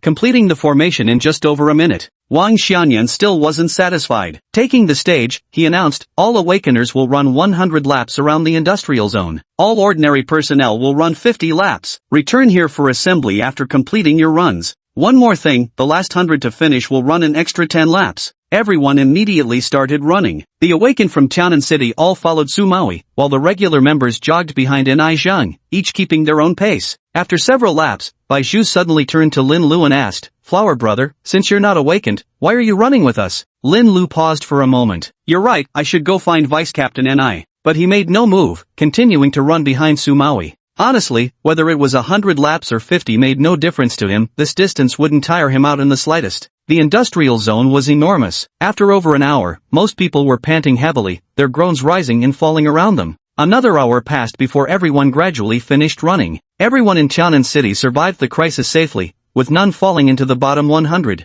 Wang Xianyan reappeared at this moment. Those who were penalized with extra running must set off immediately. The others should return to the dormitories to wash up and have breakfast. Assemble here again at 8 o'clock. The penalized runners cast envious glances at the others before supporting each other and starting to run once more. At 8 o'clock, everyone gathered once again. They noticed a massive display screen had been added to the temporarily erected stage. Wang Xianyan announced, "Your examination results are out. This screen shows the final scores for each team in this assessment." Lin Lu lifted his gaze, his eyes immediately landing on the top position of the leaderboard. The name Tianan City stood out prominently. Sumawi beside him chuckled under his breath. "I heard this ranking gets transmitted live to all bureau branches. By now, the old man and Captain Fong must have seen we're at the top, they'll be over the moon." Lin Lu ignored him and kept scrolling down. Second place goes to the team from Jingping City headquarters. Third place, Ningfeng City. Fourth place, Wushan City. Fifth place, Yunjiang City. Each ranking position was marked with corresponding points, with only narrow gaps separating third, fourth, and fifth places. Had He Shuyang's beads not been lost to Lin Lu, Yunjiang City could have directly risen to third place, trailing the second-ranked bureau by a mere 2-point difference. When these results were announced, gasps of surprise rippled through the crowd. Where did this Tianan City come from? Their points completely crushed the competition, doubling the second-place bureau's score. Could this really be legitimate? Not to be rude, but this ranking is downright bizarre. The top spot goes to some no-name small-town fine. Maybe they just got lucky, but Yunjian City is ranked way too low. Exactly. Wasn't Yunjian City supposed to be neck and neck with the bureau headquarters? How did they fall so far behind? Ningfeng City and Wushan City are both above them now. Something's off. I heard during past field missions, Yunjian City always completely outperformed Ningfeng City when they collaborated. This didn't sit well with the Ningfeng City contingent. What's so off about it? Can't it just be that we've improved while certain cities have slipped backward? Exactly. Who do they think they are? A bunch of snobs finally got what they deserved. Serves them right. The people from Yunjian City immediately darkened their faces upon hearing this. Already displeased about ranking only 5th, the surrounding chatter made them even angrier. If Deng Song hadn't warned them earlier against causing trouble, they would have jumped up and slapped the Ningfeng City folks right then and there. Chapter 62 Phase 2 Training. Some people weren't surprised by this outcome. Namely, the teens that had been robbed by Tianan City. I knew we weren't the only victims. They must have stolen many beads, otherwise how could their score surpass even the bureaus? You'd need real skills to snatch them, otherwise you're just delivering yourself as easy prey, handing beads to others. They robbed us too. Gotta admit, they're seriously strong. And they've got some martial honor too. Didn't take everything, left us a few green beads. At least we kept some points and didn't end up dead last. Some said sourly, they're so sneaky, specifically targeting mid-tier teams. If they've got the guts, why not go rob the Central Bureau instead? Who spilled their vinegar jar? Being jealous is one thing, but actually saying it out loud, does that make you proud? Hey, let me tell you, they may not have snatched the HQ, but they took Yunjian City. Rumor has it Yunjian couldn't win and cut their losses by retreating. That's how they saved most of their beads. No way. Weren't the Yunjian folks supposed to be all high and mighty? They've always looked down on even the HQ. How come they face-planted right at the start of training? Lower your voice. If Yunjian people hear you, they'll be coming after you next. Yes, they're incredibly stingy. Everyone, quiet, commanded Wang Xianyan. The room immediately fell into complete silence. Wang Xianyan announced, next is the formal training session. All regular members, your first training module will be on the operation of the new-style boundary-piercing sniper rifle, with instructors from the Bureau's technical team and research institute. The technical team from headquarters took the stage and briefly spoke before gathering all the regular members present. They were headed to the shooting range for training. Before leaving, Ni Zhang patted Su Maui on the shoulder. Brother, I can't keep an eye on you anymore. Remember not to act recklessly, that's about it. Hang in there. Su Mao rolled his eyes. Come on, I'm the epitome of calm and rational, since when do I need your reminders? You'd better be. Ni Zhang left with the ordinary members. Only the Awakeners remained, along with 2 inheritors, Lin Lu being one of them. Several more people stepped onto the stage one after another, standing behind Wang Xianyan. Wang Xianyan announced once more, this training session for Awakeners will be conducted by our Big Dipper Tianshu group. Based on the preliminary test results, we'll divide into 9 groups. Teams ranked 1st to 30th will be under my supervision, ranks 31st to 60th will be handled by. He introduced each group one by one, then concluded, everyone follow your assigned instructors, dismissed. Teams ranked 1 through 30, remain in position and stand by. After the other members of the Celestial Pivot team led their trainees away, the training ground abruptly became desolate. Beneath the tranquil surface lay turbulent undercurrents. The 4 members of Tianan team huddled together, enduring the gazes from other teams, some judgmental, some probing, some curious, and some outright hostile. Wang Xianyan promptly announced the next training session. So, how do Awakeners improve? Through combat, the more frequent and intense the battles, the faster the progress. Since we can't find any yokai for training here, you'll have to make do by treating colleagues from other branches as your opponents. In that instant, nearly every gaze in the room locked onto the 4 members of Tianan team. Many of the top 30 teams had encountered Tianan City during the assessment. Some, like Yunjiang City, managed to cut their losses in time. Others weren't so lucky, they were outright crushed, their beads snatched away. At least they had the consolation of being robbed early, leaving them time to recoup their losses by targeting others. Most, like the teams from the general administration, hadn't clashed with Tianan City but were burning with curiosity about them. Someone raised their hand to ask a question. Wang Xianyan, speak. May I ask if you mean competition between our teams? Wang Xianyan said, as you wish. One-on-one is fine, group fights are fine too, but one rule, no ganging up on individuals. Someone immediately raised their hand and said, Instructor, I'm Jian Beichen from Xingda City Bureau. I request permission to challenge Lin Lu from Tianan City Bureau. Instructor, I'm Hua Ji from the Ningfeng City Branch. I request permission to challenge Dai Jejia from the Tianan City Branch. Hello instructor, I'm Tangjua from Wushan City. I request permission to challenge team leader Su Maui of the Tianan City branch.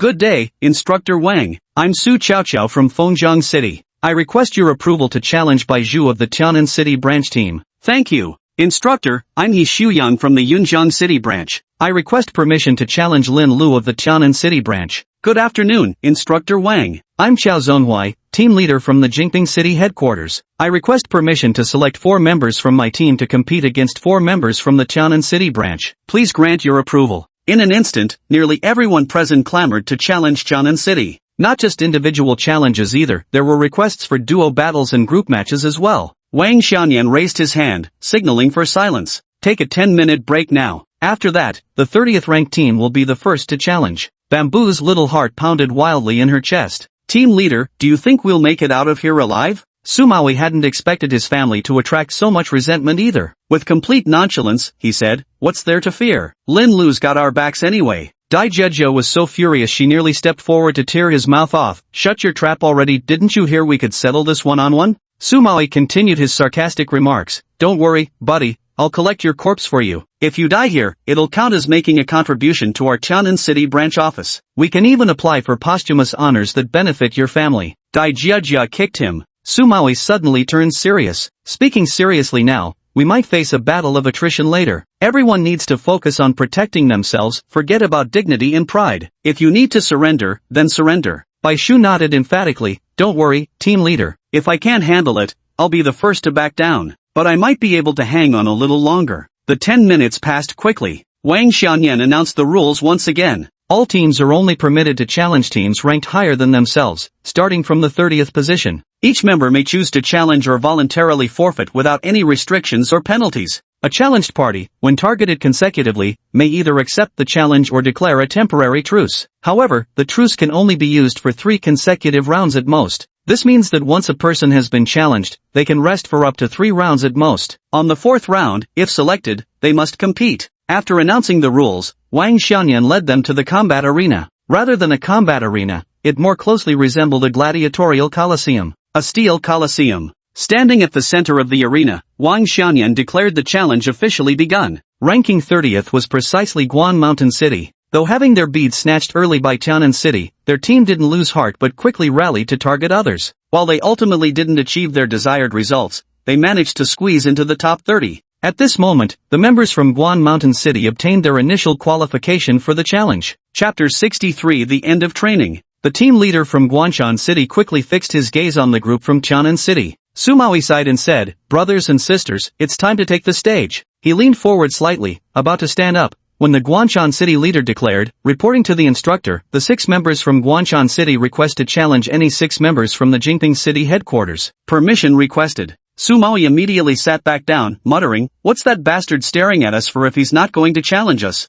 The team leader from Guanshan City was shrewd, his decision had been carefully calculated. First, they'd already lost twice in a row to Tianan City team. Another defeat would be psychologically devastating for his players. Second, he knew full well many teams wanted to challenge Tianan City. This being the first match, Tianan's players were at peak energy. If his team charged in now, they'd just be exhausting Tianan's strength to pave the way for others' victory, and he wasn't about to play that game. Choosing the head bureau was ultimately the best outcome. A win would be a pleasant surprise, and losing was expected. Even getting completely crushed by them would still be an honorable defeat. And then they did get utterly demolished by the head bureau, getting hauled off the field in complete disarray. Next up was the 29th ranked team. The 29th ranked team didn't have nearly as many tricks up their sleeves. They too had been robbed by Tianan City before, but fortunately, their speed and sincerity in admitting defeat had been impeccable at the time, so Su Maui had left them half of their beads. This time they took the initiative to challenge Tianan City, probably seeking to avenge their previous humiliation. During the group combat assessment, they failed to win through sheer numbers. Now they've opted for one-on-one duels and have already made their arrangements specifically targeting Dai Jieji and Bai Zhu, the apparent weak links. Dai Jieji and Bai Zhu took to the field trembling with fear, yet somehow managed to emerge victorious while still shaking in their boots. Next came Su Maui and Lin Lu, who also began receiving challenges. Among them, Lin Lu was the most popular choice of opponent. At noon, Wang Xianyan announced a temporary halt. By that time, Lin Lu had already accepted over 20 challenges. At his peak, he took on 6 opponents consecutively, defeating them one after another without even catching his breath. Not only the students but even Wang Xianyan, the leader of the Tian Shu group, was deeply intrigued by his strength and already contemplating ways to recruit him into their ranks. The afternoon saw the resumption of challenges. Lin Lu remained the most sought-after challenger, maintaining his perfect undefeated record from start to finish. The others in Tianan City likewise faced numerous challenges, winning more often than losing. Such performance utterly astonished everyone. In the following days, they continued both issuing and receiving challenges. Under Wang Xianyan's arrangement, rest periods grew increasingly scarce, eventually reaching a point where multiple groups were fighting simultaneously. During the first 2 days of training, whenever the meal bell rang, one could always witness a pack of starving wolves sprinting toward the cafeteria. From the third day onward, the sprinting hungry ghosts transformed into limping figures dragging their battered bodies along. Later still, they progressed by crawling. By the 6th day, this merciless challenge competition finally came to an end. But the training wasn't over yet. The first phase of training for ordinary members has also concluded, and what follows next is team cooperation training. Similarly conducted in a competitive format, over 200 groups are randomly paired as opponents or teammates, with the training ground set in the wilderness. While fighting their opponents, they must also stay vigilant against supernatural beasts that could appear at any moment from any direction. Wang Xianyan has proven himself particularly ruthless. Not only does he deliberately drive the supernatural beasts toward the trainees, but he also orders the random release of yokai robots. This continues until the 10th day of training, the final day. They gathered once more on the open ground outside the dormitory. Wang Xianyan stood on the highest point and said, "Today is the final day of training. Over these 10 days, the performance of every team and every individual has been recorded. We've already sent the reports to each branch office, so by now, your branch directors have likely seen your results." Hearing this, some were delighted, some panicked, and others remained indifferent. Wang Xianyan added, "The vehicles to pick you up will arrive soon, and you'll be leaving shortly. For these last few moments, I've managed to secure a little bonus for you." Everyone was staring at him. Wang Xianyan flashed a brilliant smile. "I hereby grant you permission to challenge us." He glanced back at his teammates behind him. "Right now, you've got the chance to challenge every member of the Tianshu team." The crowd below erupted into an instant uproar, many grinding their teeth as they glared at the 9 figures on stage. Clearly, all the trainees had suffered enough under these individuals. No sooner had Wang Xianyan finished speaking than someone immediately raised their hand to issue a challenge. There wasn't a single slacker among those who could join Beidou. Every challenger was defeated without exception. After dealing with his 5th opponent and seeing that time was nearly up, Wang Xianyan fixed his gaze on Lin Lu and asked, "No one else wants to challenge me?" Lin Lu remained impassive. He genuinely wasn't interested because there were no lightning-type awakeners in the Tianshu group. The transport vehicles arrived one after another. Wang Xianyan had no choice but to regretfully announce the official conclusion of this training session. All trainees would be transported back to the city today, then return to their respective cities according to their branch offices' arrangements. The Tianan City group got into the car, greeted once again by the same receptionist who had initially welcomed them. This receptionist was noticeably more enthusiastic than 10 days prior, having already learned each team's performance scores before their arrival. Tianan City had secured first place in overall rankings. Particularly surprising was the outstanding performance of their operations team members, who not only ranked first but significantly outpaced the second-place team. As Tianan City's designated receptionist, he inexplicably felt a personal sense of pride in their achievement. "I've already coordinated with your branch office. Your charter plane will arrive tomorrow with the second batch of trainees and then take you back. For now, after returning to the city, regroup with colleagues from other departments first. Tomorrow, I'll still be the one to send you to the airport." Sumaoi politely expressed his gratitude. "We appreciate your trouble." The receptionist was more than willing to engage with these powerful operatives, especially the awakeners, making the atmosphere in the vehicle exceptionally harmonious. No one knew who started it, but before long, everyone was singing and dancing inside the car, creating quite a lively scene. Lin Lu sat by the window, his eyes closed, thinking about how his return to Tianan City meant the family patriarch would surely assign him a new mission. He wondered what obscure item he'd be tasked to find this time. Suddenly, his eyes flew open as he abruptly stood up and shouted, "Stop the car!" The vehicle instantly fell silent. Bai Shu asked, "Brother Hua, what's wrong? Did you forget something?" Lin Lu quickly walked to the car door, opened it, and stepped out. Behind their car, there were 2 more vehicles. Because their car had suddenly stopped, the following 2 cars were forced to halt as well. In the rear vehicle was a bureau car. Xiao Zhonghuai got out and asked, "Lin Lu, you don't look too well." Further back was a car from Yunjiang City. He Shuyang had been thoroughly crushed by Lin Lu over these 10 days. Not daring to step out of the vehicle, he could only poke his head through the window and yell, "Lin Lu, what madness has gotten into you? If you don't want to leave, then move out of the way." As if he hadn't heard a thing, Lin Lu stood still for a moment before suddenly shouting at the top of his lungs, "Everyone,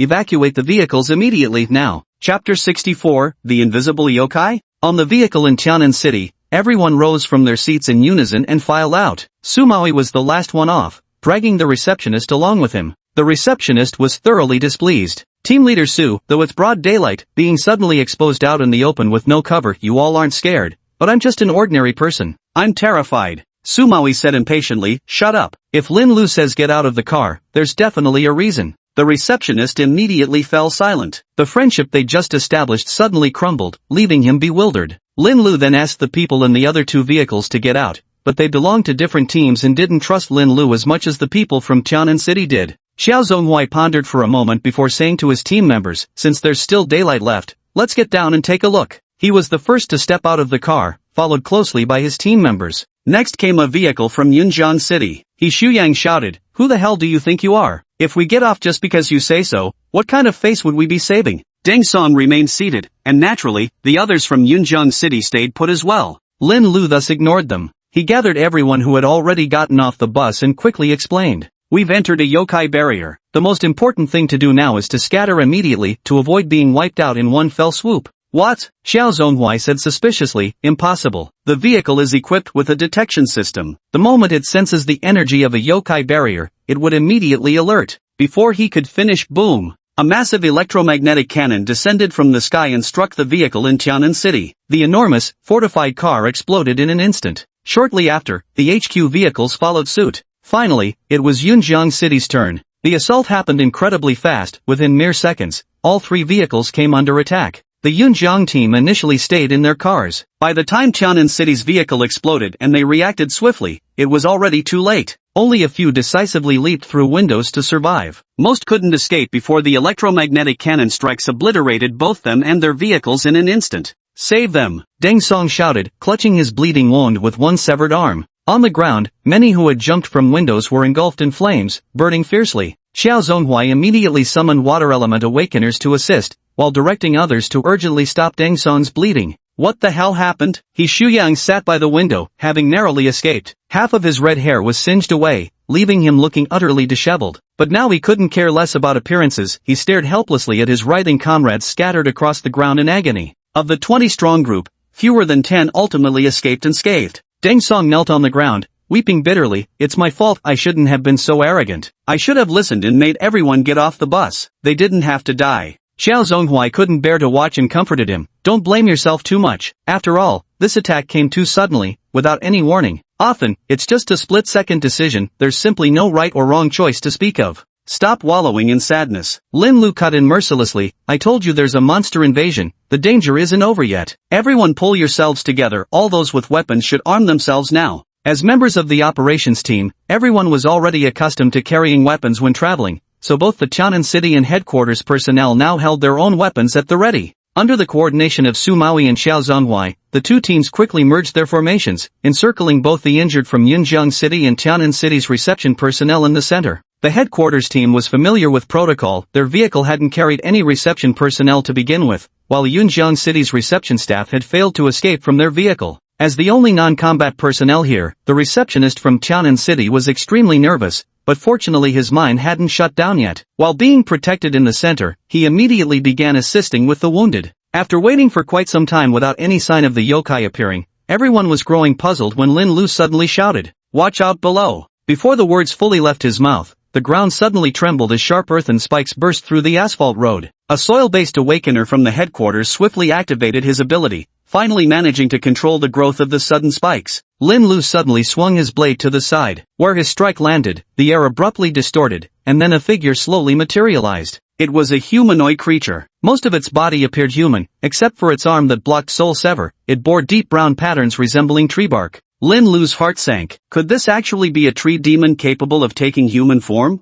But why couldn't I sense such dense demonic aura from it? Does it possess such powerful aura concealment abilities? After blocking Lin Lu's attack, the tree demon didn't press forward but leaped backward instead, vanishing once again. Lin Lu was utterly shocked. He immediately searched through his inherited memories, confirming that no known tree demons possessed invisibility abilities. It seems the ancestral knowledge has fallen behind. Damn! What kind of monster is that? Invisible yokai? Baizhu, give us the records. Su Maui was equally shocked. Baizhu was exceptionally strong in theoretical knowledge. He declared decisively, "Team leader, there are no records of invisible yokai. This must be a new type of monster." Bullshit, invisible yokai, Xiao Zhonghui said in a trembling voice. Sumawi turned around to see his companion's face drained of color, eyes wide with terror. Glancing at the other bureau members, they all bore identical expressions of someone who'd just seen a ghost. Bro, Sumawi said to Xiao Zhonghui, we're all in the same boat now. If you've got intel, don't hold back, share it with the group. Sorry, Xiao Zhonghui replied between controlled breaths, I just need a moment. Got to organize my thoughts.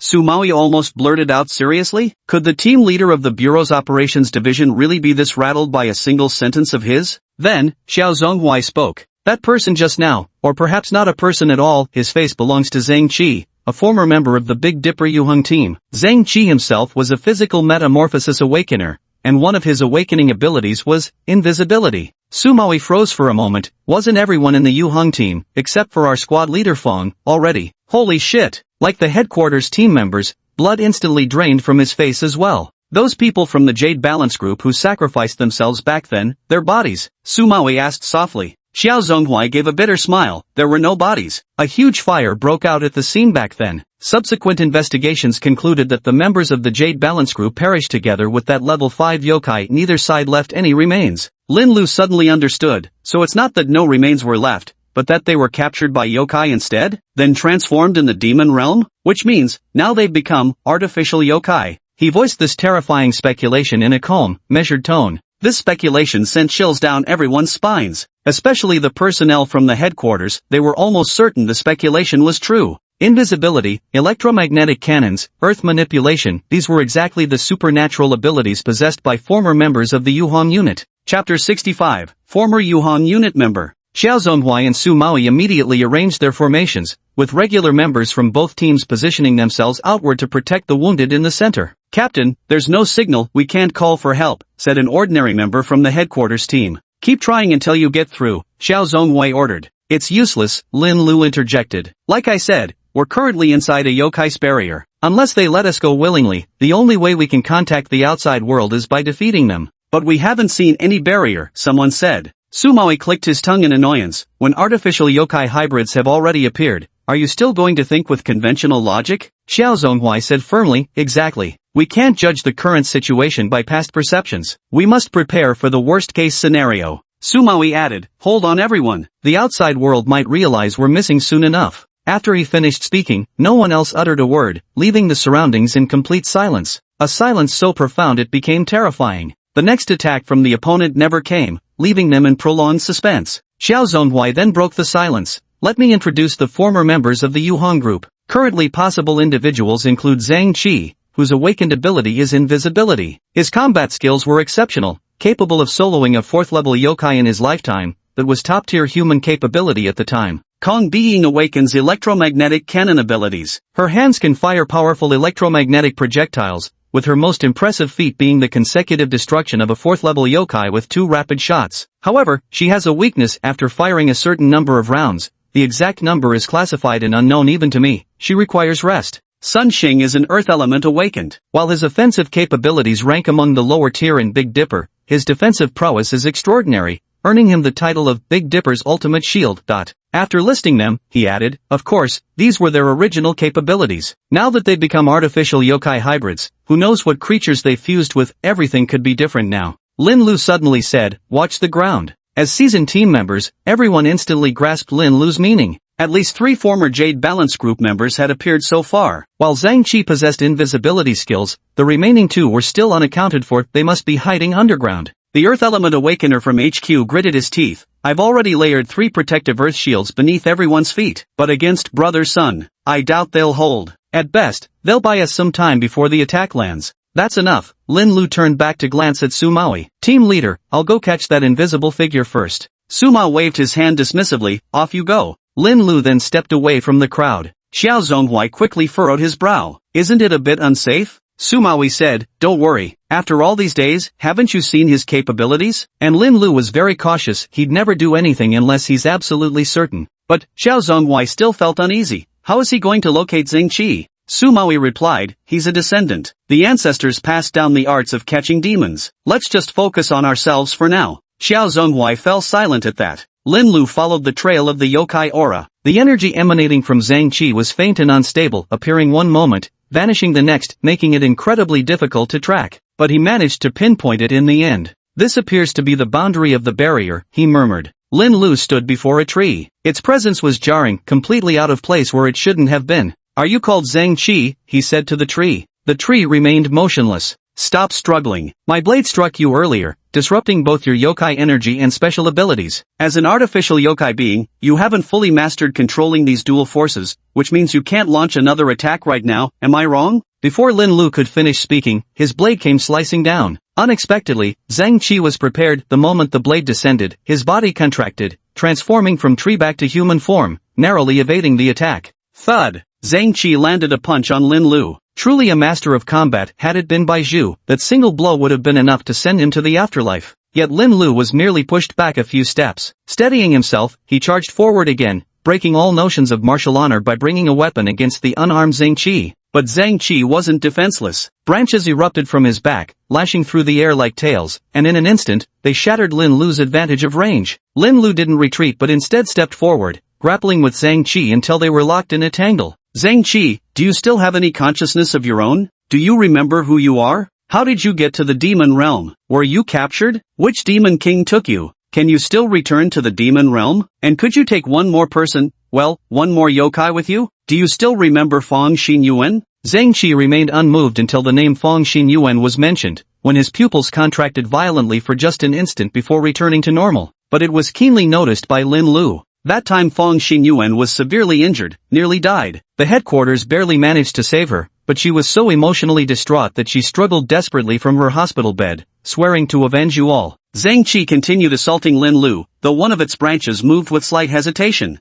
Later she accepted reality. The Jade Balance Unit was gone, her body broken, so the headquarters arranged for her to become a captain at a branch office. I served under her. After working together for years, I could tell instantly she'd never truly accepted reality. She kept strengthening herself, hoping someday to slaughter every last yokai and avenge you all. She must really want to see you all again. What about you? Do you want to see her one more time? Zhang Qi's attacks were slowing down, growing increasingly half-hearted. Lin Lu stared at his face and noticed his eyes suddenly filled with pain, his expression turning grotesque. A guttural ha-ha-ha escaped his throat as some branches even whipped against his own body. He seemed to be fighting for control of his own body, but within just a few seconds, his eyes dimmed once more, and the assault intensified. Lin Lu let out a regretful sigh. The good news, he still retained a sliver of consciousness. The bad news, it was truly just the tiniest sliver, and now it might already be gone. Zhang Qi, who had lost consciousness again, became even more aggressive than before. Lin Lu was lashed several times by the branches protruding from his back, and his arms began to bleed. Originally a top-tier combatant among humans, Zhang Qi grew even stronger after merging with the tree demon. Lin Lu faced him with unprecedented pressure. The battle reached a stalemate. While dealing with Zhang Qi, Lin Lu cautiously surveyed their surroundings. No one else was in sight, and he was certain there was a yokai barrier here, so even if he revealed his true form now, no one would notice. Action followed thought. Lin Lu immediately prepared to activate his demonic power. Yet at that very moment, he felt the ground tremble beneath him. The earth beneath his feet split open, and both he and Zhang Qi tumbled into the depths below. Chapter 66, Conversation with Zhang Qi. Ding dong. This was an underground river. Zhang Qi had taken quite a nasty fall. The moment he hit the ground, he wrapped his entire body with branches to form a protective sphere, guarding against a potential surprise attack from Lin Lu. A clump of mud materialized in Xing Xing's palm, which he then hurled at the spherical barrier. Where'd he go? The branches enveloping Zhang Qi gradually unfurled, revealing his body beneath. A massive bloody hole gaped from his left shoulder. Sun Xing and Kong Being jumped in shock. How did you get so badly injured? Zhang Qi descended slowly, spitting a mouthful of bloody froth onto the ground. That bastard stabbed me with a knife when we fell, taking advantage of the chaos. Hurry and fix it, Sun Xing said with a cold expression. No can do, Zhang Qi shook his head. That blade must be Soul Severer. When struck by it, demonic energy can't be mobilized, and wounds can't heal quickly. Sun Xing and Kong Being frowned. This is crucial intel the Black Flood Dragon Lord sent back with his dying breath. Sun Xing narrowed his eyes. Who knew we'd get so lucky finding our target this fast? What should we do now? Kong Being asked. Someone upstairs recognizes the owners of these bodies. I'm afraid if this goes on much longer, I won't be able to suppress the original host's consciousness. Zhang Qi's eyes flashed, but he remained silent. Sun Xing said, I'll deal with the people upstairs. You two stay here and search for that person. Priority is taking them alive, but kill them if necessary. Then grab Duanhuan and get out of the human realm immediately. With that, they split up to search for Lin Lu. In the pitch-black surroundings,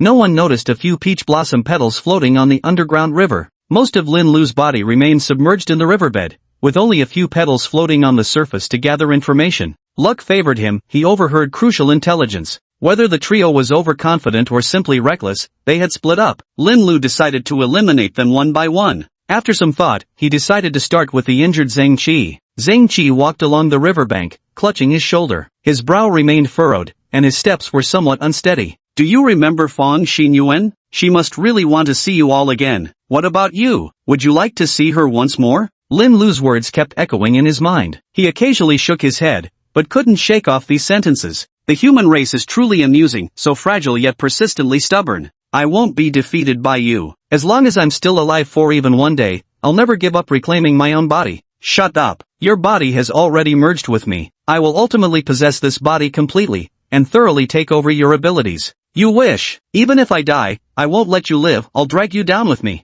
You can't kill me. Even if I can't kill you, someone else will. Lin Lu can kill you, and so can Xin Yuan. Lin Lu followed Zhang Qi, listening as he muttered dialogues with himself all the way. He still had consciousness. As long as he didn't attempt to seize control of the body, he could even speak. Lin Lu silently appeared behind him. A cold glint flashed as the severed soul dagger plunged into the vines entwining Zhang Qi's back. Ah! Zhang Qi let out a piercing scream. Lin Lu's eyes flashed with determination as he decisively drew his blade and slashed at another branch, cleanly severing it with one swift strike. Zhang Qi let out another blood-curdling scream. Indeed, attacking the branches causes you far more pain than attacking human flesh. Zhang Qi immediately spun around and retreated, gnashing his teeth. Lin Lu. The severed tree branches were slowly repairing themselves, not swiftly, yet far quicker than the wounds on its body. Lin Lu smiled faintly. You clearly haven't fully mastered control of this body, yet you rushed to the human world in such a hurry. What for? Zhang Qi remained silent. Lin Lu flicked the blade in his hand. Is it for this?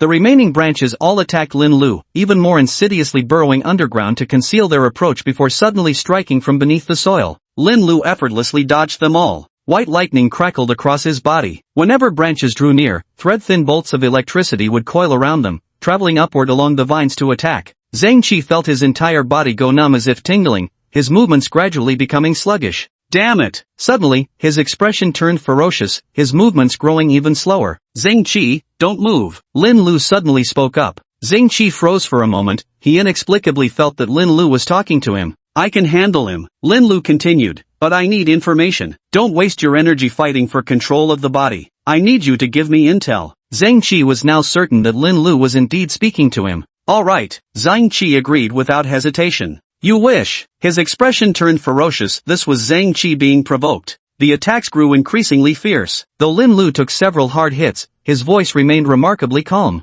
Why are they trying to steal my sword? Because. Zhang Qi roared furiously, shut your mouth. Because this blade called Soul's Ever is an exceptionally rare divine weapon of immense power, Zhang Qi explained. Moreover, its previous owner was none other than the last demon emperor. Lin Lu froze in shock, just long enough for a swinging vine branch to slam into his skull, smashing him straight into the pavement with crater-like force. He never expected that Soul Severer had such an impressive origin. Based on his understanding of the Soul Severer and the instruction manual left by the ancestors, it was indeed quite capable, but not exactly at the level of a divine weapon. Are you sure this Soul Severer is that Soul Severer? Lin Lu asked. Zhang Qi remained silent for a while before replying. I'm not sure. I'd never even heard of Soul Severer before. I only learned about it by stealing its memories. It refers to the tree demon that has now merged with him. Lin Lu was puzzled. Could souls ever possess some new function he wasn't aware of? Even the ancestor doesn't know? Quite likely. After all, if this Soul's Ever was indeed the weapon once wielded by the previous demon emperor, it's perfectly normal that the ancestor, who merely picked it up somewhere, wouldn't know how to use it.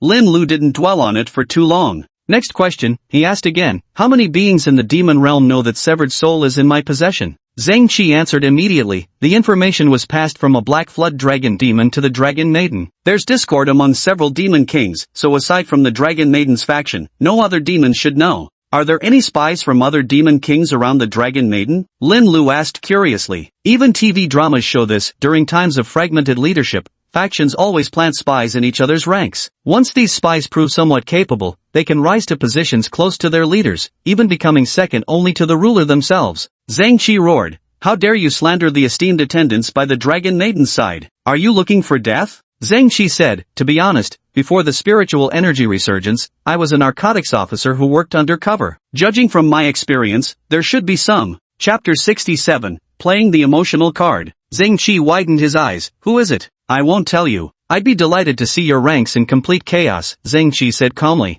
Lin Lu keenly sensed something was amiss. Zhang Qi, he couldn't steal your thoughts and memories? No, Zhang Qi replied decisively. Probably because a yokai's brain development can't match a human's, so it could only suppress me, not steal or control my thoughts. I see, Lin Lu promptly ended this line of questioning. Then don't reveal the undercover agent. Let's move to the next question. Got it, Zhang Qi replied immediately. Next question, what's the highest level of yokai currently capable of crossing the world barrier into the human realm? Zhang Qi actually paused to think before answering, which was rare for him. Yokai on that side aren't formally classified by levels, so I can't give you an exact answer. But based on my own estimates, probably around level 8. Lin Lu's heart skipped a beat. Level 8. Humankind had indeed made significant progress during this period. In the past, Fang Xingyuan would have had no choice but to flee when encountering a level 5 tree demon, whereas now she could probably single-handedly take one down. Yet the demons capable of entering the human realm had already reached level 8. It seems no matter how much humanity progresses, we can never keep pace with the rate of yokai invasions.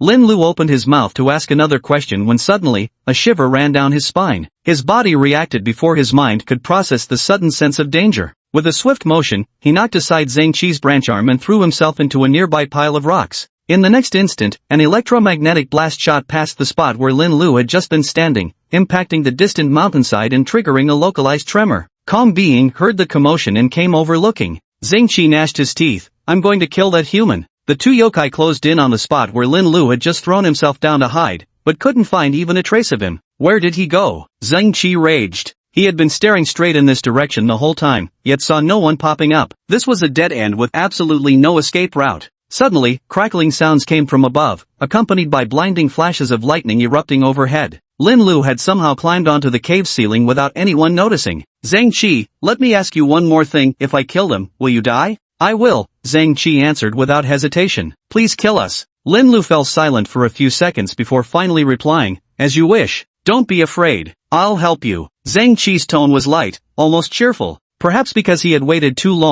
far too long for the day of his true death to arrive. Lin Lu descended from the sky wreathed in lightning, his target being Kong Being, who was once rumored to be the greatest fighter of the Jade Balance team. But Zhang Qi refused to let him succeed. Manipulating tree branches, he formed a massive protective barrier between Lin Lu and Kong Being. Hurry up and use your awakened ability to blast him to death. Zhang Qi snarled furiously. Kong Being clicked her tongue in irritation. I know, but this damn body won't move that fast. It has already used its special ability 4 times today, and the rest period still isn't enough. Although it can still activate now, the gathering of supernatural energy is very slow. Being, you can't kill him. Zhang Qi suddenly spoke up. I know you're still conscious too. Try harder to control yourself. You can't kill him. This person must not die. He's Xinyuan's comrade in arms now. Kong Being involuntarily blinked her eyes as the nearly formed electromagnetic cannon in her hands vanished in an instant. What are you doing? Zhang Qi roared. Kong Being was equally furious. Damn humans. It raised both hands, gathering its supernatural power once more. Lin Lu was locked in a fierce battle with Zhang Qi, yet still managed to spare some focus to wake Kong Being. I've seen your photo on Fang Xingyuan's desk. It showed all 9 of you having a barbecue together. Zhang Qi was holding squid skewers, and you, Kong Being, had one arm around Fang Xingyuan and another around someone else. You all looked so happy. The newly gathered electromagnetic cannon shrank slightly as Kong Being's expression grew increasingly grim. Lin Lu continued speaking. She thought you were dead. In these short 2 years, she's changed so much, as if she suddenly grew up. She's now the captain of the 1st Operations Brigade at Tianan City Branch. You've all worked at the Supernatural Affairs Bureau, you should know what that means. Zhang Qi murmured blankly. It means she's now the strongest combatant in an entire branch. Whenever dangerous and hard to deal with enemies appear, she has to stand at the very front. She needs to protect the comrades behind her, but there's no one left to protect her anymore, Kong Being said, articulating each word slowly and deliberately. Tears streamed down her cheeks as her movements slowed to an absurd pace, as if someone had pressed a 0.5x speed button. I was the one who personally introduced her back then. I discovered her supernatural abilities, sent her to the Yokai Management Bureau, and later promoted her to the Jade Star Unit. Luckily, that time she managed to escape, never captured like the rest of us, never turned into those half-human half-ghost monstrosities. Zhang Qi sighed. it's just, Xin Yuan must have suffered greatly these past few years. She was once our youngest junior sister, such a lively little girl. Now she's probably, Lin Lu, how is she doing now? Lin Lu didn't actually know Fong Xin Yuan that well, most of what he just said was embellished for effect. The objective was to awaken Kong Being, lest he find himself caught between two adversaries. But for the current Fong Xin Yuan, there were still a few things he could say. Now she's got quite the air about her, leading a whole crew, constantly busy, charging into action scenes with gusto, but whenever there's a meeting, she looks like someone mourning her entire family at a funeral. Ha ha ha ha, Zheng Qi laughed heartily for once, still the same Fong Xin Yuan after all. Lin Lu added, when she's in a good mood, she'd buy a pile of snacks and distribute them around every office. When she's in a bad mood, she'd yell at whoever crosses her path. Our team leader got the brunt of it. Again Zhang Qi replied, back in the day, she was the troublemaker junior who got scolded most by our team leader. Who'd have thought the tables would turn like this? Kong Being remained silent. The speed at which her body gathered electromagnetic cannon energy grew progressively slower. Presumably she was channeling all her strength into resisting the demon within her. The situation seemed to be heading in a positive direction. Kong Being suddenly groaned in pain and said, apologies, I think I've reached my limit. In the next second, white scales appeared all over her body, completely encapsulating her. Simultaneously, an electromagnetic cannon had successfully formed in her hands. Boom! The massive electromagnetic cannon fired, striking Lin Lu who had been restrained by Zhang Qi. Chapter 68, If I Can't Hold On. On the ground, Su Maui and Xiao Zhonghui joined forces once again to block Sun Xing's attack. With Big Dipper plus the mountain demon Yagwei, this is hell difficulty. Su Maui spat out blood while complaining. Xiao Zhonghui also spat out a mouthful of blood. Not just that, there are two more hiding in the darkness. Su Maui's heart sank with sorrow. Just last night, I told my teammates that this time we'd return home in glory, and we should take the chance to ask the old man, our bureau chief, for some benefits. Never thought we'd die here today. Goes to show, you really shouldn't jinx things. No need to be so pessimistic. I believe someone must have noticed we're missing by now. The outside world must be trying to find a way to save us. Before the words even faded, Sun Xing launched another attack. Su Maui, covered in flames, couldn't inflict the slightest harm on Sun Xing. Instead, he was struck by a punch from Sun Xing, sent crashing onto the wreckage of a car, and then slammed onto the ground. Zhou Zhonghui clicked his tongue in disapproval. After 10 days of training, he knew that Su Maui's strength was among the top tier of all participants. Moreover, since the mountain ogres feared fire, Su Maui's special ability could effectively counter them. The problem was, his grandfather Sun Xing moved far too quickly. Su Maui couldn't get close at all. And as for himself, Zhou Zhonghui smiled bitterly. His awakened ability was ice. Already outmatched by Sun Xing, and now his awakened abilities were being suppressed by the mountain demon. Just like bad luck never comes alone. Su Maui staggered to his feet once more and launched another attack at Sun Xing, only to be sent flying back again. Xiao Zhonghui dodged attacks as he moved to Su Maui's side, using his ice-based abilities to freeze the bleeding wounds. It knows your powers pose a threat to it, that's why it's targeting you specifically. Su Maui naturally noticed it too. Supported by Xiao Zhonghui as he got up, he quipped self-deprecatingly, luckily I'm pretty tough, can still hang on a bit longer. Xiao Zhonghui murmured ominously, hanging on is one thing, just don't get caught. A chill ran through Su Maui's heart. He understood exactly what Xiao Zhonghui meant. Once captured, he would meet the same fate as the Yuheng group. Su Maui looked up at Sun Xing, still able to recognize human features on his face, but his body was now covered in wiry, iron-hard hair, stretched to nearly 3 meters tall, a height no normal human could reach. Overall, he resembled more a gigantic monkey than a man. Su Maui swallowed hard. Old Xiao, I've got a favor to ask. Zhou Zhonghui wanted to say they weren't that close before, calling him Old Zhou seemed a bit much. If I can't hold on, kill me. The sarcastic remark stuck in Zhou Zhonghui's throat, filling him with a bitter ache. I don't want to become some half-human, half-monster abomination. It'd be better to die cleanly. Xiao Zhonghui gave a bitter smile. Same here. If I can't hold on anymore, you kill me too. Make sure you're quick about it, one clean strike. Don't let me suffer too much, he added. Same goes for you, Su Maui replied with a faint smile. Sun Xing had already reached them, his fists encased in rock, each hammer-like blow could kill a person instantly. Even though both Su Maui and Xiao Zhonghui were awakeners, they probably couldn't withstand too many of such attacks. I'm going to die here. The same thought rose simultaneously in both their minds. Boom! A streak of fire shot out from behind Sun Xing, striking his back. Sun Xing roared furiously and whirled around. Bai Shu stood behind Sun Xing, his hands engulfed in flames, his face expressionless. Upon closer inspection, one could see his legs trembling uncontrollably. Su Ma yelled, Bai Shu, what are you doing here? Get back now. In his heart, he cursed Bai Shu for being such an idiot. He and Xiao Zhonghui had gone through great pains to lure Sun Xing away, only for Bai Shu to come rushing over on his own. Bamboo's voice trembled as she said, Mountain ogres fear fire. I can help. Go back. Sumawi barked sharply. I won't go back. Bamboo defied Sumawi's order for the first time. After Lin Lu left, numerous pure yokai began appearing in the surroundings, and soon after, Sun Xing emerged. Sumawi and Xiao Zhonghuai lured away Sun Xing, alleviating the pressure on the remaining team members, though the situation remained far from easy. The other teammates had fought hard to hold their ground and cover Baiju's retreat, all to ensure he could reach this point and, at the very least, share some of the burden with Sumawi and Xiao Zhonghuai. Baiju was terrified, but he refused to run. Whether I face it or hide, death comes either way. If I die, so be it, I won't flee. Baiju roared. You can run, but you can't escape. Sun Xing let out a sinister laugh as the ground beneath Baiju cracked open. 5 or 6 hardened earthen spikes erupted from the earth, poised to form a prison cage to trap him within. Baiju took a deep breath, channeled the breathing meditation technique Lin Lu had taught him, and dashed out just as the earthen spikes were closing in on him. Sumawi and Xiao Zhonghuai exchanged a glance. Seizing the opening Baiju had fought for, they immediately launched their attack on Sun Xing. Cornered by 3 opponents, 2 of whom were team leaders from the operations squad with abilities that perfectly countered its own, even Sun Xing felt threatened. Filled with rage, it fixed its gaze on Baiju. This insignificant insect wasn't particularly strong, yet it was irritatingly nimble, darting about like an annoying flea. A sudden wave of dread and unease flooded Sumawi's heart. He jerked his head toward Sun Xing, only to find its back turned to him. Standing before it was Baiju, who had just narrowly dodged an earthen spike. Baiju, run! Get out of here!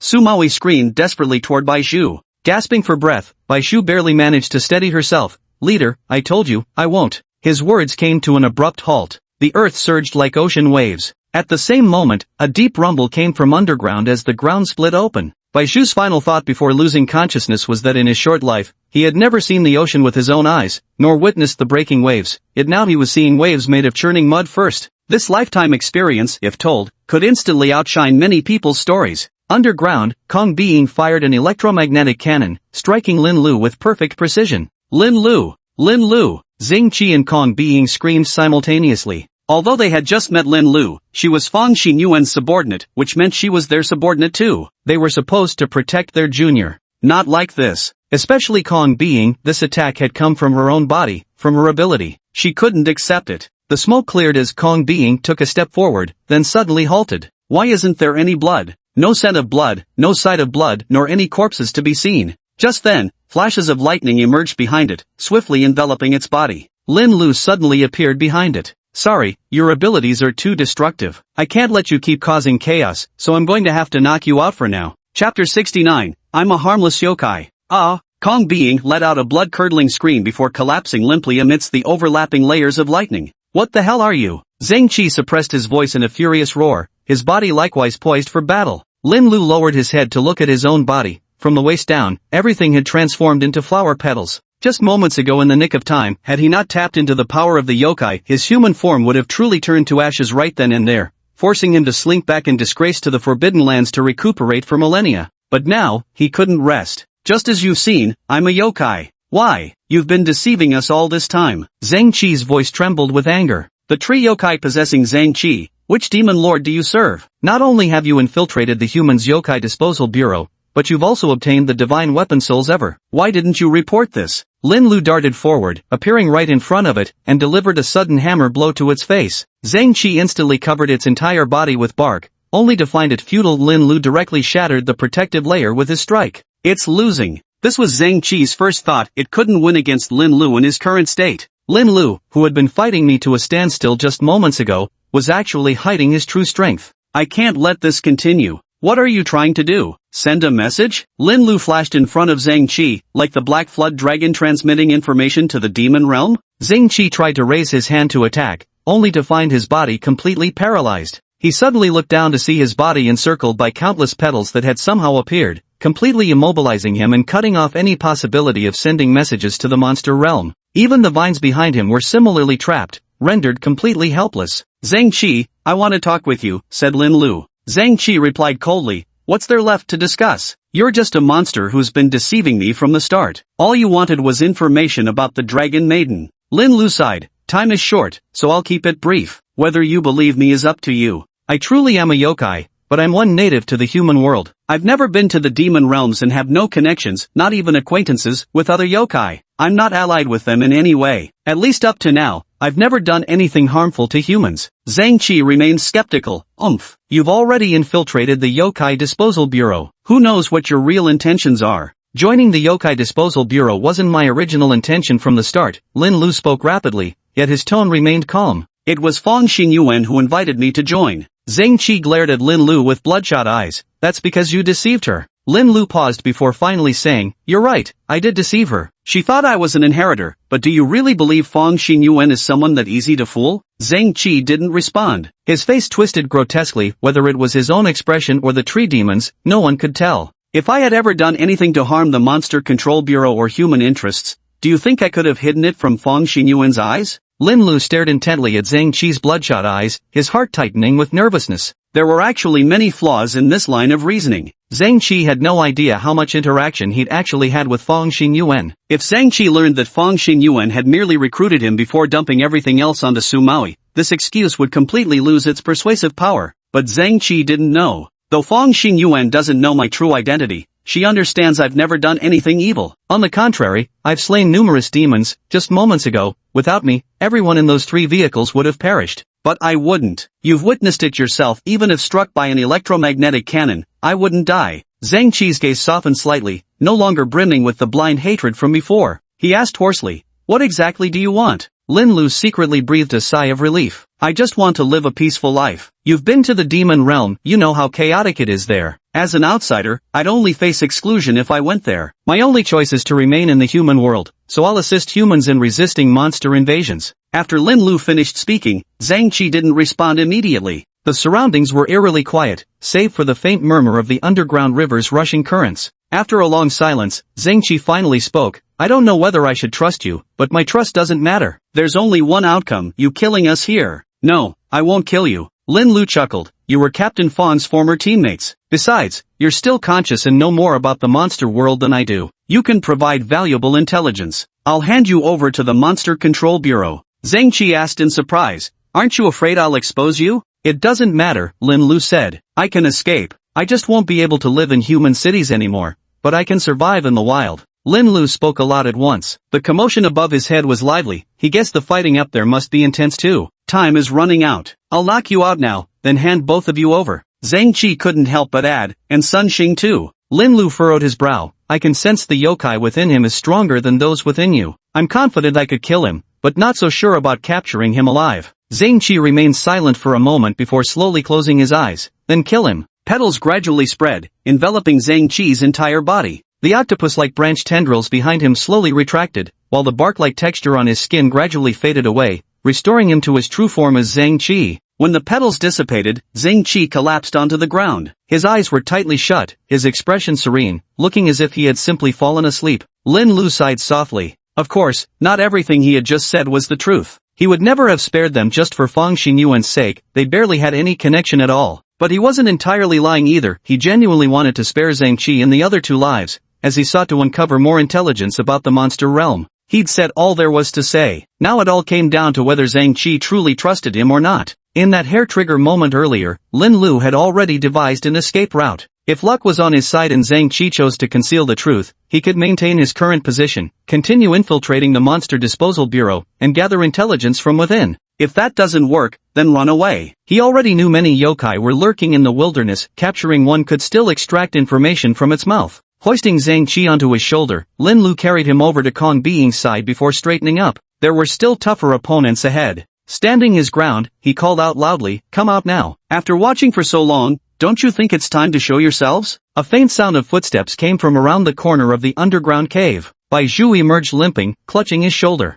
Chapter 70, The Easily Fooled Bai Zhu. When Bai Zhu awoke, everything around him was pitch black. His mind went blank for a few seconds before he remembered being knocked over by Sun Xing's earthen wave, coinciding with an earthquake that cracked the ground open, sending him tumbling into the fissure. He didn't know how long had passed, probably not too long, but when Bai Zhu regained consciousness, he could still hear the sounds of fighting from the surface. He grew frantic, convinced he needed to return immediately to help. The slightest movement revealed his dislocated left shoulder and sprained right ankle. Struggling to stand, he could only inch forward while leaning against the cave wall for support. Then he heard a sound ahead. This wasn't a good sign. Had it been the more experienced Su Maui, he would have dragged his battered body away immediately. But Bai Zhu was a naive rookie. Foolishly, he walked toward the source of the sound, even quickening his steps eagerly. Then, in the darkness, he caught a faint whiff of peach blossom fragrance. Then he saw many peach blossom petals. Memories instantly rewound to his first field mission, when he was searching for Lin Lu at Zaohua Village Elementary School. Back then, he had seen petals too.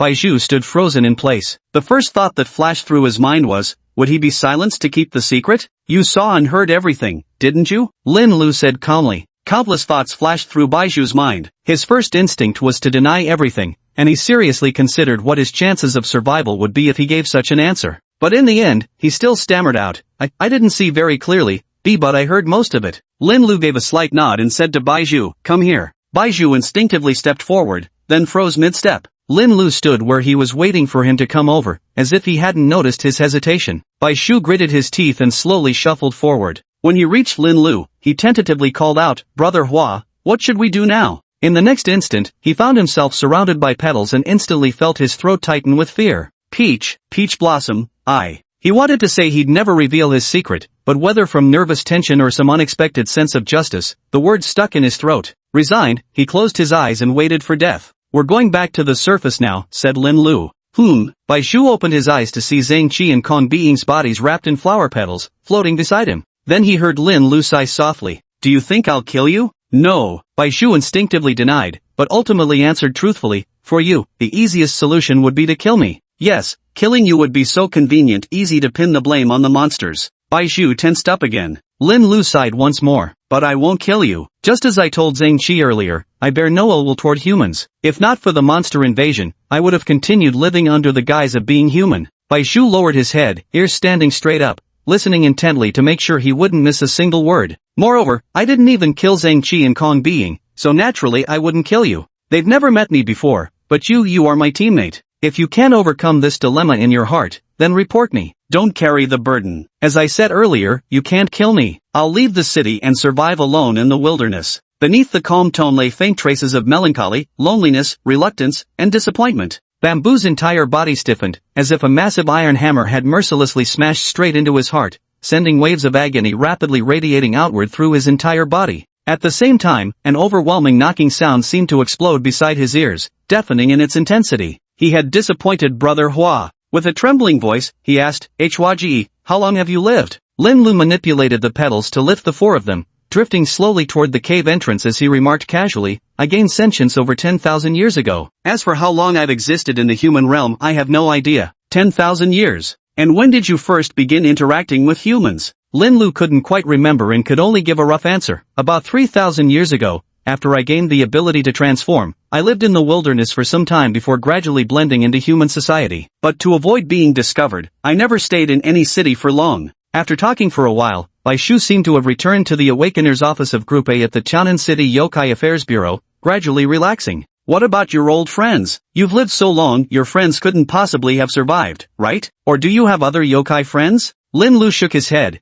After wandering this world for so many years, I'd never encountered a second yokai in the human realm before. The first non-human creature I ever witnessed with my own eyes, apart from myself, was Mudai from the Wanmu shopping mall. As for human friends, I never made any in the past. Bamboo was getting criticized again. He never used to make friends until recently. So now, does that mean everyone in Group A can be considered Hwaji's friends? Bamboo's chest was nearly overflowing with an emotion called sorrow. He felt he still had so many questions to ask, yet not a single word could escape his lips. Tears fell with a patter as Baizhu wept bitterly. I'm sorry, Peach Blossom, I shouldn't have doubted you. You've saved us so many times since we first met. Damn me, how could I not trust you? Lin Lu's lips twitched slightly. He had been careless. He'd forgotten how easily Baizhu could be fooled. A brief explanation would have been sufficient. There was no need to spin such a lengthy sob story. As expected, he'd overdone it. Bamboo White was wailing uncontrollably when suddenly, he felt sunlight warming the top of his head. It was the crack he had fallen through earlier. They were now suspended midair by flower petals. Just a short distance more and they'd reach solid ground.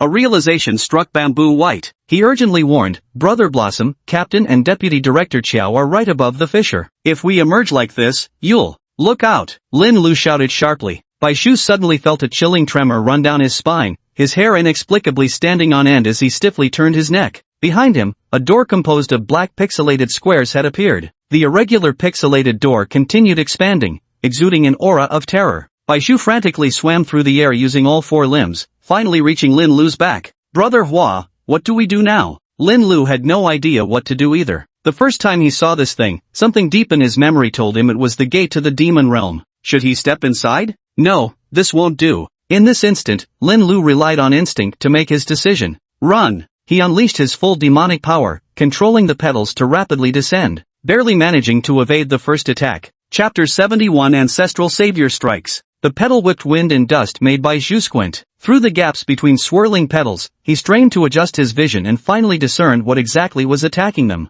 From the pixelated gate emerged hair-thin black threads, spreading across the sky and completely blotting out the light at the cave entrance. In that instant, Bai Zhu inexplicably recalled Dai Jia mentioning her trypophobia. He felt certain that if he miraculously survived this ordeal, he'd develop the same phobia. The black threads seemed to possess tracking abilities, relentlessly pursuing them wherever they fled. Lin Lu glanced back at the unconscious Zhang Qi and Kong being, those black threads were undoubtedly heading straight for them. Is this how yokai return to their realm? Should I follow them back? The thought lingered in Lin Lu's mind for merely a second before he swiftly dismissed it. With his current strength, going to the demon realm would be like delivering himself as takeout, wouldn't it? Other demon kings' attitudes were unclear, but the dragon maid definitely wanted to tear him apart. Brother Hua, we're almost back to the ground, Bai Zhu reminded. Lin Lu snapped back to attention. Bai Zhu, I suspect these black threads are targeting both of them. Once we land, run immediately, stay far away from them. Understood. Lin Lu had already formed a plan in his mind. When necessary, he would kill Zhang Qi and Kong Being. He couldn't let them return to the demon world, especially Zhang Qi. But plans couldn't keep up with changes. The black threads suddenly accelerated, reaching the ground before them. When hair-thin black strands struck the earth, they instantly shattered a massive boulder into fragments. Other tendrils plunged into the underground river, sending sprays of mud, dust, and water erupting in all directions. More black threads attacked the figures in midair, scattering the petals into disarray until they could no longer support everyone. Lin Lu let out a displeased TSK. Bai Zhu, you're on your own now. Ha! Bai Zhu barely managed to voice his confusion before the support beneath him vanished, and his descent abruptly accelerated. He lowered his head to look and shuddered in fright. The petals that had been supporting him beneath had thinned considerably, leaving only a few sparse pieces. Under the relentless assault of the black threads, even those few disappeared. Ah! Hiss! Bai Zhu plummeted through the opening once more with a blood-curdling scream. Wounded anew atop old injuries, the agony twisted his face nearly out of shape, as though his soul might escape his body. But he remembered Lin Lu's warning. The moment he hit the ground, he rolled over and scrambled away on all fours,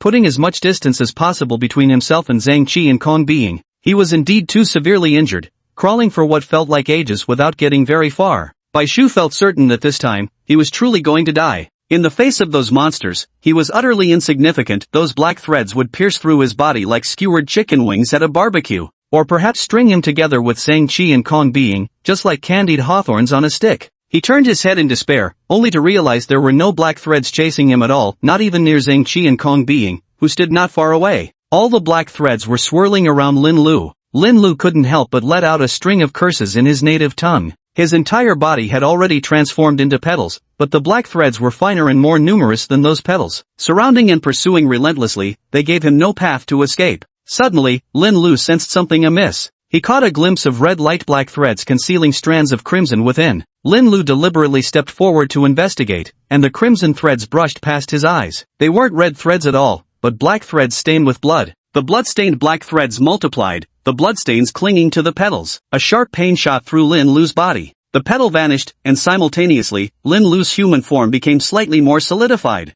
This blood could actually force him to materialize. More and more petals disappeared as they were soaked in blood, until the last one vanished, completely exposing Lin Lu's human form to the black threads. The black threads wrapped tightly around him, pulling him bit by bit toward the pixelated door. He was about to be dragged into the demon realm. Brother Hua! Bai Zhu's hoarse scream rose from the ground. Lin Lu found himself completely paralyzed, unable to utter a sound. He couldn't even hear anything around him anymore. The pixelated gate grew nearer. Staring intensely into its depths where only void seemed to exist, he suddenly thought he glimpsed an enormous dragon's head shimmering through his dazed vision. A pair of crimson vertical pupils suddenly appeared within the doorway, staring fixedly at him with hatred-filled eyes. Lin Lu abruptly felt an overwhelming sense of injustice. Was it really such a big deal that he'd killed one of your major yokai? That happened ages ago. How can you still hold a grudge? Besides, it was that black flood dragon who started the provocation in the first place. If it hadn't come causing havoc in the human world, would it have needed to be slain? As he drew nearer, Lin Lu could no longer indulge in wild thoughts. Those crimson vertical pupils grew increasingly distinct,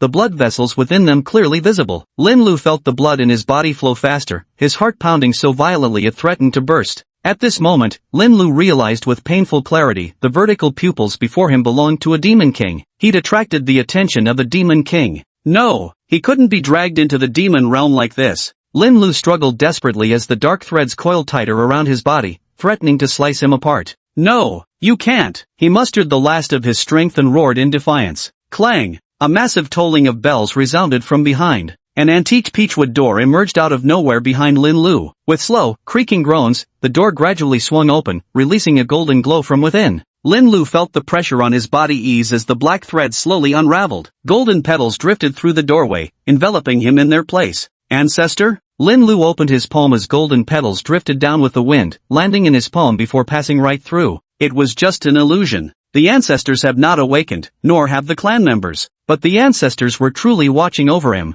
Two doors confronted each other midair. After completely freeing himself from the entanglement of the black threads, Lin Lu looked up once more at the vertical pupils within the pixelated door. Those slitted eyes remained as crimson as before, their gaze seething with even greater fury, yet beneath it all, there flickered a fleeting tremor of fear. Is the dragon princess afraid of her ancestor? The thought popped into Lin Lu's mind when suddenly, before he could dwell on it further, unexpected changes occurred beyond the pixelated gate before him. The vertical pupils blinked a few times, gradually growing blurrier until they vanished completely. At the same time, the black threads gradually retracted into the door, and the pixelated door began to transform violently, shrinking rapidly until it completely vanished. Lin Lu heaved a sigh of relief in his heart and quickly turned around. Ancestor, what exactly happened? Ah! The golden petals protecting him suddenly disappeared, and the ancestral gate behind him closed at an incredible speed before disappearing into the air as well. Lin Lu fell down, hitting the ground hard and completely dazed by the impact. Bai Shu scrambled over on hands and knees. Brother Hua, are you okay? What the hell was that just now? Another door? Why are there so many damn doors? Lin Lu glared at him fiercely. Show some respect. That's my family ancestor. Bai Shu shrank back nervously, awkwardly murmuring, my apologies, my apologies. So how should I address your family ancestor, Brother Hua?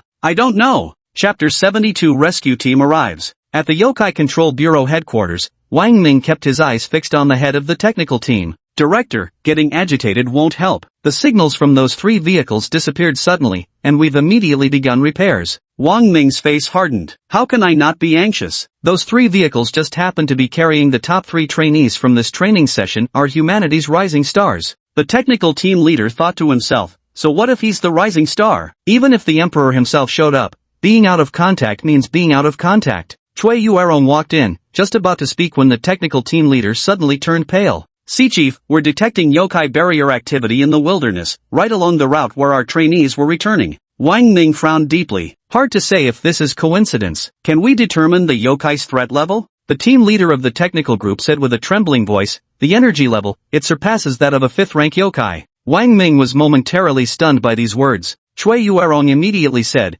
we must send a rescue team. Beidou, contact Beidou immediately. Wang Ming said without hesitation, besides the Tianshu team still in the industrial zone, which other squad is currently stationed in Jingping City? Someone immediately responded, the Tianquan and Yaoguang teams are both available. Wang Ming pondered for a few seconds and said, I remember the Tianquan team just returned from an out-of-town mission yesterday. Then let the Yaoguang team handle it, and have the Tianshu team from the industrial area set out simultaneously. Yes, the Tianshu unit and the Yaoguang unit set out simultaneously, with the Tianshu unit arriving at the scene earlier. Wang Xianyan connected to headquarters communication channel. The Tianshu unit has arrived on site. Initial detection indicates barrier energy levels at 5 or above, temporarily classified as level 6. Using the new boundary-breaking sniper rifle, we estimate breaching within half an hour. Excellent. The Yaoguang unit will arrive in 10 minutes. They'll attempt to breach from another direction, hopefully speeding up the process. After ending the call, Wang Ming remained grim-faced, silently hoping those trapped inside could hold on until the Big Dipper forces arrived with reinforcements. 10 minutes later, the Yaoguang team arrived and collaborated with the Tianshu team to breach the barrier from different directions. 15 minutes later, the yokai barrier was shattered, and both teams immediately rushed in.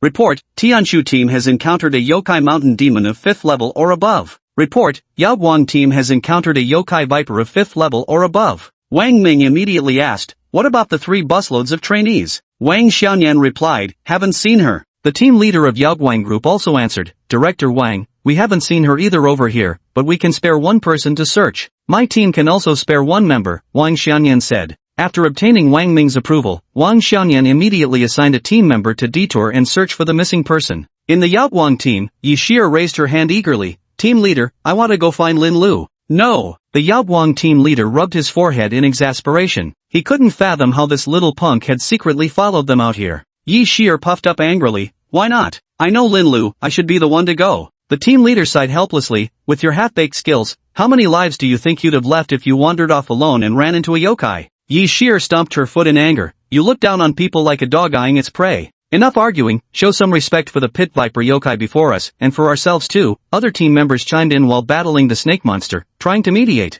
Team leader, I'll go with Xir. A coldly elegant beauty from the group spoke calmly. This was Yi Dyer, Xir's elder sister and an official member of the Yaoguang unit. The team leader had great faith in Yi Dyer's abilities. Alright then, keep an eye on your little sister. Jumping around like a monkey all day long, always getting into trouble. I know, Yi Dyer replied expressionlessly, raising her hand to signal Yi Xir to set off. Yi Xir stuck her tongue out at the team leader before quickly catching up to Yi Dyer. The scope of this yokai barrier was neither too large nor too small. Both groups dispatched members to conduct a quick search, and within about 15 minutes, the Yi sisters encountered Ji Chuan, a member sent by the Tianshu group. The three of them exchanged bewildered glances, unsure of what to do. Maybe we should patrol one more time? Ji Chuan suggested. Yi Dyer nodded in agreement. They split up, and 10 minutes later, met again. Didn't see anyone at all. Could we have come to the wrong place? Yi Dyer shook her head. The technical team at headquarters said those three vehicles lost contact right around this area. And aside from here, there's no other place with a yokai barrier.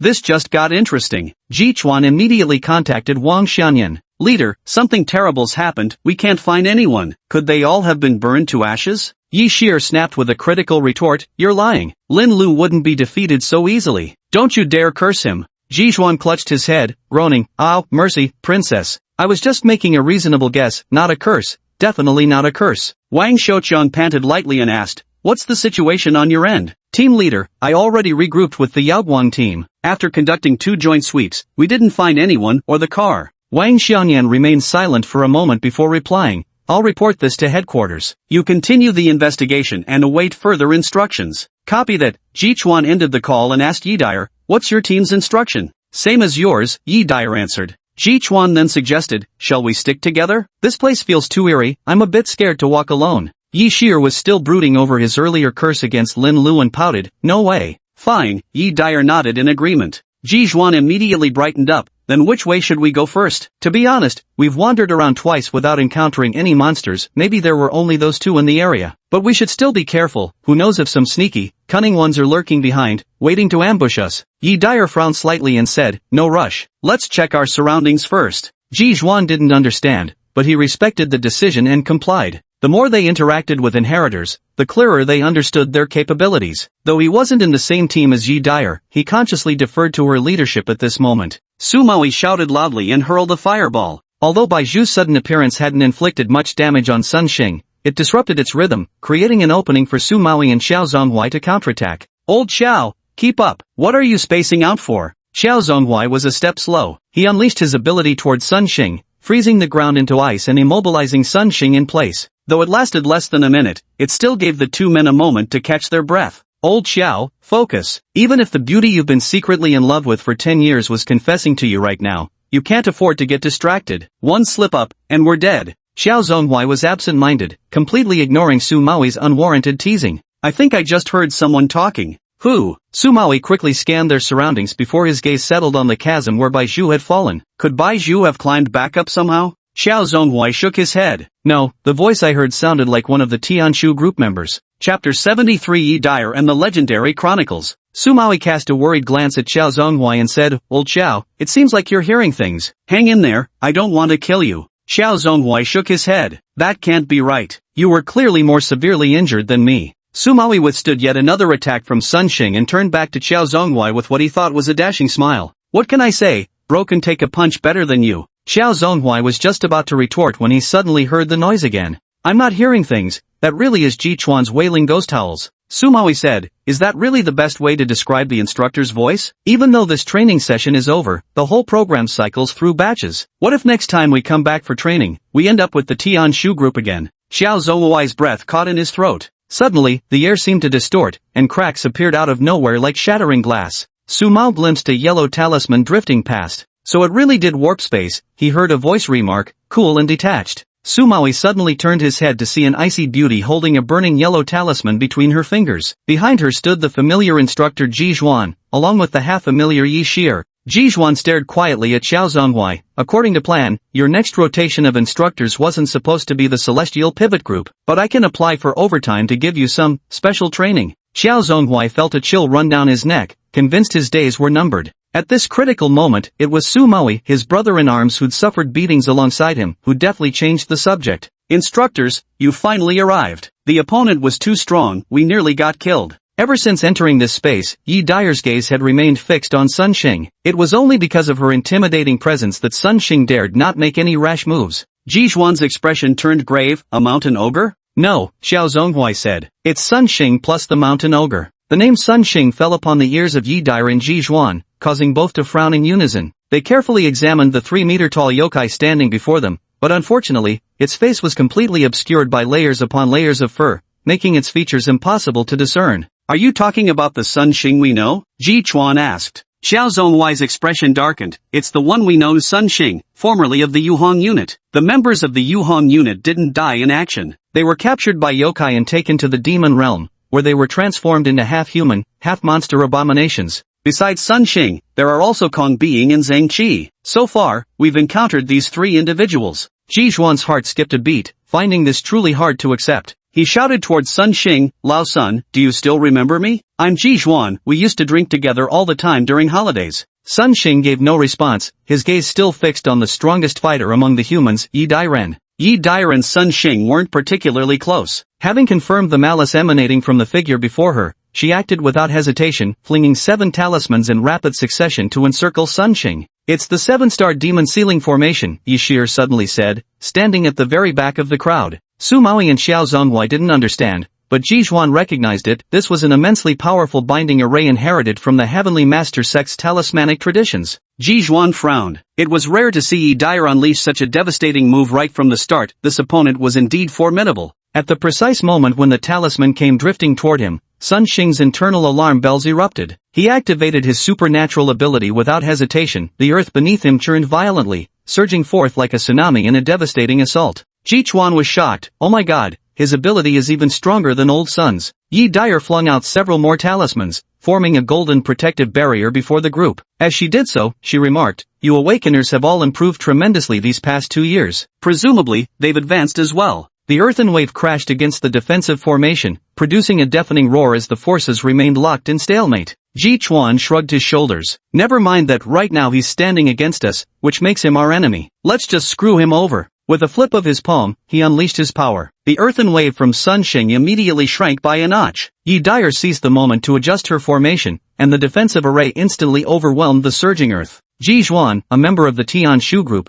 possesses gravity-based awakening talents. Similar to Kong Being, his supernatural abilities are extraordinarily powerful but cannot be sustained for prolonged periods. Fortunately, it wasn't a one-on-one fight between him and Sun Xing anymore. With Yi Dire by his side, the two of them working together against Sun Xing stood a much better chance of winning. Both of you, return to your groups. We'll take it from here, Yi Di said calmly. Xiao Zhonghui and Su Mao exchanged glances before Xiao Zhonghui said, alright, we'll leave this to you. He signaled for Su Maui to leave, but Su shook his head. Lao Qiao, you go back. I need to go down and find Bai Zhu. Even if the odds are against him surviving, I'll at least bring his body back. Got it. Xiao Zhonghui agreed decisively. Had their roles been reversed, he would have made the same decision. We'll split up. Don't go dying on me. Remember, we still owe each other that drink. Of course, remember it's your treat, Su Maui called out, dodging attacks as he reached the fissure where Bai Zhu had vanished. Without a second thought, he leaped in. By the 3 burnt-out car skeletons, a circle had formed the wounded at the center, ordinary team members surrounding them, and on the outermost ring stood the Awakeners.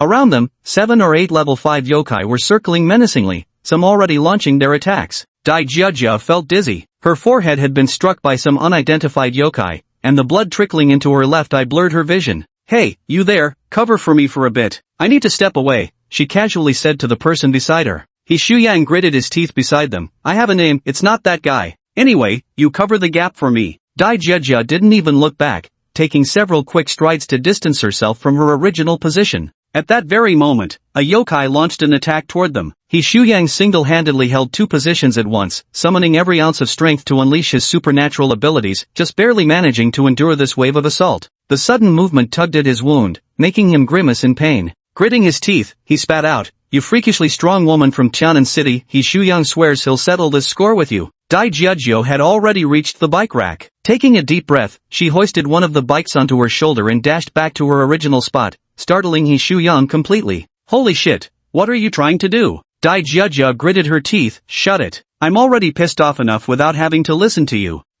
He Shuyang was about to retort when Dai Jiajia suddenly assumed a horse stance, brandishing the bike frame in her hand like an oversized fan with magnificent flair. Though it couldn't harm the yokai, it could keep them at bay for a short while. Xiao Zhonghui returned to the car, where a fierce battle was raging. A crowd was surrounded by yokai in the center, each person bearing injuries, with countless more lying unconscious among them, their fate unknown. Chapter 74 Enemy Retreat. Xiao Zhonghui knelt on the ground, trembling violently, his cold sweat forming continuous droplets as it fell. Around him, everyone wore the same terrified expression as he did. Even the yokai across from them stood frozen, paralyzed by the sudden overwhelming pressure. Xiao Zhonghui gritted his teeth, his eyes darting around in frantic circles, yet nothing around him seemed to change. So, what exactly happened? Where is this inexplicable aura of terror coming from? Further away, another peculiar confrontation was unfolding. Yi Dyer's perpetually expressionless face finally cracked. It took every ounce of her strength just to remain standing. Ji Zhuan was no better off, even more disheveled than Yi Dyer. Though he hadn't collapsed to his knees, both his legs trembled violently. Behind them, Yi Shir had collapsed to the ground, forced to lie there gasping for breath as fear and panic spread through her heart, her entire body trembling uncontrollably. She wanted to burst into loud sobs, but this invisible pressure left her without even the strength for that. In the end, all that escaped her lips were faint whimpers, barely louder than a mosquito's hum. Across from them, the fur on Sun Xing gradually retreated, his height shrinking until he returned to the familiar form that Ji Dyer and Ji Chuan recognized. It sheathed all its sharp edges, then turned involuntarily knelt down, lowering its head in a kowtow. And then it simply knelt there quietly on the ground. Yi Dyer stared fixedly at it, gripped by an indescribable sense of strangeness. She always felt that Sun Xing was worshipping. What appeared in that direction? What could make it bow down with such reverence? Suddenly, the immense pressure suppressing everyone vanished within seconds. Sun Xing stood up, turned around, and faced Yi Dyer and Ji Chuan once more. Its bloodshot eyes swept over the three of them before it murmured hauntingly, "How fortunate you are." Ji Zhuan didn't understand the language of yokai, but Yi Dyer could decipher some of it. After pondering the words briefly, her pupils contracted slightly in realization. It seems to be trying to escape. "What?" Ji Zhuan blurted out. "Escape?" He found it hard to believe, but then Sun Xing's actions left him no choice. Black pixel-like squares suddenly appeared behind Sun Xing, continuously expanding as inky threads stretched out from the pixelated portal, gently binding its body. Yi Dyer's expression changed sharply as she shouted, "Hold him back! Don't let it get away!" Ji Zhuan reacted immediately, unleashing his abilities as if they cost nothing. The gravity pressing down on Sun Xing reached terrifying levels. Yi Dyer threw all her attack talismans at the pixel door behind Sun Xing as if they cost nothing. At the same time, she took out her calligraphy brush for drawing talismans and, using spiritual energy as ink, drew talismans in midair. These hastily crafted talismans were also hurled at the pixel door, but it was all in vain. All their attacks became ineffective upon reaching the periphery of the pixel door, leaving them no choice but to watch helplessly as Sun Xing vanished. Ji Chuan panted heavily, his mind still bewildered. Could they be plotting something?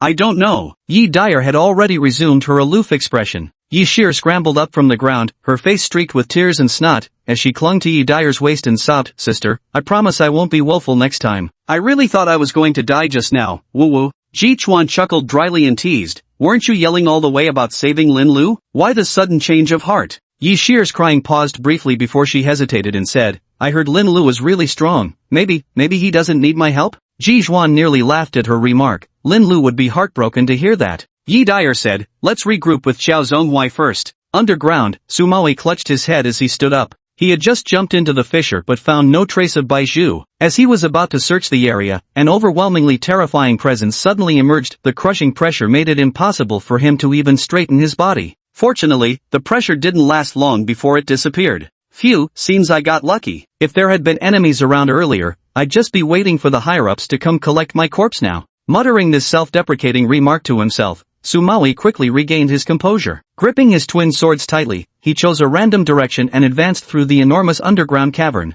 His combat instincts kept Sumaoi's movements swift and silent despite his speed, leaving only the sound of dripping water in his wake. So when he suddenly detected human voices nearby, he instantly shifted into combat readiness. Don't waste your efforts. Even if you tie them up hand and foot, they'll break free the second they wake up. Don't say that even 1 second is precious. Deputy Captain Ni always taught us that in crucial moments, even half a second can mean the difference between life and death. But the problem is, given our current condition, even if they gave us an hour, we couldn't escape once they wake up and lose control. But I just don't feel secure without being tied up. Sumao immediately recognized the voices of Lin Lu and Bai Zhu, yet his tense nerves prevented him from revealing himself despite identifying his teammates. He cautiously adjusted his position, finally gaining a clear view of the scene ahead. A man and woman lay on the ground, the man's body bound by vines while Bai Zhu knelt beside the woman, laboriously securing her hands with more vines. Appearing injured, his left arm lacked strength, forcing him to use his teeth to successfully tighten the knot. Not far away, Lin Lu leaned weakly against a rock,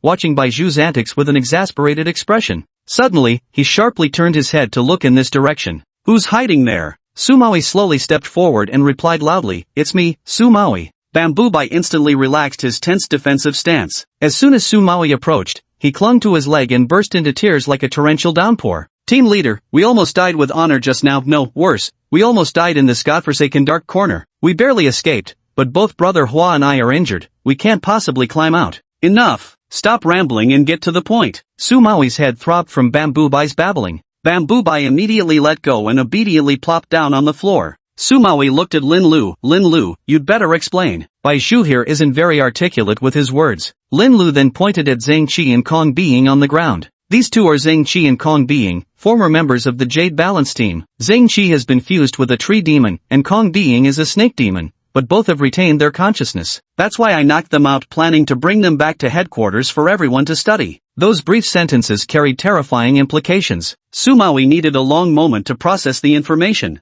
And then, what happened next? Lin Lu fell silent for a few seconds before looking at Bai Zhu. Team leader, let Bai Zhu explain what happened next. Chapter 75, Did Lin Lu capture 2 monsters? Where's the healing type awakener? Hurry up, prioritize treating the severely wounded first. Hurry up, there are still a few people underground. The action team needs to rescue them first. Not long ago, all the yokai suddenly retreated, their barrier shattered. The other trainees were urgently recalled, and this once deserted area suddenly became bustling with activity. Wang Ming monitored the rescue progress closely at headquarters, occasionally barking out commands. At the scene, Wang Xianyan reported, the detection vehicles have made multiple passes, and teams have been dispatched to search. We've confirmed no yokai sightings, they've truly vanished without a trace. Wang Ming switched to another communication channel. Xia Jin, what about your end? Xia Jin, leader of the Yaoguang team, reported, we've conducted tests using the inheritors' methods and similarly found no trace of the yokai. They must have truly retreated. After a moment's contemplation, Wang Ming finally issued the order, everyone return. Leave a few detection drones to continue monitoring.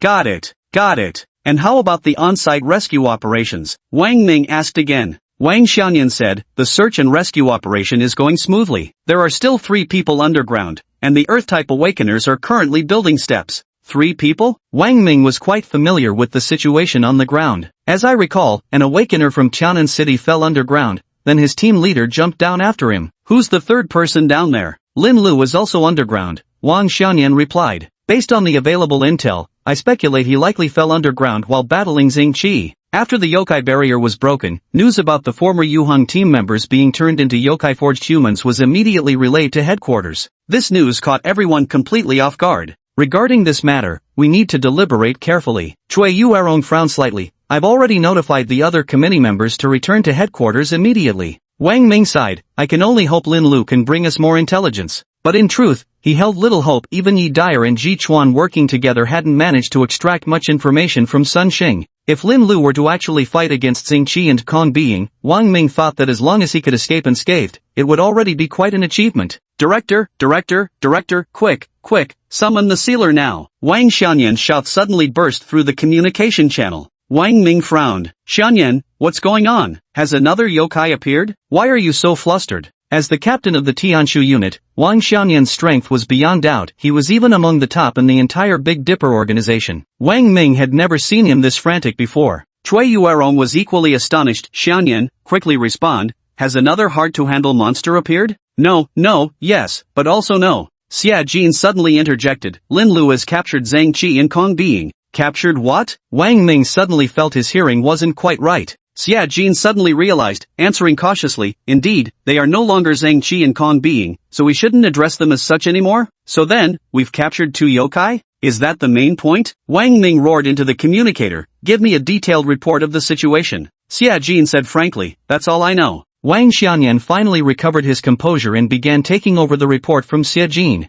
Chief, I'm currently entering the underground area with the Earth Awakener. I don't have full details yet, we'll need to reach the underground cavern where they're stationed to get the full picture. But we just dropped a communication device down and have established contact with them. Wang Ming and Cui Yuerong said simultaneously, patch them through immediately. A few seconds later, a new connection signal appeared on the communication channel. Ah, her eyelashes twitched, is she waking up? What should we do? Bai Shu cried out nervously. Lin Lu glanced over. Take a closer look, it's just a tiny bug that fell on her eye. Oh, I see. Then came Su Maoi's voice, Lin Lu, don't you think we should wrap them tighter? We'll have to carry them up later, it's too dangerous without proper restraints. If they wake up, 100 wraps won't help. Lin Lu felt utterly speechless. It seemed to him that Su Maoi had been assimilated by Bai Shu. Hey, can you hear me, Lin Lu, Su Maoi? Respond if you can. The communication device crackled with Wang Ming's voice. Bai Shu was the first to notice. Group leader, Hua Ji, the communicator has activity. There's an unfamiliar old man's voice coming through. Wang Ming. Ahem, let me introduce myself. Wang Ming struck a dignified pose. I am Wang Ming, Director General of the National Yokai Affairs Bureau. Bai Shu nearly threw out his back in surprise. He whispered anxiously, Team leader, I called him an old man, am I going to get fired? Just shut up. Su Maoi glared at him. Then he respectfully spoke into the communicator, hello, Director Wang. I am Su Maoi, leader of Team A under the 1st Action Division of Tianan City Branch. Please give your orders. I need you to report the current situation in full detail. Wang Ming didn't mind Bai Shu's unintentional offense. His focus remained entirely on Zhang Qi and Kong Being. Su Maoi then carefully recounted everything that had happened. There was silence on the other end for several seconds before Wang Ming finally spoke. You've worked hard. Headquarters will immediately dispatch a sealer to retrieve the 2 of them. Until then, Lin Lu, you must remain by their side. If there's any sign of them waking up, act immediately and render them unconscious again. Understood. Lin Lu yawned, but you'd better hurry. I'm not in great shape right now and won't last much longer. You have to hang in there. After ending the communication, Wang Ming and Cui Yuerong exchanged glances, both seeing barely contained excitement in each other's eyes. Cui Yuerong took a deep breath. This is a massive breakthrough. Wang Ming chimed in. That's right. Although many things have happened over the past 6 months, we've also gained unprecedented rewards. After a moment, Cui Yuerong suddenly said, Director Wang, think carefully, it seems like behind every major incident recently, there's been Lin Lu's shadow. Wang Ming was taken aback. You're right. It's true that ever since Lin Lu joined us, we've started developing at an incredible pace. He's an invaluable treasure we must protect at all costs. You're absolutely right, Cui Yuerong continued, her tone shifting. But it seems we know far too little about Lin Lu. Wang Ming's brows furrowed quickly. Commissioner Cui, what do you mean by this? Do you have doubts about Lin Lu? No, that's not what I meant, Cui Yuerong denied immediately. I just think that if we're going to put someone in an important position, the headquarters must have absolute understanding and absolute control over them. The implication was an oblique suggestion that Lin Lu required more rigorous background checks.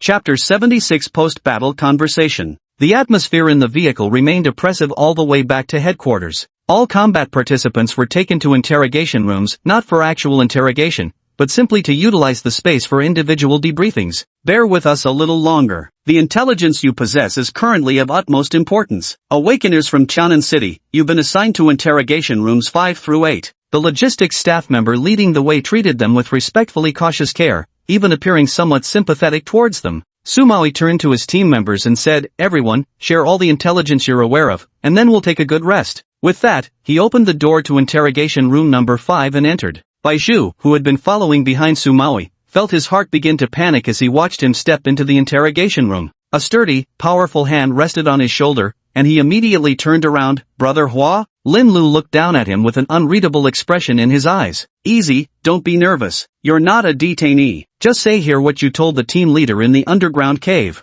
Alright, go on in. Lin Lu escorted Bai Zhu into interrogation room number 6, Dai Jiajia into number 7, and entered interrogation room number 8 himself. Interrogation room 5. Su Maoi maintained a cooperative attitude. That's what happened earlier. After Beidou arrived, I didn't choose to return to my teammates with Xiao Zhonghuai. Instead, I jumped into the fissure to find Bai Zhu, but what happened? The records clerk was from the secretarial department. As administrative staff, They naturally harbored great curiosity about fieldwork, especially when Sumawi narrated his experiences like a storyteller, describing everything with dramatic twists and turns. Who knew I'd jump into the wrong crack? Sumawi sighed helplessly. But don't blame me, blame Sun Xing, it's the one that messed up the whole place, otherwise I wouldn't have misjudged the spot. The recorder looked speechless and forced a dry laugh. And, what happened after you jumped down there? Down there was empty, no Baiju. But fortunately, the underground was connected, so I managed to find them in the end. Interrogation room number 6. Bamboo's hand trembled uncontrollably as he gripped the water cup. The recorder's brow furrowed slightly as she discreetly flipped through Bamboo's personal file. She discovered Bamboo was merely a minor who had awakened his abilities less than a year ago, and his personality assessment report specifically noted his easily frightened disposition. The recorder's expression immediately softened as she comforted him gently. It's all over now. Have some water to calm yourself. Baiju obediently trembled as she lifted the cup and took a sip of water. The recorder's heart softened, but the work had to be completed quickly. Feeling better now? Should we begin? I can do it. Then let's begin. Focus on describing what happened after you fell underground. Baiju took a deep breath, recalling what he had said to Sumawi underground. I fell underground and dragged my injured body forward in the dark until I found Lin Lu. At that time, he had just knocked out Zhang Qi, and then, later we dragged those two artificial demons back to the crack where I fell, intending to climb up. When we were halfway up, a black door suddenly appeared in midair. The recorder perked up at once, quickly noting down the keywords. Then what happened? Black threads stretched out from that door, attacking us, and we fell down again.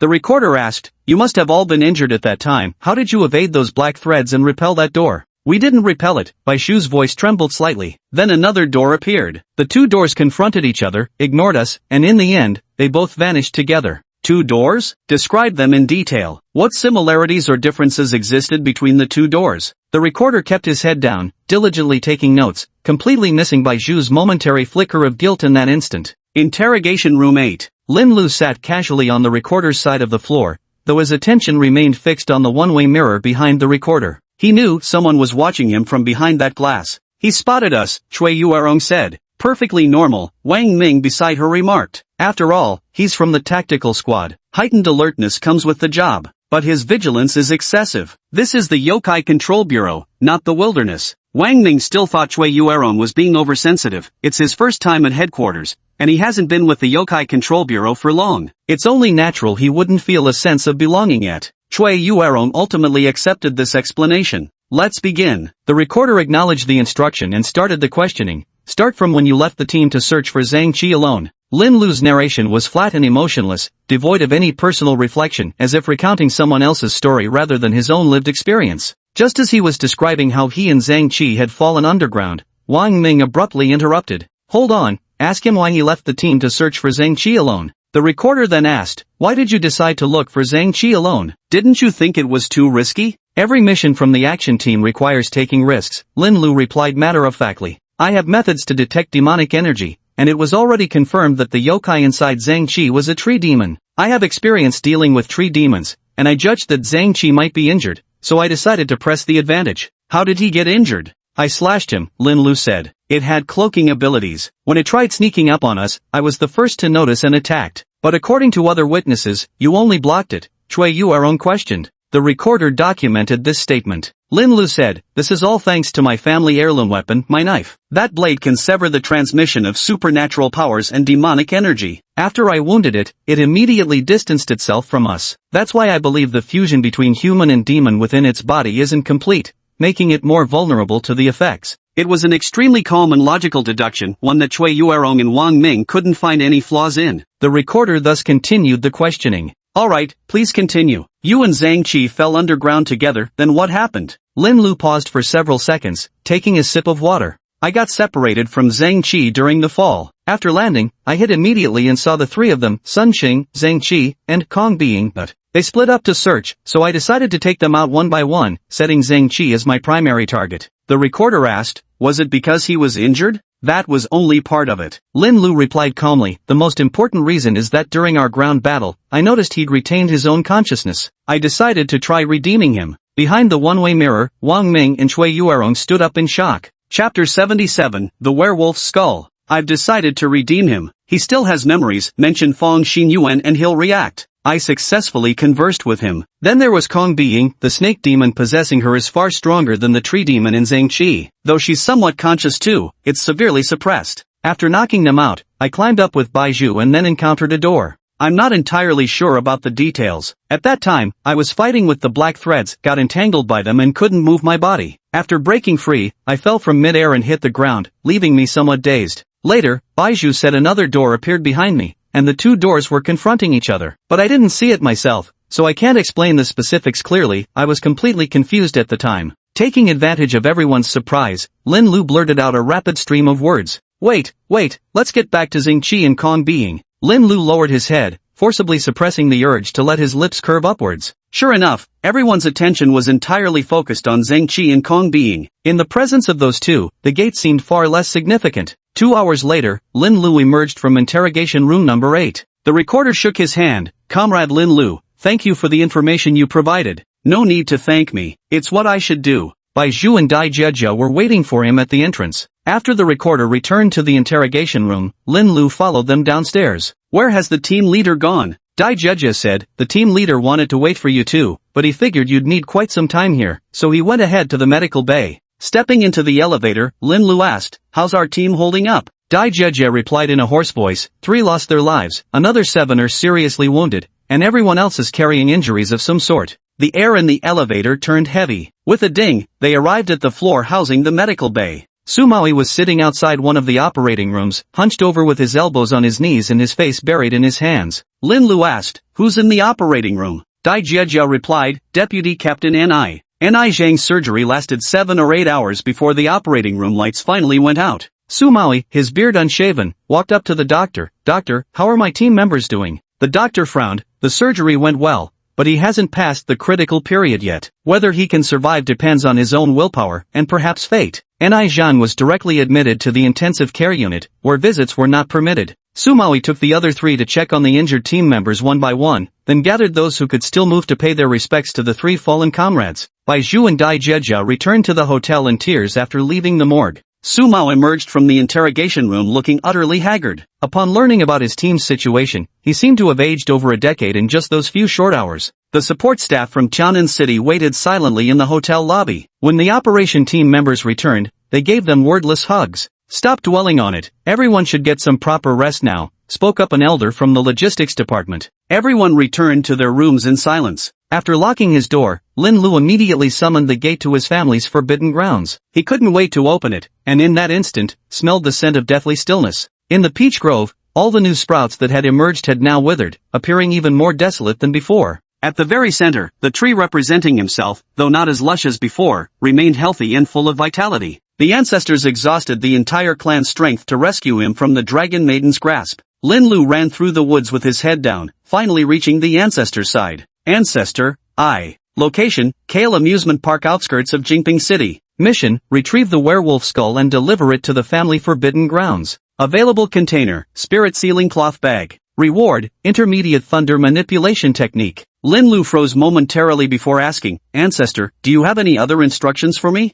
The ancestor remained silent, so Lin Lu could only pick up the cloth bag and declare, rest assured, I'll retrieve the werewolf skull as soon as possible to nourish you all. He left the family's forbidden grounds and slipped into Baizhu's room. Baizhu had just finished showering, a towel draped over his shoulders as he emerged dispirited. Suddenly spotting a figure out of the corner of his eye, he gasped in fright and opened his mouth to scream. Lin Lu dashed forward and clamped a hand over his mouth. Quiet, it's me. Baizhu nodded eagerly, and only then did Lin Lu release him. Brother Hua, what brings you here? Lin Lu got straight to the point. I'm headed to the wilderness. If anyone asks for me, cover for me. The wilderness? Baizhu's voice dropped to a shocked whisper, sounding like Donald Duck. Brother Hua, why are you going to the wilderness? It's too dangerous out there, we barely made it back last time. Lin Lu casually made up an excuse. During the day, I heard the doctor say mutated fleeceflower root could help Deputy Captain Ni. I'm going out to look for some. I'll go with you, Baizhu said immediately. No. Lin Lu looked at him seriously. You just hold me back.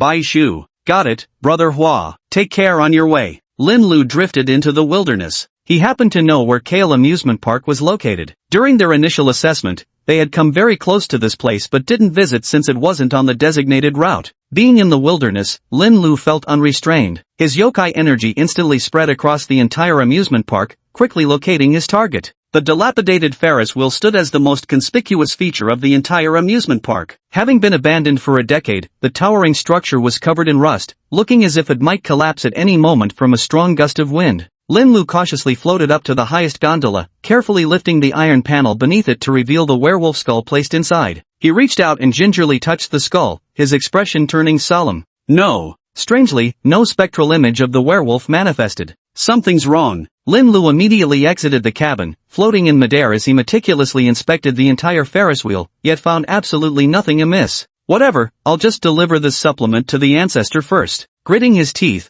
Lin Lu returned to the cabin. With swift movements, he stuffed the werewolf skull into the spirit sealing pouch, then quickly opened the gate of the forbidden grounds and hurled the skull inside. Nothing happened at all. Lin Lu landed on the ground. Though still puzzled in his heart, he decided not to dwell on it and immediately headed back, hoping to reach the city before dawn. Just as he lifted his foot, unease and dread crept through his heart. Lin Lu suddenly turned around. There stood a person behind him. No, it's the Bone Demon. Lin Lu swiftly drew Soul Severer, standing ready for battle. This is a bone demon capable of taking human form, far surpassing Yuching Yuan's level of merely stealing human skins. He could sense that this opponent was stronger than any he'd encountered before. Even the Black Flood Dragon Demon from Yongchen City wouldn't be its match. Yet the Bone Demon before him showed no intention to attack. Slowly opening its mouth, it spoke. Lin Lu, I wish to make a deal with you. Chapter 78. The Bone Demon named Xian. In the abandoned amusement park, the evening breeze stirred, and Lin Lu broke out in a cold sweat all over. He quickly retreated backwards, but was a step too late. Sinister white bones emerged from the ground, forming a cage that trapped him inside. Lin Lu transformed his body into petals in an instant, but upon nearing the edge of the bone-white prison, he collided with a transparent barrier that not even the petals could pass through. He deflated as his body reverted to human form, watching warily as the skeletal yokai approached. The bony creature stopped before the cage, yanking at its own hair in frustration. I knew you wouldn't listen. Thankfully I came prepared. Now you'll hear me whether you want to or not. Lin Lu gritted his teeth. What the hell are you? The skeletal yokai suddenly executed a gentleman's bow. Allow me to introduce myself. I'm Xian, a bone demon. My purpose in coming to the human realm was specifically to find you. Lin Lu frowned. According to Zhang Qi, the most powerful monsters that could penetrate the world barrier into the human realm currently were at most 8th level. But this skeletal demon before them had already transformed into human form. It couldn't possibly be merely 8th level. How did it get in? There hadn't been any reports of major incidents with mass casualties in any cities recently, so it probably didn't arrive through the Black Flood Dragon's method. And how did he know about me? Before this, no one should have known of his existence. Although the Dragon Girl knows now, isn't that White Bone Demon part of the Snow Woman's faction?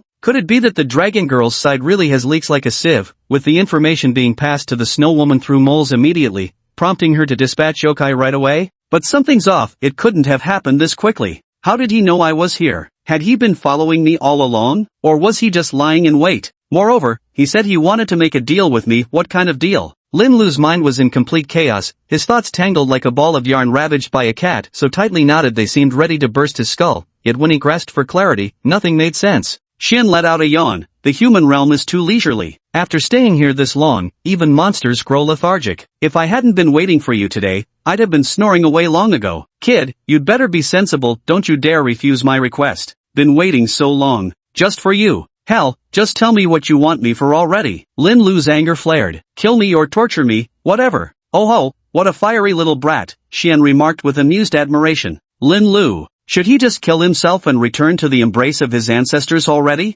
No time for jokes now, let's get down to business. Xian suddenly turned serious. I told you, I want to make a deal with you. Trapped with no way out, Lin Lu had adopted a fatalistic attitude. Spit it out. Xian said solemnly, the Dragon Maiden has set her sights on you. She is determined to take your life. Lin Lu's eyes deepened with a somber hue. This was the worst possible outcome he had anticipated. So, what's your point in telling me all this? Just to let me know some Demon King has me marked? Xian curled her lips slightly. This is the prerequisite for our deal. I can help you evade the Dragon Maiden's pursuit. Lin Lu looked up at it with suspicious eyes. What's in it for you? I want to kill the Dragon Maiden. A faint murderous intent flickered in Xian's eyes. Lin Lu stared intently. Is it you, or the Snow Woman? Xian gave a cold laugh. There's no difference. I want to kill the Dragon Maiden, and Lady Snow wants the same. Lin Lu didn't accept this answer. I need to know whether my cooperation partner is you or Lady Snow. Xian remained silent for several seconds before replying. You're truly cautious. Let me tell you, your cooperation partner is me. But do you really think Lady Snow would be unaware when I'm able to come to the human world and appear before you?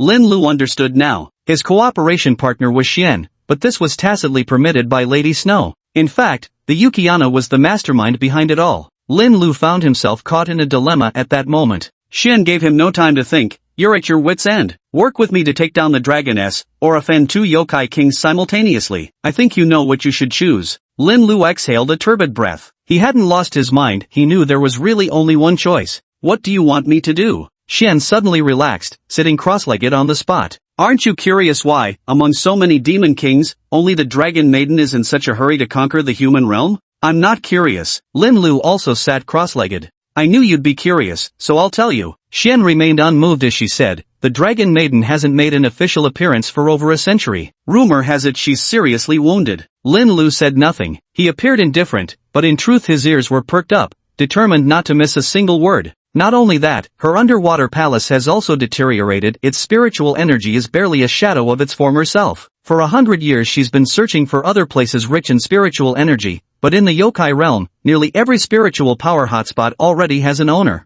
Lin Lu asked, so she's set her sights on the human realm? Xian nodded, exactly, all demon kings want to conquer the human realm, but the dragon maiden is the most desperate, and that's her greatest weakness. You still haven't told me why you chose to collaborate with me. Xian leaned slightly closer to Lin Lu, because we can't kill it in the demon realm. It's holed up in the dragon palace and won't come out. Even knowing it's severely wounded, we can't afford the massive cost of invading. Lin Lu felt chills running down his spine. He cautiously asked, it's not that you can't invade the dragon palace, you're just worried someone might strike from behind. You want to kill it in the human realm? Yes. Xian said bluntly, that's why we need your cooperation. Impossible. Lin Lu refused decisively. An incompletely descended black flood dragon yokai nearly destroyed an entire city. I won't allow one, let alone possibly two demon kings to descend. I promise you, the snow woman won't descend. Xian sat upright and said solemnly, what you're worried about won't happen. Lin Lu glared at him with a sinister look. Why are you looking at me like that? I'm not bluffing you. To be honest, we will eventually descend upon the human world,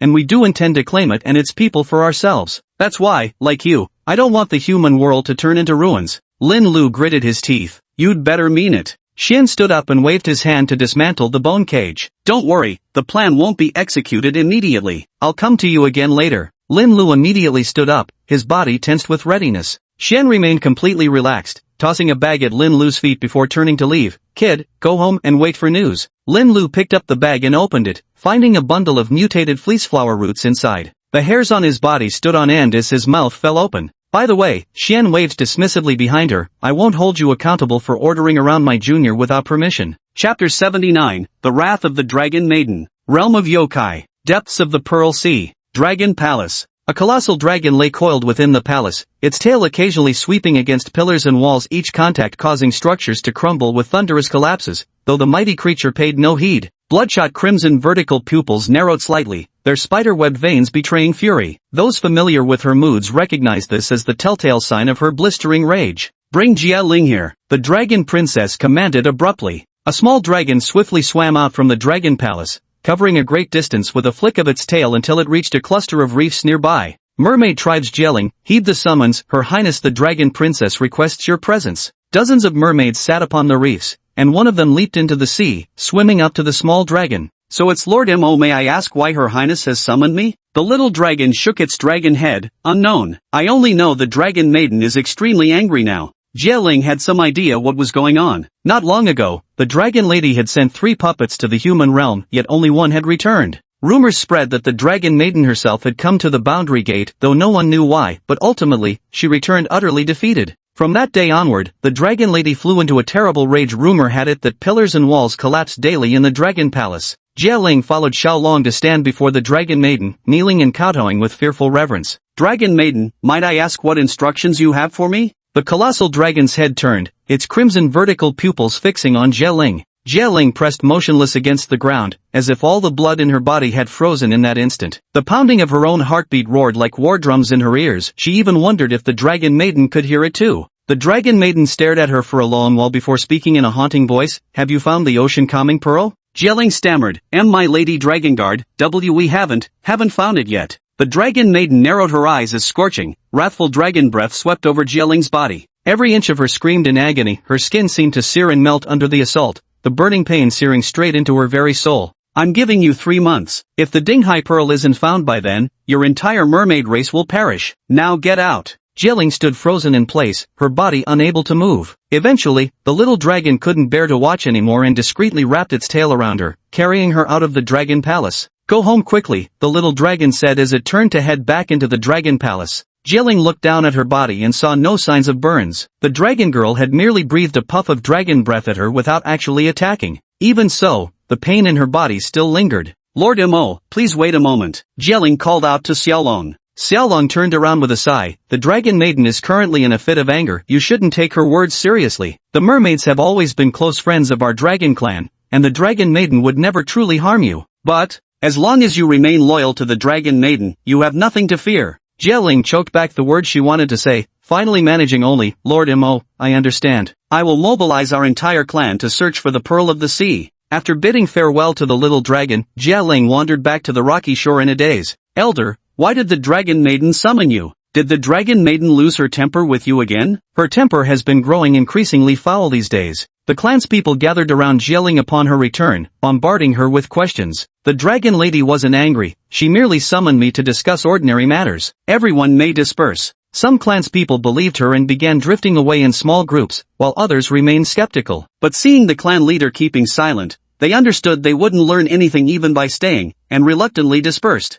Only Sai Ying remained standing firmly in place. After the surrounding crowd had dispersed, she whispered, Clan leader, is this about the tide-quelling pearl? Jieling's face drained of color as her eyes widened. How could you possibly know that? Sai Ying replied, after my younger sister disappeared, I begged third uncle to take me searching. That's when I accidentally overheard him say the tide-quelling pearl had gone missing, and that the dragon maiden was furious. She'd ordered our clan to conduct a secret search. Since you're already aware, there's no point hiding it. Come with me. Jieling took Sai Ying down to the ocean depths, arriving at the mermaid tribe's territory. Countless tombstones stood across the seabed, memorials for the departed members of the mermaid tribe. It was Sai Ying's first time visiting this place. Any news about Sina? Jieling asked. Sai Ying shook her head, none. I've searched all her favorite spots, but she's nowhere to be found. She pursed her lips, eyebrows tightly knit, hands twisting together with a worried expression. Jieling's throat tightened painfully, unable to bear telling Sai Ying that Sina had been forced into the human realm and had now sacrificed herself. Swallowing the bitterness in his throat, Jieling said to Sai Ying, don't worry too much. Sina certainly wouldn't want you grieving over her. Sai Ying nodded, then changed the subject. Chief, what happened with the tide-quelling pearl? As you know, the Dinghai Pearl has been lost. Jieling's voice sounded weary. Dragon Lady has ordered us to retrieve it. Sai Ying pressed her lips together in dissatisfaction. Chieftain, the Dinghai Pearl was originally our mermaid clan's treasure. We offered it to Dragon Lady, and it was she who lost it. Why must we bear the responsibility for it now? Jieling was shocked. Hold your tongue quickly. Our clan is under Dragon Lady's protection, so naturally we should share her burdens. Chieftain, enough, Jieling said with a stern face. Act as if you never heard about the Dinghai Pearl. Not a word to anyone. Go back now. Sai Ying had no choice but to reluctantly leave the clan's territory. On a small island in the sea, Sun Xing leaned against a large tree. It was in a foul mood. The tree demon and snake demon that had set off together with it to the human realm hadn't returned, likely dead in that world. Though it had no emotional attachment to them, these were yokai it had worked alongside. To see them die so senselessly, and at human hands no less, left it with a simmering discontent.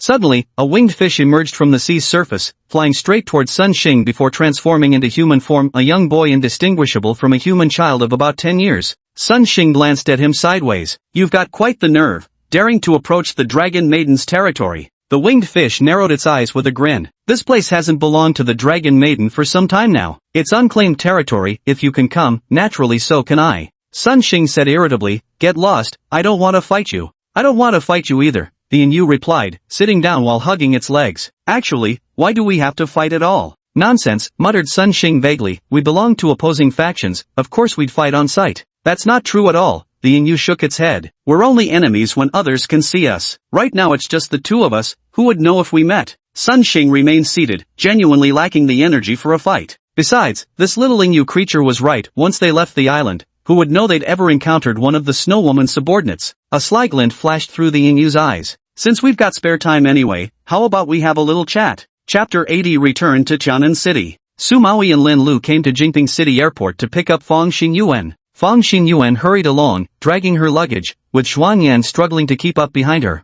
Su Maui, is what you said on the phone true? Was it really Zhang Qi and Beiying? And Lin Lu, did you really talk to them? Are you absolutely sure it was them? Lin Lu had never seen Fong Xinyuan lose her composure like this before. I did speak with them, but as for whether it was really them personally, I can't say for certain. Fong Xinyuan froze for a moment. Behind her, Zhuang Yan gently tugged her hand. Lin Lu didn't know them before. Of course she couldn't answer that question. Fong Xinyuan clutched his forehead and let out a long, helpless sigh. Zhuang Yan watched with a pang of sadness and consoled her. Don't worry, we're going to HQ right now. You can see them for yourself. Note, I slightly adjusted the punctuation and phrasing to maintain the conversational tone while keeping the emotional nuance. Added the M- for dramatic pause and used HQ as a natural abbreviation for readability while preserving the original meaning. Sumawi said, well, Captain Fong, I'm afraid you might be disappointed. They're currently sealed away, and there's no telling when they'll be unsealed. After Zhang Qi and Kong Beiying were transported back to headquarters, they were placed in a specially arranged room filled with spell formations, their bodies bound with seals. This was because Lin Lu and Bai Zhu deliberately concealed the truth, making everyone believe that Lin Lu's post-war physical weakness was caused by dealing with both of them alone. As a result, the headquarters overestimated the strength of Zhang Qi and Kong Beiying, thus exercising extreme caution. They wouldn't lift the seal until they were fully confident. Back at headquarters, Ji Chuan was waiting at the entrance. Upon seeing Fong Xinyuan, he immediately stepped forward. Xinyuan, long time no see. Long time no see. Ji Xuan understood she was feeling upset but didn't press further. Let's go, he said. I'll take you upstairs. Lin Lu didn't follow them upstairs. Instead, he turned back to the hotel and collapsed into bed. But his mind was too burdened with worries, he even dreamt of two skeletal yokai. When he awoke again, it was already dusk. After washing up and stepping out, he found Bai Zhu squatting at his doorway. Brother Hua, I've already delivered those mutated fleeceflower roots you brought back to the medical bay. The staff asked me to thank you on their behalf. Oh, they got them. Lin Lu then asked, how's Captain Fong doing? Bai Zhu let out a long sigh. I've never seen Captain Fong looking so utterly dispirited before. The two arrived at the cafeteria in silence. Lin Lu didn't have much appetite, but he knew he had to force himself to eat, otherwise, people might think something was wrong with him. When can we return to Tianan City? Lin Lu asked casually after the meal. Bai Zhu shook her head, not sure, but I heard Director Pan is trying to arrange it. Team A of the 2nd Action Unit had already arrived in Jingping City long ago and were undergoing training now. Not only had Team A of the 1st Action Unit not returned, they'd even summoned Fong Xinyuan and Zhuang Yan away. Pan Zhengmin suddenly felt his base had become rather empty, leaving him with an acute sense of insecurity. So recently, he had been actively communicating with the headquarters, hoping to quickly bring back Su Mao and other members of Team A. A few more days passed, and the matter was finally resolved. All members of Team A, along with Zhuang Yan, returned to Tianan City. Fong Xinyuan chose to remain at the headquarters for the time being, according to her own wishes. The headquarters was reluctant to let Lin Lu leave, but given his strong personal desire and the fact that Team A had lost comrades, having fallen teammates whose remains needed to be escorted back home, those at the headquarters found it hard to object. On the day of departure, Yi Shi'er came specifically to see him off. With teary eyes, she gifted Lin Lu a knitted rabbit plush toy. Lin Lu, you must come back again. We didn't even get to play together this time. After returning from the wilderness, she really wanted to visit Lin Lu, but her elder sister Yi Dyer stopped her, saying Lin Lu was grieving over his lost teammates and wouldn't be in the mood to play. Lin Lu searched his entire body but couldn't find anything suitable to return as a gift. In the end, he snatched a keychain from Dai Jieja to give to Yi Shi'er. After the plane landed, the bodies of the 3 fallen teammates were loaded into a hearse, while severely injured personnel like Ni Zhang were taken away in an ambulance, with Zhuang Yan accompanying them. The rest of the team rode back to the branch office building together. The vehicle was very quiet. Lin Lu sat by the window, watching the buildings and trees rapidly receding along the streets. At a traffic intersection, the car came to a stop while waiting for the red light. Pedestrians hurried across the zebra crossing, but one man stood motionless at the roadside. Wearing sunglasses, he peered through the car window at Lin Lu, an unlit cigarette dangling from his lips as the corners of his mouth curled slightly. When the light turned green, the car slowly started moving again. Lin Lu saw the man smiling and waving at him. Shen, he came after all. Back at the precinct, Pan Zhengmin greeted them at the building entrance. The families of the fallen team members were already waiting there. The moment they saw their loved ones' remains, their suppressed grief erupted uncontrollably. They collapsed before the coffins, wailing in anguish. Lin Lu leaned quietly against the wall. This wasn't actually the first time he'd witnessed such a scene. Over the past 3,000 years, he had witnessed countless funerals and the many partings of life and death among humans. But this was the first time he felt his heart ache a little. Perhaps he was wrong. He shouldn't have joined the Monster Management Bureau. He should have left before familiar people died, just as he used to. That way, he wouldn't be the one left behind. Lin Lu. Sumawi patted him on the shoulder. Chief Pan said we can take a few days off. Do you want to stay here and rest, or go home? Lin Lu straightened up. I'll go home. Alright. Sumawi continued. Do you need me to drive you back? Lin Lu was taken aback and replied warily, no need, really. After moving, my place is quite close, I can just walk back on my own. Sumawi nodded. That's good then. What about me? Lin Lu reacted with slight panic. Had Sumawi just seen Xian waving at him earlier? Sumao said with deep concern, this is your first time experiencing something like this. I know you're grieving and might find it hard to accept right now, and I'm grieving too. But we're members of the operations team from the very first day we joined. We were mentally prepared for the possibility that one day we might fall in battle. So, he went on with a long speech of consolation and advice, which Lin Lu listened to silently, his head lowered. Team leader, I understand. Sumao then patted him on the shoulder again. Good, as long as you understand. Take these next few days to rest well and don't dwell on it too much. With that said, he turned and walked towards the sobbing Baizhu and Daijia. Lin Lu returned home but didn't rest. Instead, he went straight to his clan's forbidden grounds. After absorbing the werewolf's skull, the clan members regained some vitality, though only a fraction compared to their former state. As Lin Lu approached the ancestral elder, the techniques of the intermediate thunder control art were instantly imparted into his mind. Rest assured, my ancestor, I will surely grow stronger. When facing formidable foes in the future, I won't trouble you to worry about me anymore. After leaving the forbidden grounds, Lin Lu sat waiting on the sofa.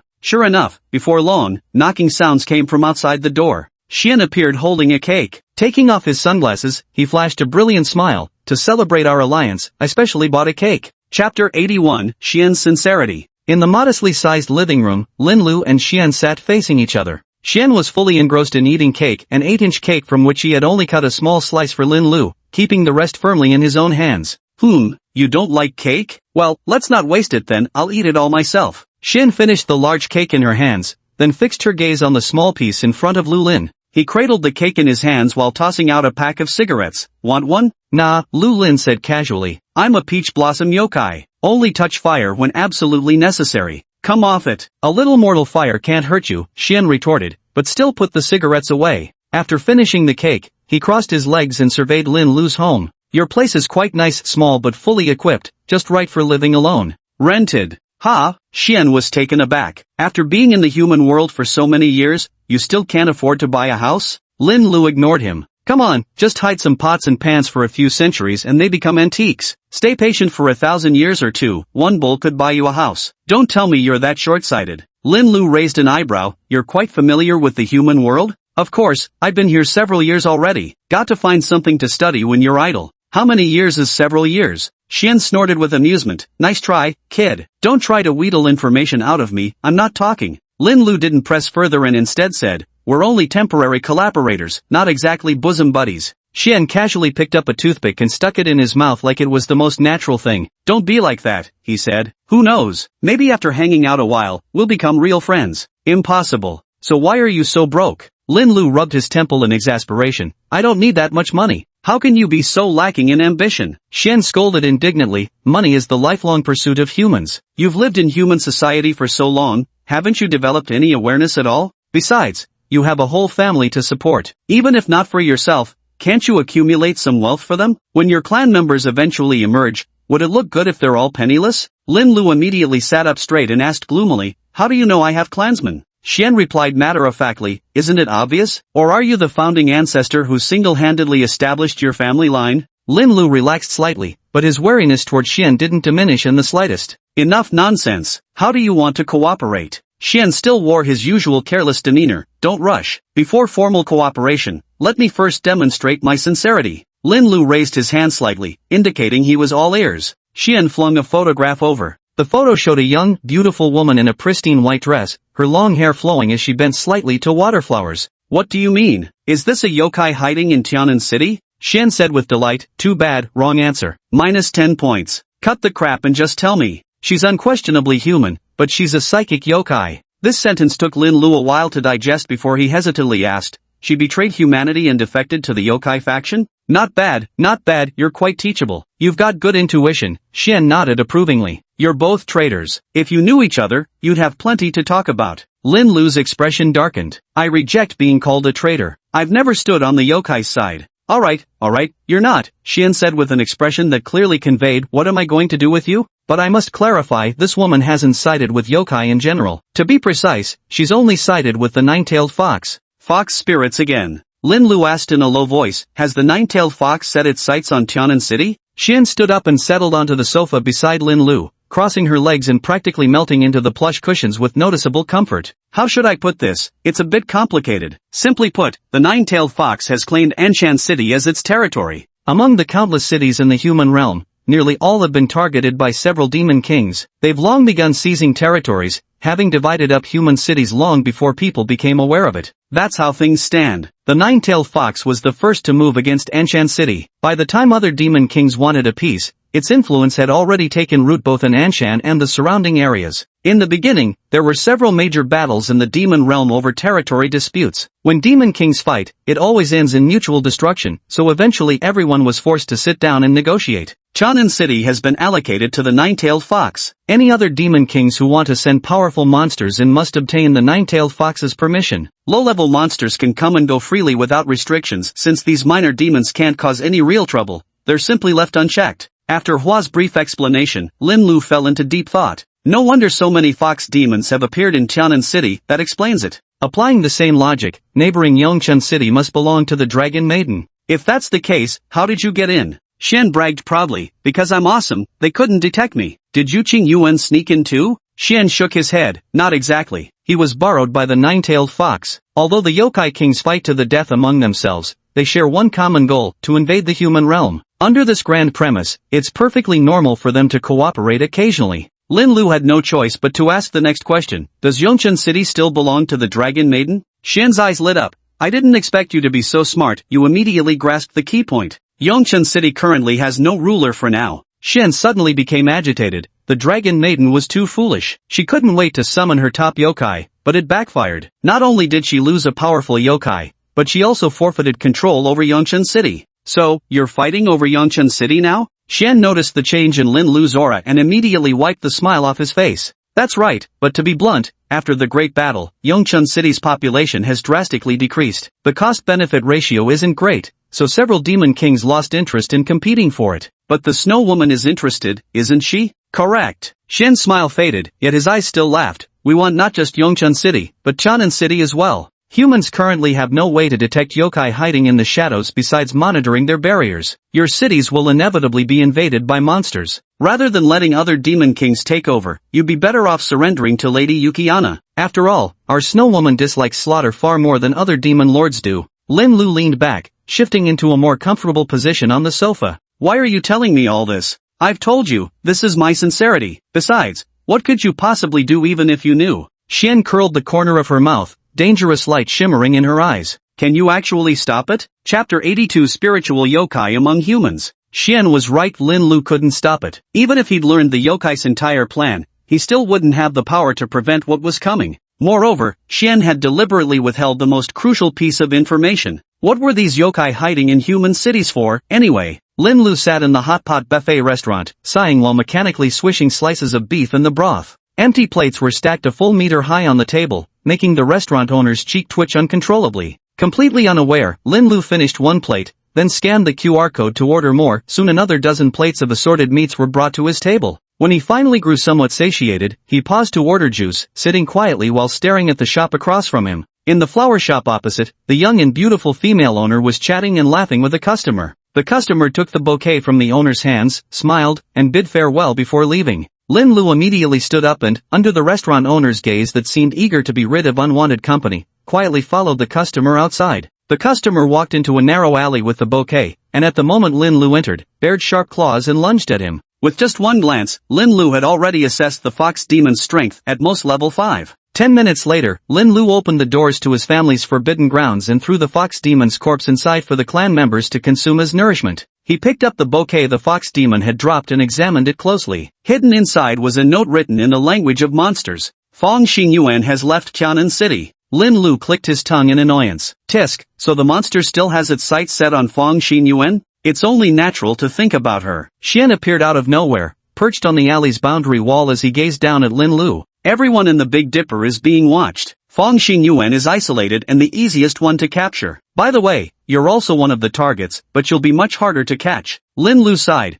Are you all really this obsessed with demons creating humans? Xian nodded without hesitation. Yes, we've captured some people abroad too. Some were successfully transformed, some failed, and others are still waiting to be transformed. The dragon girl went through so much trouble to transform those 3, and you guys captured 2 of them in one go. What a shame. His face was filled with excitement, the gleam of schadenfreude in his eyes almost brighter than sunlight. By the way, he smirked, glancing at Lin Lu, you want to give it a try? Should I grab a human awakener for you to experiment on? No, I'd rather just stay a purebred yokai. Xian narrowed her eyes slightly, dropping the subject. He pointed to the small slip of paper the fox spirit had dropped on the ground. That's what the fox demon used to impersonate humans. Do you want it? If not, I'll take it. Lin Lu picked up the paper slip. Its texture felt strangely unusual. Upon closer inspection, he realized it wasn't paper at all, but a small piece of human skin emitting waves of fox stench. If I attach this, can I disguise myself as a fox spirit? Dream on. You think fox spirits are stupid? Xian chuckled a few times.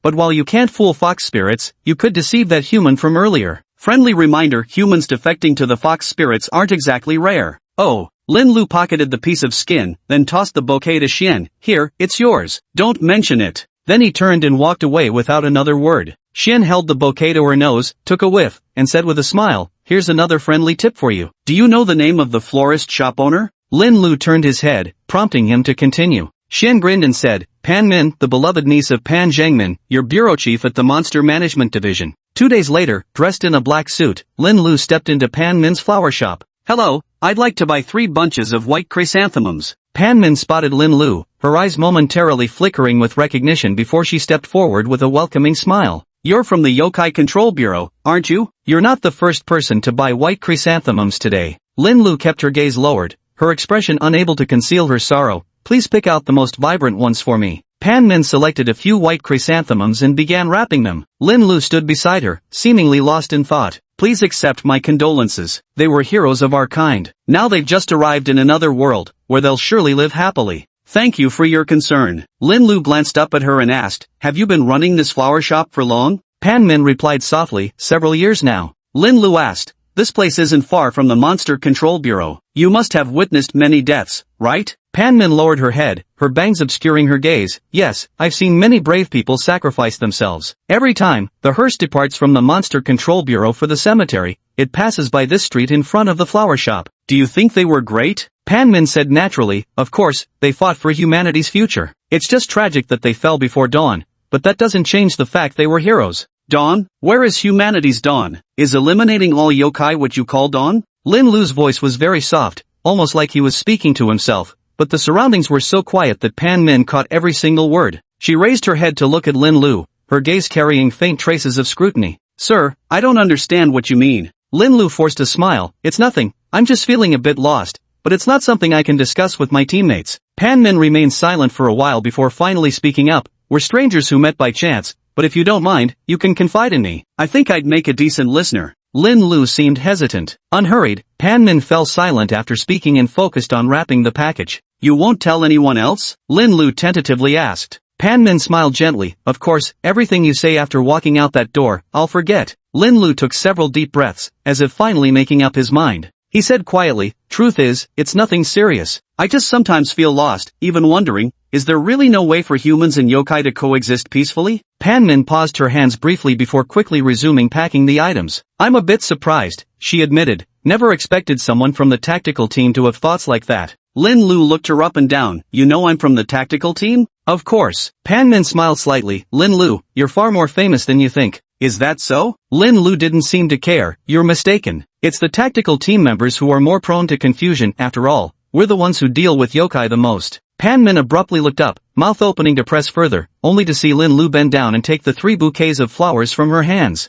Sorry, I should go. Can't be late to send off my teammate one last time. Pan Min watched helplessly as Lin Lu walked out of the flower shop. She anxiously chased after him, seeing him head in the direction of the Yokai Disposal Bureau. Lin Lu, are you sincere or just pretending? Could you really become one of us? She muttered to herself while watching Lin Lu's receding figure. Chapter 83 The Sword of Damocles over Yongchen City. The Yokai Administration Building was draped with white funeral banners. Today, they would send off 3 comrades who had fallen in Jingping City. 3 coffins, each shrouded in the national flag, were carried out of the mortuary, their families walking beside them in solemn procession. Lin Lu placed white chrysanthemums beside the coffins and took one final look at them. The street had been cleared, with 3 hearses leading the procession, followed by a minibus carrying their teammates. Lin Lu also boarded the minibus. Not long after the vehicle departed, he indeed caught sight of Pan Min's flower shop. Pan Min stood among the crowd, watching alongside other citizens as the 3 heroes were sent off on their final journey. After the funeral concluded, everything returned to its usual quiet. Thanks to the relentless efforts of Zhuang Yan and the medical team, Ni Zhang narrowly escaped death. Ironically, this misfortune turned out to be a blessing in disguise, as he awakened supernatural abilities and became an awakener. However, his injuries were too severe, and he now requires bed rest. According to Zhuang Yan, it will take at least half a year for him to fully recover. 6 months later, he will undergo awakener training before returning to Team A. Lin Lu sat bored in Team A's awakener office, idly chewing on a pen. Xian hasn't shown up for quite some time. He'd secretly probed Yu Qingyuan before, the kid genuinely knew nothing. Lately, he'd been diligently working and studying at the forensic department, even earnestly striving for a training opportunity in Jingping City. His enthusiastic work ethic and rapid progress had surprisingly earned high praise from Xiao Guanshui, the head of the forensic department. Su Maui walked in, clapped his hands a few times, and when everyone turned to look at him, he announced, "We're heading to Yongchen City next." Dai Jia asked, "Team leader, what's happened in Yongchen City?" Su Maui spread his hands to indicate he wasn't sure either. "All we know is there's been a surge in yokai incidents in Yongchen City recently. They're short-staffed, and since our team is currently on standby, they're sending us 4 as reinforcements. Team A's regular members are currently reorganizing, and Ni Zhang can no longer serve as deputy team leader after his awakening. He lay in the hospital bed, gradually transferring his work responsibilities to his former deputy. Meanwhile, 3 ordinary team members had lost their lives, necessitating the recruitment of new members to fill their ranks. The newly appointed deputy team leader was tearing his hair out, shuttling between the training grounds and the infirmary every day. He'd practically put down roots at the Yokai Affairs Bureau with no time to return home. This trip to Yongchen City wasn't urgent, so the bureau didn't arrange a helicopter for them. The 4 of them had to drive there instead. It took nearly an entire day to travel from Tianan City, traversing dangerous wilderness, before finally arriving at Yongchen City. The protective wall of Yongchen City remains collapsed, though a passage has been cleared at the city gate, heavily guarded by armed forces. Su Mao stepped out of the car to greet the awakeners at the gate, then got back in and drove straight into the Yokai Management Bureau building in Yongchen City. The former director of the Yokai Management Bureau, Tong Wu, died in battle against the Great Black Flood Dragon Yokai. Currently, Deputy Director Yuan Jingjie is temporarily assuming his duties. Yuan Jingjie warmly welcomed the 4 visitors. "Truth be told, it's quite embarrassing. You are the benefactors of Yongchen City. Last time you left in such a hurry that we didn't have the chance to express our gratitude. Who would have thought that upon meeting again, we'd still have to trouble you?" Yuan Jingjie's voice was gentle and refined, though barely past 50, his temples had already turned white, and his face was lined with wrinkles, clear signs of the immense pressure weighing on him.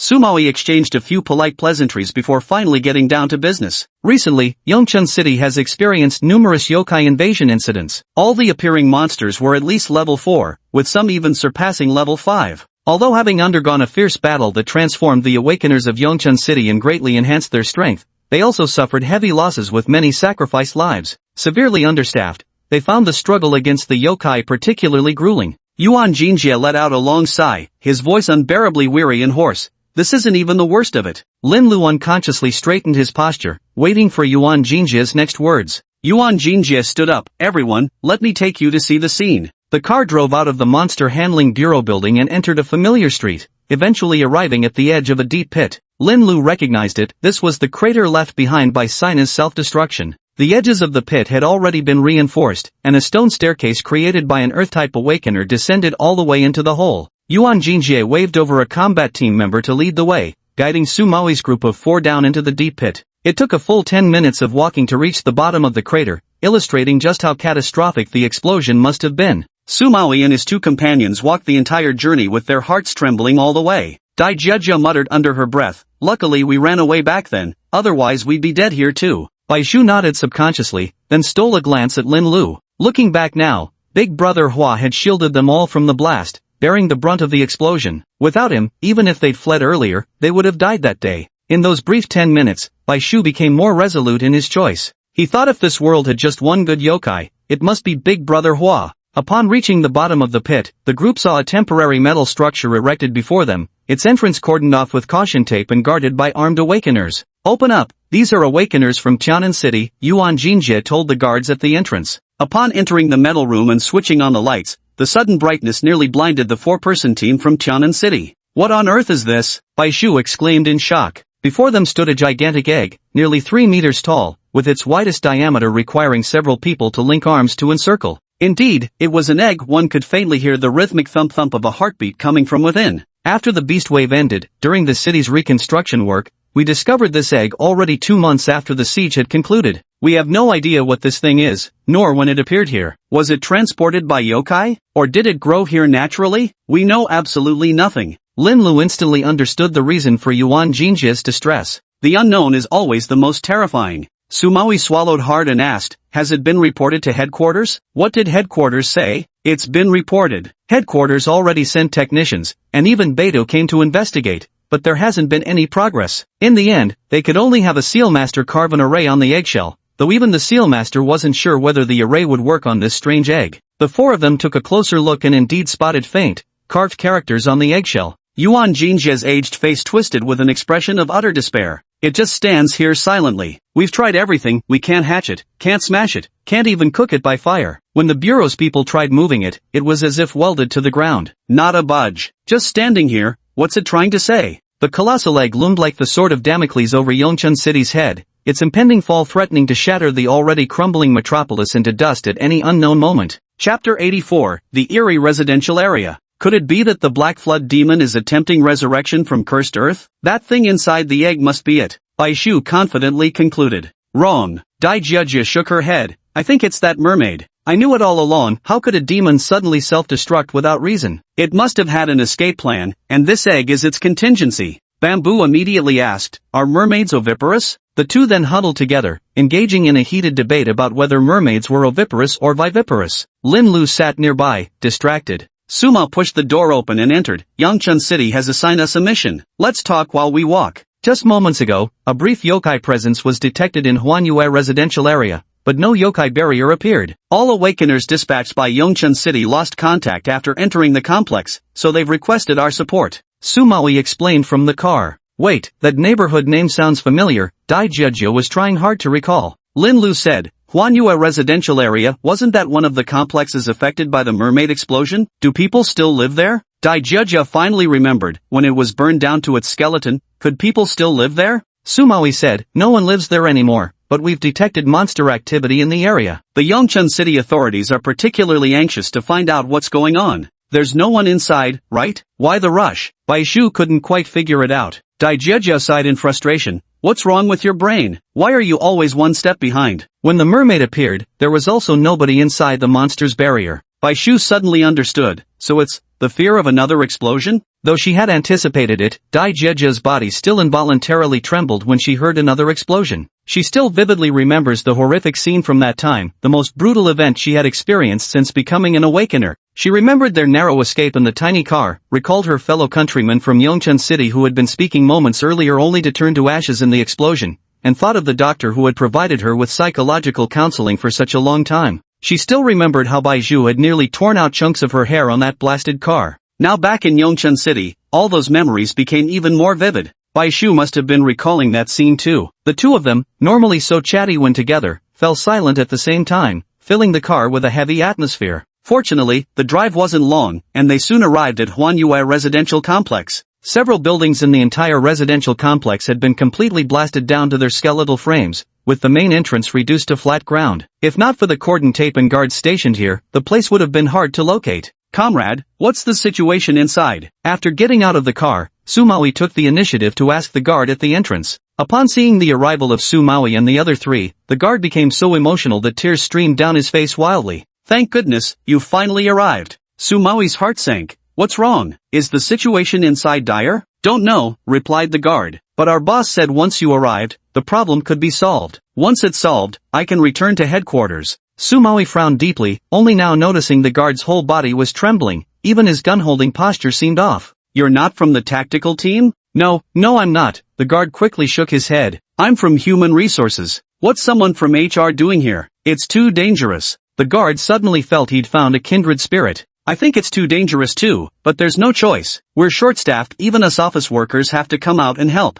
I drew the short straw getting assigned here, while the lucky ones got sent to safe zones. How did I get so unlucky? I must have offended someone without realizing it. Sumawi quickly interrupted. Where are the personnel from your operations team? The beast tide resulted in heavy casualties within Yongchun City's operations team, though numerous new awakened also emerged. The Central Bureau's training program hadn't included Yongchun City in its plans. Consequently, while Yongchun faced severe manpower shortages, the situation hadn't deteriorated to the point where even administrative staff had to conduct field operations. The guard promptly replied, "Our operations team is stretched thin. Some members are fighting yokai inside the mall, others are combating mutated creatures near the city walls, while the remainder have been stationed at evacuation shelters." "Why are people being stationed at the evacuation shelters?" The guard let out a long sigh. "We've got no choice. There are rumors lately that yokai specifically target crowded evacuation zones. With the gossip spreading like wildfire, people are terrified. If we don't station some awakeners there, we're bound to have riots." In truth, the evacuation shelters are currently the safest places in all of Yongchun City, even safer than the Monsters Control Bureau headquarters. Yet some people actually believe the rumors and try to leave the shelters. Outside, they could run into yokai or even mutated beasts. How can people be so blind to reality? They don't know how good they have it. "I give anything to stay in an evacuation shelter round the clock." Sumawi heaved a sigh. At the critical moment, it was human nature that turned out to be the stumbling block. Lin Lu suddenly spoke up from behind him. "Have they caught the rumor mongers?" "No, not yet. It was too chaotic at first." By the time the higher-ups recovered and wanted arrests, those people had already vanished without a trace. No hope of catching them now. Lin Lu then said, "Oh, then I've got no more questions." Sumawi turned to look at him and said, "Let's head inside first. Given that the awakened ones who entered earlier have gone missing, we won't split into groups this time. The four of us will stick together." The guard immediately retracted the barrier rope to let them pass. Sumawi led the way into the residential area, finding everything as expected. Lin Lu was walking at the rear when, after about 10 meters, he suddenly turned his head to look back. Behind him lay utter emptiness. The guard who should have been waving them in from 10 meters away was nowhere to be seen. When he turned back again, the path ahead was equally void. Sumawi and the other two had vanished into thin air. Or perhaps, it was he who had disappeared without a trace. "Visibility is terrible here. Everyone be careful. Maybe we should walk with our hands on each other's shoulders," Sumawi suggested from the front of the group.